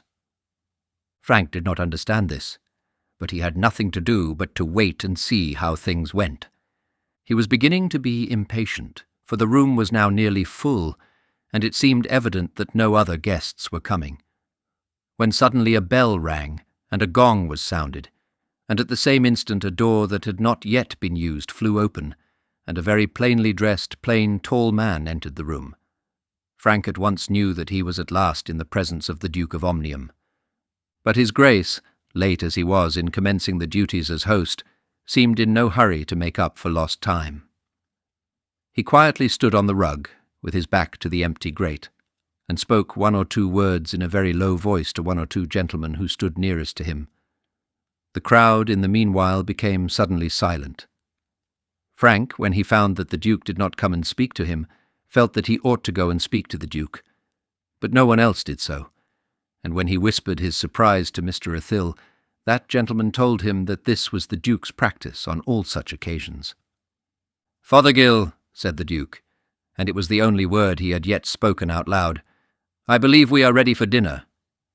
Now Mr. Fothergill was the Duke's land agent, and he it was who had greeted Frank and his friends at their entrance. Immediately the gong was again sounded, and another door leading out of the drawing-room into the dining-room was opened. The Duke led the way, and then the guests followed. "Stick close to me, Mr. Gresham," said Athil. "We'll get about the middle of the table, where we shall be cosy, and on the other side of the room, out of this dreadful draught. I know the place well, Mr. Gresham.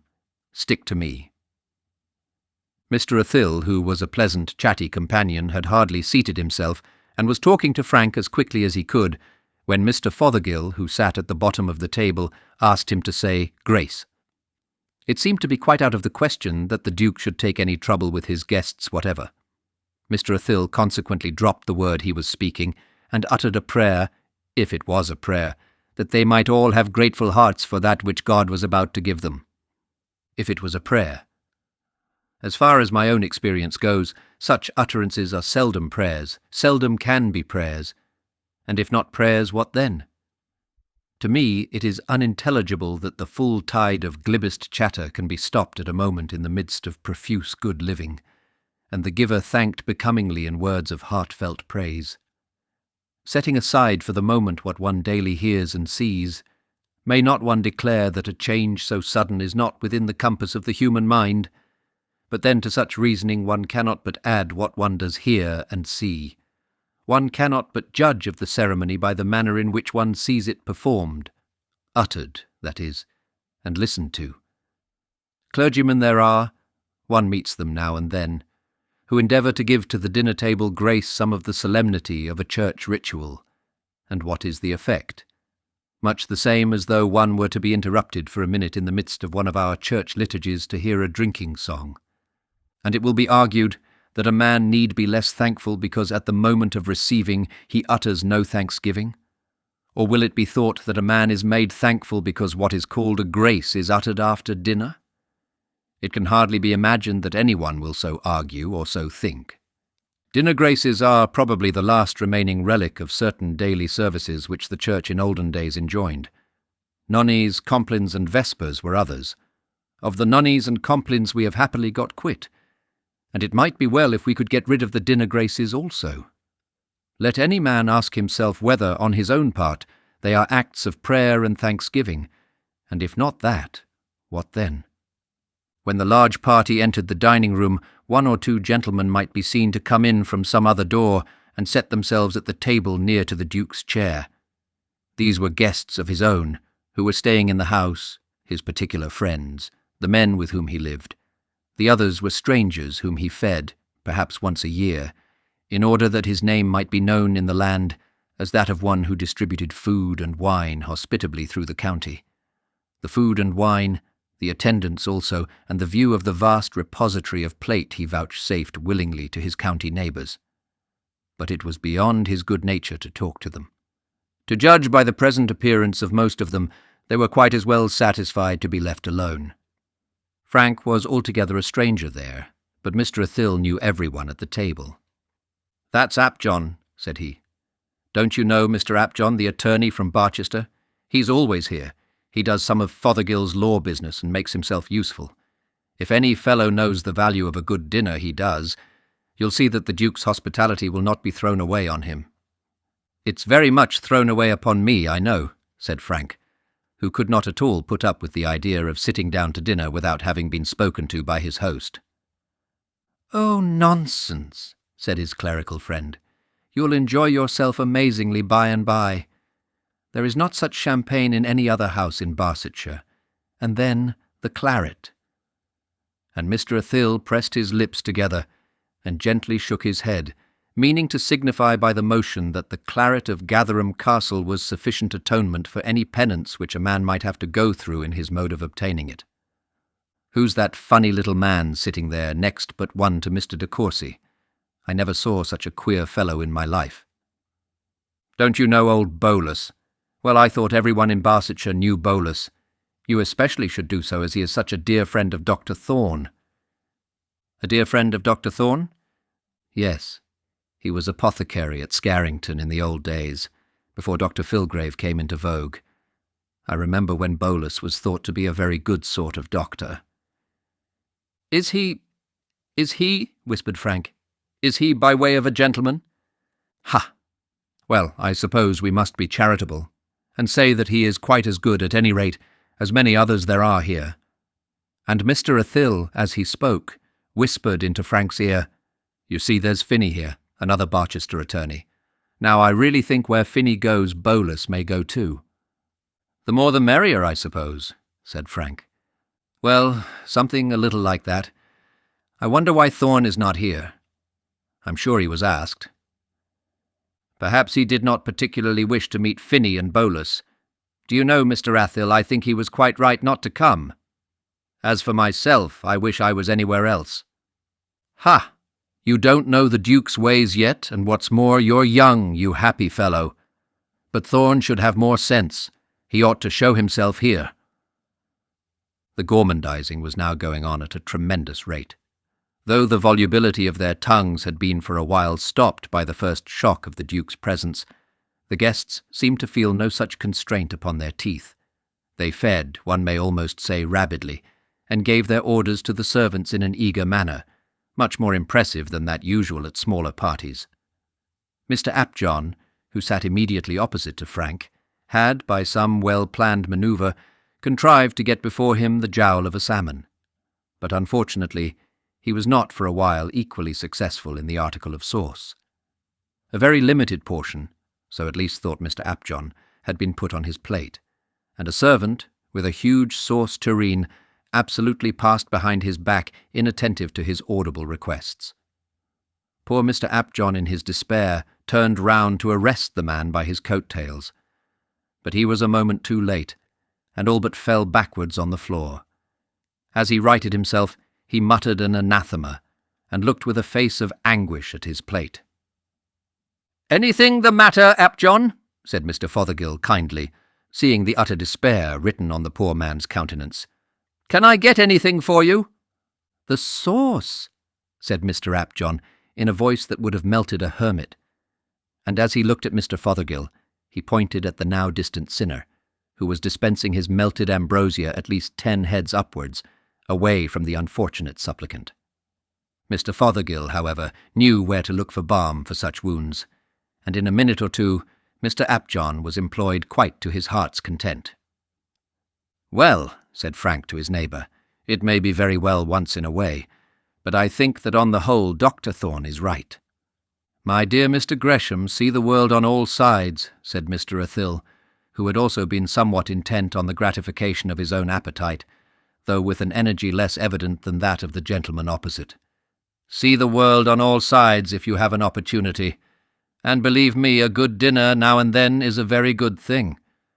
"Yes, but I don't like eating it with hogs." "Whish! Softly, softly, Mr. Gresham, or you'll disturb Mr. Apjohn's digestion. Upon my word, he'll want it all before he is done. Now, I like this kind of thing once in a way." "Do you?" said Frank in a tone that was almost savage. "Yes, indeed I do. One sees so much character. And after all, what harm does it do?" "My idea is that people should live with those whose society is pleasant to them." "Live? Yes, Mr. Gresham, I agree with you there. It wouldn't do for me to live with the Duke of Omnium. I shouldn't understand, or probably approve, his ways. Nor should I, perhaps, much like the constant presence of Mr. Apjohn. But now and then, once in a year or so, I do own I like to see them both. Here's the cup. Now, whatever you do, Mr. Gresham, don't pass the cup without tasting it." And so the dinner passed on, slowly enough as Frank thought, but all too quickly for Mr. Apjohn. It passed away, and the wine came circulating freely. The tongues again were loosed, the teeth being released from their labours, and under the influence of the claret the Duke's presence was forgotten. But very speedily the coffee was brought. "This will soon be over now," said Frank to himself thankfully. for though he by no means despised good claret, he had lost his temper too completely to enjoy it at the present moment. But he was much mistaken. The farce as yet was only at its commencement. The Duke took his cup of coffee, and so did the few friends who sat close to him, but the beverage did not seem to be in great request with the majority of the guests. When the Duke had taken his modicum, he rose up and silently retired, saying no word and making no sign. And then the farce commenced. "Now, gentlemen," said Mr. Fothergill cheerily, "we are all right. Apjohn, is there claret there? Mr. Bolus, I know you stick to the Madeira. You are quite right, for there isn't much of it left, and my belief is there'll never be more like it." And so the Duke's hospitality went on, and the Duke's guests drank merrily for the next 2 hours. "Shan't we see any more of him?" asked Frank. "Any more of whom?" said Mr. Athill. "Of the Duke? Oh, no, you'll see no more of him. He always goes when the coffee comes. It's brought in as an excuse. We've had enough of the light of his countenance to last till next year. The Duke and I are excellent friends, and have been so these 15 years, but I never see more of him than that." "I shall go away," said Frank. "Nonsense. Mr. de Courcy and your other friend won't stir for this hour yet." "I don't care. I shall walk on, and they may catch me. I may be wrong, but it seems to me that a man insults me when he asks me to dine with him and never speaks to me.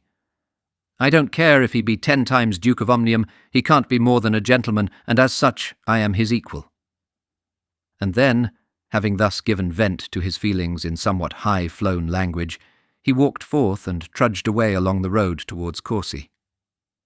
Frank Gresham had been born and bred a Conservative, whereas the Duke of Omnium was well known as a consistent Whig. There is no one so devoutly resolved to admit of no superior as your Conservative, born and bred, no one so inclined to high domestic despotism as your thoroughgoing consistent old Whig. When he had proceeded about 6 miles, Frank was picked up by his friends, but even then his anger had hardly cooled. "Was the Duke as civil as ever when you took your leave of him?" said he to his cousin George as he took his seat on the drag. "The Duke was juiced Jude wine, let me tell you that, old fella," hiccuped out the Honourable George as he touched up the leader under the flank. This concludes Chapter 19 of Dr. Thorne. Chapter 20. The Proposal. And now the departures from Courcy Castle came rapidly one after another, and there remained but one more evening before Miss Dunstable's carriage was to be packed. The Countess, in the early moments of Frank's courtship, had controlled his ardour and checked the rapidity of his amorous professions. But as days, and at last weeks, wore away, she found that it was necessary to stir the fire which she had before endeavoured to slacken. "There will be nobody here tonight but our own circle," said she to him, "and I really think you should tell Miss Dunstable what your intentions are. She will have fair ground to complain of you if you do not." Frank began to feel that he was in a dilemma. He had commenced making love to Miss Dunstable partly because he liked the amusement, and partly from a satirical propensity to quiz his aunt by appearing to fall into her scheme. But he had overshot the mark, and did not know what answer to give when he was thus called upon to make a downright proposal. And then, although he did not care 2 rushes about Miss Dunstable in the way of love, he nevertheless experienced a sort of jealousy when he found that she appeared to be indifferent to him, and that she corresponded the meanwhile with his cousin George, though all their flirtations had been carried on both sides palpably by way of fun. Though Frank had told himself 10 times a day that his heart was true to Mary Thorne, yet he had an undefined feeling that it behoved Miss Dunstable to be a little in love with him. He was not quite at ease in that she was not a little melancholy now that his departure was so nigh, and above all he was anxious to know what were the real facts about that letter. He had in his own breast threatened Miss Dunstable with a heartache, and now, when the time for their separation came, he found that his own heart was the more likely to ache of the two. "I suppose I must say something to her, or my aunt will never be satisfied," said he to himself as he sauntered into the little drawing-room on that last evening. But at the very time he was ashamed of himself, for he knew he was going to ask badly.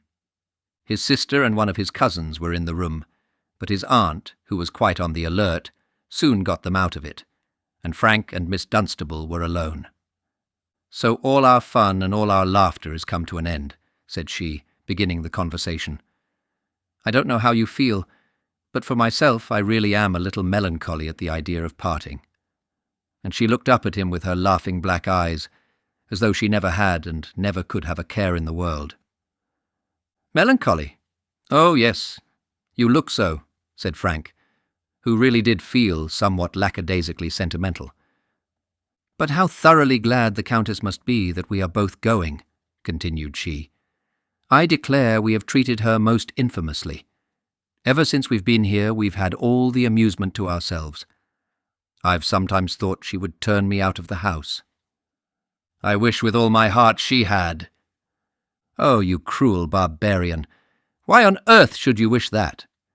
"That I might have joined you in your exile. I hate Courcy Castle, and should have rejoiced to leave, and what? And I love Miss Dunstable, and should have doubly, trebly rejoiced to leave it with her." Frank's voice quivered a little as he made this gallant profession, but still Miss Dunstable only laughed the louder. "Upon my word, of all my knights you are by far the best behaved," said she, "and say much the prettiest things." Frank became rather red in the face, and felt that he did so. Miss Dunstable was treating him like a boy. While she pretended to be so fond of him, she was only laughing at him, and corresponding the while with his cousin George. Now Frank Gresham already entertained a sort of contempt for his cousin, which increased the bitterness of his feelings. Could it really be possible that George had succeeded while he had utterly failed, that his stupid cousin had touched the heart of the heiress while she was playing with him as with a boy? "Of all your knights! Is that the way you talk to me when we are going to part? When was it, Miss Dunstable, that George de Courcy became one of them?" Miss Dunstable for a while looked serious enough. "What makes you ask that?" said she. "What makes you inquire about Mr. de Courcy?" "Oh, I have eyes, you know, and can't help seeing. Not that I see or have seen anything that I could possibly help." "And what have you seen, Mr. Gresham?" "Why, I know you have been writing to him." "Did he tell you so?" "No, he did not tell me. But I know it." For a moment she sat silent, and then her face again resumed its usual happy smile. "Come, Mr. Gresham, you are not going to quarrel with me, I hope, even if I did write a letter to your cousin. Why should I not write to him? I correspond with all manner of people. I'll write to you some of these days if you'll let me, and will promise to answer my letters."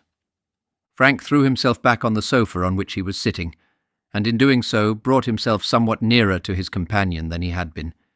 He then drew his hand slowly across his forehead, pushing back his thick hair, and as he did so he sighed somewhat plaintively. "I do not care," said he, "for the privilege of correspondence on such terms. If my cousin George is to be a correspondent of yours also, I will give up my claim." And then he sighed again, so that it was piteous to hear him. He was certainly an arrant puppy, and an egregious ass into the bargain. But then it must be remembered in his favour that he was only 21, and that much had been done to spoil him. Miss Dunstable did remember this, and therefore abstained from laughing at him. "Why, Mr. Gresham, what on earth do you mean? In all human probability I shall never write another line to Mr. de Courcy. But if I did, what possible harm could it do you?" "Oh, Miss Dunstable, you do not in the least understand what my feelings are." "Don't I? Then I hope I never shall. I thought I did. I thought they were the feelings of a good, true-hearted friend. Feelings that I could sometimes look back upon with pleasure as being honest when so much that one meets is false. I have become very fond of you, Mr. Gresham, and I should be sorry to think that I did not understand your feelings." This was almost worse and worse. Young ladies like Miss Dunstable, for she was still to be numbered in the category of young ladies, do not usually tell young gentlemen that they are very fond of them. To boys and girls they may make such a declaration. Now Frank Gresham regarded himself as one who had already fought his battles, and fought them not without glory. He could not therefore endure to be thus openly told by Miss Dunstable that she was very fond of him. "Fond of me, Miss Dunstable? I wish you were." "So I am. Very. You little know how fond I am of you, Miss Dunstable. and he put out his hand to take hold of hers. She then lifted up her own and slapped him lightly on the knuckles. "And what can you have to say to Miss Dunstable that can make it necessary that you should pinch her hand? I tell you fairly, Mr. Gresham, if you make a fool of yourself, I shall come to a conclusion that you are all fools, and that it is hopeless to look out for anyone worth caring for." Such advice as this, so kindly given, so wisely meant, so clearly intelligible, he should have taken and understood, young as he was. But even yet, he did not do so. "A fool of myself. Yes, I suppose I must be a fool if I have so much regard for Miss Dunstable as to make it painful for me to know that I am to see her no more. A fool. Yes, of course I am a fool. A man is always a fool when he loves." Miss Dunstable could not pretend to doubt his meaning any longer, and was determined to stop him, let it cost what it would. She now put out her hand, not over white, and, as Frank soon perceived, gifted with a very fair allowance of strength. "Now, Mr. Gresham," said she, "before you go any further you shall listen to me. Will you listen to me for a moment without interrupting me?" Frank was of course obliged to promise that he would do so. "You are going, or rather you were going, for I shall stop you, to make a profession of love." "A profession?" said Frank, making a slight unsuccessful effort to get his hand free. "Yes, a profession. A false profession, Mr. Gresham. A false profession. A false profession. Look into your heart of hearts. I know you at any rate have a heart. Look into it closely. Mr. Gresham, you know you do not love me, not as a man should love the woman whom he swears to love." Frank was taken aback. So appealed to, he found that he could not any longer say that he did love her. He could only look into her face with all his eyes and sit there listening to her. "How is it possible that you should love me? I am heaven knows how many years your senior. I am neither young nor beautiful, nor have I been brought up as she should be, whom you in time will really love and make your wife. I have nothing that should make you love me, but I am rich." "It is not that," said Frank stoutly, feeling himself imperatively called upon to utter something in his own defence. "Ah, Mr. Gresham, I fear it is that. For what other reason can you have laid your plans to talk in this way to such a woman as I am?" "I have laid no plans," said Frank, now getting his hand to himself. "At any rate, you wrong me there, Miss Dunstable." "I like you so well. Nay, love you if a woman may talk of love in the way of friendship. That if money alone would make you happy, you should have it heaped on you. If you want it, Mr. Gresham, you shall have it." "I have never thought of your money," said Frank surlily. "But it grieves me," continued she. "It does grieve me to think that you, so young, so gay, so bright, that you should have looked for it in this way. From others I have taken it just as the wind that whistles." And now 2 big slow tears escaped from her eyes, and would have rolled down her rosy cheeks were it not that she brushed them off with the back of her hand. "You have utterly mistaken me, Miss Dunstable," said Frank. "If I have, I will humbly beg your pardon," said she. But... "You have. Indeed you have. How can I have mistaken you? Were you not about to say that you loved me, to talk absolute nonsense, to make me an offer? If you were not, if I have mistaken you indeed, I will beg your pardon." Frank had nothing further to say in his own defence.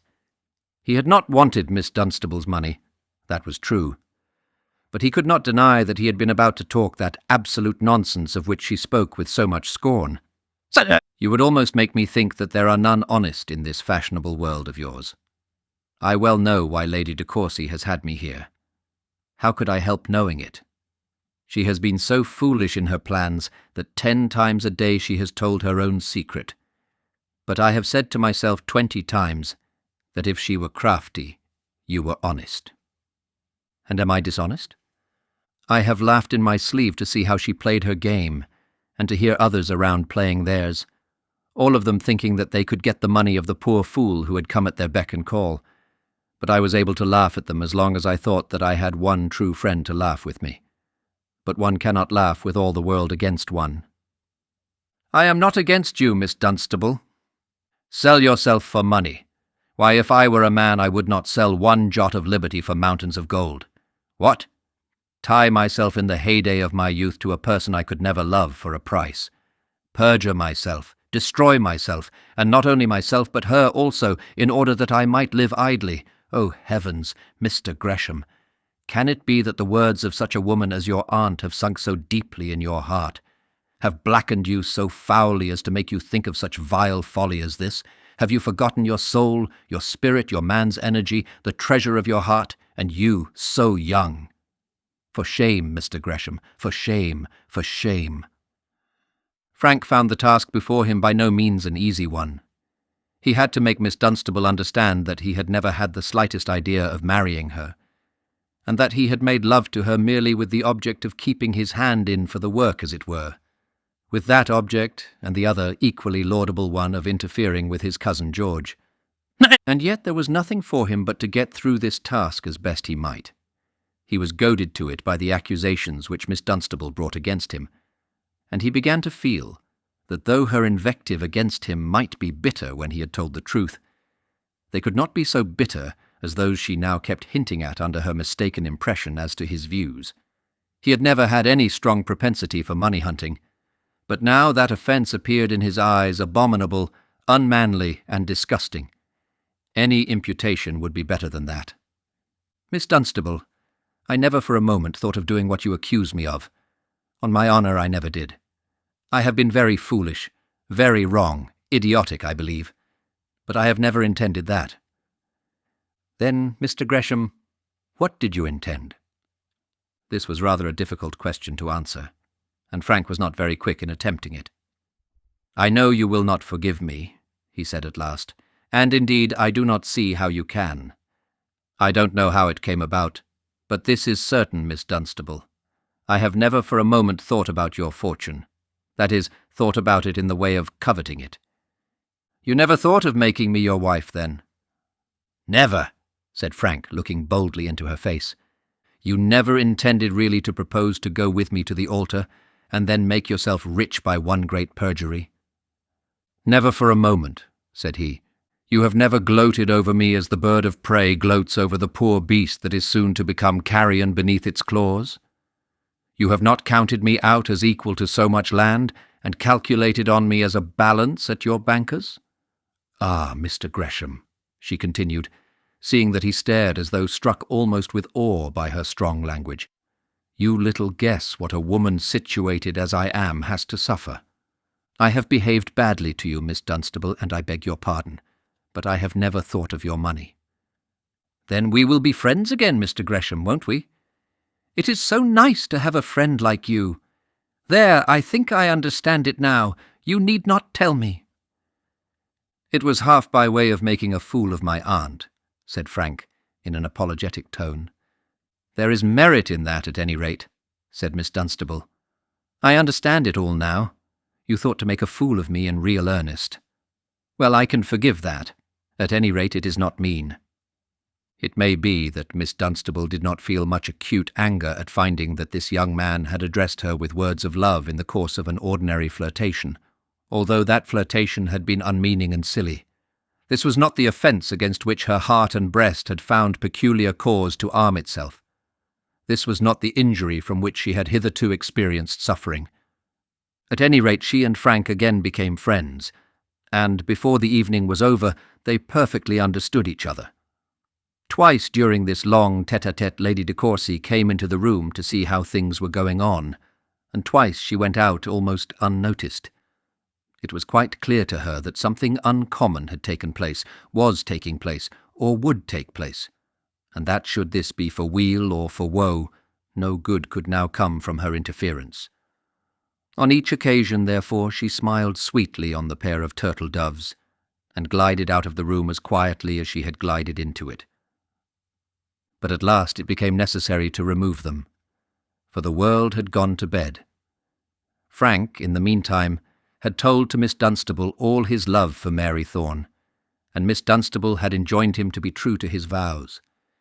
To her eyes there was something of heavenly beauty in young, true love, of beauty that was heavenly because it had been unknown to her.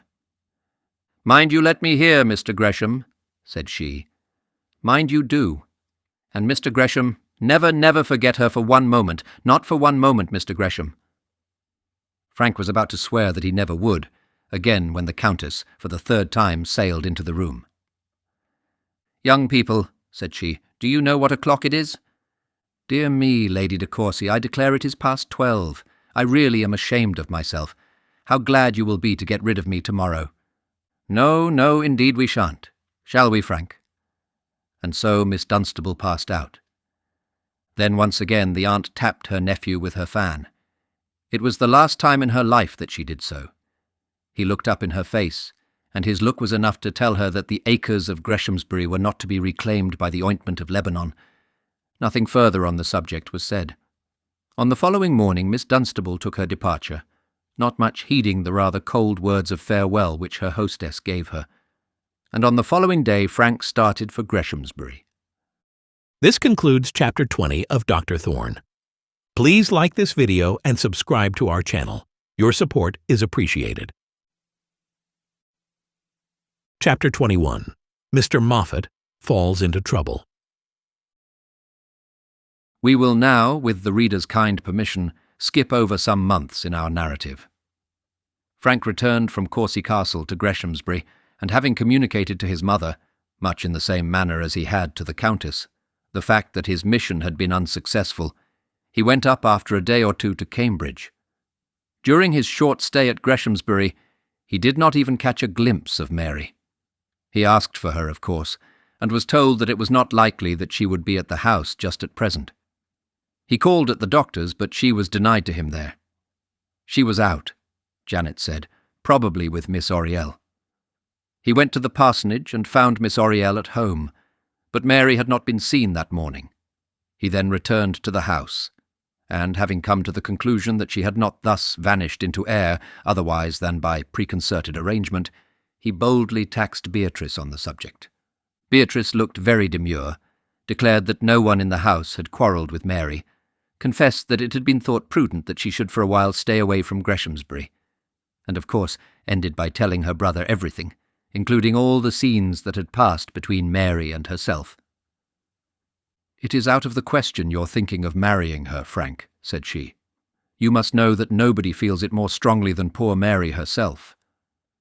And Beatrice looked the very personification of domestic prudence. "I know nothing of the kind," said he, with the headlong imperative air that was usual with him in discussing matters with his sisters. "I know nothing of the kind. Of course I cannot say what Mary's feelings may be. A pretty life she must have had of it among you. But you may be sure of this, Beatrice, and so may my mother, that nothing on earth shall make me give her up. Nothing."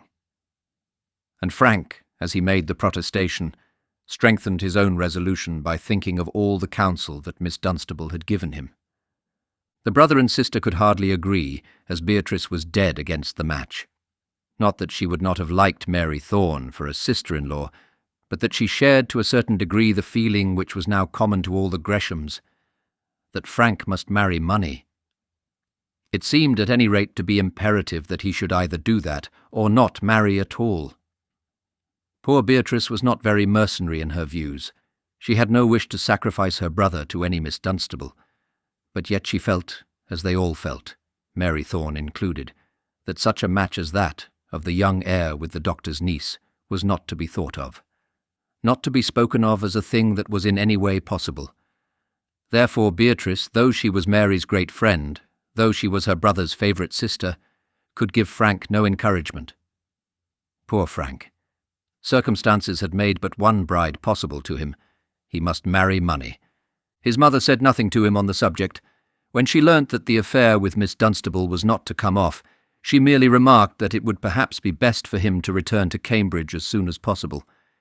Had she spoken her mind out, she would probably have also advised him to remain there as long as possible. The Countess had not omitted to write to her when Frank left Courcy Castle, and the Countess's letter certainly made the anxious mother think that her son's education had hardly yet been completed. With this secondary object, but with that of keeping him out of the way of Mary Thorne in the first place, Lady Arabella was now quite satisfied that her son should enjoy such advantages as an education completed at the university might give him. With his father Frank had a long conversation, But alas, the gist of his father's conversation was this, that it behoved him, Frank, to marry money. The father, however, did not put it to him in the cold, callous way in which his lady aunt had done, and his lady mother. He did not bid him go and sell himself to the first female he could find possessed of wealth. It was with inward self-reproaches and true grief of spirit that the father told the son that it was not possible for him to do as those may do who are born really rich or really poor. "If you marry a girl without a fortune, Frank, how are you to live?" the father asked, after having confessed how deep he himself had injured his own heir. "I don't care about money, sir," said Frank. "I shall be just as happy as if Boxall Hill had never been sold. I don't care a straw about that sort of thing." "Ah, my boy, but you will care. You will soon find that you do care. Let me go into some profession. Let me go to the bar. I am sure I could earn my own living. Earn it. Of course I could. Why not I as well as others? I should like of all things to be a barrister." There was much more of the same kind, in which Frank said all that he could think of to lessen his father's regrets. In their conversation not a word was spoken about Mary Thorne. Frank was not aware whether or no his father had been told of the great family danger which was dreaded in that quarter. That he had been told, we may surmise, as Lady Arabella was not wont to confine the family dangers to her own bosom. Moreover, Mary's presence had of course been missed. The truth was that the squire had been told, with great bitterness, of what had come to pass, and all the evil had been laid at his door. He it had been who had encouraged Mary to be regarded almost as a daughter of the house of Greshamsbury. He it was who taught that odious doctor, odious in all but his aptitude for good doctoring, to think himself a fit match for the aristocracy of the county. It had been his fault, this great necessity that Frank should marry money, and now it was his fault that Frank was absolutely talking of marrying a pauper. By no means in quiescence did the squire hear these charges brought against him. The Lady Arabella, in each attack, got quite as much as she gave, and at last was driven to retreat in a state of headache, which she declared to be chronic, and which, so she assured her daughter Augusta, must prevent her from having any more lengthened conversations with her lord, at any rate for the next 3 months. But though the squire may be said to have come off on the whole as victor in these combats, they did not perhaps have, on that account, the less effect upon him. He knew it was true that he had done much towards ruining his son, and he also could think of no other remedy than matrimony. It was Frank's doom, pronounced even by the voice of his father, that he must marry money. And so Frank went off again to Cambridge, feeling himself as he went to be a much lesser man in Greshamsbury estimation than he had been some 2 months earlier, when his birthday had been celebrated. Once during his short stay at Greshamsbury he had seen the doctor, but the meeting had been anything but pleasant. He had been afraid to ask after Mary, and the doctor had been too diffident of himself to speak of her. They had met casually on the road, and though each in his heart loved the other, the meeting had been anything but pleasant. And so Frank went back to Cambridge, and as he did so, he stoutly resolved that nothing should make him untrue to Mary Thorne. "Beatrice," said he, on the morning he went away when she came into his room to superintend his packing, "Beatrice, if she ever talks about me—" "Oh, Frank, my darling Frank, don't think of it. It is madness. She knows it is madness." "Never mind. If she ever talks about me, tell her that the last word I said was that I would never forget her. She can do as she likes." Beatrice made no promise, never hinted that she would give the message. But it may be taken for granted that she had not been long in company with Mary Thorne before she did give it. And then there were other troubles at Greshamsbury. It had been decided that Augusta's marriage was to take place in September, but Mr. Moffat had unfortunately been obliged to postpone the happy day. He himself had told Augusta, not of course without protestations as to his regret, and had written to this effect to Mr. Gresham, electioneering matters and other troubles had, he said, made this peculiarly painful postponement absolutely necessary. Augusta seemed to bear her misfortune with more equanimity than is, we believe, usual with young ladies under such circumstances. She spoke of it to her mother in a very matter-of-fact way, and seemed almost contented at the idea of remaining at Greshamsbury till February, which was the time now named for the marriage. But Lady Arabella was not equally well satisfied, nor was the squire. "I half believe that fellow is not honest," he had once said out loud before Frank, and this set Frank a-thinking of what dishonesty in the matter it was probable that Mr. Moffat might be guilty, and what would be the fitting punishment for such a crime. Nor did he think on the subject in vain, especially after a conference on the matter which he had with his friend Harry Baker. This conference took place during the Christmas vacation. It should be mentioned that the time spent by Frank at Courcy Castle had not done much to assist him in his views as to an early degree, and that it had at last been settled that he should stay up at Cambridge another year. When he came home at Christmas, he found that the house was not peculiarly lively. Mary was absent on a visit with Miss Oriel. Both these young ladies were staying with Miss Oriel's aunt in the neighbourhood of London, and Frank soon learnt that there was no chance that either of them would be home before his return. No message had been left for him by Mary.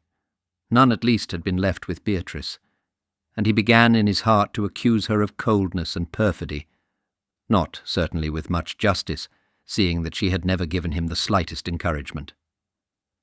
The absence of Patience Oriel added to the dullness of the place. It was certainly hard upon Frank that all the attraction of the village should be removed to make way and prepare for his return.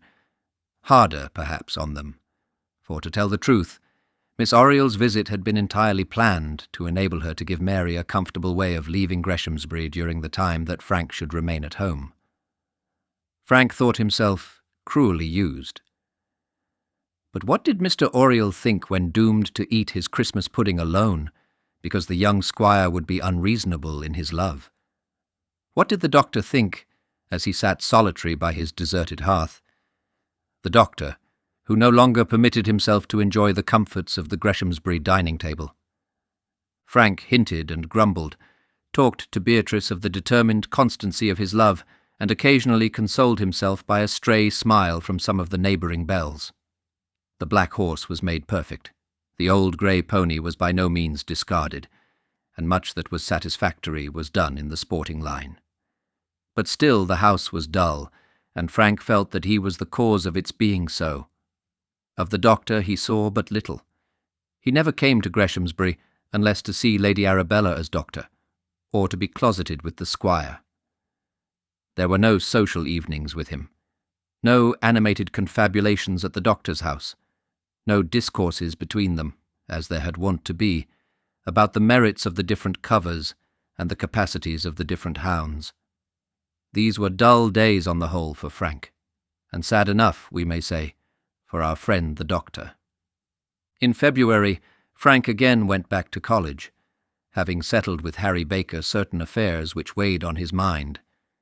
He went back to Cambridge, promising to be home on the 20th of the month, so as to be present at his sister's wedding.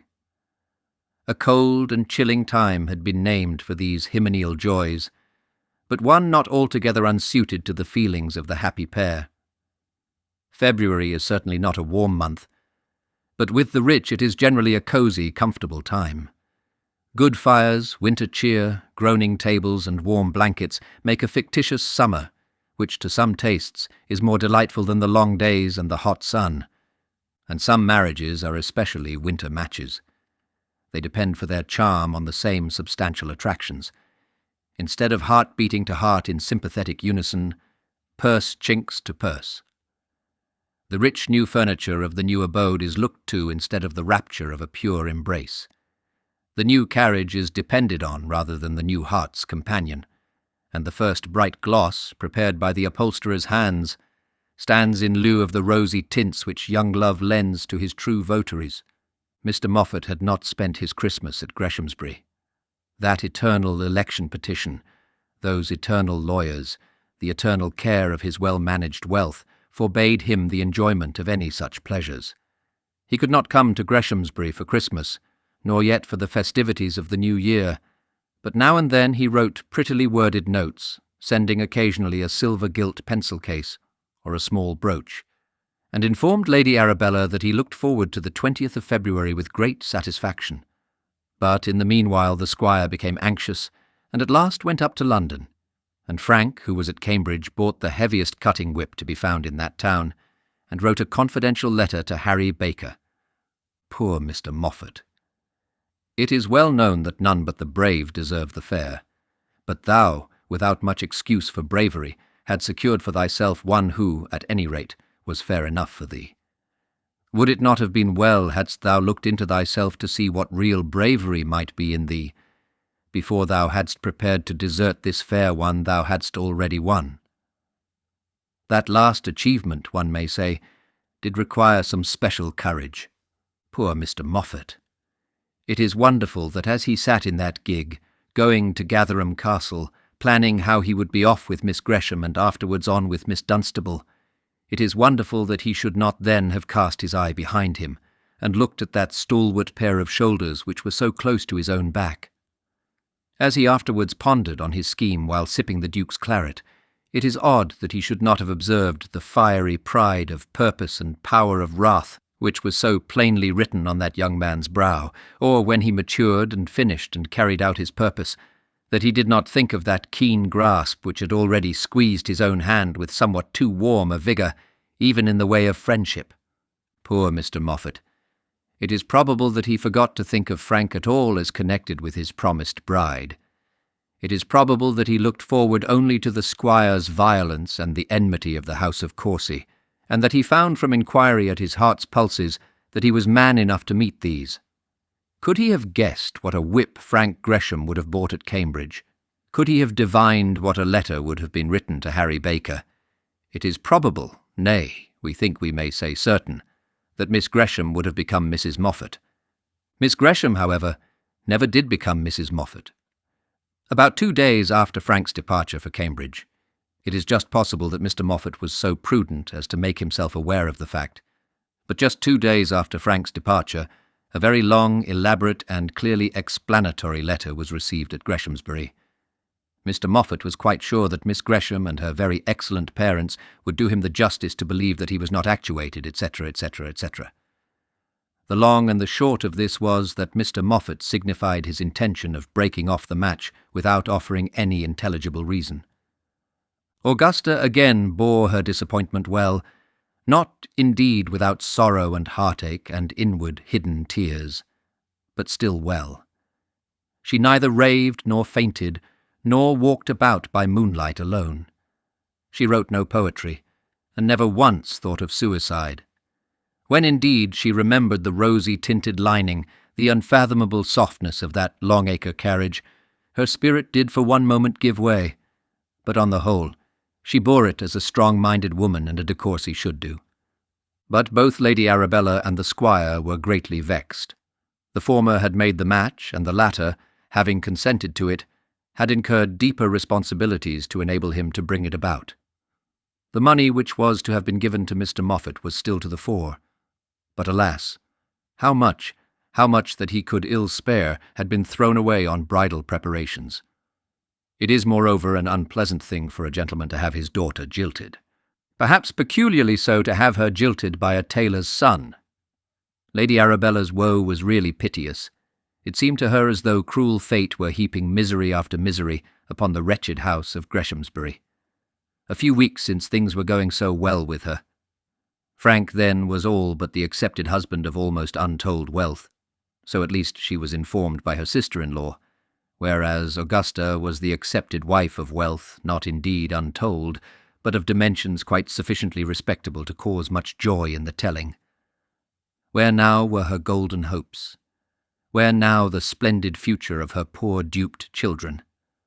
Augusta was left to pine alone, and Frank, in a still worse plight, insisted on maintaining his love for a bastard and a pauper.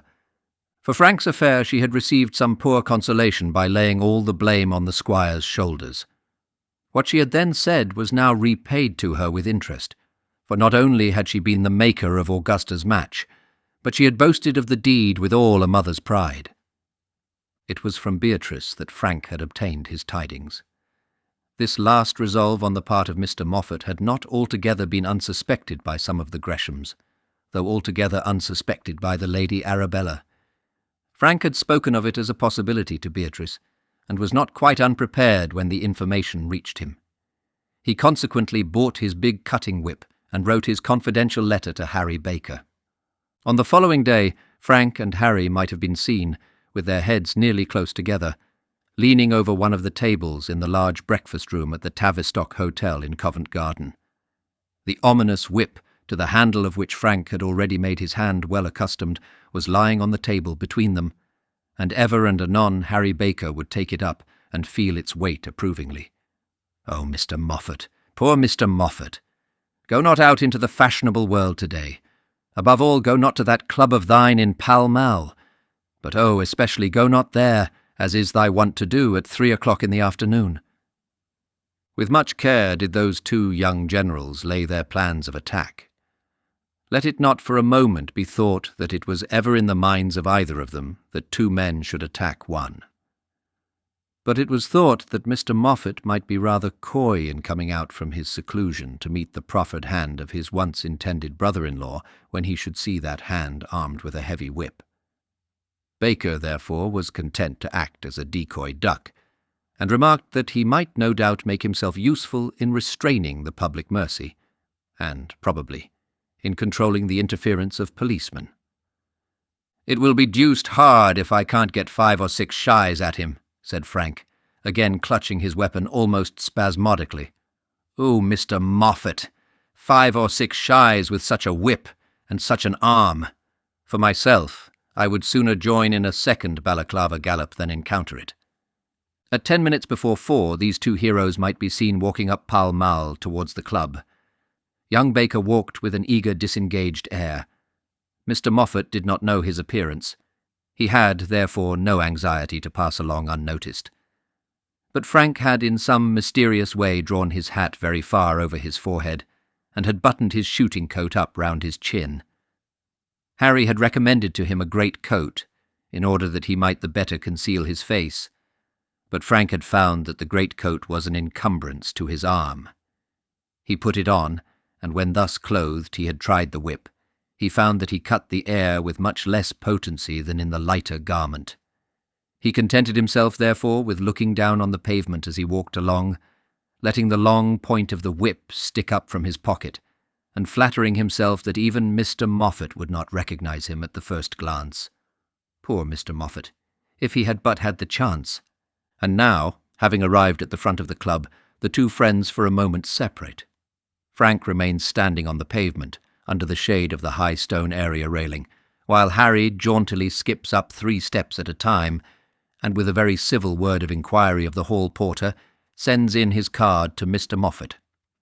Mr. Harry Baker. Mr. Moffat, never having heard of such a gentleman in his life, unwittingly comes out into the hall, and Harry, with the sweetest smile, addresses him. Now the plan of the campaign had been settled in this wise. Baker was to send into the club for Mr. Moffat, and invite that gentleman down into the street. It was probable that the invitation might be declined, and it had been calculated in such case that the two gentlemen would retire for parley into the stranger's room, which was known to be immediately opposite the hall door. Frank was to keep his eye on the portals, and if he found that Mr. Moffat did not appear as readily as might be desired, he also was to ascend the steps and hurry into the stranger's room. Then, whether he met Mr. Moffat there or elsewhere, or wherever he might meet him, he was to greet him with all the friendly vigour in his power, while Harry disposed of the club porters. But fortune, whoever favours the brave, specially favoured Frank Gresham on this occasion. Just as Harry Baker had put his card into the servant's hand, Mr. Moffat, with his hat on, prepared for the street, appeared in the hall. Mr. Baker addressed him with his sweetest smile, and begged the pleasure of saying a word or two as they descended into the street. Had not Mr. Moffat been going thither, it would have been very improbable that he should have done so at Harry's instance. But, as it was, he merely looked rather solemn at his visitor. It was his wont to look solemn, and continued the descent of the steps. Frank, his heart leaping the while, saw his prey and retreated 2 steps behind the area railing, the dread weapon already well poised in his hand. Oh, Mr. Moffat, Mr. Moffat! If there be any goddess to interfere in thy favour, let her come forward now without delay. Let her now bear thee off on a cloud, if there be one to whom thou art sufficiently dear. But there is no such goddess. Harry smiled blandly till they were well on the pavement, saying some nothing, and keeping the victim's face averted from the avenging angel. And then, when the raised hand was sufficiently nigh, he withdrew 2 steps towards the nearest lamp-post. Not for him was the honour of the interview, unless indeed succouring policemen might give occasion for some gleam of glory. But succouring policemen were no more to be come by than goddesses. Where were ye, men, when that savage whip fell about the ears of the poor ex-legislator? In Scotland Yard, sitting dozing on your benches or talking soft nothings to the housemaids round the corner, for ye were not walking on your beats, nor standing at coign of vantage to watch the tumults of the day. But had ye been there, what could ye have done? Had Sir Richard himself been on the spot, Frank Gresham would still, we may say, have had his 5 shies at that unfortunate one. When Harry Baker quickly seceded from the way, Mr. Moffat at once saw the fate before him. His hair doubtless stood on end, and his voice refused to give the loud screech with which he sought to invoke the club. An ashy paleness suffused his cheeks, and his tottering steps were unable to bear him away in flight. Once and twice the cutting whip came well down across his back. Had he been wise enough to stand still and take his thrashing in that attitude, it would have been well for him. But men so circumstanced have never such prudence. After 2 blows he made a dash at the steps, thinking to get back into the club. But Harry, who had by no means reclined in idleness against the lamp-post, here stopped him. "You had better go back into the street," said Harry. Indeed you had, giving him a shove from off the 2nd step. Then of course Frank could not do other than hit him anywhere. When a gentleman is dancing about with much energy, it is hardly possible to strike him fairly on his back. The blows, therefore, came now on his legs and now on his head, and Frank unfortunately got more than his 5 or 6 shies before he was interrupted. The interruption, however, came all too soon for Frank's idea of justice. Though there be no policeman to take part in a London row, there are always others ready enough to do so. Amateur policemen, who generally sympathise with the wrong side, and, in 9 cases out of 10, expend their generous energy in protecting thieves and pickpockets. When it was seen with what tremendous ardour that dread weapon fell about the ears of the poor, undefended gentleman, interference there was at last in spite of Harry Baker's best endeavours and loudest protestations. "Do not interrupt them, sir," said he. "Pray do not. It is a family affair, and they will neither of them like it." In the teeth, however, of these assurances, rude people did interfere, and after some 9 or 10 shies Frank found himself encompassed by the arms, and encumbered by the weight of a very stout gentleman, who hung affectionately about his neck and shoulders, whereas Mr. Moffat was already receiving consolation from 2 motherly females, sitting in a state of syncope on the good-natured knees of a fishmonger's apprentice. Frank was thoroughly out of breath. Nothing came from his lips but half-muttered expletives and unintelligible denunciations of the iniquity of his foe, but still he struggled to be at him again. We all know how dangerous is the taste of blood. Now cruelty will become a custom even with the most tender-hearted. Frank felt that he had hardly fleshed his virgin lash. He thought, almost with despair, that he had not yet at all succeeded as became a man and a brother. His memory told him of but 1 or 2 of the slightest touches that had gone well home to the offender. He made a desperate effort to throw off that incubus round his neck and rush again to the combat. "Harry! Harry! Don't let him go! Don't let him go!" he barely articulated. "Do you want to murder the man, sir?" "To murder him?" said the stout gentleman over his shoulder, speaking solemnly into his very ear. "I don't care," said Frank, struggling manfully but uselessly. "Let me out, I say. I don't care. Don't let him go, Harry, whatever you do." "He has got it prettily tidily," said Harry. "I think that will perhaps do for the present." By this time there was a considerable concourse. The club steps were crowded with the members, among whom there were many of Mr. Moffat's acquaintance. Policemen also now flocked up, and the question arose as to what should be done with the originators of the affray. Frank and Harry found that they were to consider themselves under a gentle arrest, and Mr. Moffat, in a fainting state, was carried into the interior of the club. Frank, in his innocence, had intended to have celebrated this little affair when it was over by a light repast and a bottle of claret with his friend, and then to have gone back to Cambridge by the mail train. He found, however, that his schemes in this respect were frustrated. He had to get bail to attend at Marlborough Street Police Office should he be wanted within the next 2 or 3 days, and was given to understand that he would be under the eye of the police, at any rate until Mr. Moffat should be out of danger. "Out of danger," said Frank to his friend with a startled look. "Why, I hardly got at him." Nevertheless, they did have their slight repast, and also their bottle of claret. On the second morning after this occurrence, Frank was again sitting in that public room at the Tavistock, and Harry was again sitting opposite to him. The whip was not now so conspicuously produced between them, having been carefully packed up and put away among Frank's other travelling properties. They were so sitting, rather glum, when the door swung open and a heavy, quick step was heard advancing towards them. It was the squire, whose arrival there had been momentarily expected. "Frank," said he, "Frank, what on earth is all this?" And as he spoke he stretched out both hands, the right to his son and the left to his friend. "He has given a blackguard a licking, that is all," said Harry. Frank felt that his hand was held with a peculiarly warm grasp, and he could not but think that his father's face, raised though his eyebrows were, though there was on it an intended expression of amazement and, perhaps, regret, nevertheless he could not but think that his father's face looked kindly at him. "God bless my soul, my dear boy, what have you done to the man?" "He's not a ha'porth the worse, sir," said Frank, still holding his father's hand. "Oh, isn't he?" said Harry, shrugging his shoulders. "He must be made of some very tough article, then. But, my dear boys, I hope there's no danger. I hope there's no danger." "Danger," said Frank, who could not yet induce himself to believe that he had been allowed a fair chance with Mr. Moffat. "Oh, Frank! Frank! How could you be so rash? In the middle of Pall Mall, too! Well, well, well! All the women down at Greshamsbury will have it that you have killed him." "I almost wish I had," said Frank. "Oh, Frank, Frank, but now tell me." And then the father sat well pleased while he heard, chiefly from Harry Baker, the full story of his son's prowess, and then they did not separate without another slight repast and another bottle of claret.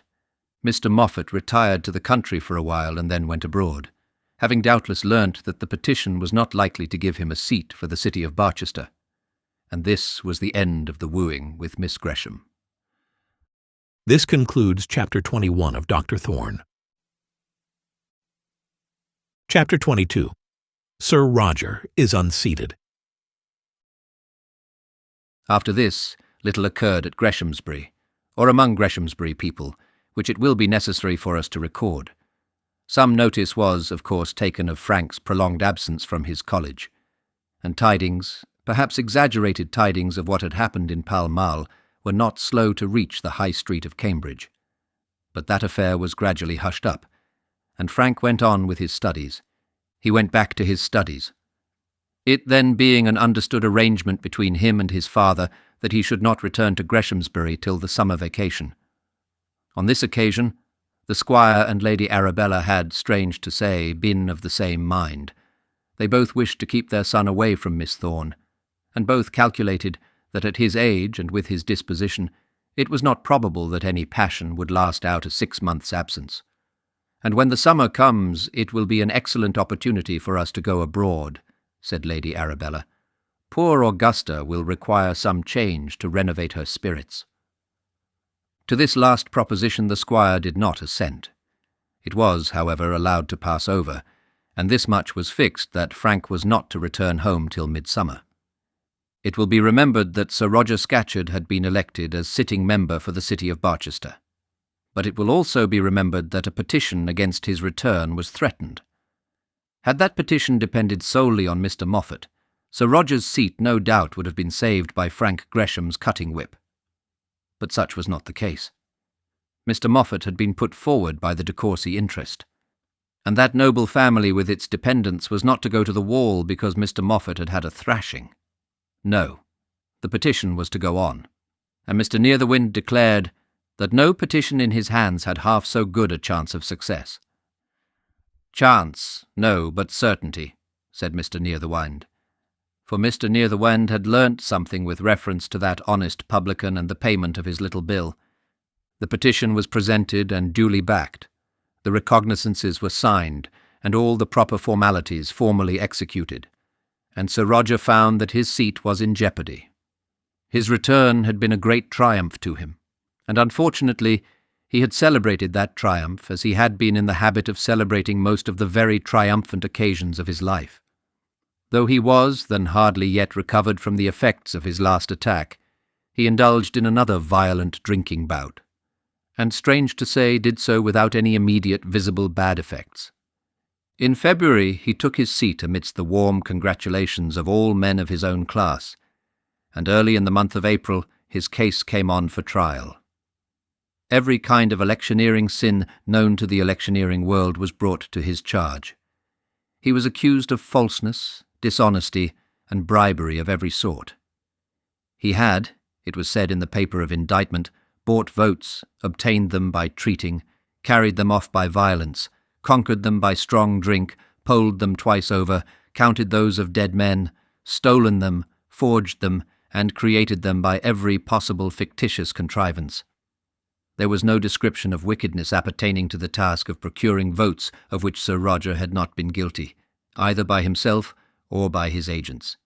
He was quite horror-struck at the list of his own enormities, but he was somewhat comforted when Mr. Closerstill told him that the meaning of it all was that Mr. Romer, the barrister, had paid a former bill due to Mr. Reddypalm, the publican. "I fear he was indiscreet, Sir Roger. I really fear he was. Those young men always are. Being energetic, they work like horses. But what's the use of energy without discretion, Sir Roger?" "But, Mr. Closerstill, I knew nothing about it from first to last." "The agency can be proved, Sir Roger," said Mr. Closerstill, shaking his head, and then there was nothing further to be said on the matter. In these days of snow-white purity, all political delinquency is abominable in the eyes of British politicians, but no delinquency is so abominable as that of venality at elections. The sin of bribery is damnable. It is the one sin for which in the House of Commons there can be no forgiveness. When discovered, it should render the culprit liable to political death without hope of pardon. It is treason against a higher throne than that on which the Queen sits. It is a heresy which requires an auto da fe. It is a pollution to the whole house, which can only be cleansed by a great sacrifice. Anathema Maranatha. Out with it from amongst us, even though the half of our heart's blood be poured forth in the conflict. Out with it, and forever. Such is the language of patriotic members with regard to bribery, and doubtless, if sincere, they are in the right. It is a bad thing certainly that a rich man should buy votes, bad also that a poor man should sell them. By all means let us repudiate such a system with heartfelt disgust. With heartfelt disgust, if we can do so, by all means, but not with disgust pretended only and not felt in the heart at all. The laws against bribery at elections are now so stringent that an unfortunate candidate may easily become guilty, even though actuated by the purest intentions. But not the less on that account does any gentleman, ambitious of the honour of serving his country in Parliament, think it necessary as a preliminary measure to provide a round sum of money at his bankers. A candidate must pay for no treating, no refreshments, no band of music. He must give neither ribbons to the girls nor ale to the men. If a huzzah be uttered in his favour, it is at his peril. It may be necessary for him to prove before a committee that it was the spontaneous result of British feeling in his favour, and not the purchased result of British beer. He cannot safely ask anyone to share his hotel dinner. Bribery hides itself now in the most impalpable shapes, and may be effected by the offer of a glass of sherry. But not the less on this account does a poor man find that he is quite unable to overcome the difficulties of a contested election. We strain at our gnats with a vengeance, but we swallow our camels with ease. For what purpose is it that we employ those peculiarly safe men of business, Messrs. Nearthewinde and Closerstill? when we wish to win our path through all obstacles into that sacred recess, if all be so open, all so easy, all so much above board, alas, the money is still necessary, is still prepared, or at any rate expended. The poor candidate, of course, knows nothing of the matter till the attorney's bill is laid before him, when all danger of petitions has passed away. He little dreamed till then, not he, that there had been banquetings and junketings, secret doings and deep drinkings at his expense. Poor candidate, poor member, who was so ignorant as he? 'Tis true he has paid such bills before, but 'tis equally true that he specially begged his managing friend, Mr. Near-the-Wind, to be very careful that all was done according to law. He pays the bill, however, and on the next election will again employ Mr. Near-the-Wind. Now and again, at rare intervals, some glimpse into the inner sanctuary does reach the eyes of ordinary mortal men without. Some slight accidental peep into those mysteries from whence all corruption has been so thoroughly expelled.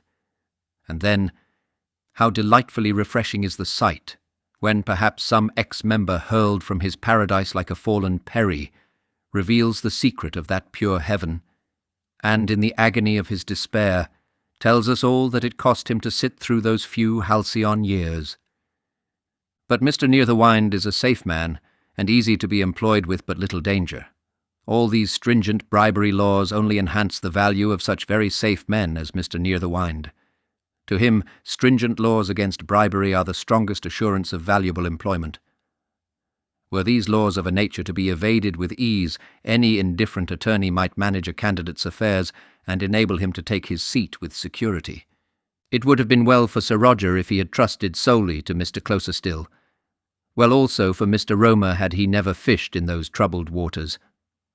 In due process of time the hearing of the petition came on, and then who so happy, sitting at his ease at his London inn, blowing his cloud from a long pipe with measureless content, as Mr. Reddypalm. Mr. Reddypalm was the one great man of the contest. All depended on Mr. Reddypalm, and well, he did his duty. The result of the petition was declared by the committee to be as follows: that Sir Roger's election was null and void, that the election altogether was null and void, that Sir Roger had, by his agent, been guilty of bribery in obtaining a vote, by the payment of a bill alleged to have been previously refused payment, that Sir Roger himself knew nothing about it. This is always a matter of course. But that Sir Roger's agent, Mr. Romer, had been wittingly guilty of bribery with reference to the transaction above described. Poor Sir Roger. Poor Mr. Romer. Poor Mr. Romer, indeed. His fate was perhaps as sad as well might be, and as foul a blot to the purism of these very pure times in which we live. Not long after those days, it so happening that some considerable amount of youthful energy and quidnunc ability were required to set litigation afloat at Hong Kong, Mr. Romer was sent thither as the fittest man for such work, with rich assurance of future guerdon. Who so happy then as Mr. Romer? But even among the pure there is room for envy and detraction. Mr. Romer had not yet ceased to wonder at new worlds, as he skimmed among the islands of that southern ocean, before the edict had gone forth for his return. There were men sitting in that huge court of Parliament on whose breasts it lay as an intolerable burden, that England should be represented among the antipodes by one who had tampered with the purity of the franchise. For them, there was no rest till this great disgrace should be wiped out and atoned for. Men they were of that calibre, that the slightest reflection on them of such a stigma seemed to themselves to blacken their own character. They could not break bread with satisfaction till Mr. Romer was recalled. He was recalled, and of course ruined, and the minds of those just men were then at peace. To any honourable gentleman who really felt his brow suffused with a patriotic blush as he thought of his country dishonoured by Mr. Romer's presence at Hong Kong, to any such gentleman, if any such there were, let all honour be given, even though the intensity of his purity may create amazement to our less finely organised souls. But if no such blush suffused the brow of any honourable gentleman, if Mr. Romer was recalled from quite other feelings, what then in lieu of honour shall we allot to those honourable gentlemen who were most concerned? Sir Roger, however, lost his seat, and after 3 months of the joys of legislation, found himself reduced by a terrible blow to the low level of private life. And the blow to him was very heavy. Men but seldom tell the truth of what is in them, even to their dearest friends. They are ashamed of having feelings, or rather of showing that they are troubled by any intensity of feeling. It is the practice of the time to treat all pursuits as though they were only half important to us, as though in what we desire we were only half in earnest. To be visibly eager seems childish, and is always bad policy. And men, therefore, nowadays, though they strive as hard as ever in the service of ambition, harder than ever in that of mammon, usually do so with a pleasant smile on, as though after all they were but amusing themselves with the little matter in hand. Perhaps it had been so with Sir Roger in those electioneering days when he was looking for votes. At any rate, he had spoken of his seat in Parliament as but a doubtful good. He was willing, indeed, to stand, having been asked, but the thing would interfere wonderfully with his business. And then, what did he know about Parliament? Nothing on earth. It was the maddest scheme. But nevertheless he was not going to hang back when called upon. He had always been rough and ready when wanted, and there he was now ready as ever, and rough enough too, God knows. 'Twas thus that he had spoken of his coming parliamentary honours, and men had generally taken him at his word. He had been returned, and this success had been hailed as a great thing for the cause and class to which he belonged. But men did not know that his inner heart was swelling with triumph, and that his bosom could hardly contain his pride as he reflected that the poor Barchester stonemason was now the representative in Parliament of his native city. And so, when his seat was attacked, he still laughed and joked. They were welcome to it for him, he said. He could keep it or want it. And of the two, perhaps, the want of it would come most convenient to him. He did not exactly think that he had bribed anyone. But if the bigwigs chose to say so, it was all one to him. He was rough and ready, now as ever. But when the struggle came, it was to him a fearful one, not the less fearful because there was no one, no, not one friend in all the world to whom he could open his mind and speak out honestly what was in his heart. To Dr. Thorne he might perhaps have done so had his intercourse with the doctor been sufficiently frequent, but it was only now and again when he was ill, or when the squire wanted to borrow money, that he saw Dr. Thorne. He had plenty of friends, heaps of friends in the parliamentary sense, friends who talked about him and lauded him at public meetings, who shook hands with him on platforms and drank his health at dinners. But he had no friend who could sit with him over his own hearth in true friendship, and listen to and sympathize with and moderate the sighings of the inner man. For him there was no sympathy, no tenderness of love, no retreat, save into himself, from the loud brass band of the outer world. The blow hit him terribly hard. It did not come altogether unexpectedly, and yet when it did come it was all but unendurable. He had made so much of the power of walking into that august chamber and sitting shoulder to shoulder in legislative equality with the sons of dukes and the curled darlings of the nation.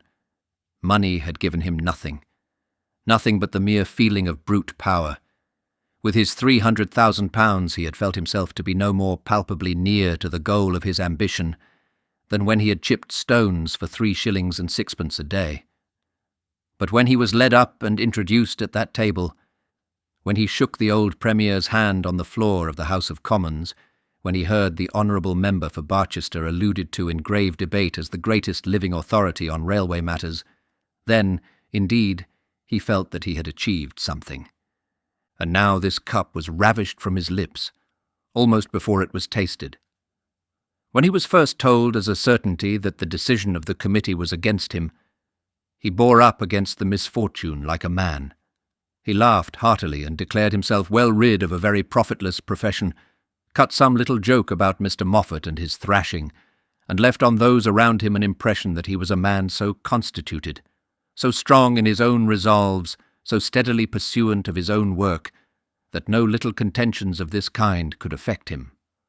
Men admired his easy laughter, as, shuffling his half-crowns with both his hands in his trouser pockets, he declared that Messrs. Romer and Readypalm were the best friends he had known for this many a day. but not the less did he walk out from the room in which he was standing a broken-hearted man. Hope could not buoy him up as she may do other ex-members in similarly disagreeable circumstances. He could not afford to look forward to what further favours parliamentary future might have in store for him after a lapse of 5 or 6 years. 5 or 6 years. Why, his life was not worth 4 years' purchase. Of that he was perfectly aware. He could not now live without the stimulus of brandy, and yet while he took it, he knew he was killing himself. Death he did not fear, but he would fain have wished after his life of labour to have lived while yet he could live in the blaze of that high world to which for a moment he had attained. He laughed loud and cheerily as he left his parliamentary friends, and putting himself into the train went down to Boxall Hill. He laughed loud and cheerily, but he never laughed again. It had not been his habit to laugh much at Boxall Hill.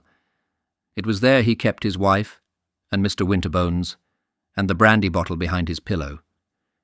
He had not often there found it necessary to assume that loud and cheery laugh. On this occasion he was apparently well in health when he got home, but both Lady Scatcherd and Mr. Winterbones found him more than ordinarily cross. He made an affectation at sitting very hard to business, and even talked of going abroad to look at some of his foreign contracts. But even Winterbones found that his patron did not work as he had been wont to do, and at last, with some misgivings, he told Lady Scatcherd that he feared that everything was not right. "He's always at it, my lady. Always," said Mr. Winterbones. "Is he?" said Lady Scatcherd, well understanding what Mr. Winterbones's allusion meant. "Always, my lady.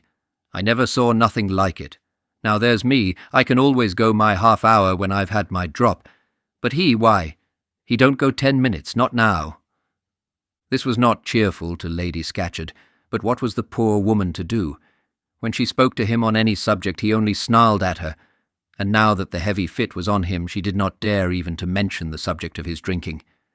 She had never known him so savage in his humour as he was now, so bearish in his habits, so little inclined to humanity, so determined to rush headlong down, with his head between his legs, into the bottomless abyss. She thought of sending for Dr. Thorne, but she did not know under what guise to send for him, whether as doctor or as friend. Under neither would he now be welcome. And she well knew that Sir Roger was not the man to accept in good part either a doctor or a friend who might be unwelcome. She knew that this husband of hers, this man who, with all his faults, was the best of her friends, whom of all she loved best, she knew that he was killing himself, and yet she could do nothing. Sir Roger was his own master, and if kill himself he would, kill himself he must. And kill himself he did, not indeed by one sudden blow. He did not take one huge dose of his consuming poison and then fall dead upon the floor. It would perhaps have been better for himself and better for those around him had he done so.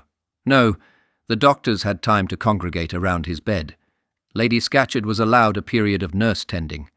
The sick man was able to say his last few words and bid adieu to his portion of the lower world with dying decency.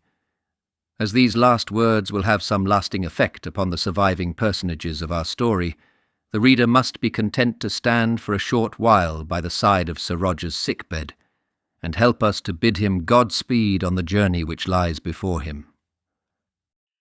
This concludes Chapter 22 of Dr. Thorne. Chapter 23. Retrospective. It was declared in the early pages of this work that Dr. Thorne was to be our hero, but it would appear very much as though he had latterly been forgotten, since that evening when he retired to rest without letting Mary share the grievous weight which was on his mind. We have neither seen nor heard aught of him. It was then full midsummer, and it is now early spring, and during the intervening months the doctor had not had a happy time of it. On that night, as we have before told, he took his niece to his heart, but he could not then bring himself to tell her that which it was so imperative that she should know. Like a coward, he would put off the evil hour till the next morning, and thus robbed himself of his night's sleep. But when the morning came, the duty could not be postponed. Lady Arabella had given him to understand that his niece would no longer be a guest at Greshamsbury, and it was quite out of the question that Mary, after this, should be allowed to put her foot within the gate of the domain without having learnt what Lady Arabella had said. So he told it her before breakfast, walking round their little garden, she with her hand in his. He was perfectly thunderstruck by the collected, nay, cool way in which she received his tidings. She turned pale indeed. He felt also that her hand somewhat trembled in his own, and he perceived that for a moment her voice shook, but no angry word escaped her lip, nor did she even deign to repudiate the charge, which was, as it were, conveyed in Lady Arabella's request. The doctor knew, or thought he knew, nay, he did know, that Mary was wholly blameless in the matter, that she had at least given no encouragement to any love on the part of the young heir, but nevertheless he had expected that she would avouch her own innocence. This, however, she by no means did. "Lady Arabella is quite right," she said, "quite right. If she has any fear of that kind, she cannot be too careful." "She is a selfish, proud woman," said the doctor, "quite indifferent to the feelings of others, quite careless how deeply she may hurt her neighbours, if in doing so she may possibly benefit herself." "She will not hurt me, uncle, nor yet you. I can live without going to Greshamsbury. But it is not to be endured that she should dare to cast an imputation on my darling." "On me, uncle? She casts no imputation on me. Frank has been foolish. I have said nothing of it, for it was not worth while to trouble you. But as Lady Arabella chooses to interfere, I have no right to blame her. He has said what he should not have said. He has been foolish. Uncle, you know I could not prevent it." "Let her send him away then, not you. Let her banish him." "Uncle, he is her son. A mother can hardly send her son away so easily. Could you send me away, uncle?" He merely answered her by twining his arm round her waist and pressing her to his side. He was well sure that she was badly treated, and yet now that she so unaccountably took Lady Arabella's part, he hardly knew how to make this out plainly to be the case. "Besides, uncle, Greshamsbury is in a manner his own. How can he be banished from his father's house? No, uncle, there is an end of my visits there. They shall find that I will not thrust myself in their way." And then Mary, with a calm brow and steady gait, went in and made the tea. And what might be the feelings of her heart when she so sententiously told her uncle that Frank had been foolish? She was of the same age with him, as impressionable though more powerful in hiding such impressions, as all women should be. Her heart was as warm, her blood as full of life, her innate desire for the companionship of some much-loved object as strong as his. Frank had been foolish in avowing his passion. No such folly as that could be laid at her door. But had she been proof against the other folly? Had she been able to walk heart-whole by his side while he chatted his commonplaces about love? Yes, they are commonplaces when we read of them in novels. Common enough, too, to some of us when we write them. But they are by no means commonplace when first heard by a young girl in the rich, balmy fragrance of a July evening stroll. Nor are they commonplaces when so uttered for the first or second time at least, or perhaps the third. 'Tis a pity that so heavenly a pleasure should pall upon the senses. If it was so that Frank's folly had been listened to with a certain amount of pleasure, Mary did not even admit so much to herself. But why should it have been otherwise? Why should she have been less prone to love than he was? Had he not everything which girls do love, which girls should love, which God created noble, beautiful, all but godlike, in order that women all but goddess-like might love?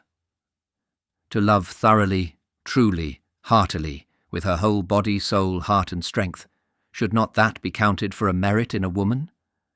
And yet we are wont to make a disgrace of it. We do so most unnaturally, most unreasonably, for we expect our daughters to get themselves married off our hands. When the period of that step comes, then love is proper enough.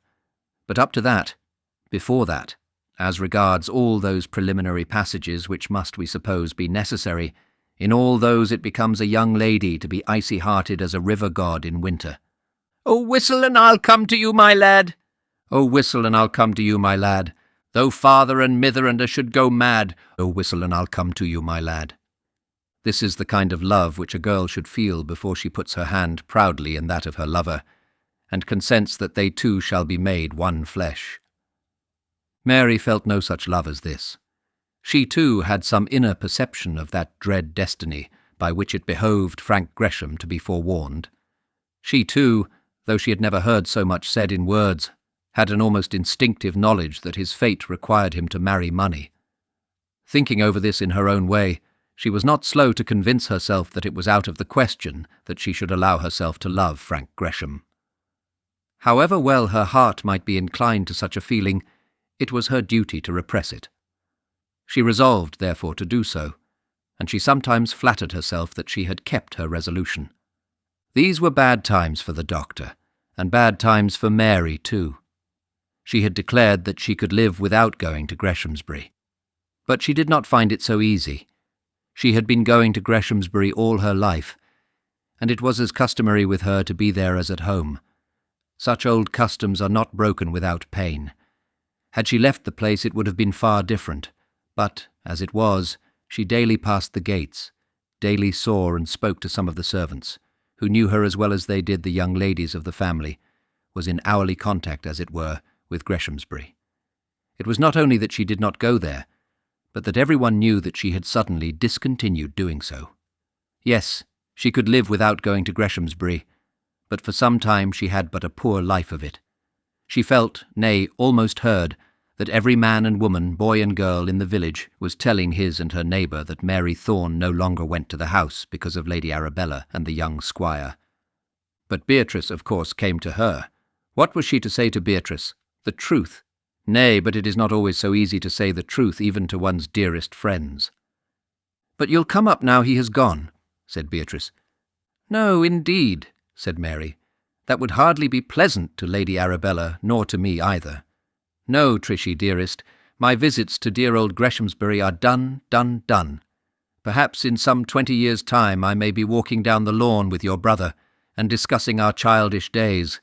That is always, if the then Mrs. Gresham shall have invited me." "How can Frank have been so wrong, so unkind, so cruel?" said Beatrice. This, however, was a light in which Miss Thorne did not take any pleasure in discussing the matter. Her ideas of Frank's fault and unkindness and cruelty were doubtless different from those of his sister. Such cruelty was not unnaturally excused in her eyes by many circumstances which Beatrice did not fully understand. Mary was quite ready to go hand in hand with Lady Arabella and the rest of the Greshamsbury fold in putting an end, if possible, to Frank's passion. She would give no one a right to accuse her of assisting to ruin the young heir. But she could hardly bring herself to admit that he was so very wrong, no, nor yet even so very cruel. And then the squire came to see her, and this was a yet harder trial than the visit of Beatrice. It was so difficult for her to speak to him that she could not but wish him away, and yet, had he not come, had he altogether neglected her, she would have felt it to be unkind. She had ever been his pet, had always received kindness from him. "I am sorry for all this, Mary, very sorry," said he, standing up and holding both her hands in his. "It can't be helped, sir," said she, smiling. "I don't know," said he. "I don't know. It ought to be helped somehow. I am quite sure you have not been to blame." "No," said she, very quietly, as though the position was one quite a matter of course. "I don't think I have been very much to blame. There will be misfortunes sometimes when nobody is to blame." "I do not quite understand it all," said the squire. "But if Frank—" "Oh, we will not talk about him," said she, still laughing gently. "You can understand, Mary, how dear he must be to me, but if— Mr. Gresham, I would not for worlds be the cause of any unpleasantness between you and him. But I cannot bear to think that we have banished you, Mary. It cannot be helped. Things will all come right in time. But you will be so lonely here." "Oh, I shall get over all that. Here, you know, Mr. Gresham, I am monarch of all I survey, and there is a great deal in that." The squire did not quite catch her meaning, but a glimmering of it did reach him. It was competent to Lady Arabella to banish her from Greshamsbury. It was within the sphere of the squire's duties to prohibit his son from an imprudent match. It was for the Greshams to guard their Greshamsbury treasure as best they could within their own territories, but let them beware that they did not attack her on hers. In obedience to the first expression of their wishes, she had submitted herself to this public mark of their disapproval because she had seen at once, with her clear intellect, that they were only doing that which her conscience must approve. Without a murmur, therefore, she consented to be pointed at as the young lady who had been turned out of Greshamsbury because of the young squire. She had no help for it, but let them take care that they did not go beyond that. Outside those Greshamsbury gates, she and Frank Gresham, she and Lady Arabella met on equal terms. Let them each fight their own battle. The squire kissed her forehead affectionately and took his leave, feeling somehow that he had been excused and pitied, and made much of, whereas he had called on his young neighbour with the intention of excusing and pitying and making much of her. He was not quite comfortable as he left the house, but nevertheless he was sufficiently honest-hearted to own to himself that Mary Thorne was a fine girl. Only that it was so absolutely necessary that Frank should marry money, and only also that poor Mary was such a birthless foundling in the world's esteem. Only but for these things, what a wife she would have made for that son of his. To one person only did she talk freely on the subject, and that one was Patience Oriel, and even with her the freedom was rather of the mind than of the heart. She never said a word of her feeling with reference to Frank, but she said much of her position in the village, and of the necessity she was under to keep out of the way. "It is very hard," said Patience, "that the offence should be all with him, and the punishment all with you." "Oh, as for that," said Mary, laughing, "I will not confess to any offence, nor yet to any punishment, certainly not to any punishment." It comes to the same thing in the end. No, not so, Patience. There is always some little sting of disgrace in punishment. Now I am not going to hold myself in the least disgraced. "But, Mary, you must meet the Greshams sometimes." "Meet them! I have not the slightest objection on earth to meet all or any of them. They are not a whit dangerous to me, my dear. 'Tis I that am the wild beast, and 'tis they that must avoid me." And then she added, after a pause, slightly blushing, "I have not the slightest objection even to meet him if chance brings him in my way. Let them look to that. My undertaking goes no further than this, that I will not be seen within their gates." But the girls so far understood each other that Patience undertook, rather than promised, to give Mary what assistance she could.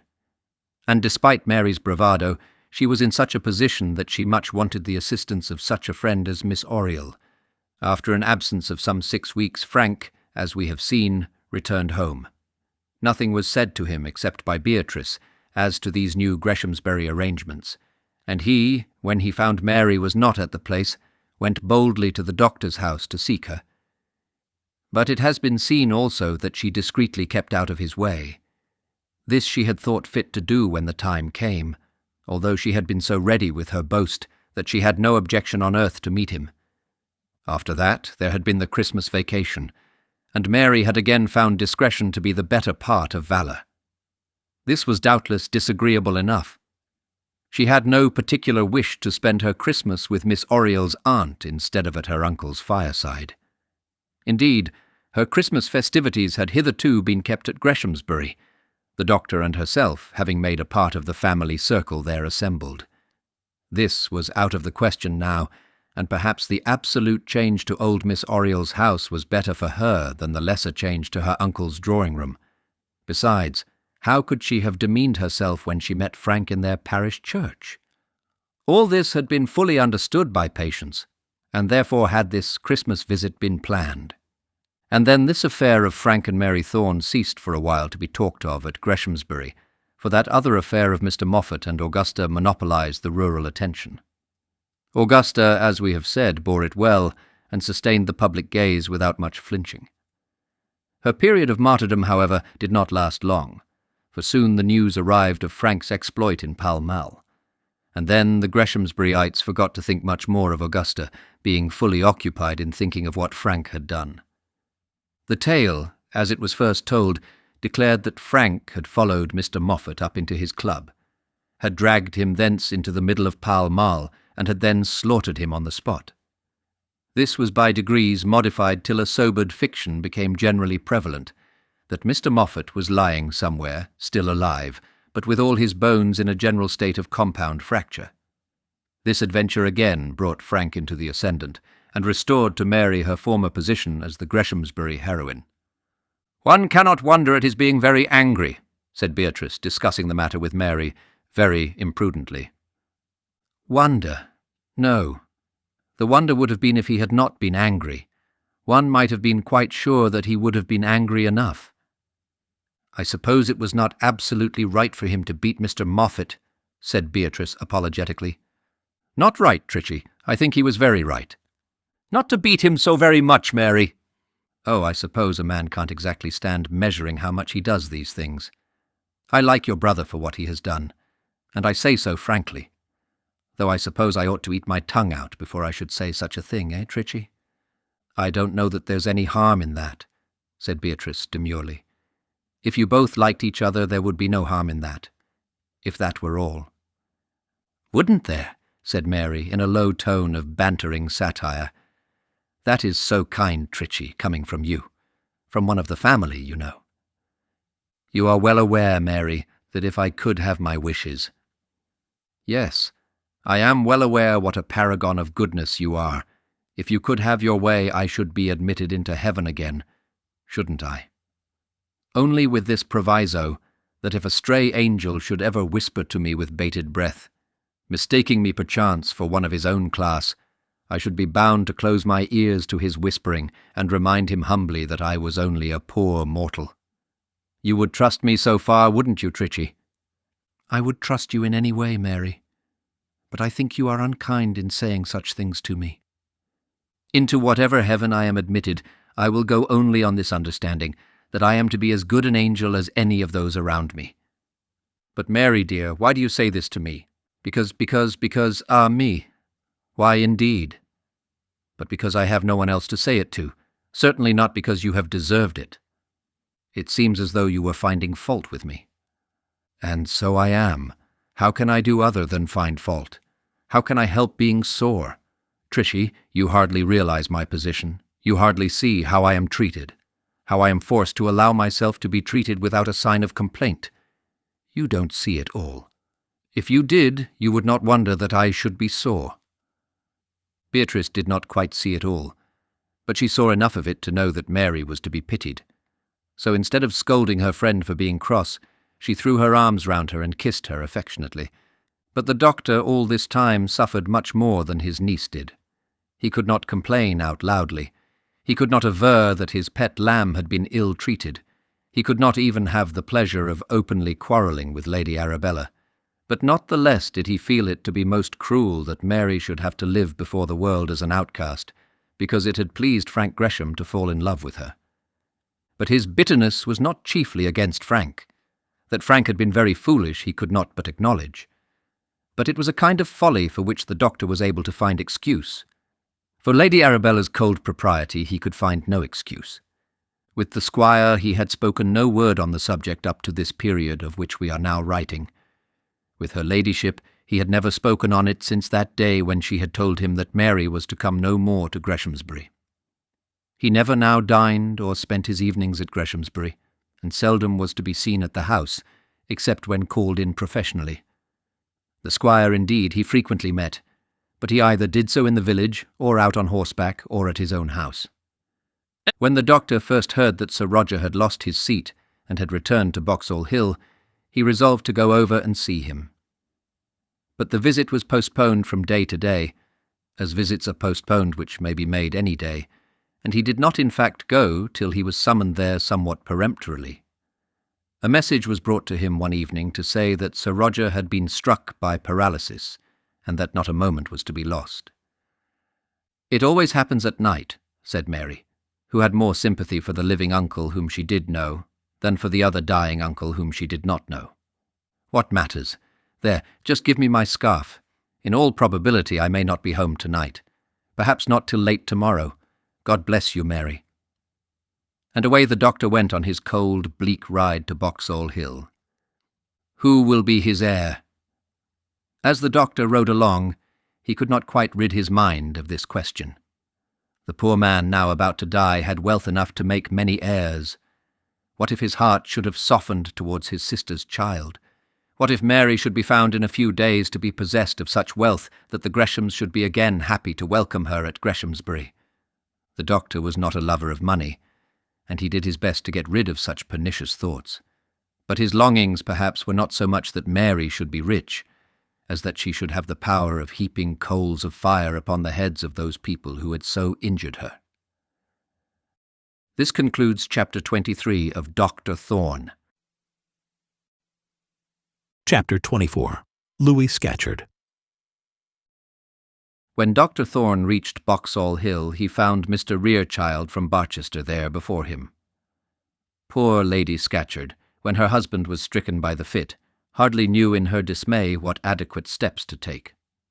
She had, as a matter of course, sent for Dr. Thorne, but she had thought that in so grave a peril the medical skill of no one man could suffice. It was, she knew, quite out of the question for her to invoke the aid of Dr. Filgrave, whom no earthly persuasion would have brought to Boxall Hill. And as Mr. Rerechild was supposed in the Barchester world to be second, though at a long interval, to that great man, she had applied for his assistance. Now Mr. Rerechild was a follower and humble friend of Dr. Filgrave, and was wont to regard anything that came from the Barchester doctor as sure light from the lamp of Aesculapius. He could not therefore be other than an enemy of Dr. Thorne. But he was a prudent, discreet man with a long family, averse to professional hostilities, as knowing that he could make more by medical friends than medical foes, and not at all inclined to take up any man's cudgel to his own detriment. He had, of course, heard of that dreadful affront which had been put upon his friend, as had all the medical world at least of Barsetshire, and he had often expressed his sympathy with Dr. Filgrave and his abhorrence of Dr. Thorne's anti-professional practices. But now that he found himself about to be brought in contact with Dr. Thorne, he reflected that the Galen of Greshamsbury was at any rate equal in reputation to him of Barchester, that the one was probably on the rise, whereas the other was already considered by some as rather antiquated, and he therefore wisely resolved that the present would be an excellent opportunity for him to make a friend of Dr. Thorne. Poor Lady Scatcherd had an inkling that Dr. Filgrave and Mr. Rerechild were accustomed to row in the same boat, and she was not altogether free from fear that there might be an outbreak. She therefore took an opportunity before Dr. Thorne's arrival to deprecate any wrathful tendency. "Oh, Lady Scatcherd, I have the greatest respect for Dr. Thorne," said he, "the greatest possible respect. A most skilful practitioner, something brusque certainly, and perhaps a little obstinate. But what then? We all have our faults, Lady Scatcherd." "Oh, yes, we all have, Mr. Rerechild, that's certain. There's my friend Filgrave, Lady Scatcherd. He cannot bear anything of that sort. Now I think he's wrong, and so I tell him." Mr. Rerechild was in error here, for he had never yet ventured to tell Dr. Filgrave that he was wrong in anything. "We must bear and forbear, you know. Dr. Thorne is an excellent man, in his way very excellent, Lady Scatcherd." This little conversation took place after Mr. Rerechild's first visit to his patient. What steps were immediately taken for the relief of the sufferer we need not describe. They were doubtless well intended, and were perhaps as well adapted to stave off the coming evil day as any that Dr. Filgrave or even the great Sir Omicron Pye might have used. And then Dr. Thorne arrived. "Oh, Doctor!" exclaimed Lady Scatcherd, almost hanging round his neck in the hall. "What are we to do? What are we to do? He's very bad."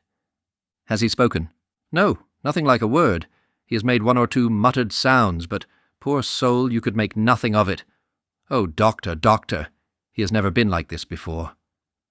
It was easy to see where Lady Scatcherd placed any such faith as she might still have in the healing art. "Mr. Rerechild is here, and has seen him," she continued. "I thought it best to send for two, for fear of accidents. He has done something, I don't know what. But, Doctor, do tell the truth now. I look to you to tell me the truth." Dr. Thorne then went up and saw his patient, and had he literally complied with Lady Scatcherd's request, he might have told her at once that there was no hope.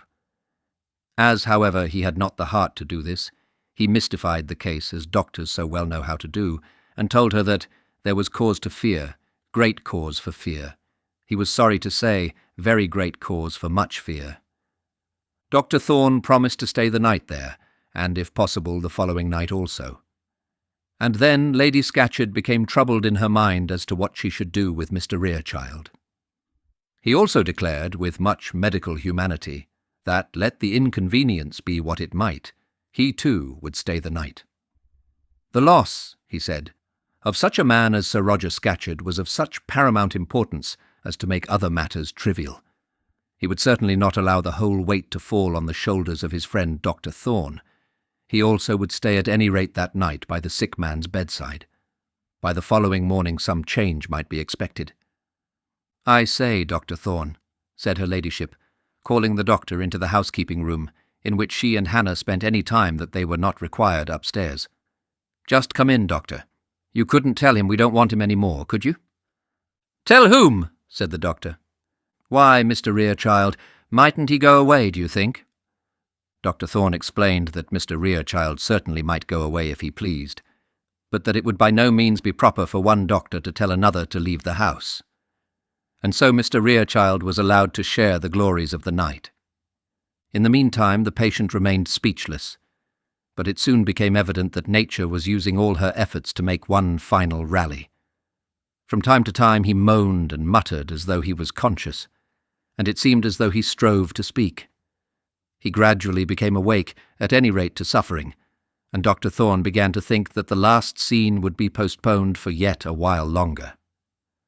"Wonderful strong constitution, eh, Dr. Thorne? Wonderful," said Mr. Rerechild. "Yes, he has been a strong man." "Strong as a horse, Dr. Thorne. Lord, what that man would have been if he had given himself a chance. You know his constitution, of course." "Yes, pretty well. I've attended him for many years. Always drinking, I suppose, always at it, eh? He has not been a temperate man, certainly. The brain, you see, clean gone, and not a particle of coating left to the stomach. And yet what a struggle he makes. An interesting case, isn't it?" "It's very sad to see such an intellect so destroyed." Very sad indeed. How Filgrave would have liked to have seen this case. He is a clever man, is Filgrave. In his way, you know." "I'm sure he is," said Dr. Thorne. "Not that he'd make anything of a case like this now. He's not, you know, quite, perhaps not quite up to the new time of day, if one may say so." "He has had a very extensive provincial practice," said Dr. Thorne. "Oh, very, very. And made a tidy lot of money, too, has Filgrave. He's worth £6,000, I suppose. Now that's a good deal of money to put by in a little town like Barchester." "Yes, indeed." "What I say to Filgrave is this. Keep your eyes open. One should never be too old to learn. There's always something new worth picking up. But no, he won't believe that. He can't believe that any new ideas can be worth anything. You know a man must go to the wall in that way, eh, doctor?" And then again they were called to their patient. "He's doing finely, said Mr. Rerechild to Lady Scatcherd. "There's fair ground to hope he'll rally. Fair ground, is there not, doctor?" "Yes, he'll rally, but how long that may last, that we can hardly say." "Oh, no, certainly not. That is not with any certainty. But still he's doing finely, Lady Scatcherd, considering everything." "How long will you give him, doctor?" said Mr. Rerechild to his new friend, when they were again alone. 10 days? I dare say 10 days, or from that to a fortnight, not more. But I think he'll struggle on 10 days. "Perhaps so," said the doctor. "I should not like to say exactly to a day." "No, certainly not. We cannot say exactly to a day, but I say 10 days. As for anything like a recovery, that you know." "Is out of the question," said Dr. Thorne gravely. Quite so. Coating of the stomach clean gone, you know. Brain destroyed. Did you observe the periparolida? I never saw them so swelled before. Now when the periparolida are swollen like that. Yes, very much. It's always the case when paralysis has been brought about by intemperance. Always. I have remarked that always. The periparolida in such cases are always extended. Most interesting case, isn't it? I do wish Filgrave could have seen it. But I believe you and Filgrave don't quite, eh? No, not quite, said Dr. Thorne, who, as he thought of his last interview with Dr. Filgrave, and of that gentleman's exceeding anger as he stood in the hall below, could not keep himself from smiling, sad as the occasion was. Nothing would induce Lady Scatcherd to go to bed. But the two doctors agreed to lie down, each in a room on one side of the patient. How was it possible that anything but good should come to him, being so guarded? "He is going on finely, Lady Scatcherd, quite finely," were the last words Mr. Rerechild said as he left the room. And then Dr. Thorne, taking Lady Scatcherd's hand and leading her out into another chamber, told her the truth. "Lady Scatcherd," said he in his tenderest voice, and his voice could be very tender when occasion required it, "Lady Scatcherd, do not hope, you must not hope. It would be cruel to bid you do so." "Oh, doctor! Oh, doctor!" "My dear friend, there is no hope." "Oh, Dr. Thorne," said the wife, looking wildly up into her companion's face, though she hardly yet realized the meaning of what he said, although her senses were half stunned by the blow. "Dear Lady Scatcherd, is it not better that I should tell you the truth?" "Oh, I suppose so. Oh, yes, ah me, ah me, ah me." And then she began rocking herself backwards and forwards on her chair, with her apron up to her eyes. "What shall I do? What shall I do?" "Look to him, Lady Scatcherd, who only can make such grief endurable." Yes, I suppose so. Ah me, but Dr. Thorne, there must be some chance, isn't there any chance? That man says he's going on so well." "I fear there is no chance. As far as my knowledge goes, there is no chance." "Then why does that chattering magpie tell such lies to a woman? Ah me, oh doctor, doctor, what shall I do, what shall I do?" And poor Lady Scatcherd, fairly overcome by her sorrow, burst out crying like a great schoolgirl. And yet what had her husband done for her that she should thus weep for him? Would not her life be much more blessed when this cause of all her troubles should be removed from her? Would she not then be a free woman instead of a slave? Might she not then expect to begin to taste the comforts of life? What had that harsh tyrant of hers done that was good or serviceable for her? Why should she thus weep for him in paroxysms of truest grief? We hear a good deal of jolly widows, and the slanderous raillery of the world tells much of conjugal disturbances as a cure for which women will look forward to a state of widowhood with not unwilling eyes. The raillery of the world is very slanderous. In our daily jests we attribute to each other vices of which neither we, nor our neighbours, nor our friends, nor even our enemies are ever guilty. It is our favourite parlance to talk of the family troubles of Mrs. Green on our right, and to tell how Mrs. Young on our left is strongly suspected of having raised her hand to her lord and master. What right have we to make these charges? What have we seen in our own personal walks through life to make us believe that women are devils? There may possibly have been a Xantippe here and there, but Imogines are to be found under every bush. Lady Scatcherd, in spite of the life she had led, was one of them. "You should send a message up to London for Louis," said the doctor. "We did that, doctor, we did that today. We sent up a telegraph. Oh me, poor boy, what will he do? I shall never know what to do with him, never, never." And with such sorrowful wailings, she sat, rocking herself through the long night, every now and then comforting herself by the performance of some menial service in the sick man's room.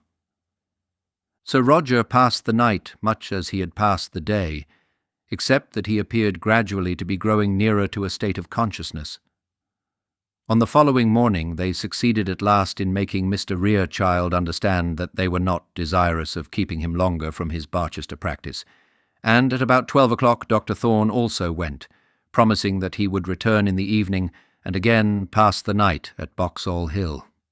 In the course of the afternoon, Sir Roger once more awoke to his senses, and when he did so, his son was standing at his bedside. Louis-Philippe Scatcherd, or as it may be more convenient to call him Louis, was a young man just of the age of Frank Gresham.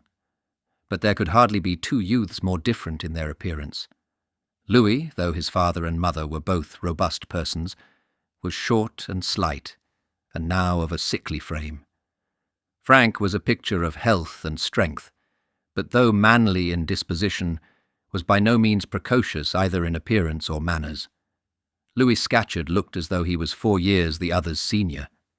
He had been sent to Eton when he was 15, his father being under the impression that this was the most ready and best recognized method of making him a gentleman. Here he did not altogether fail as regarded the coveted object of his becoming the companion of gentlemen. He had more pocket money than any other lad in the school, and was possessed also of a certain effrontery which carried him ahead among boys of his own age. He gained, therefore, a degree of éclat, even among those who knew, and very frequently said to each other, that young Scatcherd was not fit to be their companion except on such open occasions as those of cricket matches and boat races. Boys, in this respect, are at least as exclusive as men, and understand as well the difference between an inner and an outer circle.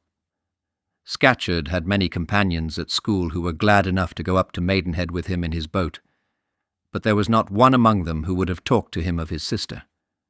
Sir Roger was vastly proud of his son's success, and did his best to stimulate it by lavish expenditure at the Christopher, whenever he could manage to run down to Eton.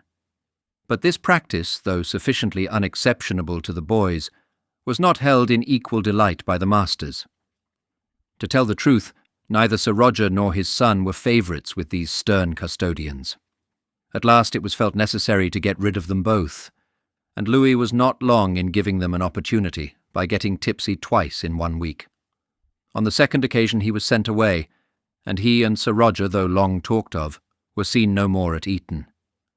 But the universities were still open to Louis Philippe, and before he was 18 he was entered as a gentleman commoner at Trinity. As he was, moreover, the eldest son of a baronet, and had almost unlimited command of money, here also he was enabled for a while to shine. To shine, but very fitfully, and one may say almost with a ghastly glare. The very lads who had eaten his father's dinners at Eton and shared his 4 oar at Eton knew much better than to associate with him at Cambridge now that they had put on the toga virilis. They were still as prone as ever to fun, frolic and devilry, perhaps more so than ever, seeing that more was in their power, but they acquired an idea that it behoved them to be somewhat circumspect as to the men with whom their pranks were perpetrated. So, in those days, Louis Scatcherd was coldly looked on by his whilom Eton friends. But young Scatcherd did not fail to find companions at Cambridge also. There are few places indeed in which a rich man cannot buy companionship, but the set with whom he lived at Cambridge were the worst of the place. They were fast, slang men who were fast and slang, and nothing else, men who imitated grooms in more than their dress, and who looked on the customary heroes of race-courses as the highest lords of the ascendant upon earth. Among those at college, young Scatcherd did shine as long as such lustre was permitted him.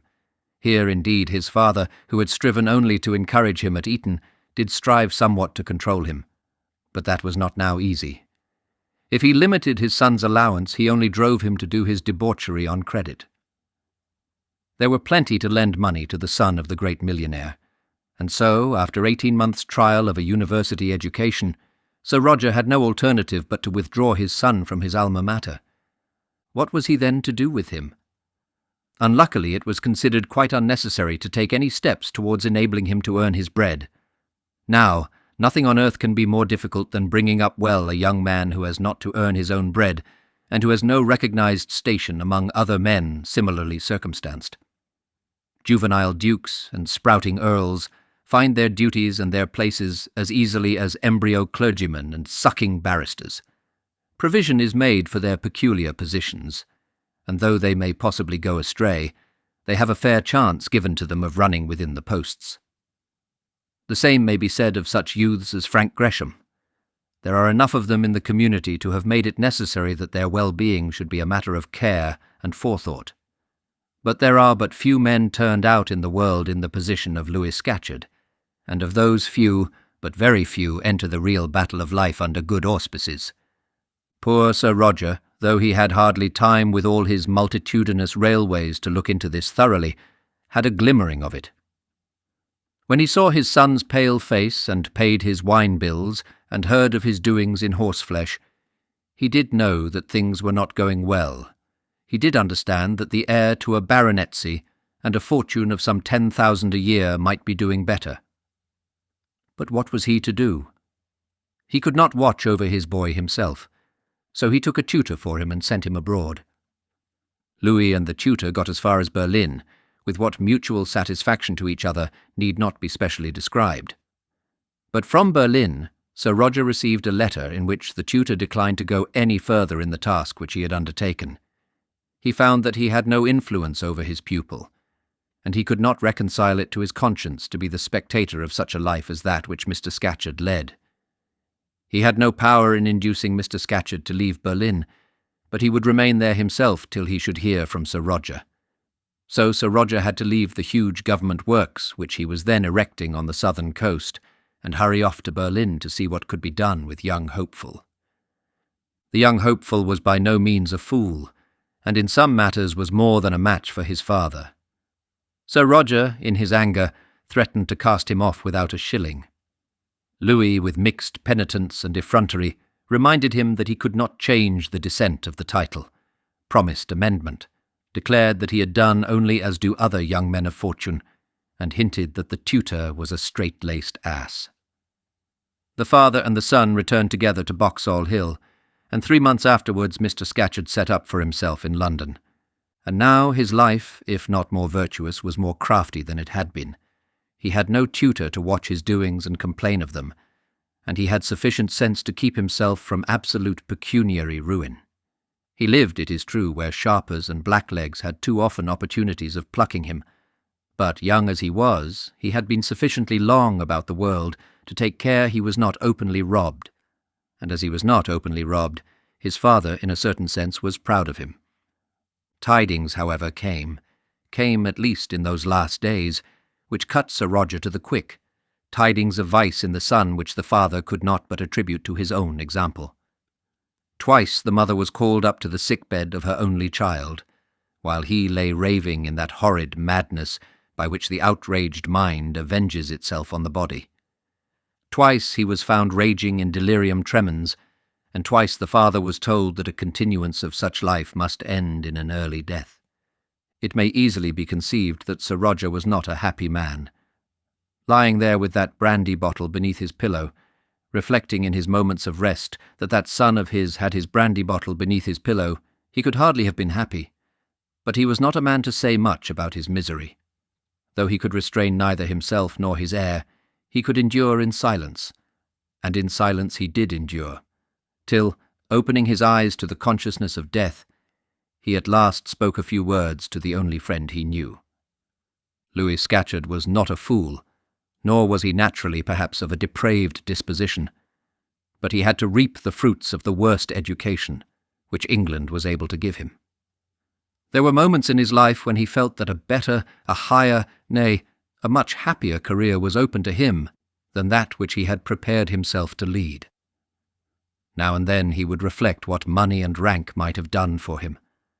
He would look with wishful eyes to the proud doings of others of his age, would dream of quiet joys, of a sweet wife, of a house to which might be asked friends who were neither jockeys nor drunkards. He would dream of such things in his short intervals of constrained sobriety, but the dream would only serve to make him moody. This was the best side of his character. The worst, probably, was that which was brought into play by the fact that he was not a fool. He would have a better chance of redemption in this world, perhaps also in another, had he been a fool. As it was, he was no fool. He was not to be done. Not he. He knew no one better the value of a shilling. He knew also how to keep his shillings and how to spend them. He consorted much with blacklegs and such like, because blacklegs were to his taste. But he boasted daily, nay, hourly to himself, and frequently to those around him, that the leeches who were stuck round him could draw but little blood from him. He could spend his money freely, but he would so spend it that he himself might reap the gratification of the expenditure. He was acute, crafty, knowing, and up to every damnable dodge practised by men of the class with whom he lived. At 21 he was that most odious of all odious characters, a close-fisted reprobate. He was a small man, not ill-made by nature, but reduced to unnatural tenuity by dissipation, a corporeal attribute of which he was apt to boast, as it enabled him, as he said, to put himself up at 7 stone 7 pounds without any damned nonsense of not eating and drinking. The power, however, was one of which he did not often avail himself, as his nerves were seldom in a fit state for riding. His hair was dark red, and he wore red moustaches and a great deal of red beard beneath his chin, cut in a manner to make him look like an American. His voice also had a Yankee twang, being a cross between that of an American trader and an English groom, and his eyes were keen and fixed and cold and knowing. Such was the son whom Sir Roger saw standing at his bedside when first he awoke to consciousness. It must not be supposed that Sir Roger looked at him with our eyes. To him he was an only child, the heir of his wealth, the future bearer of his title, the most heart-stirring remembrancer of those other days, when he had been so much a poorer and so much a happier man. Let that boy be bad or good, he was all Sir Roger had, and the father was still able to hope, when others thought that all ground for hope was gone. The mother also loved her son with a mother's natural love. But Louis had ever been ashamed of his mother and had, as far as possible, estranged himself from her. Her heart, perhaps, fixed itself with almost a warmer love on Frank Gresham, her foster son. Frank she saw but seldom, but when she did see him he never refused her embrace. There was, too, a joyous, genial lustre about Frank's face, which always endeared him to women, and made his former nurse regard him as the pet creation of the age. Though she but seldom interfered with any monetary arrangement of her husband's, yet once or twice she had ventured to hint that a legacy left to the young squire would make her a happy woman.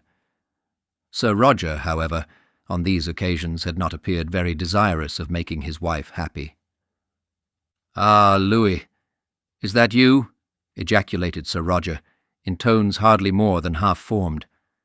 Afterwards, in a day or two that is, he fully recovered his voice, but just then he could hardly open his jaws, and spoke almost through his teeth.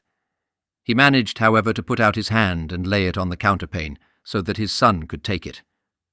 "Why, that's well, Governor," said the son. "You'll be as right as a trivet in a day or two. Eh, Governor?" The Governor smiled with a ghastly smile. He already pretty well knew that he would never again be right, as his son called it, on that side of the grave. It did not, moreover, suit him to say much just at that moment, so he contented himself with holding his son's hand. He lay still in this position for a moment, and then, turning round painfully on his side, endeavoured to put his hand to the place where his dire enemy usually was concealed. Sir Roger, however, was too weak now to be his own master. He was at length, though too late, a captive in the hands of nurses and doctors, and the bottle had now been removed. Then Lady Scatcherd came in, and seeing that her husband was no longer unconscious, she could not but believe that Dr. Thorne had been wrong. She could not but think that there must be some ground for hope. She threw herself on her knees at the bedside, bursting into tears as she did so, and taking Sir Roger's hand in hers, covered it with kisses. "Bother," said Sir Roger. She did not, however, long occupy herself with the indulgence of her feelings, but going speedily to work, produced such sustenance as the doctors had ordered to be given when the patient might awake. A breakfast cup was brought to him, and a few drops were put into his mouth, but he soon made it manifest that he would take nothing more of a description so perfectly innocent. "A drop of brandy? Just a little drop," said he, half ordering and half entreating. "Ah, Roger," said Lady Scatcherd. "Just a little drop, Louis," said the sick man, appealing to his son. "A little will be good for him. Bring the bottle, mother," said the son. After some altercation, the brandy bottle was brought, and Louis, with what he thought a very sparing hand, proceeded to pour about half a wine-glassful into the cup. As he did so, Sir Roger, weak as he was, contrived to shake his son's arm so as greatly to increase the dose. The sick man laughed, and then greedily swallowed the dose. This concludes Chapter 24 of Dr. Thorne. Chapter 25. Sir Roger Dies. That night the doctor stayed at Boxall Hill, and the next night, so that it became a customary thing for him to sleep there during the latter part of Sir Roger's illness. He returned home daily to Greshamsbury, for he had his patients there to whom he was as necessary as to Sir Roger, the foremost of whom was Lady Arabella. He had therefore no slight work on his hands, seeing that his nights were by no means wholly devoted to rest. Mr. Rerechild had not been much wrong as to the remaining space of life which he had allotted to the dying man. Once or twice Dr. Thorne had thought that the great original strength of his patient would have enabled him to fight against death for a somewhat longer period, but Sir Roger would give himself no chance.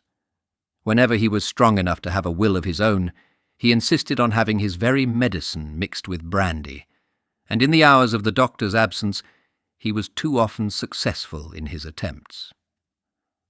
"It does not much matter," Dr. Thorne had said to Lady Scatcherd. "Do what you can to keep down the quantity, but do not irritate him by refusing to obey. It does not much signify now." So Lady Scatcherd still administered the alcohol, and he from day to day invented little schemes for increasing the amount, over which he chuckled with ghastly laughter. 2 or 3 times during these days Sir Roger essayed to speak seriously to his son, but Louis always frustrated him. He either got out of the room on some excuse, or made his mother interfere on the score that so much talking would be bad for his father. He already knew with tolerable accuracy what was the purport of his father's will, and by no means approved of it. But as he could not now hope to induce his father to alter it, so as to make it more favourable to himself, he conceived that no conversation on matters of business could be of use to him. "Louis," said Sir Roger one afternoon to his son, "Louis, I have not done by you as I ought to have done. I know that now." "Nonsense, Governor. Never mind about that now. I shall do well enough, I dare say. Besides, it isn't too late. You can make it 23 years instead of 25, if you like it." "I do not mean as to money, Louis. There are things besides money which a father ought to look to." "Now, father, don't fret yourself. I'm all right. You may be sure of that." "Louis, it's that accursed brandy. It's that I'm afraid of. You see me here, my boy, how I'm lying here now." "Don't you be annoying yourself, Governor. I'm all right, quite right. And as for you, why, you'll be up and about yourself in another month or so." "I shall never be off this bed, my boy, till I'm carried into my coffin on those chairs there. But I'm not thinking of myself, Louis, but you. Think what you may have before you if you can't avoid that accursed bottle. I'm all right, Governor, right as a trivet. It's very little I take, except at an odd time or so." "Oh, Louis, Louis!" "Come, father, cheer up. This sort of thing isn't the thing for you at all. I wonder where Mother is. She ought to be here with the broth. Just let me go, and I'll see for her." The father understood it all. He saw that it was now much beyond his faded powers to touch the heart or conscience of such a youth as his son had become. What now could he do for his boy except die? What else? What other benefit did his son require of him but to die? To die so that his means of dissipation might be unbounded. He let go the unresisting hand which he held, and as the young man crept out of the room, he turned his face to the wall. He turned his face to the wall and held bitter commune with his own heart. To what had he brought himself? To what had he brought his son? Oh, how happy would it have been for him could he have remained all his days a working stone-mason in Barchester. How happy could he have died as such years ago. Such tears as those which wet that pillow are the bitterest which human eyes can shed. But while they were dropping, the memoir of his life was in quick course of preparation. It was, indeed, nearly completed, with considerable detail. He had lingered on 4 days longer than might have been expected, and the author had thus had more than usual time for the work. In these days a man is nobody unless his biography is kept so far posted up that it may be ready for the national breakfast table on the morning after his demise. When it chances that the dead hero is one who was taken in his prime of life, of whose departure from among us the most far-seeing biographical scribe can have no prophetic inkling, this must be difficult. Of great men, full of years, who are ripe for the sickle, who in the course of nature must soon fall, it is of course comparatively easy for an active compiler to have his complete memoir ready in his desk. But in order that the idea of omnipresent and omniscient information may be kept up, the young must be chronicled as quickly as the old. In some cases this task must, one would say, be difficult. Nevertheless, it is done. The memoir of Sir Roger Scatcherd was progressing favourably. In this it was told how fortunate had been his life, how in his case industry and genius combined had triumphed over the difficulties which humble birth and deficient education had thrown in his way, how he had made a name among England's great men, how the Queen had delighted to honour him, and nobles had been proud to have him for a guest at their mansions. Then followed a list of all the great works which he had achieved, of the railroads, canals, docks, harbours, jails, and hospitals which he had constructed. His name was held up as an example to the labouring classes of his countrymen, and he was pointed at as one who had lived and died happy, ever happy, said the biographer, because ever industrious. And so a great moral question was inculcated. A short paragraph was devoted to his appearance in Parliament, and unfortunate Mr. Romer was again held up for disgrace, for the 30th time, as having been the means of depriving our legislative councils of the great assistance of Sir Roger's experience. Sir Roger, said the biographer in his concluding passage, was possessed of an iron frame, but even iron will yield to the repeated blows of the hammer. In the latter years of his life he was known to overtask himself, and at length the body gave way, though the mind remained firm to the last. The subject of this memoir was only 59 when he was taken from us. And thus Sir Roger's life was written, while the tears were yet falling on his pillow at Boxall Hill. It was a pity that a proof sheet could not have been sent to him. No man was vainer of his reputation, and it would have greatly gratified him to know that posterity was about to speak of him in such terms, to speak of him with a voice that would be audible for 24 hours. Sir Roger made no further attempt to give counsel to his son. It was too evidently useless. The old dying lion felt that the lion's power had already passed from him, and that he was helpless in the hands of the young cub, who was so soon to inherit the wealth of the forest. But Dr. Thorne was more kind to him. He had something yet to say as to his worldly hopes and worldly cares, and his old friend did not turn a deaf ear to him. It was during the night that Sir Roger was most anxious to talk, and most capable of talking. He would lie through the day in a state half comatose, but towards evening he would rouse himself, and by midnight he would be full of fitful energy. One night, as he lay wakeful and full of thought, he thus poured forth his whole heart to Dr. Thorne. "Thorne," said he, "I told you about my will, you know." "Yes," said the other, "and I have blamed myself greatly that I have not again urged you to alter it. Your illness came too suddenly, Scatcherd, and then I was averse to speak of it." "Why should I alter it? It is a good will, as good as I can make. Not but that I have altered it since I spoke to you. I did it that day after you left me." "Have you definitely named your heir in default of Louis?" "No, that is, yes. I had done that before. I have said Mary's eldest child. I have not altered that." "But, Scatcherd, you must alter it." "Must. Well, then I won't. But I'll tell you what I have done. I have added a postscript, a codicil they call it, saying that you and you only know who is her eldest child. Winterbones and Jack Martin have witnessed that." Dr. Thorne was going to explain how very injudicious such an arrangement appeared to be, but Sir Roger would not listen to him. It was not about that he wished to speak to him. To him it was matter of but minor interest who might inherit his money if his son should die early. His care was solely for his son's welfare. At 25 the heir might make his own will, might bequeath all this wealth according to his own fancy. Sir Roger would not bring himself to believe that his son could follow him to the grave in so short a time. "Never mind that, Doctor, now, but about Louis. You will be his guardian, you know." "Not his guardian. He is more than of age." "Ah, but, Doctor, you will be his guardian. The property will not be his till he be 25. You will not desert him." "I will not desert him, but I doubt whether I can do much for him. What can I do, Scatcherd?" "Use the power that a strong man has over a weak one. Use the power that my will give you.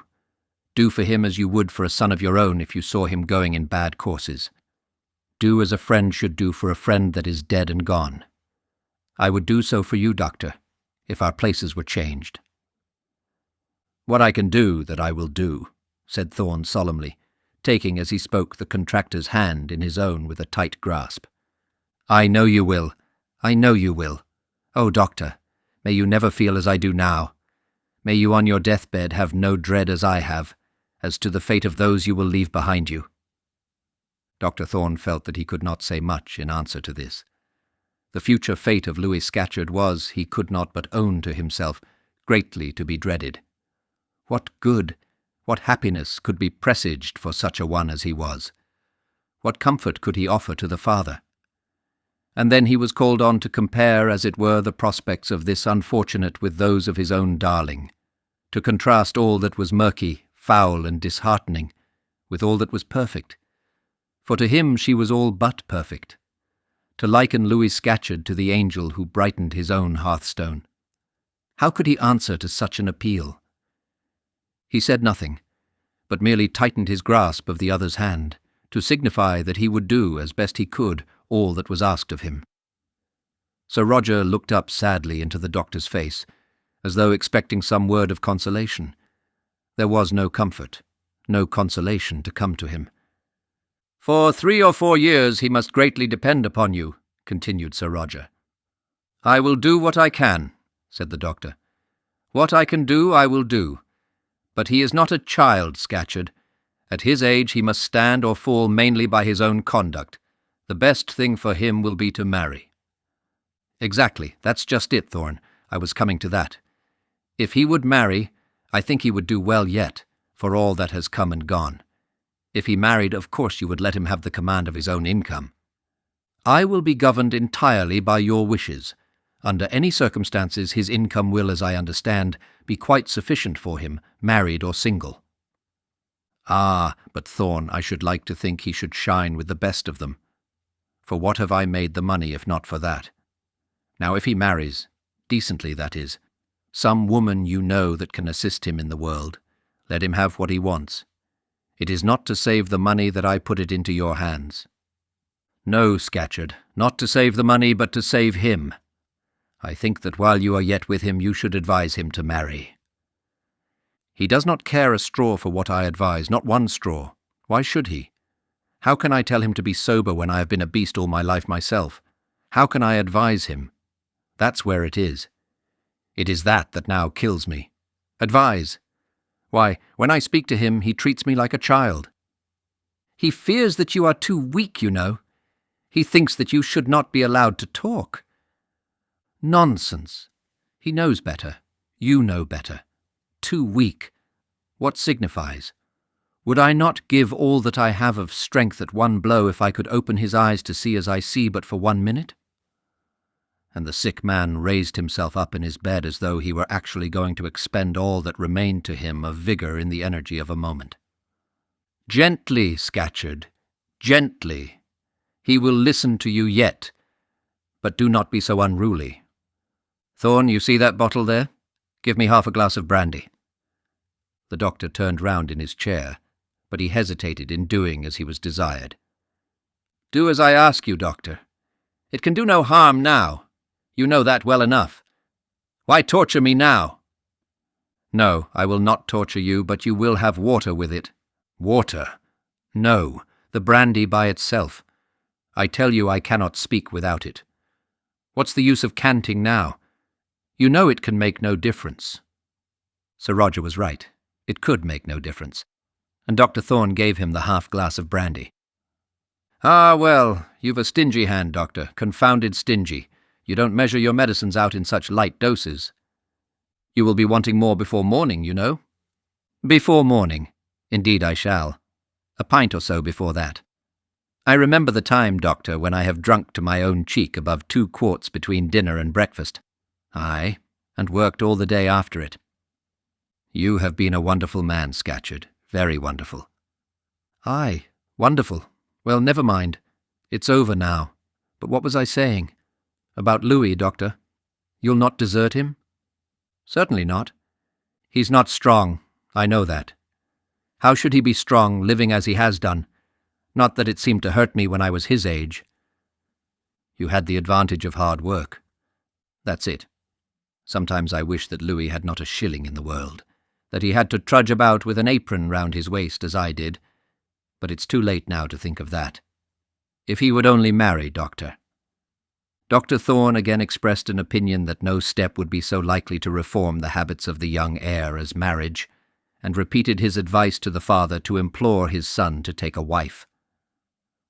"I'll tell you what, Thorne," said he, and then, after a pause, he went on, "I have not half told you as yet what is on my mind, and I'm nearly afraid to tell it, though indeed I don't know why I should be." "I never knew you afraid of anything yet," said the doctor, smiling gently. "Well then, I'll not end by turning coward. Now, Doctor, tell the truth to me. What do you expect me to do for that girl of yours that we were talking of, Mary's child?" There was a pause for a moment, for Thorne was slow to answer him. "You would not let me see her, you know, though she is my niece as truly as she is yours." "Nothing," at last said the doctor slowly. "I expect nothing.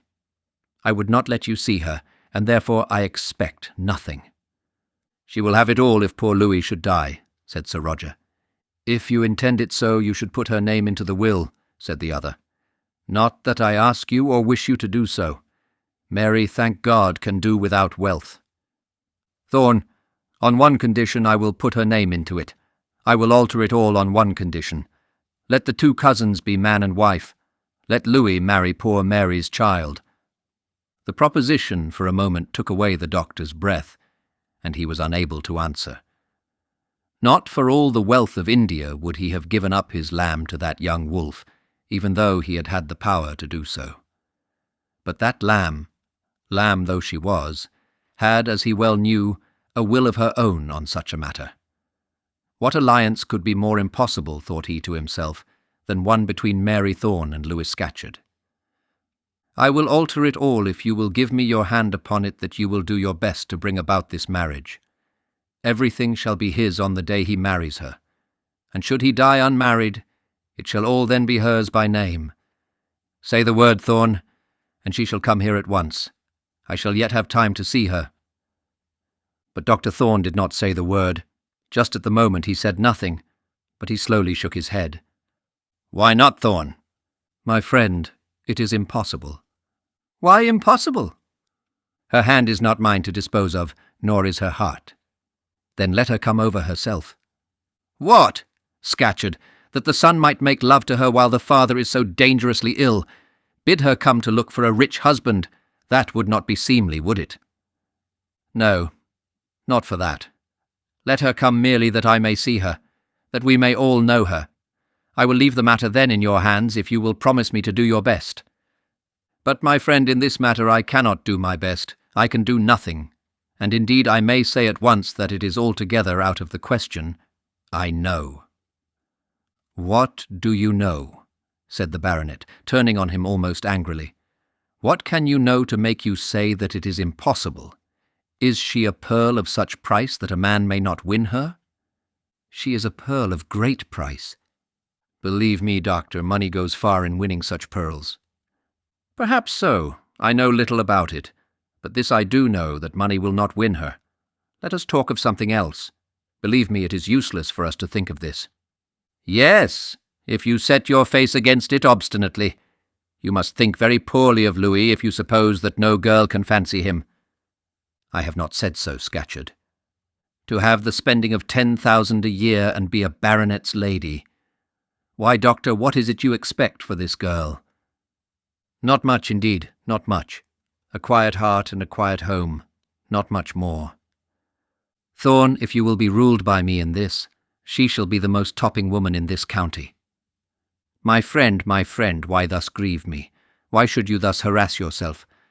I tell you it is impossible. They have never seen each other. They have nothing, and can have nothing in common. Their tastes and wishes and pursuits are different.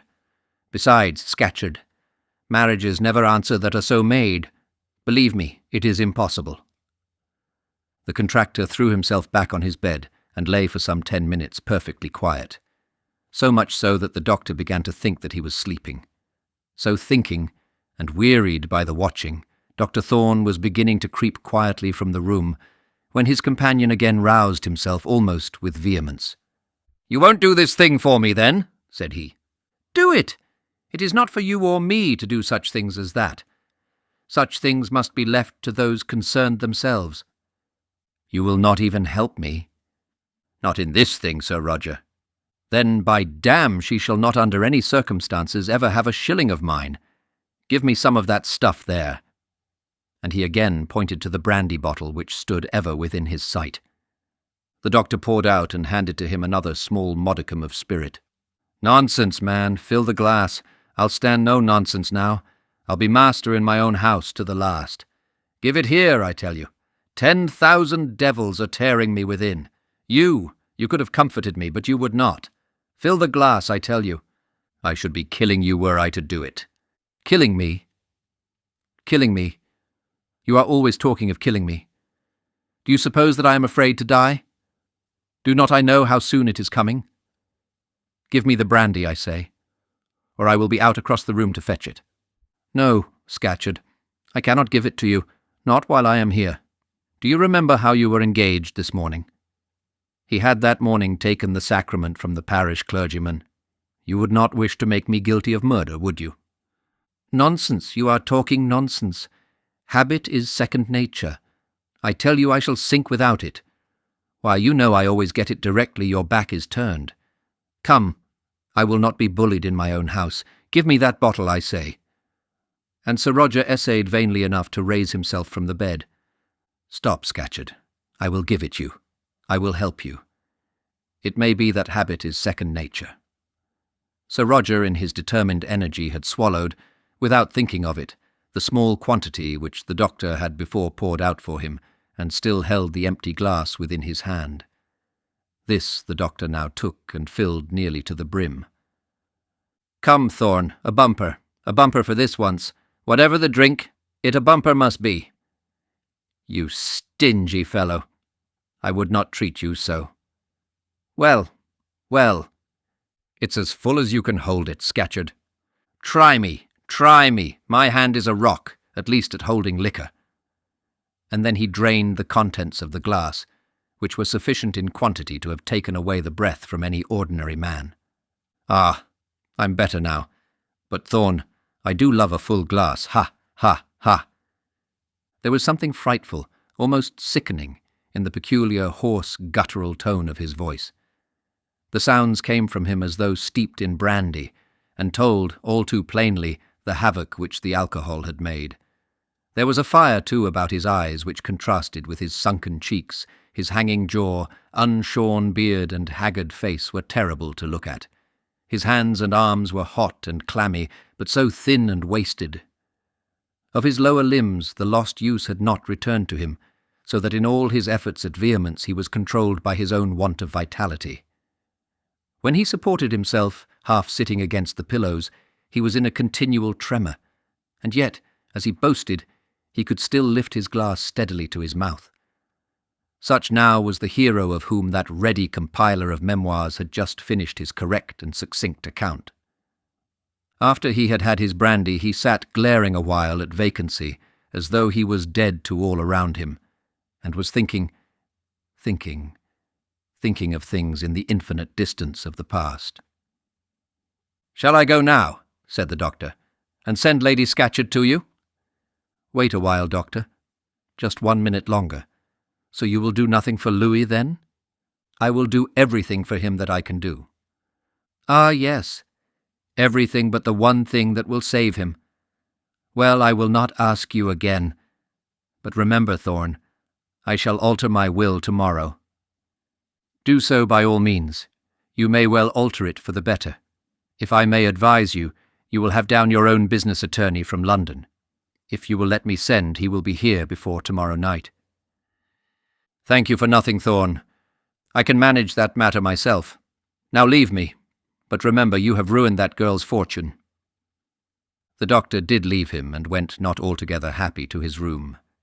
He could not but confess to himself that he had, despite himself as it were, fed himself with hope that Mary's future might be made more secure, aye, and brighter too, by some small unheeded fraction broken off from the huge mass of her uncle's wealth.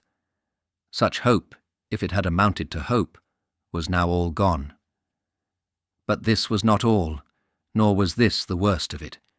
That he had done right in utterly repudiating all idea of a marriage between Mary and her cousin, of that he was certain enough, that no earthly consideration would have induced Mary to plight her troth to such a man, that with him was as certain as doom.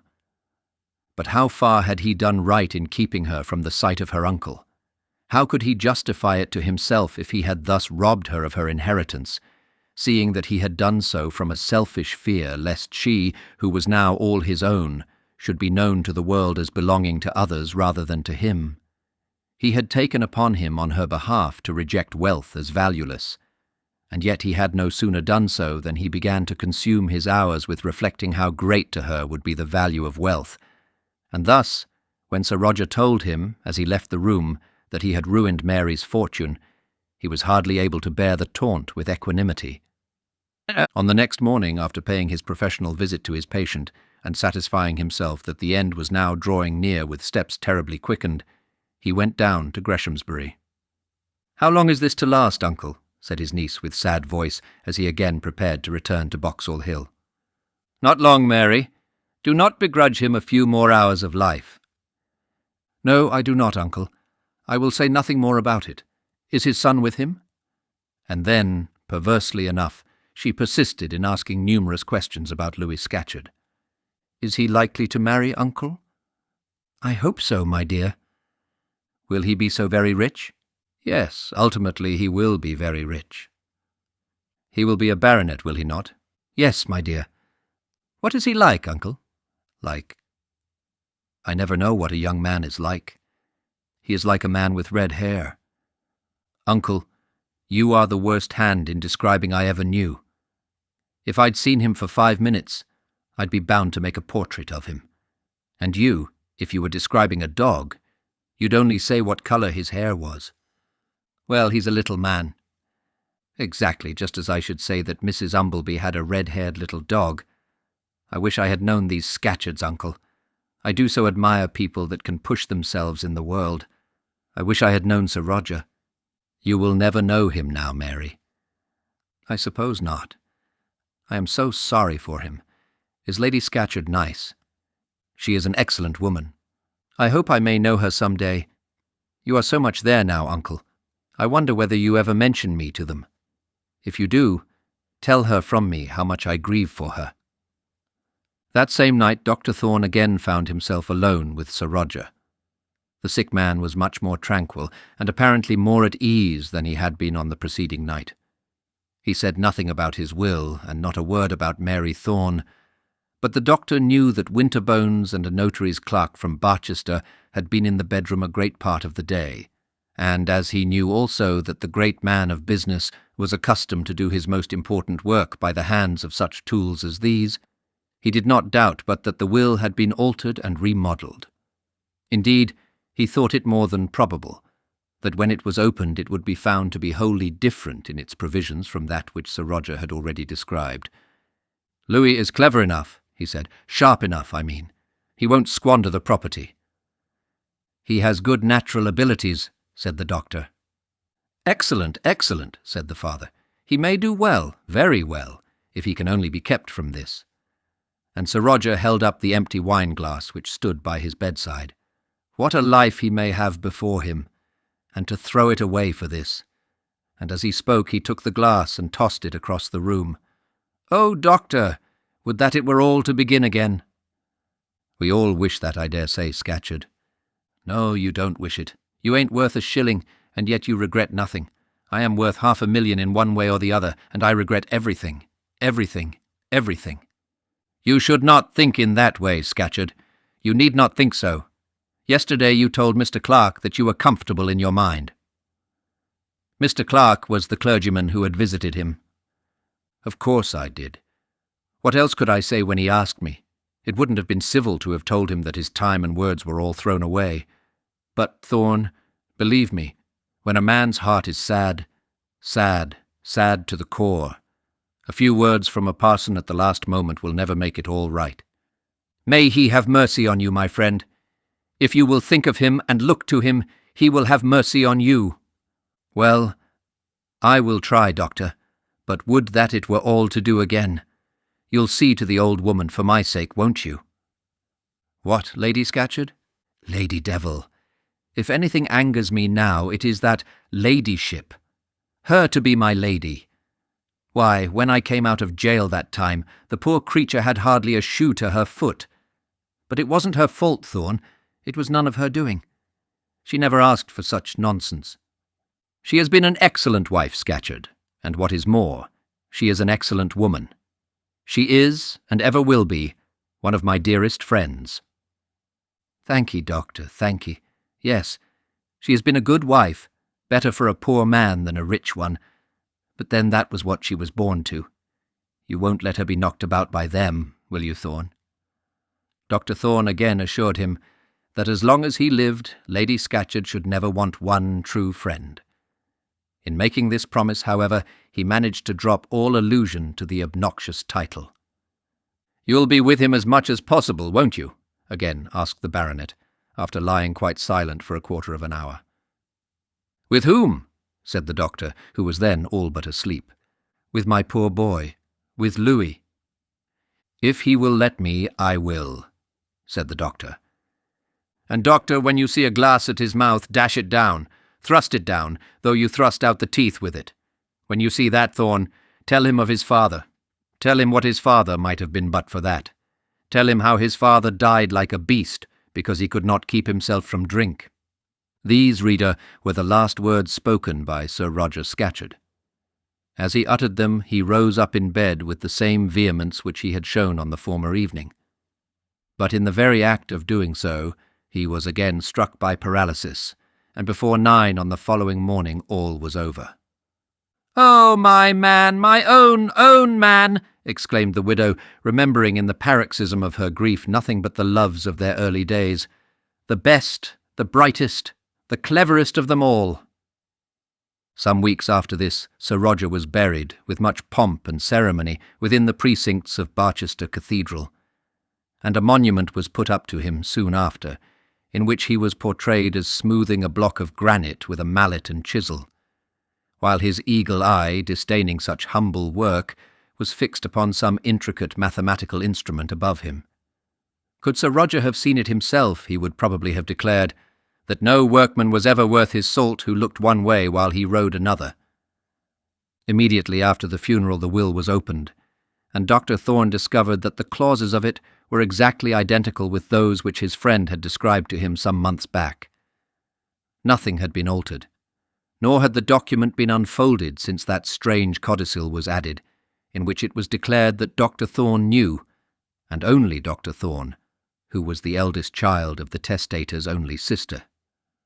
At the same time, however, a joint executor with Dr. Thorne had been named, one Mr. Stock, a man of railway fame, and Dr. Thorne himself was made a legatee to the humble extent of £1,000. A life income of £1,000 a year was left to Lady Scatcherd. This concludes Chapter 25 of Dr. Thorne. Please like this video and subscribe to our channel. Your support is appreciated. This concludes the first part of 2 total of Dr. Thorne by Anthony Trollope, produced by Best Audiobooks for Free.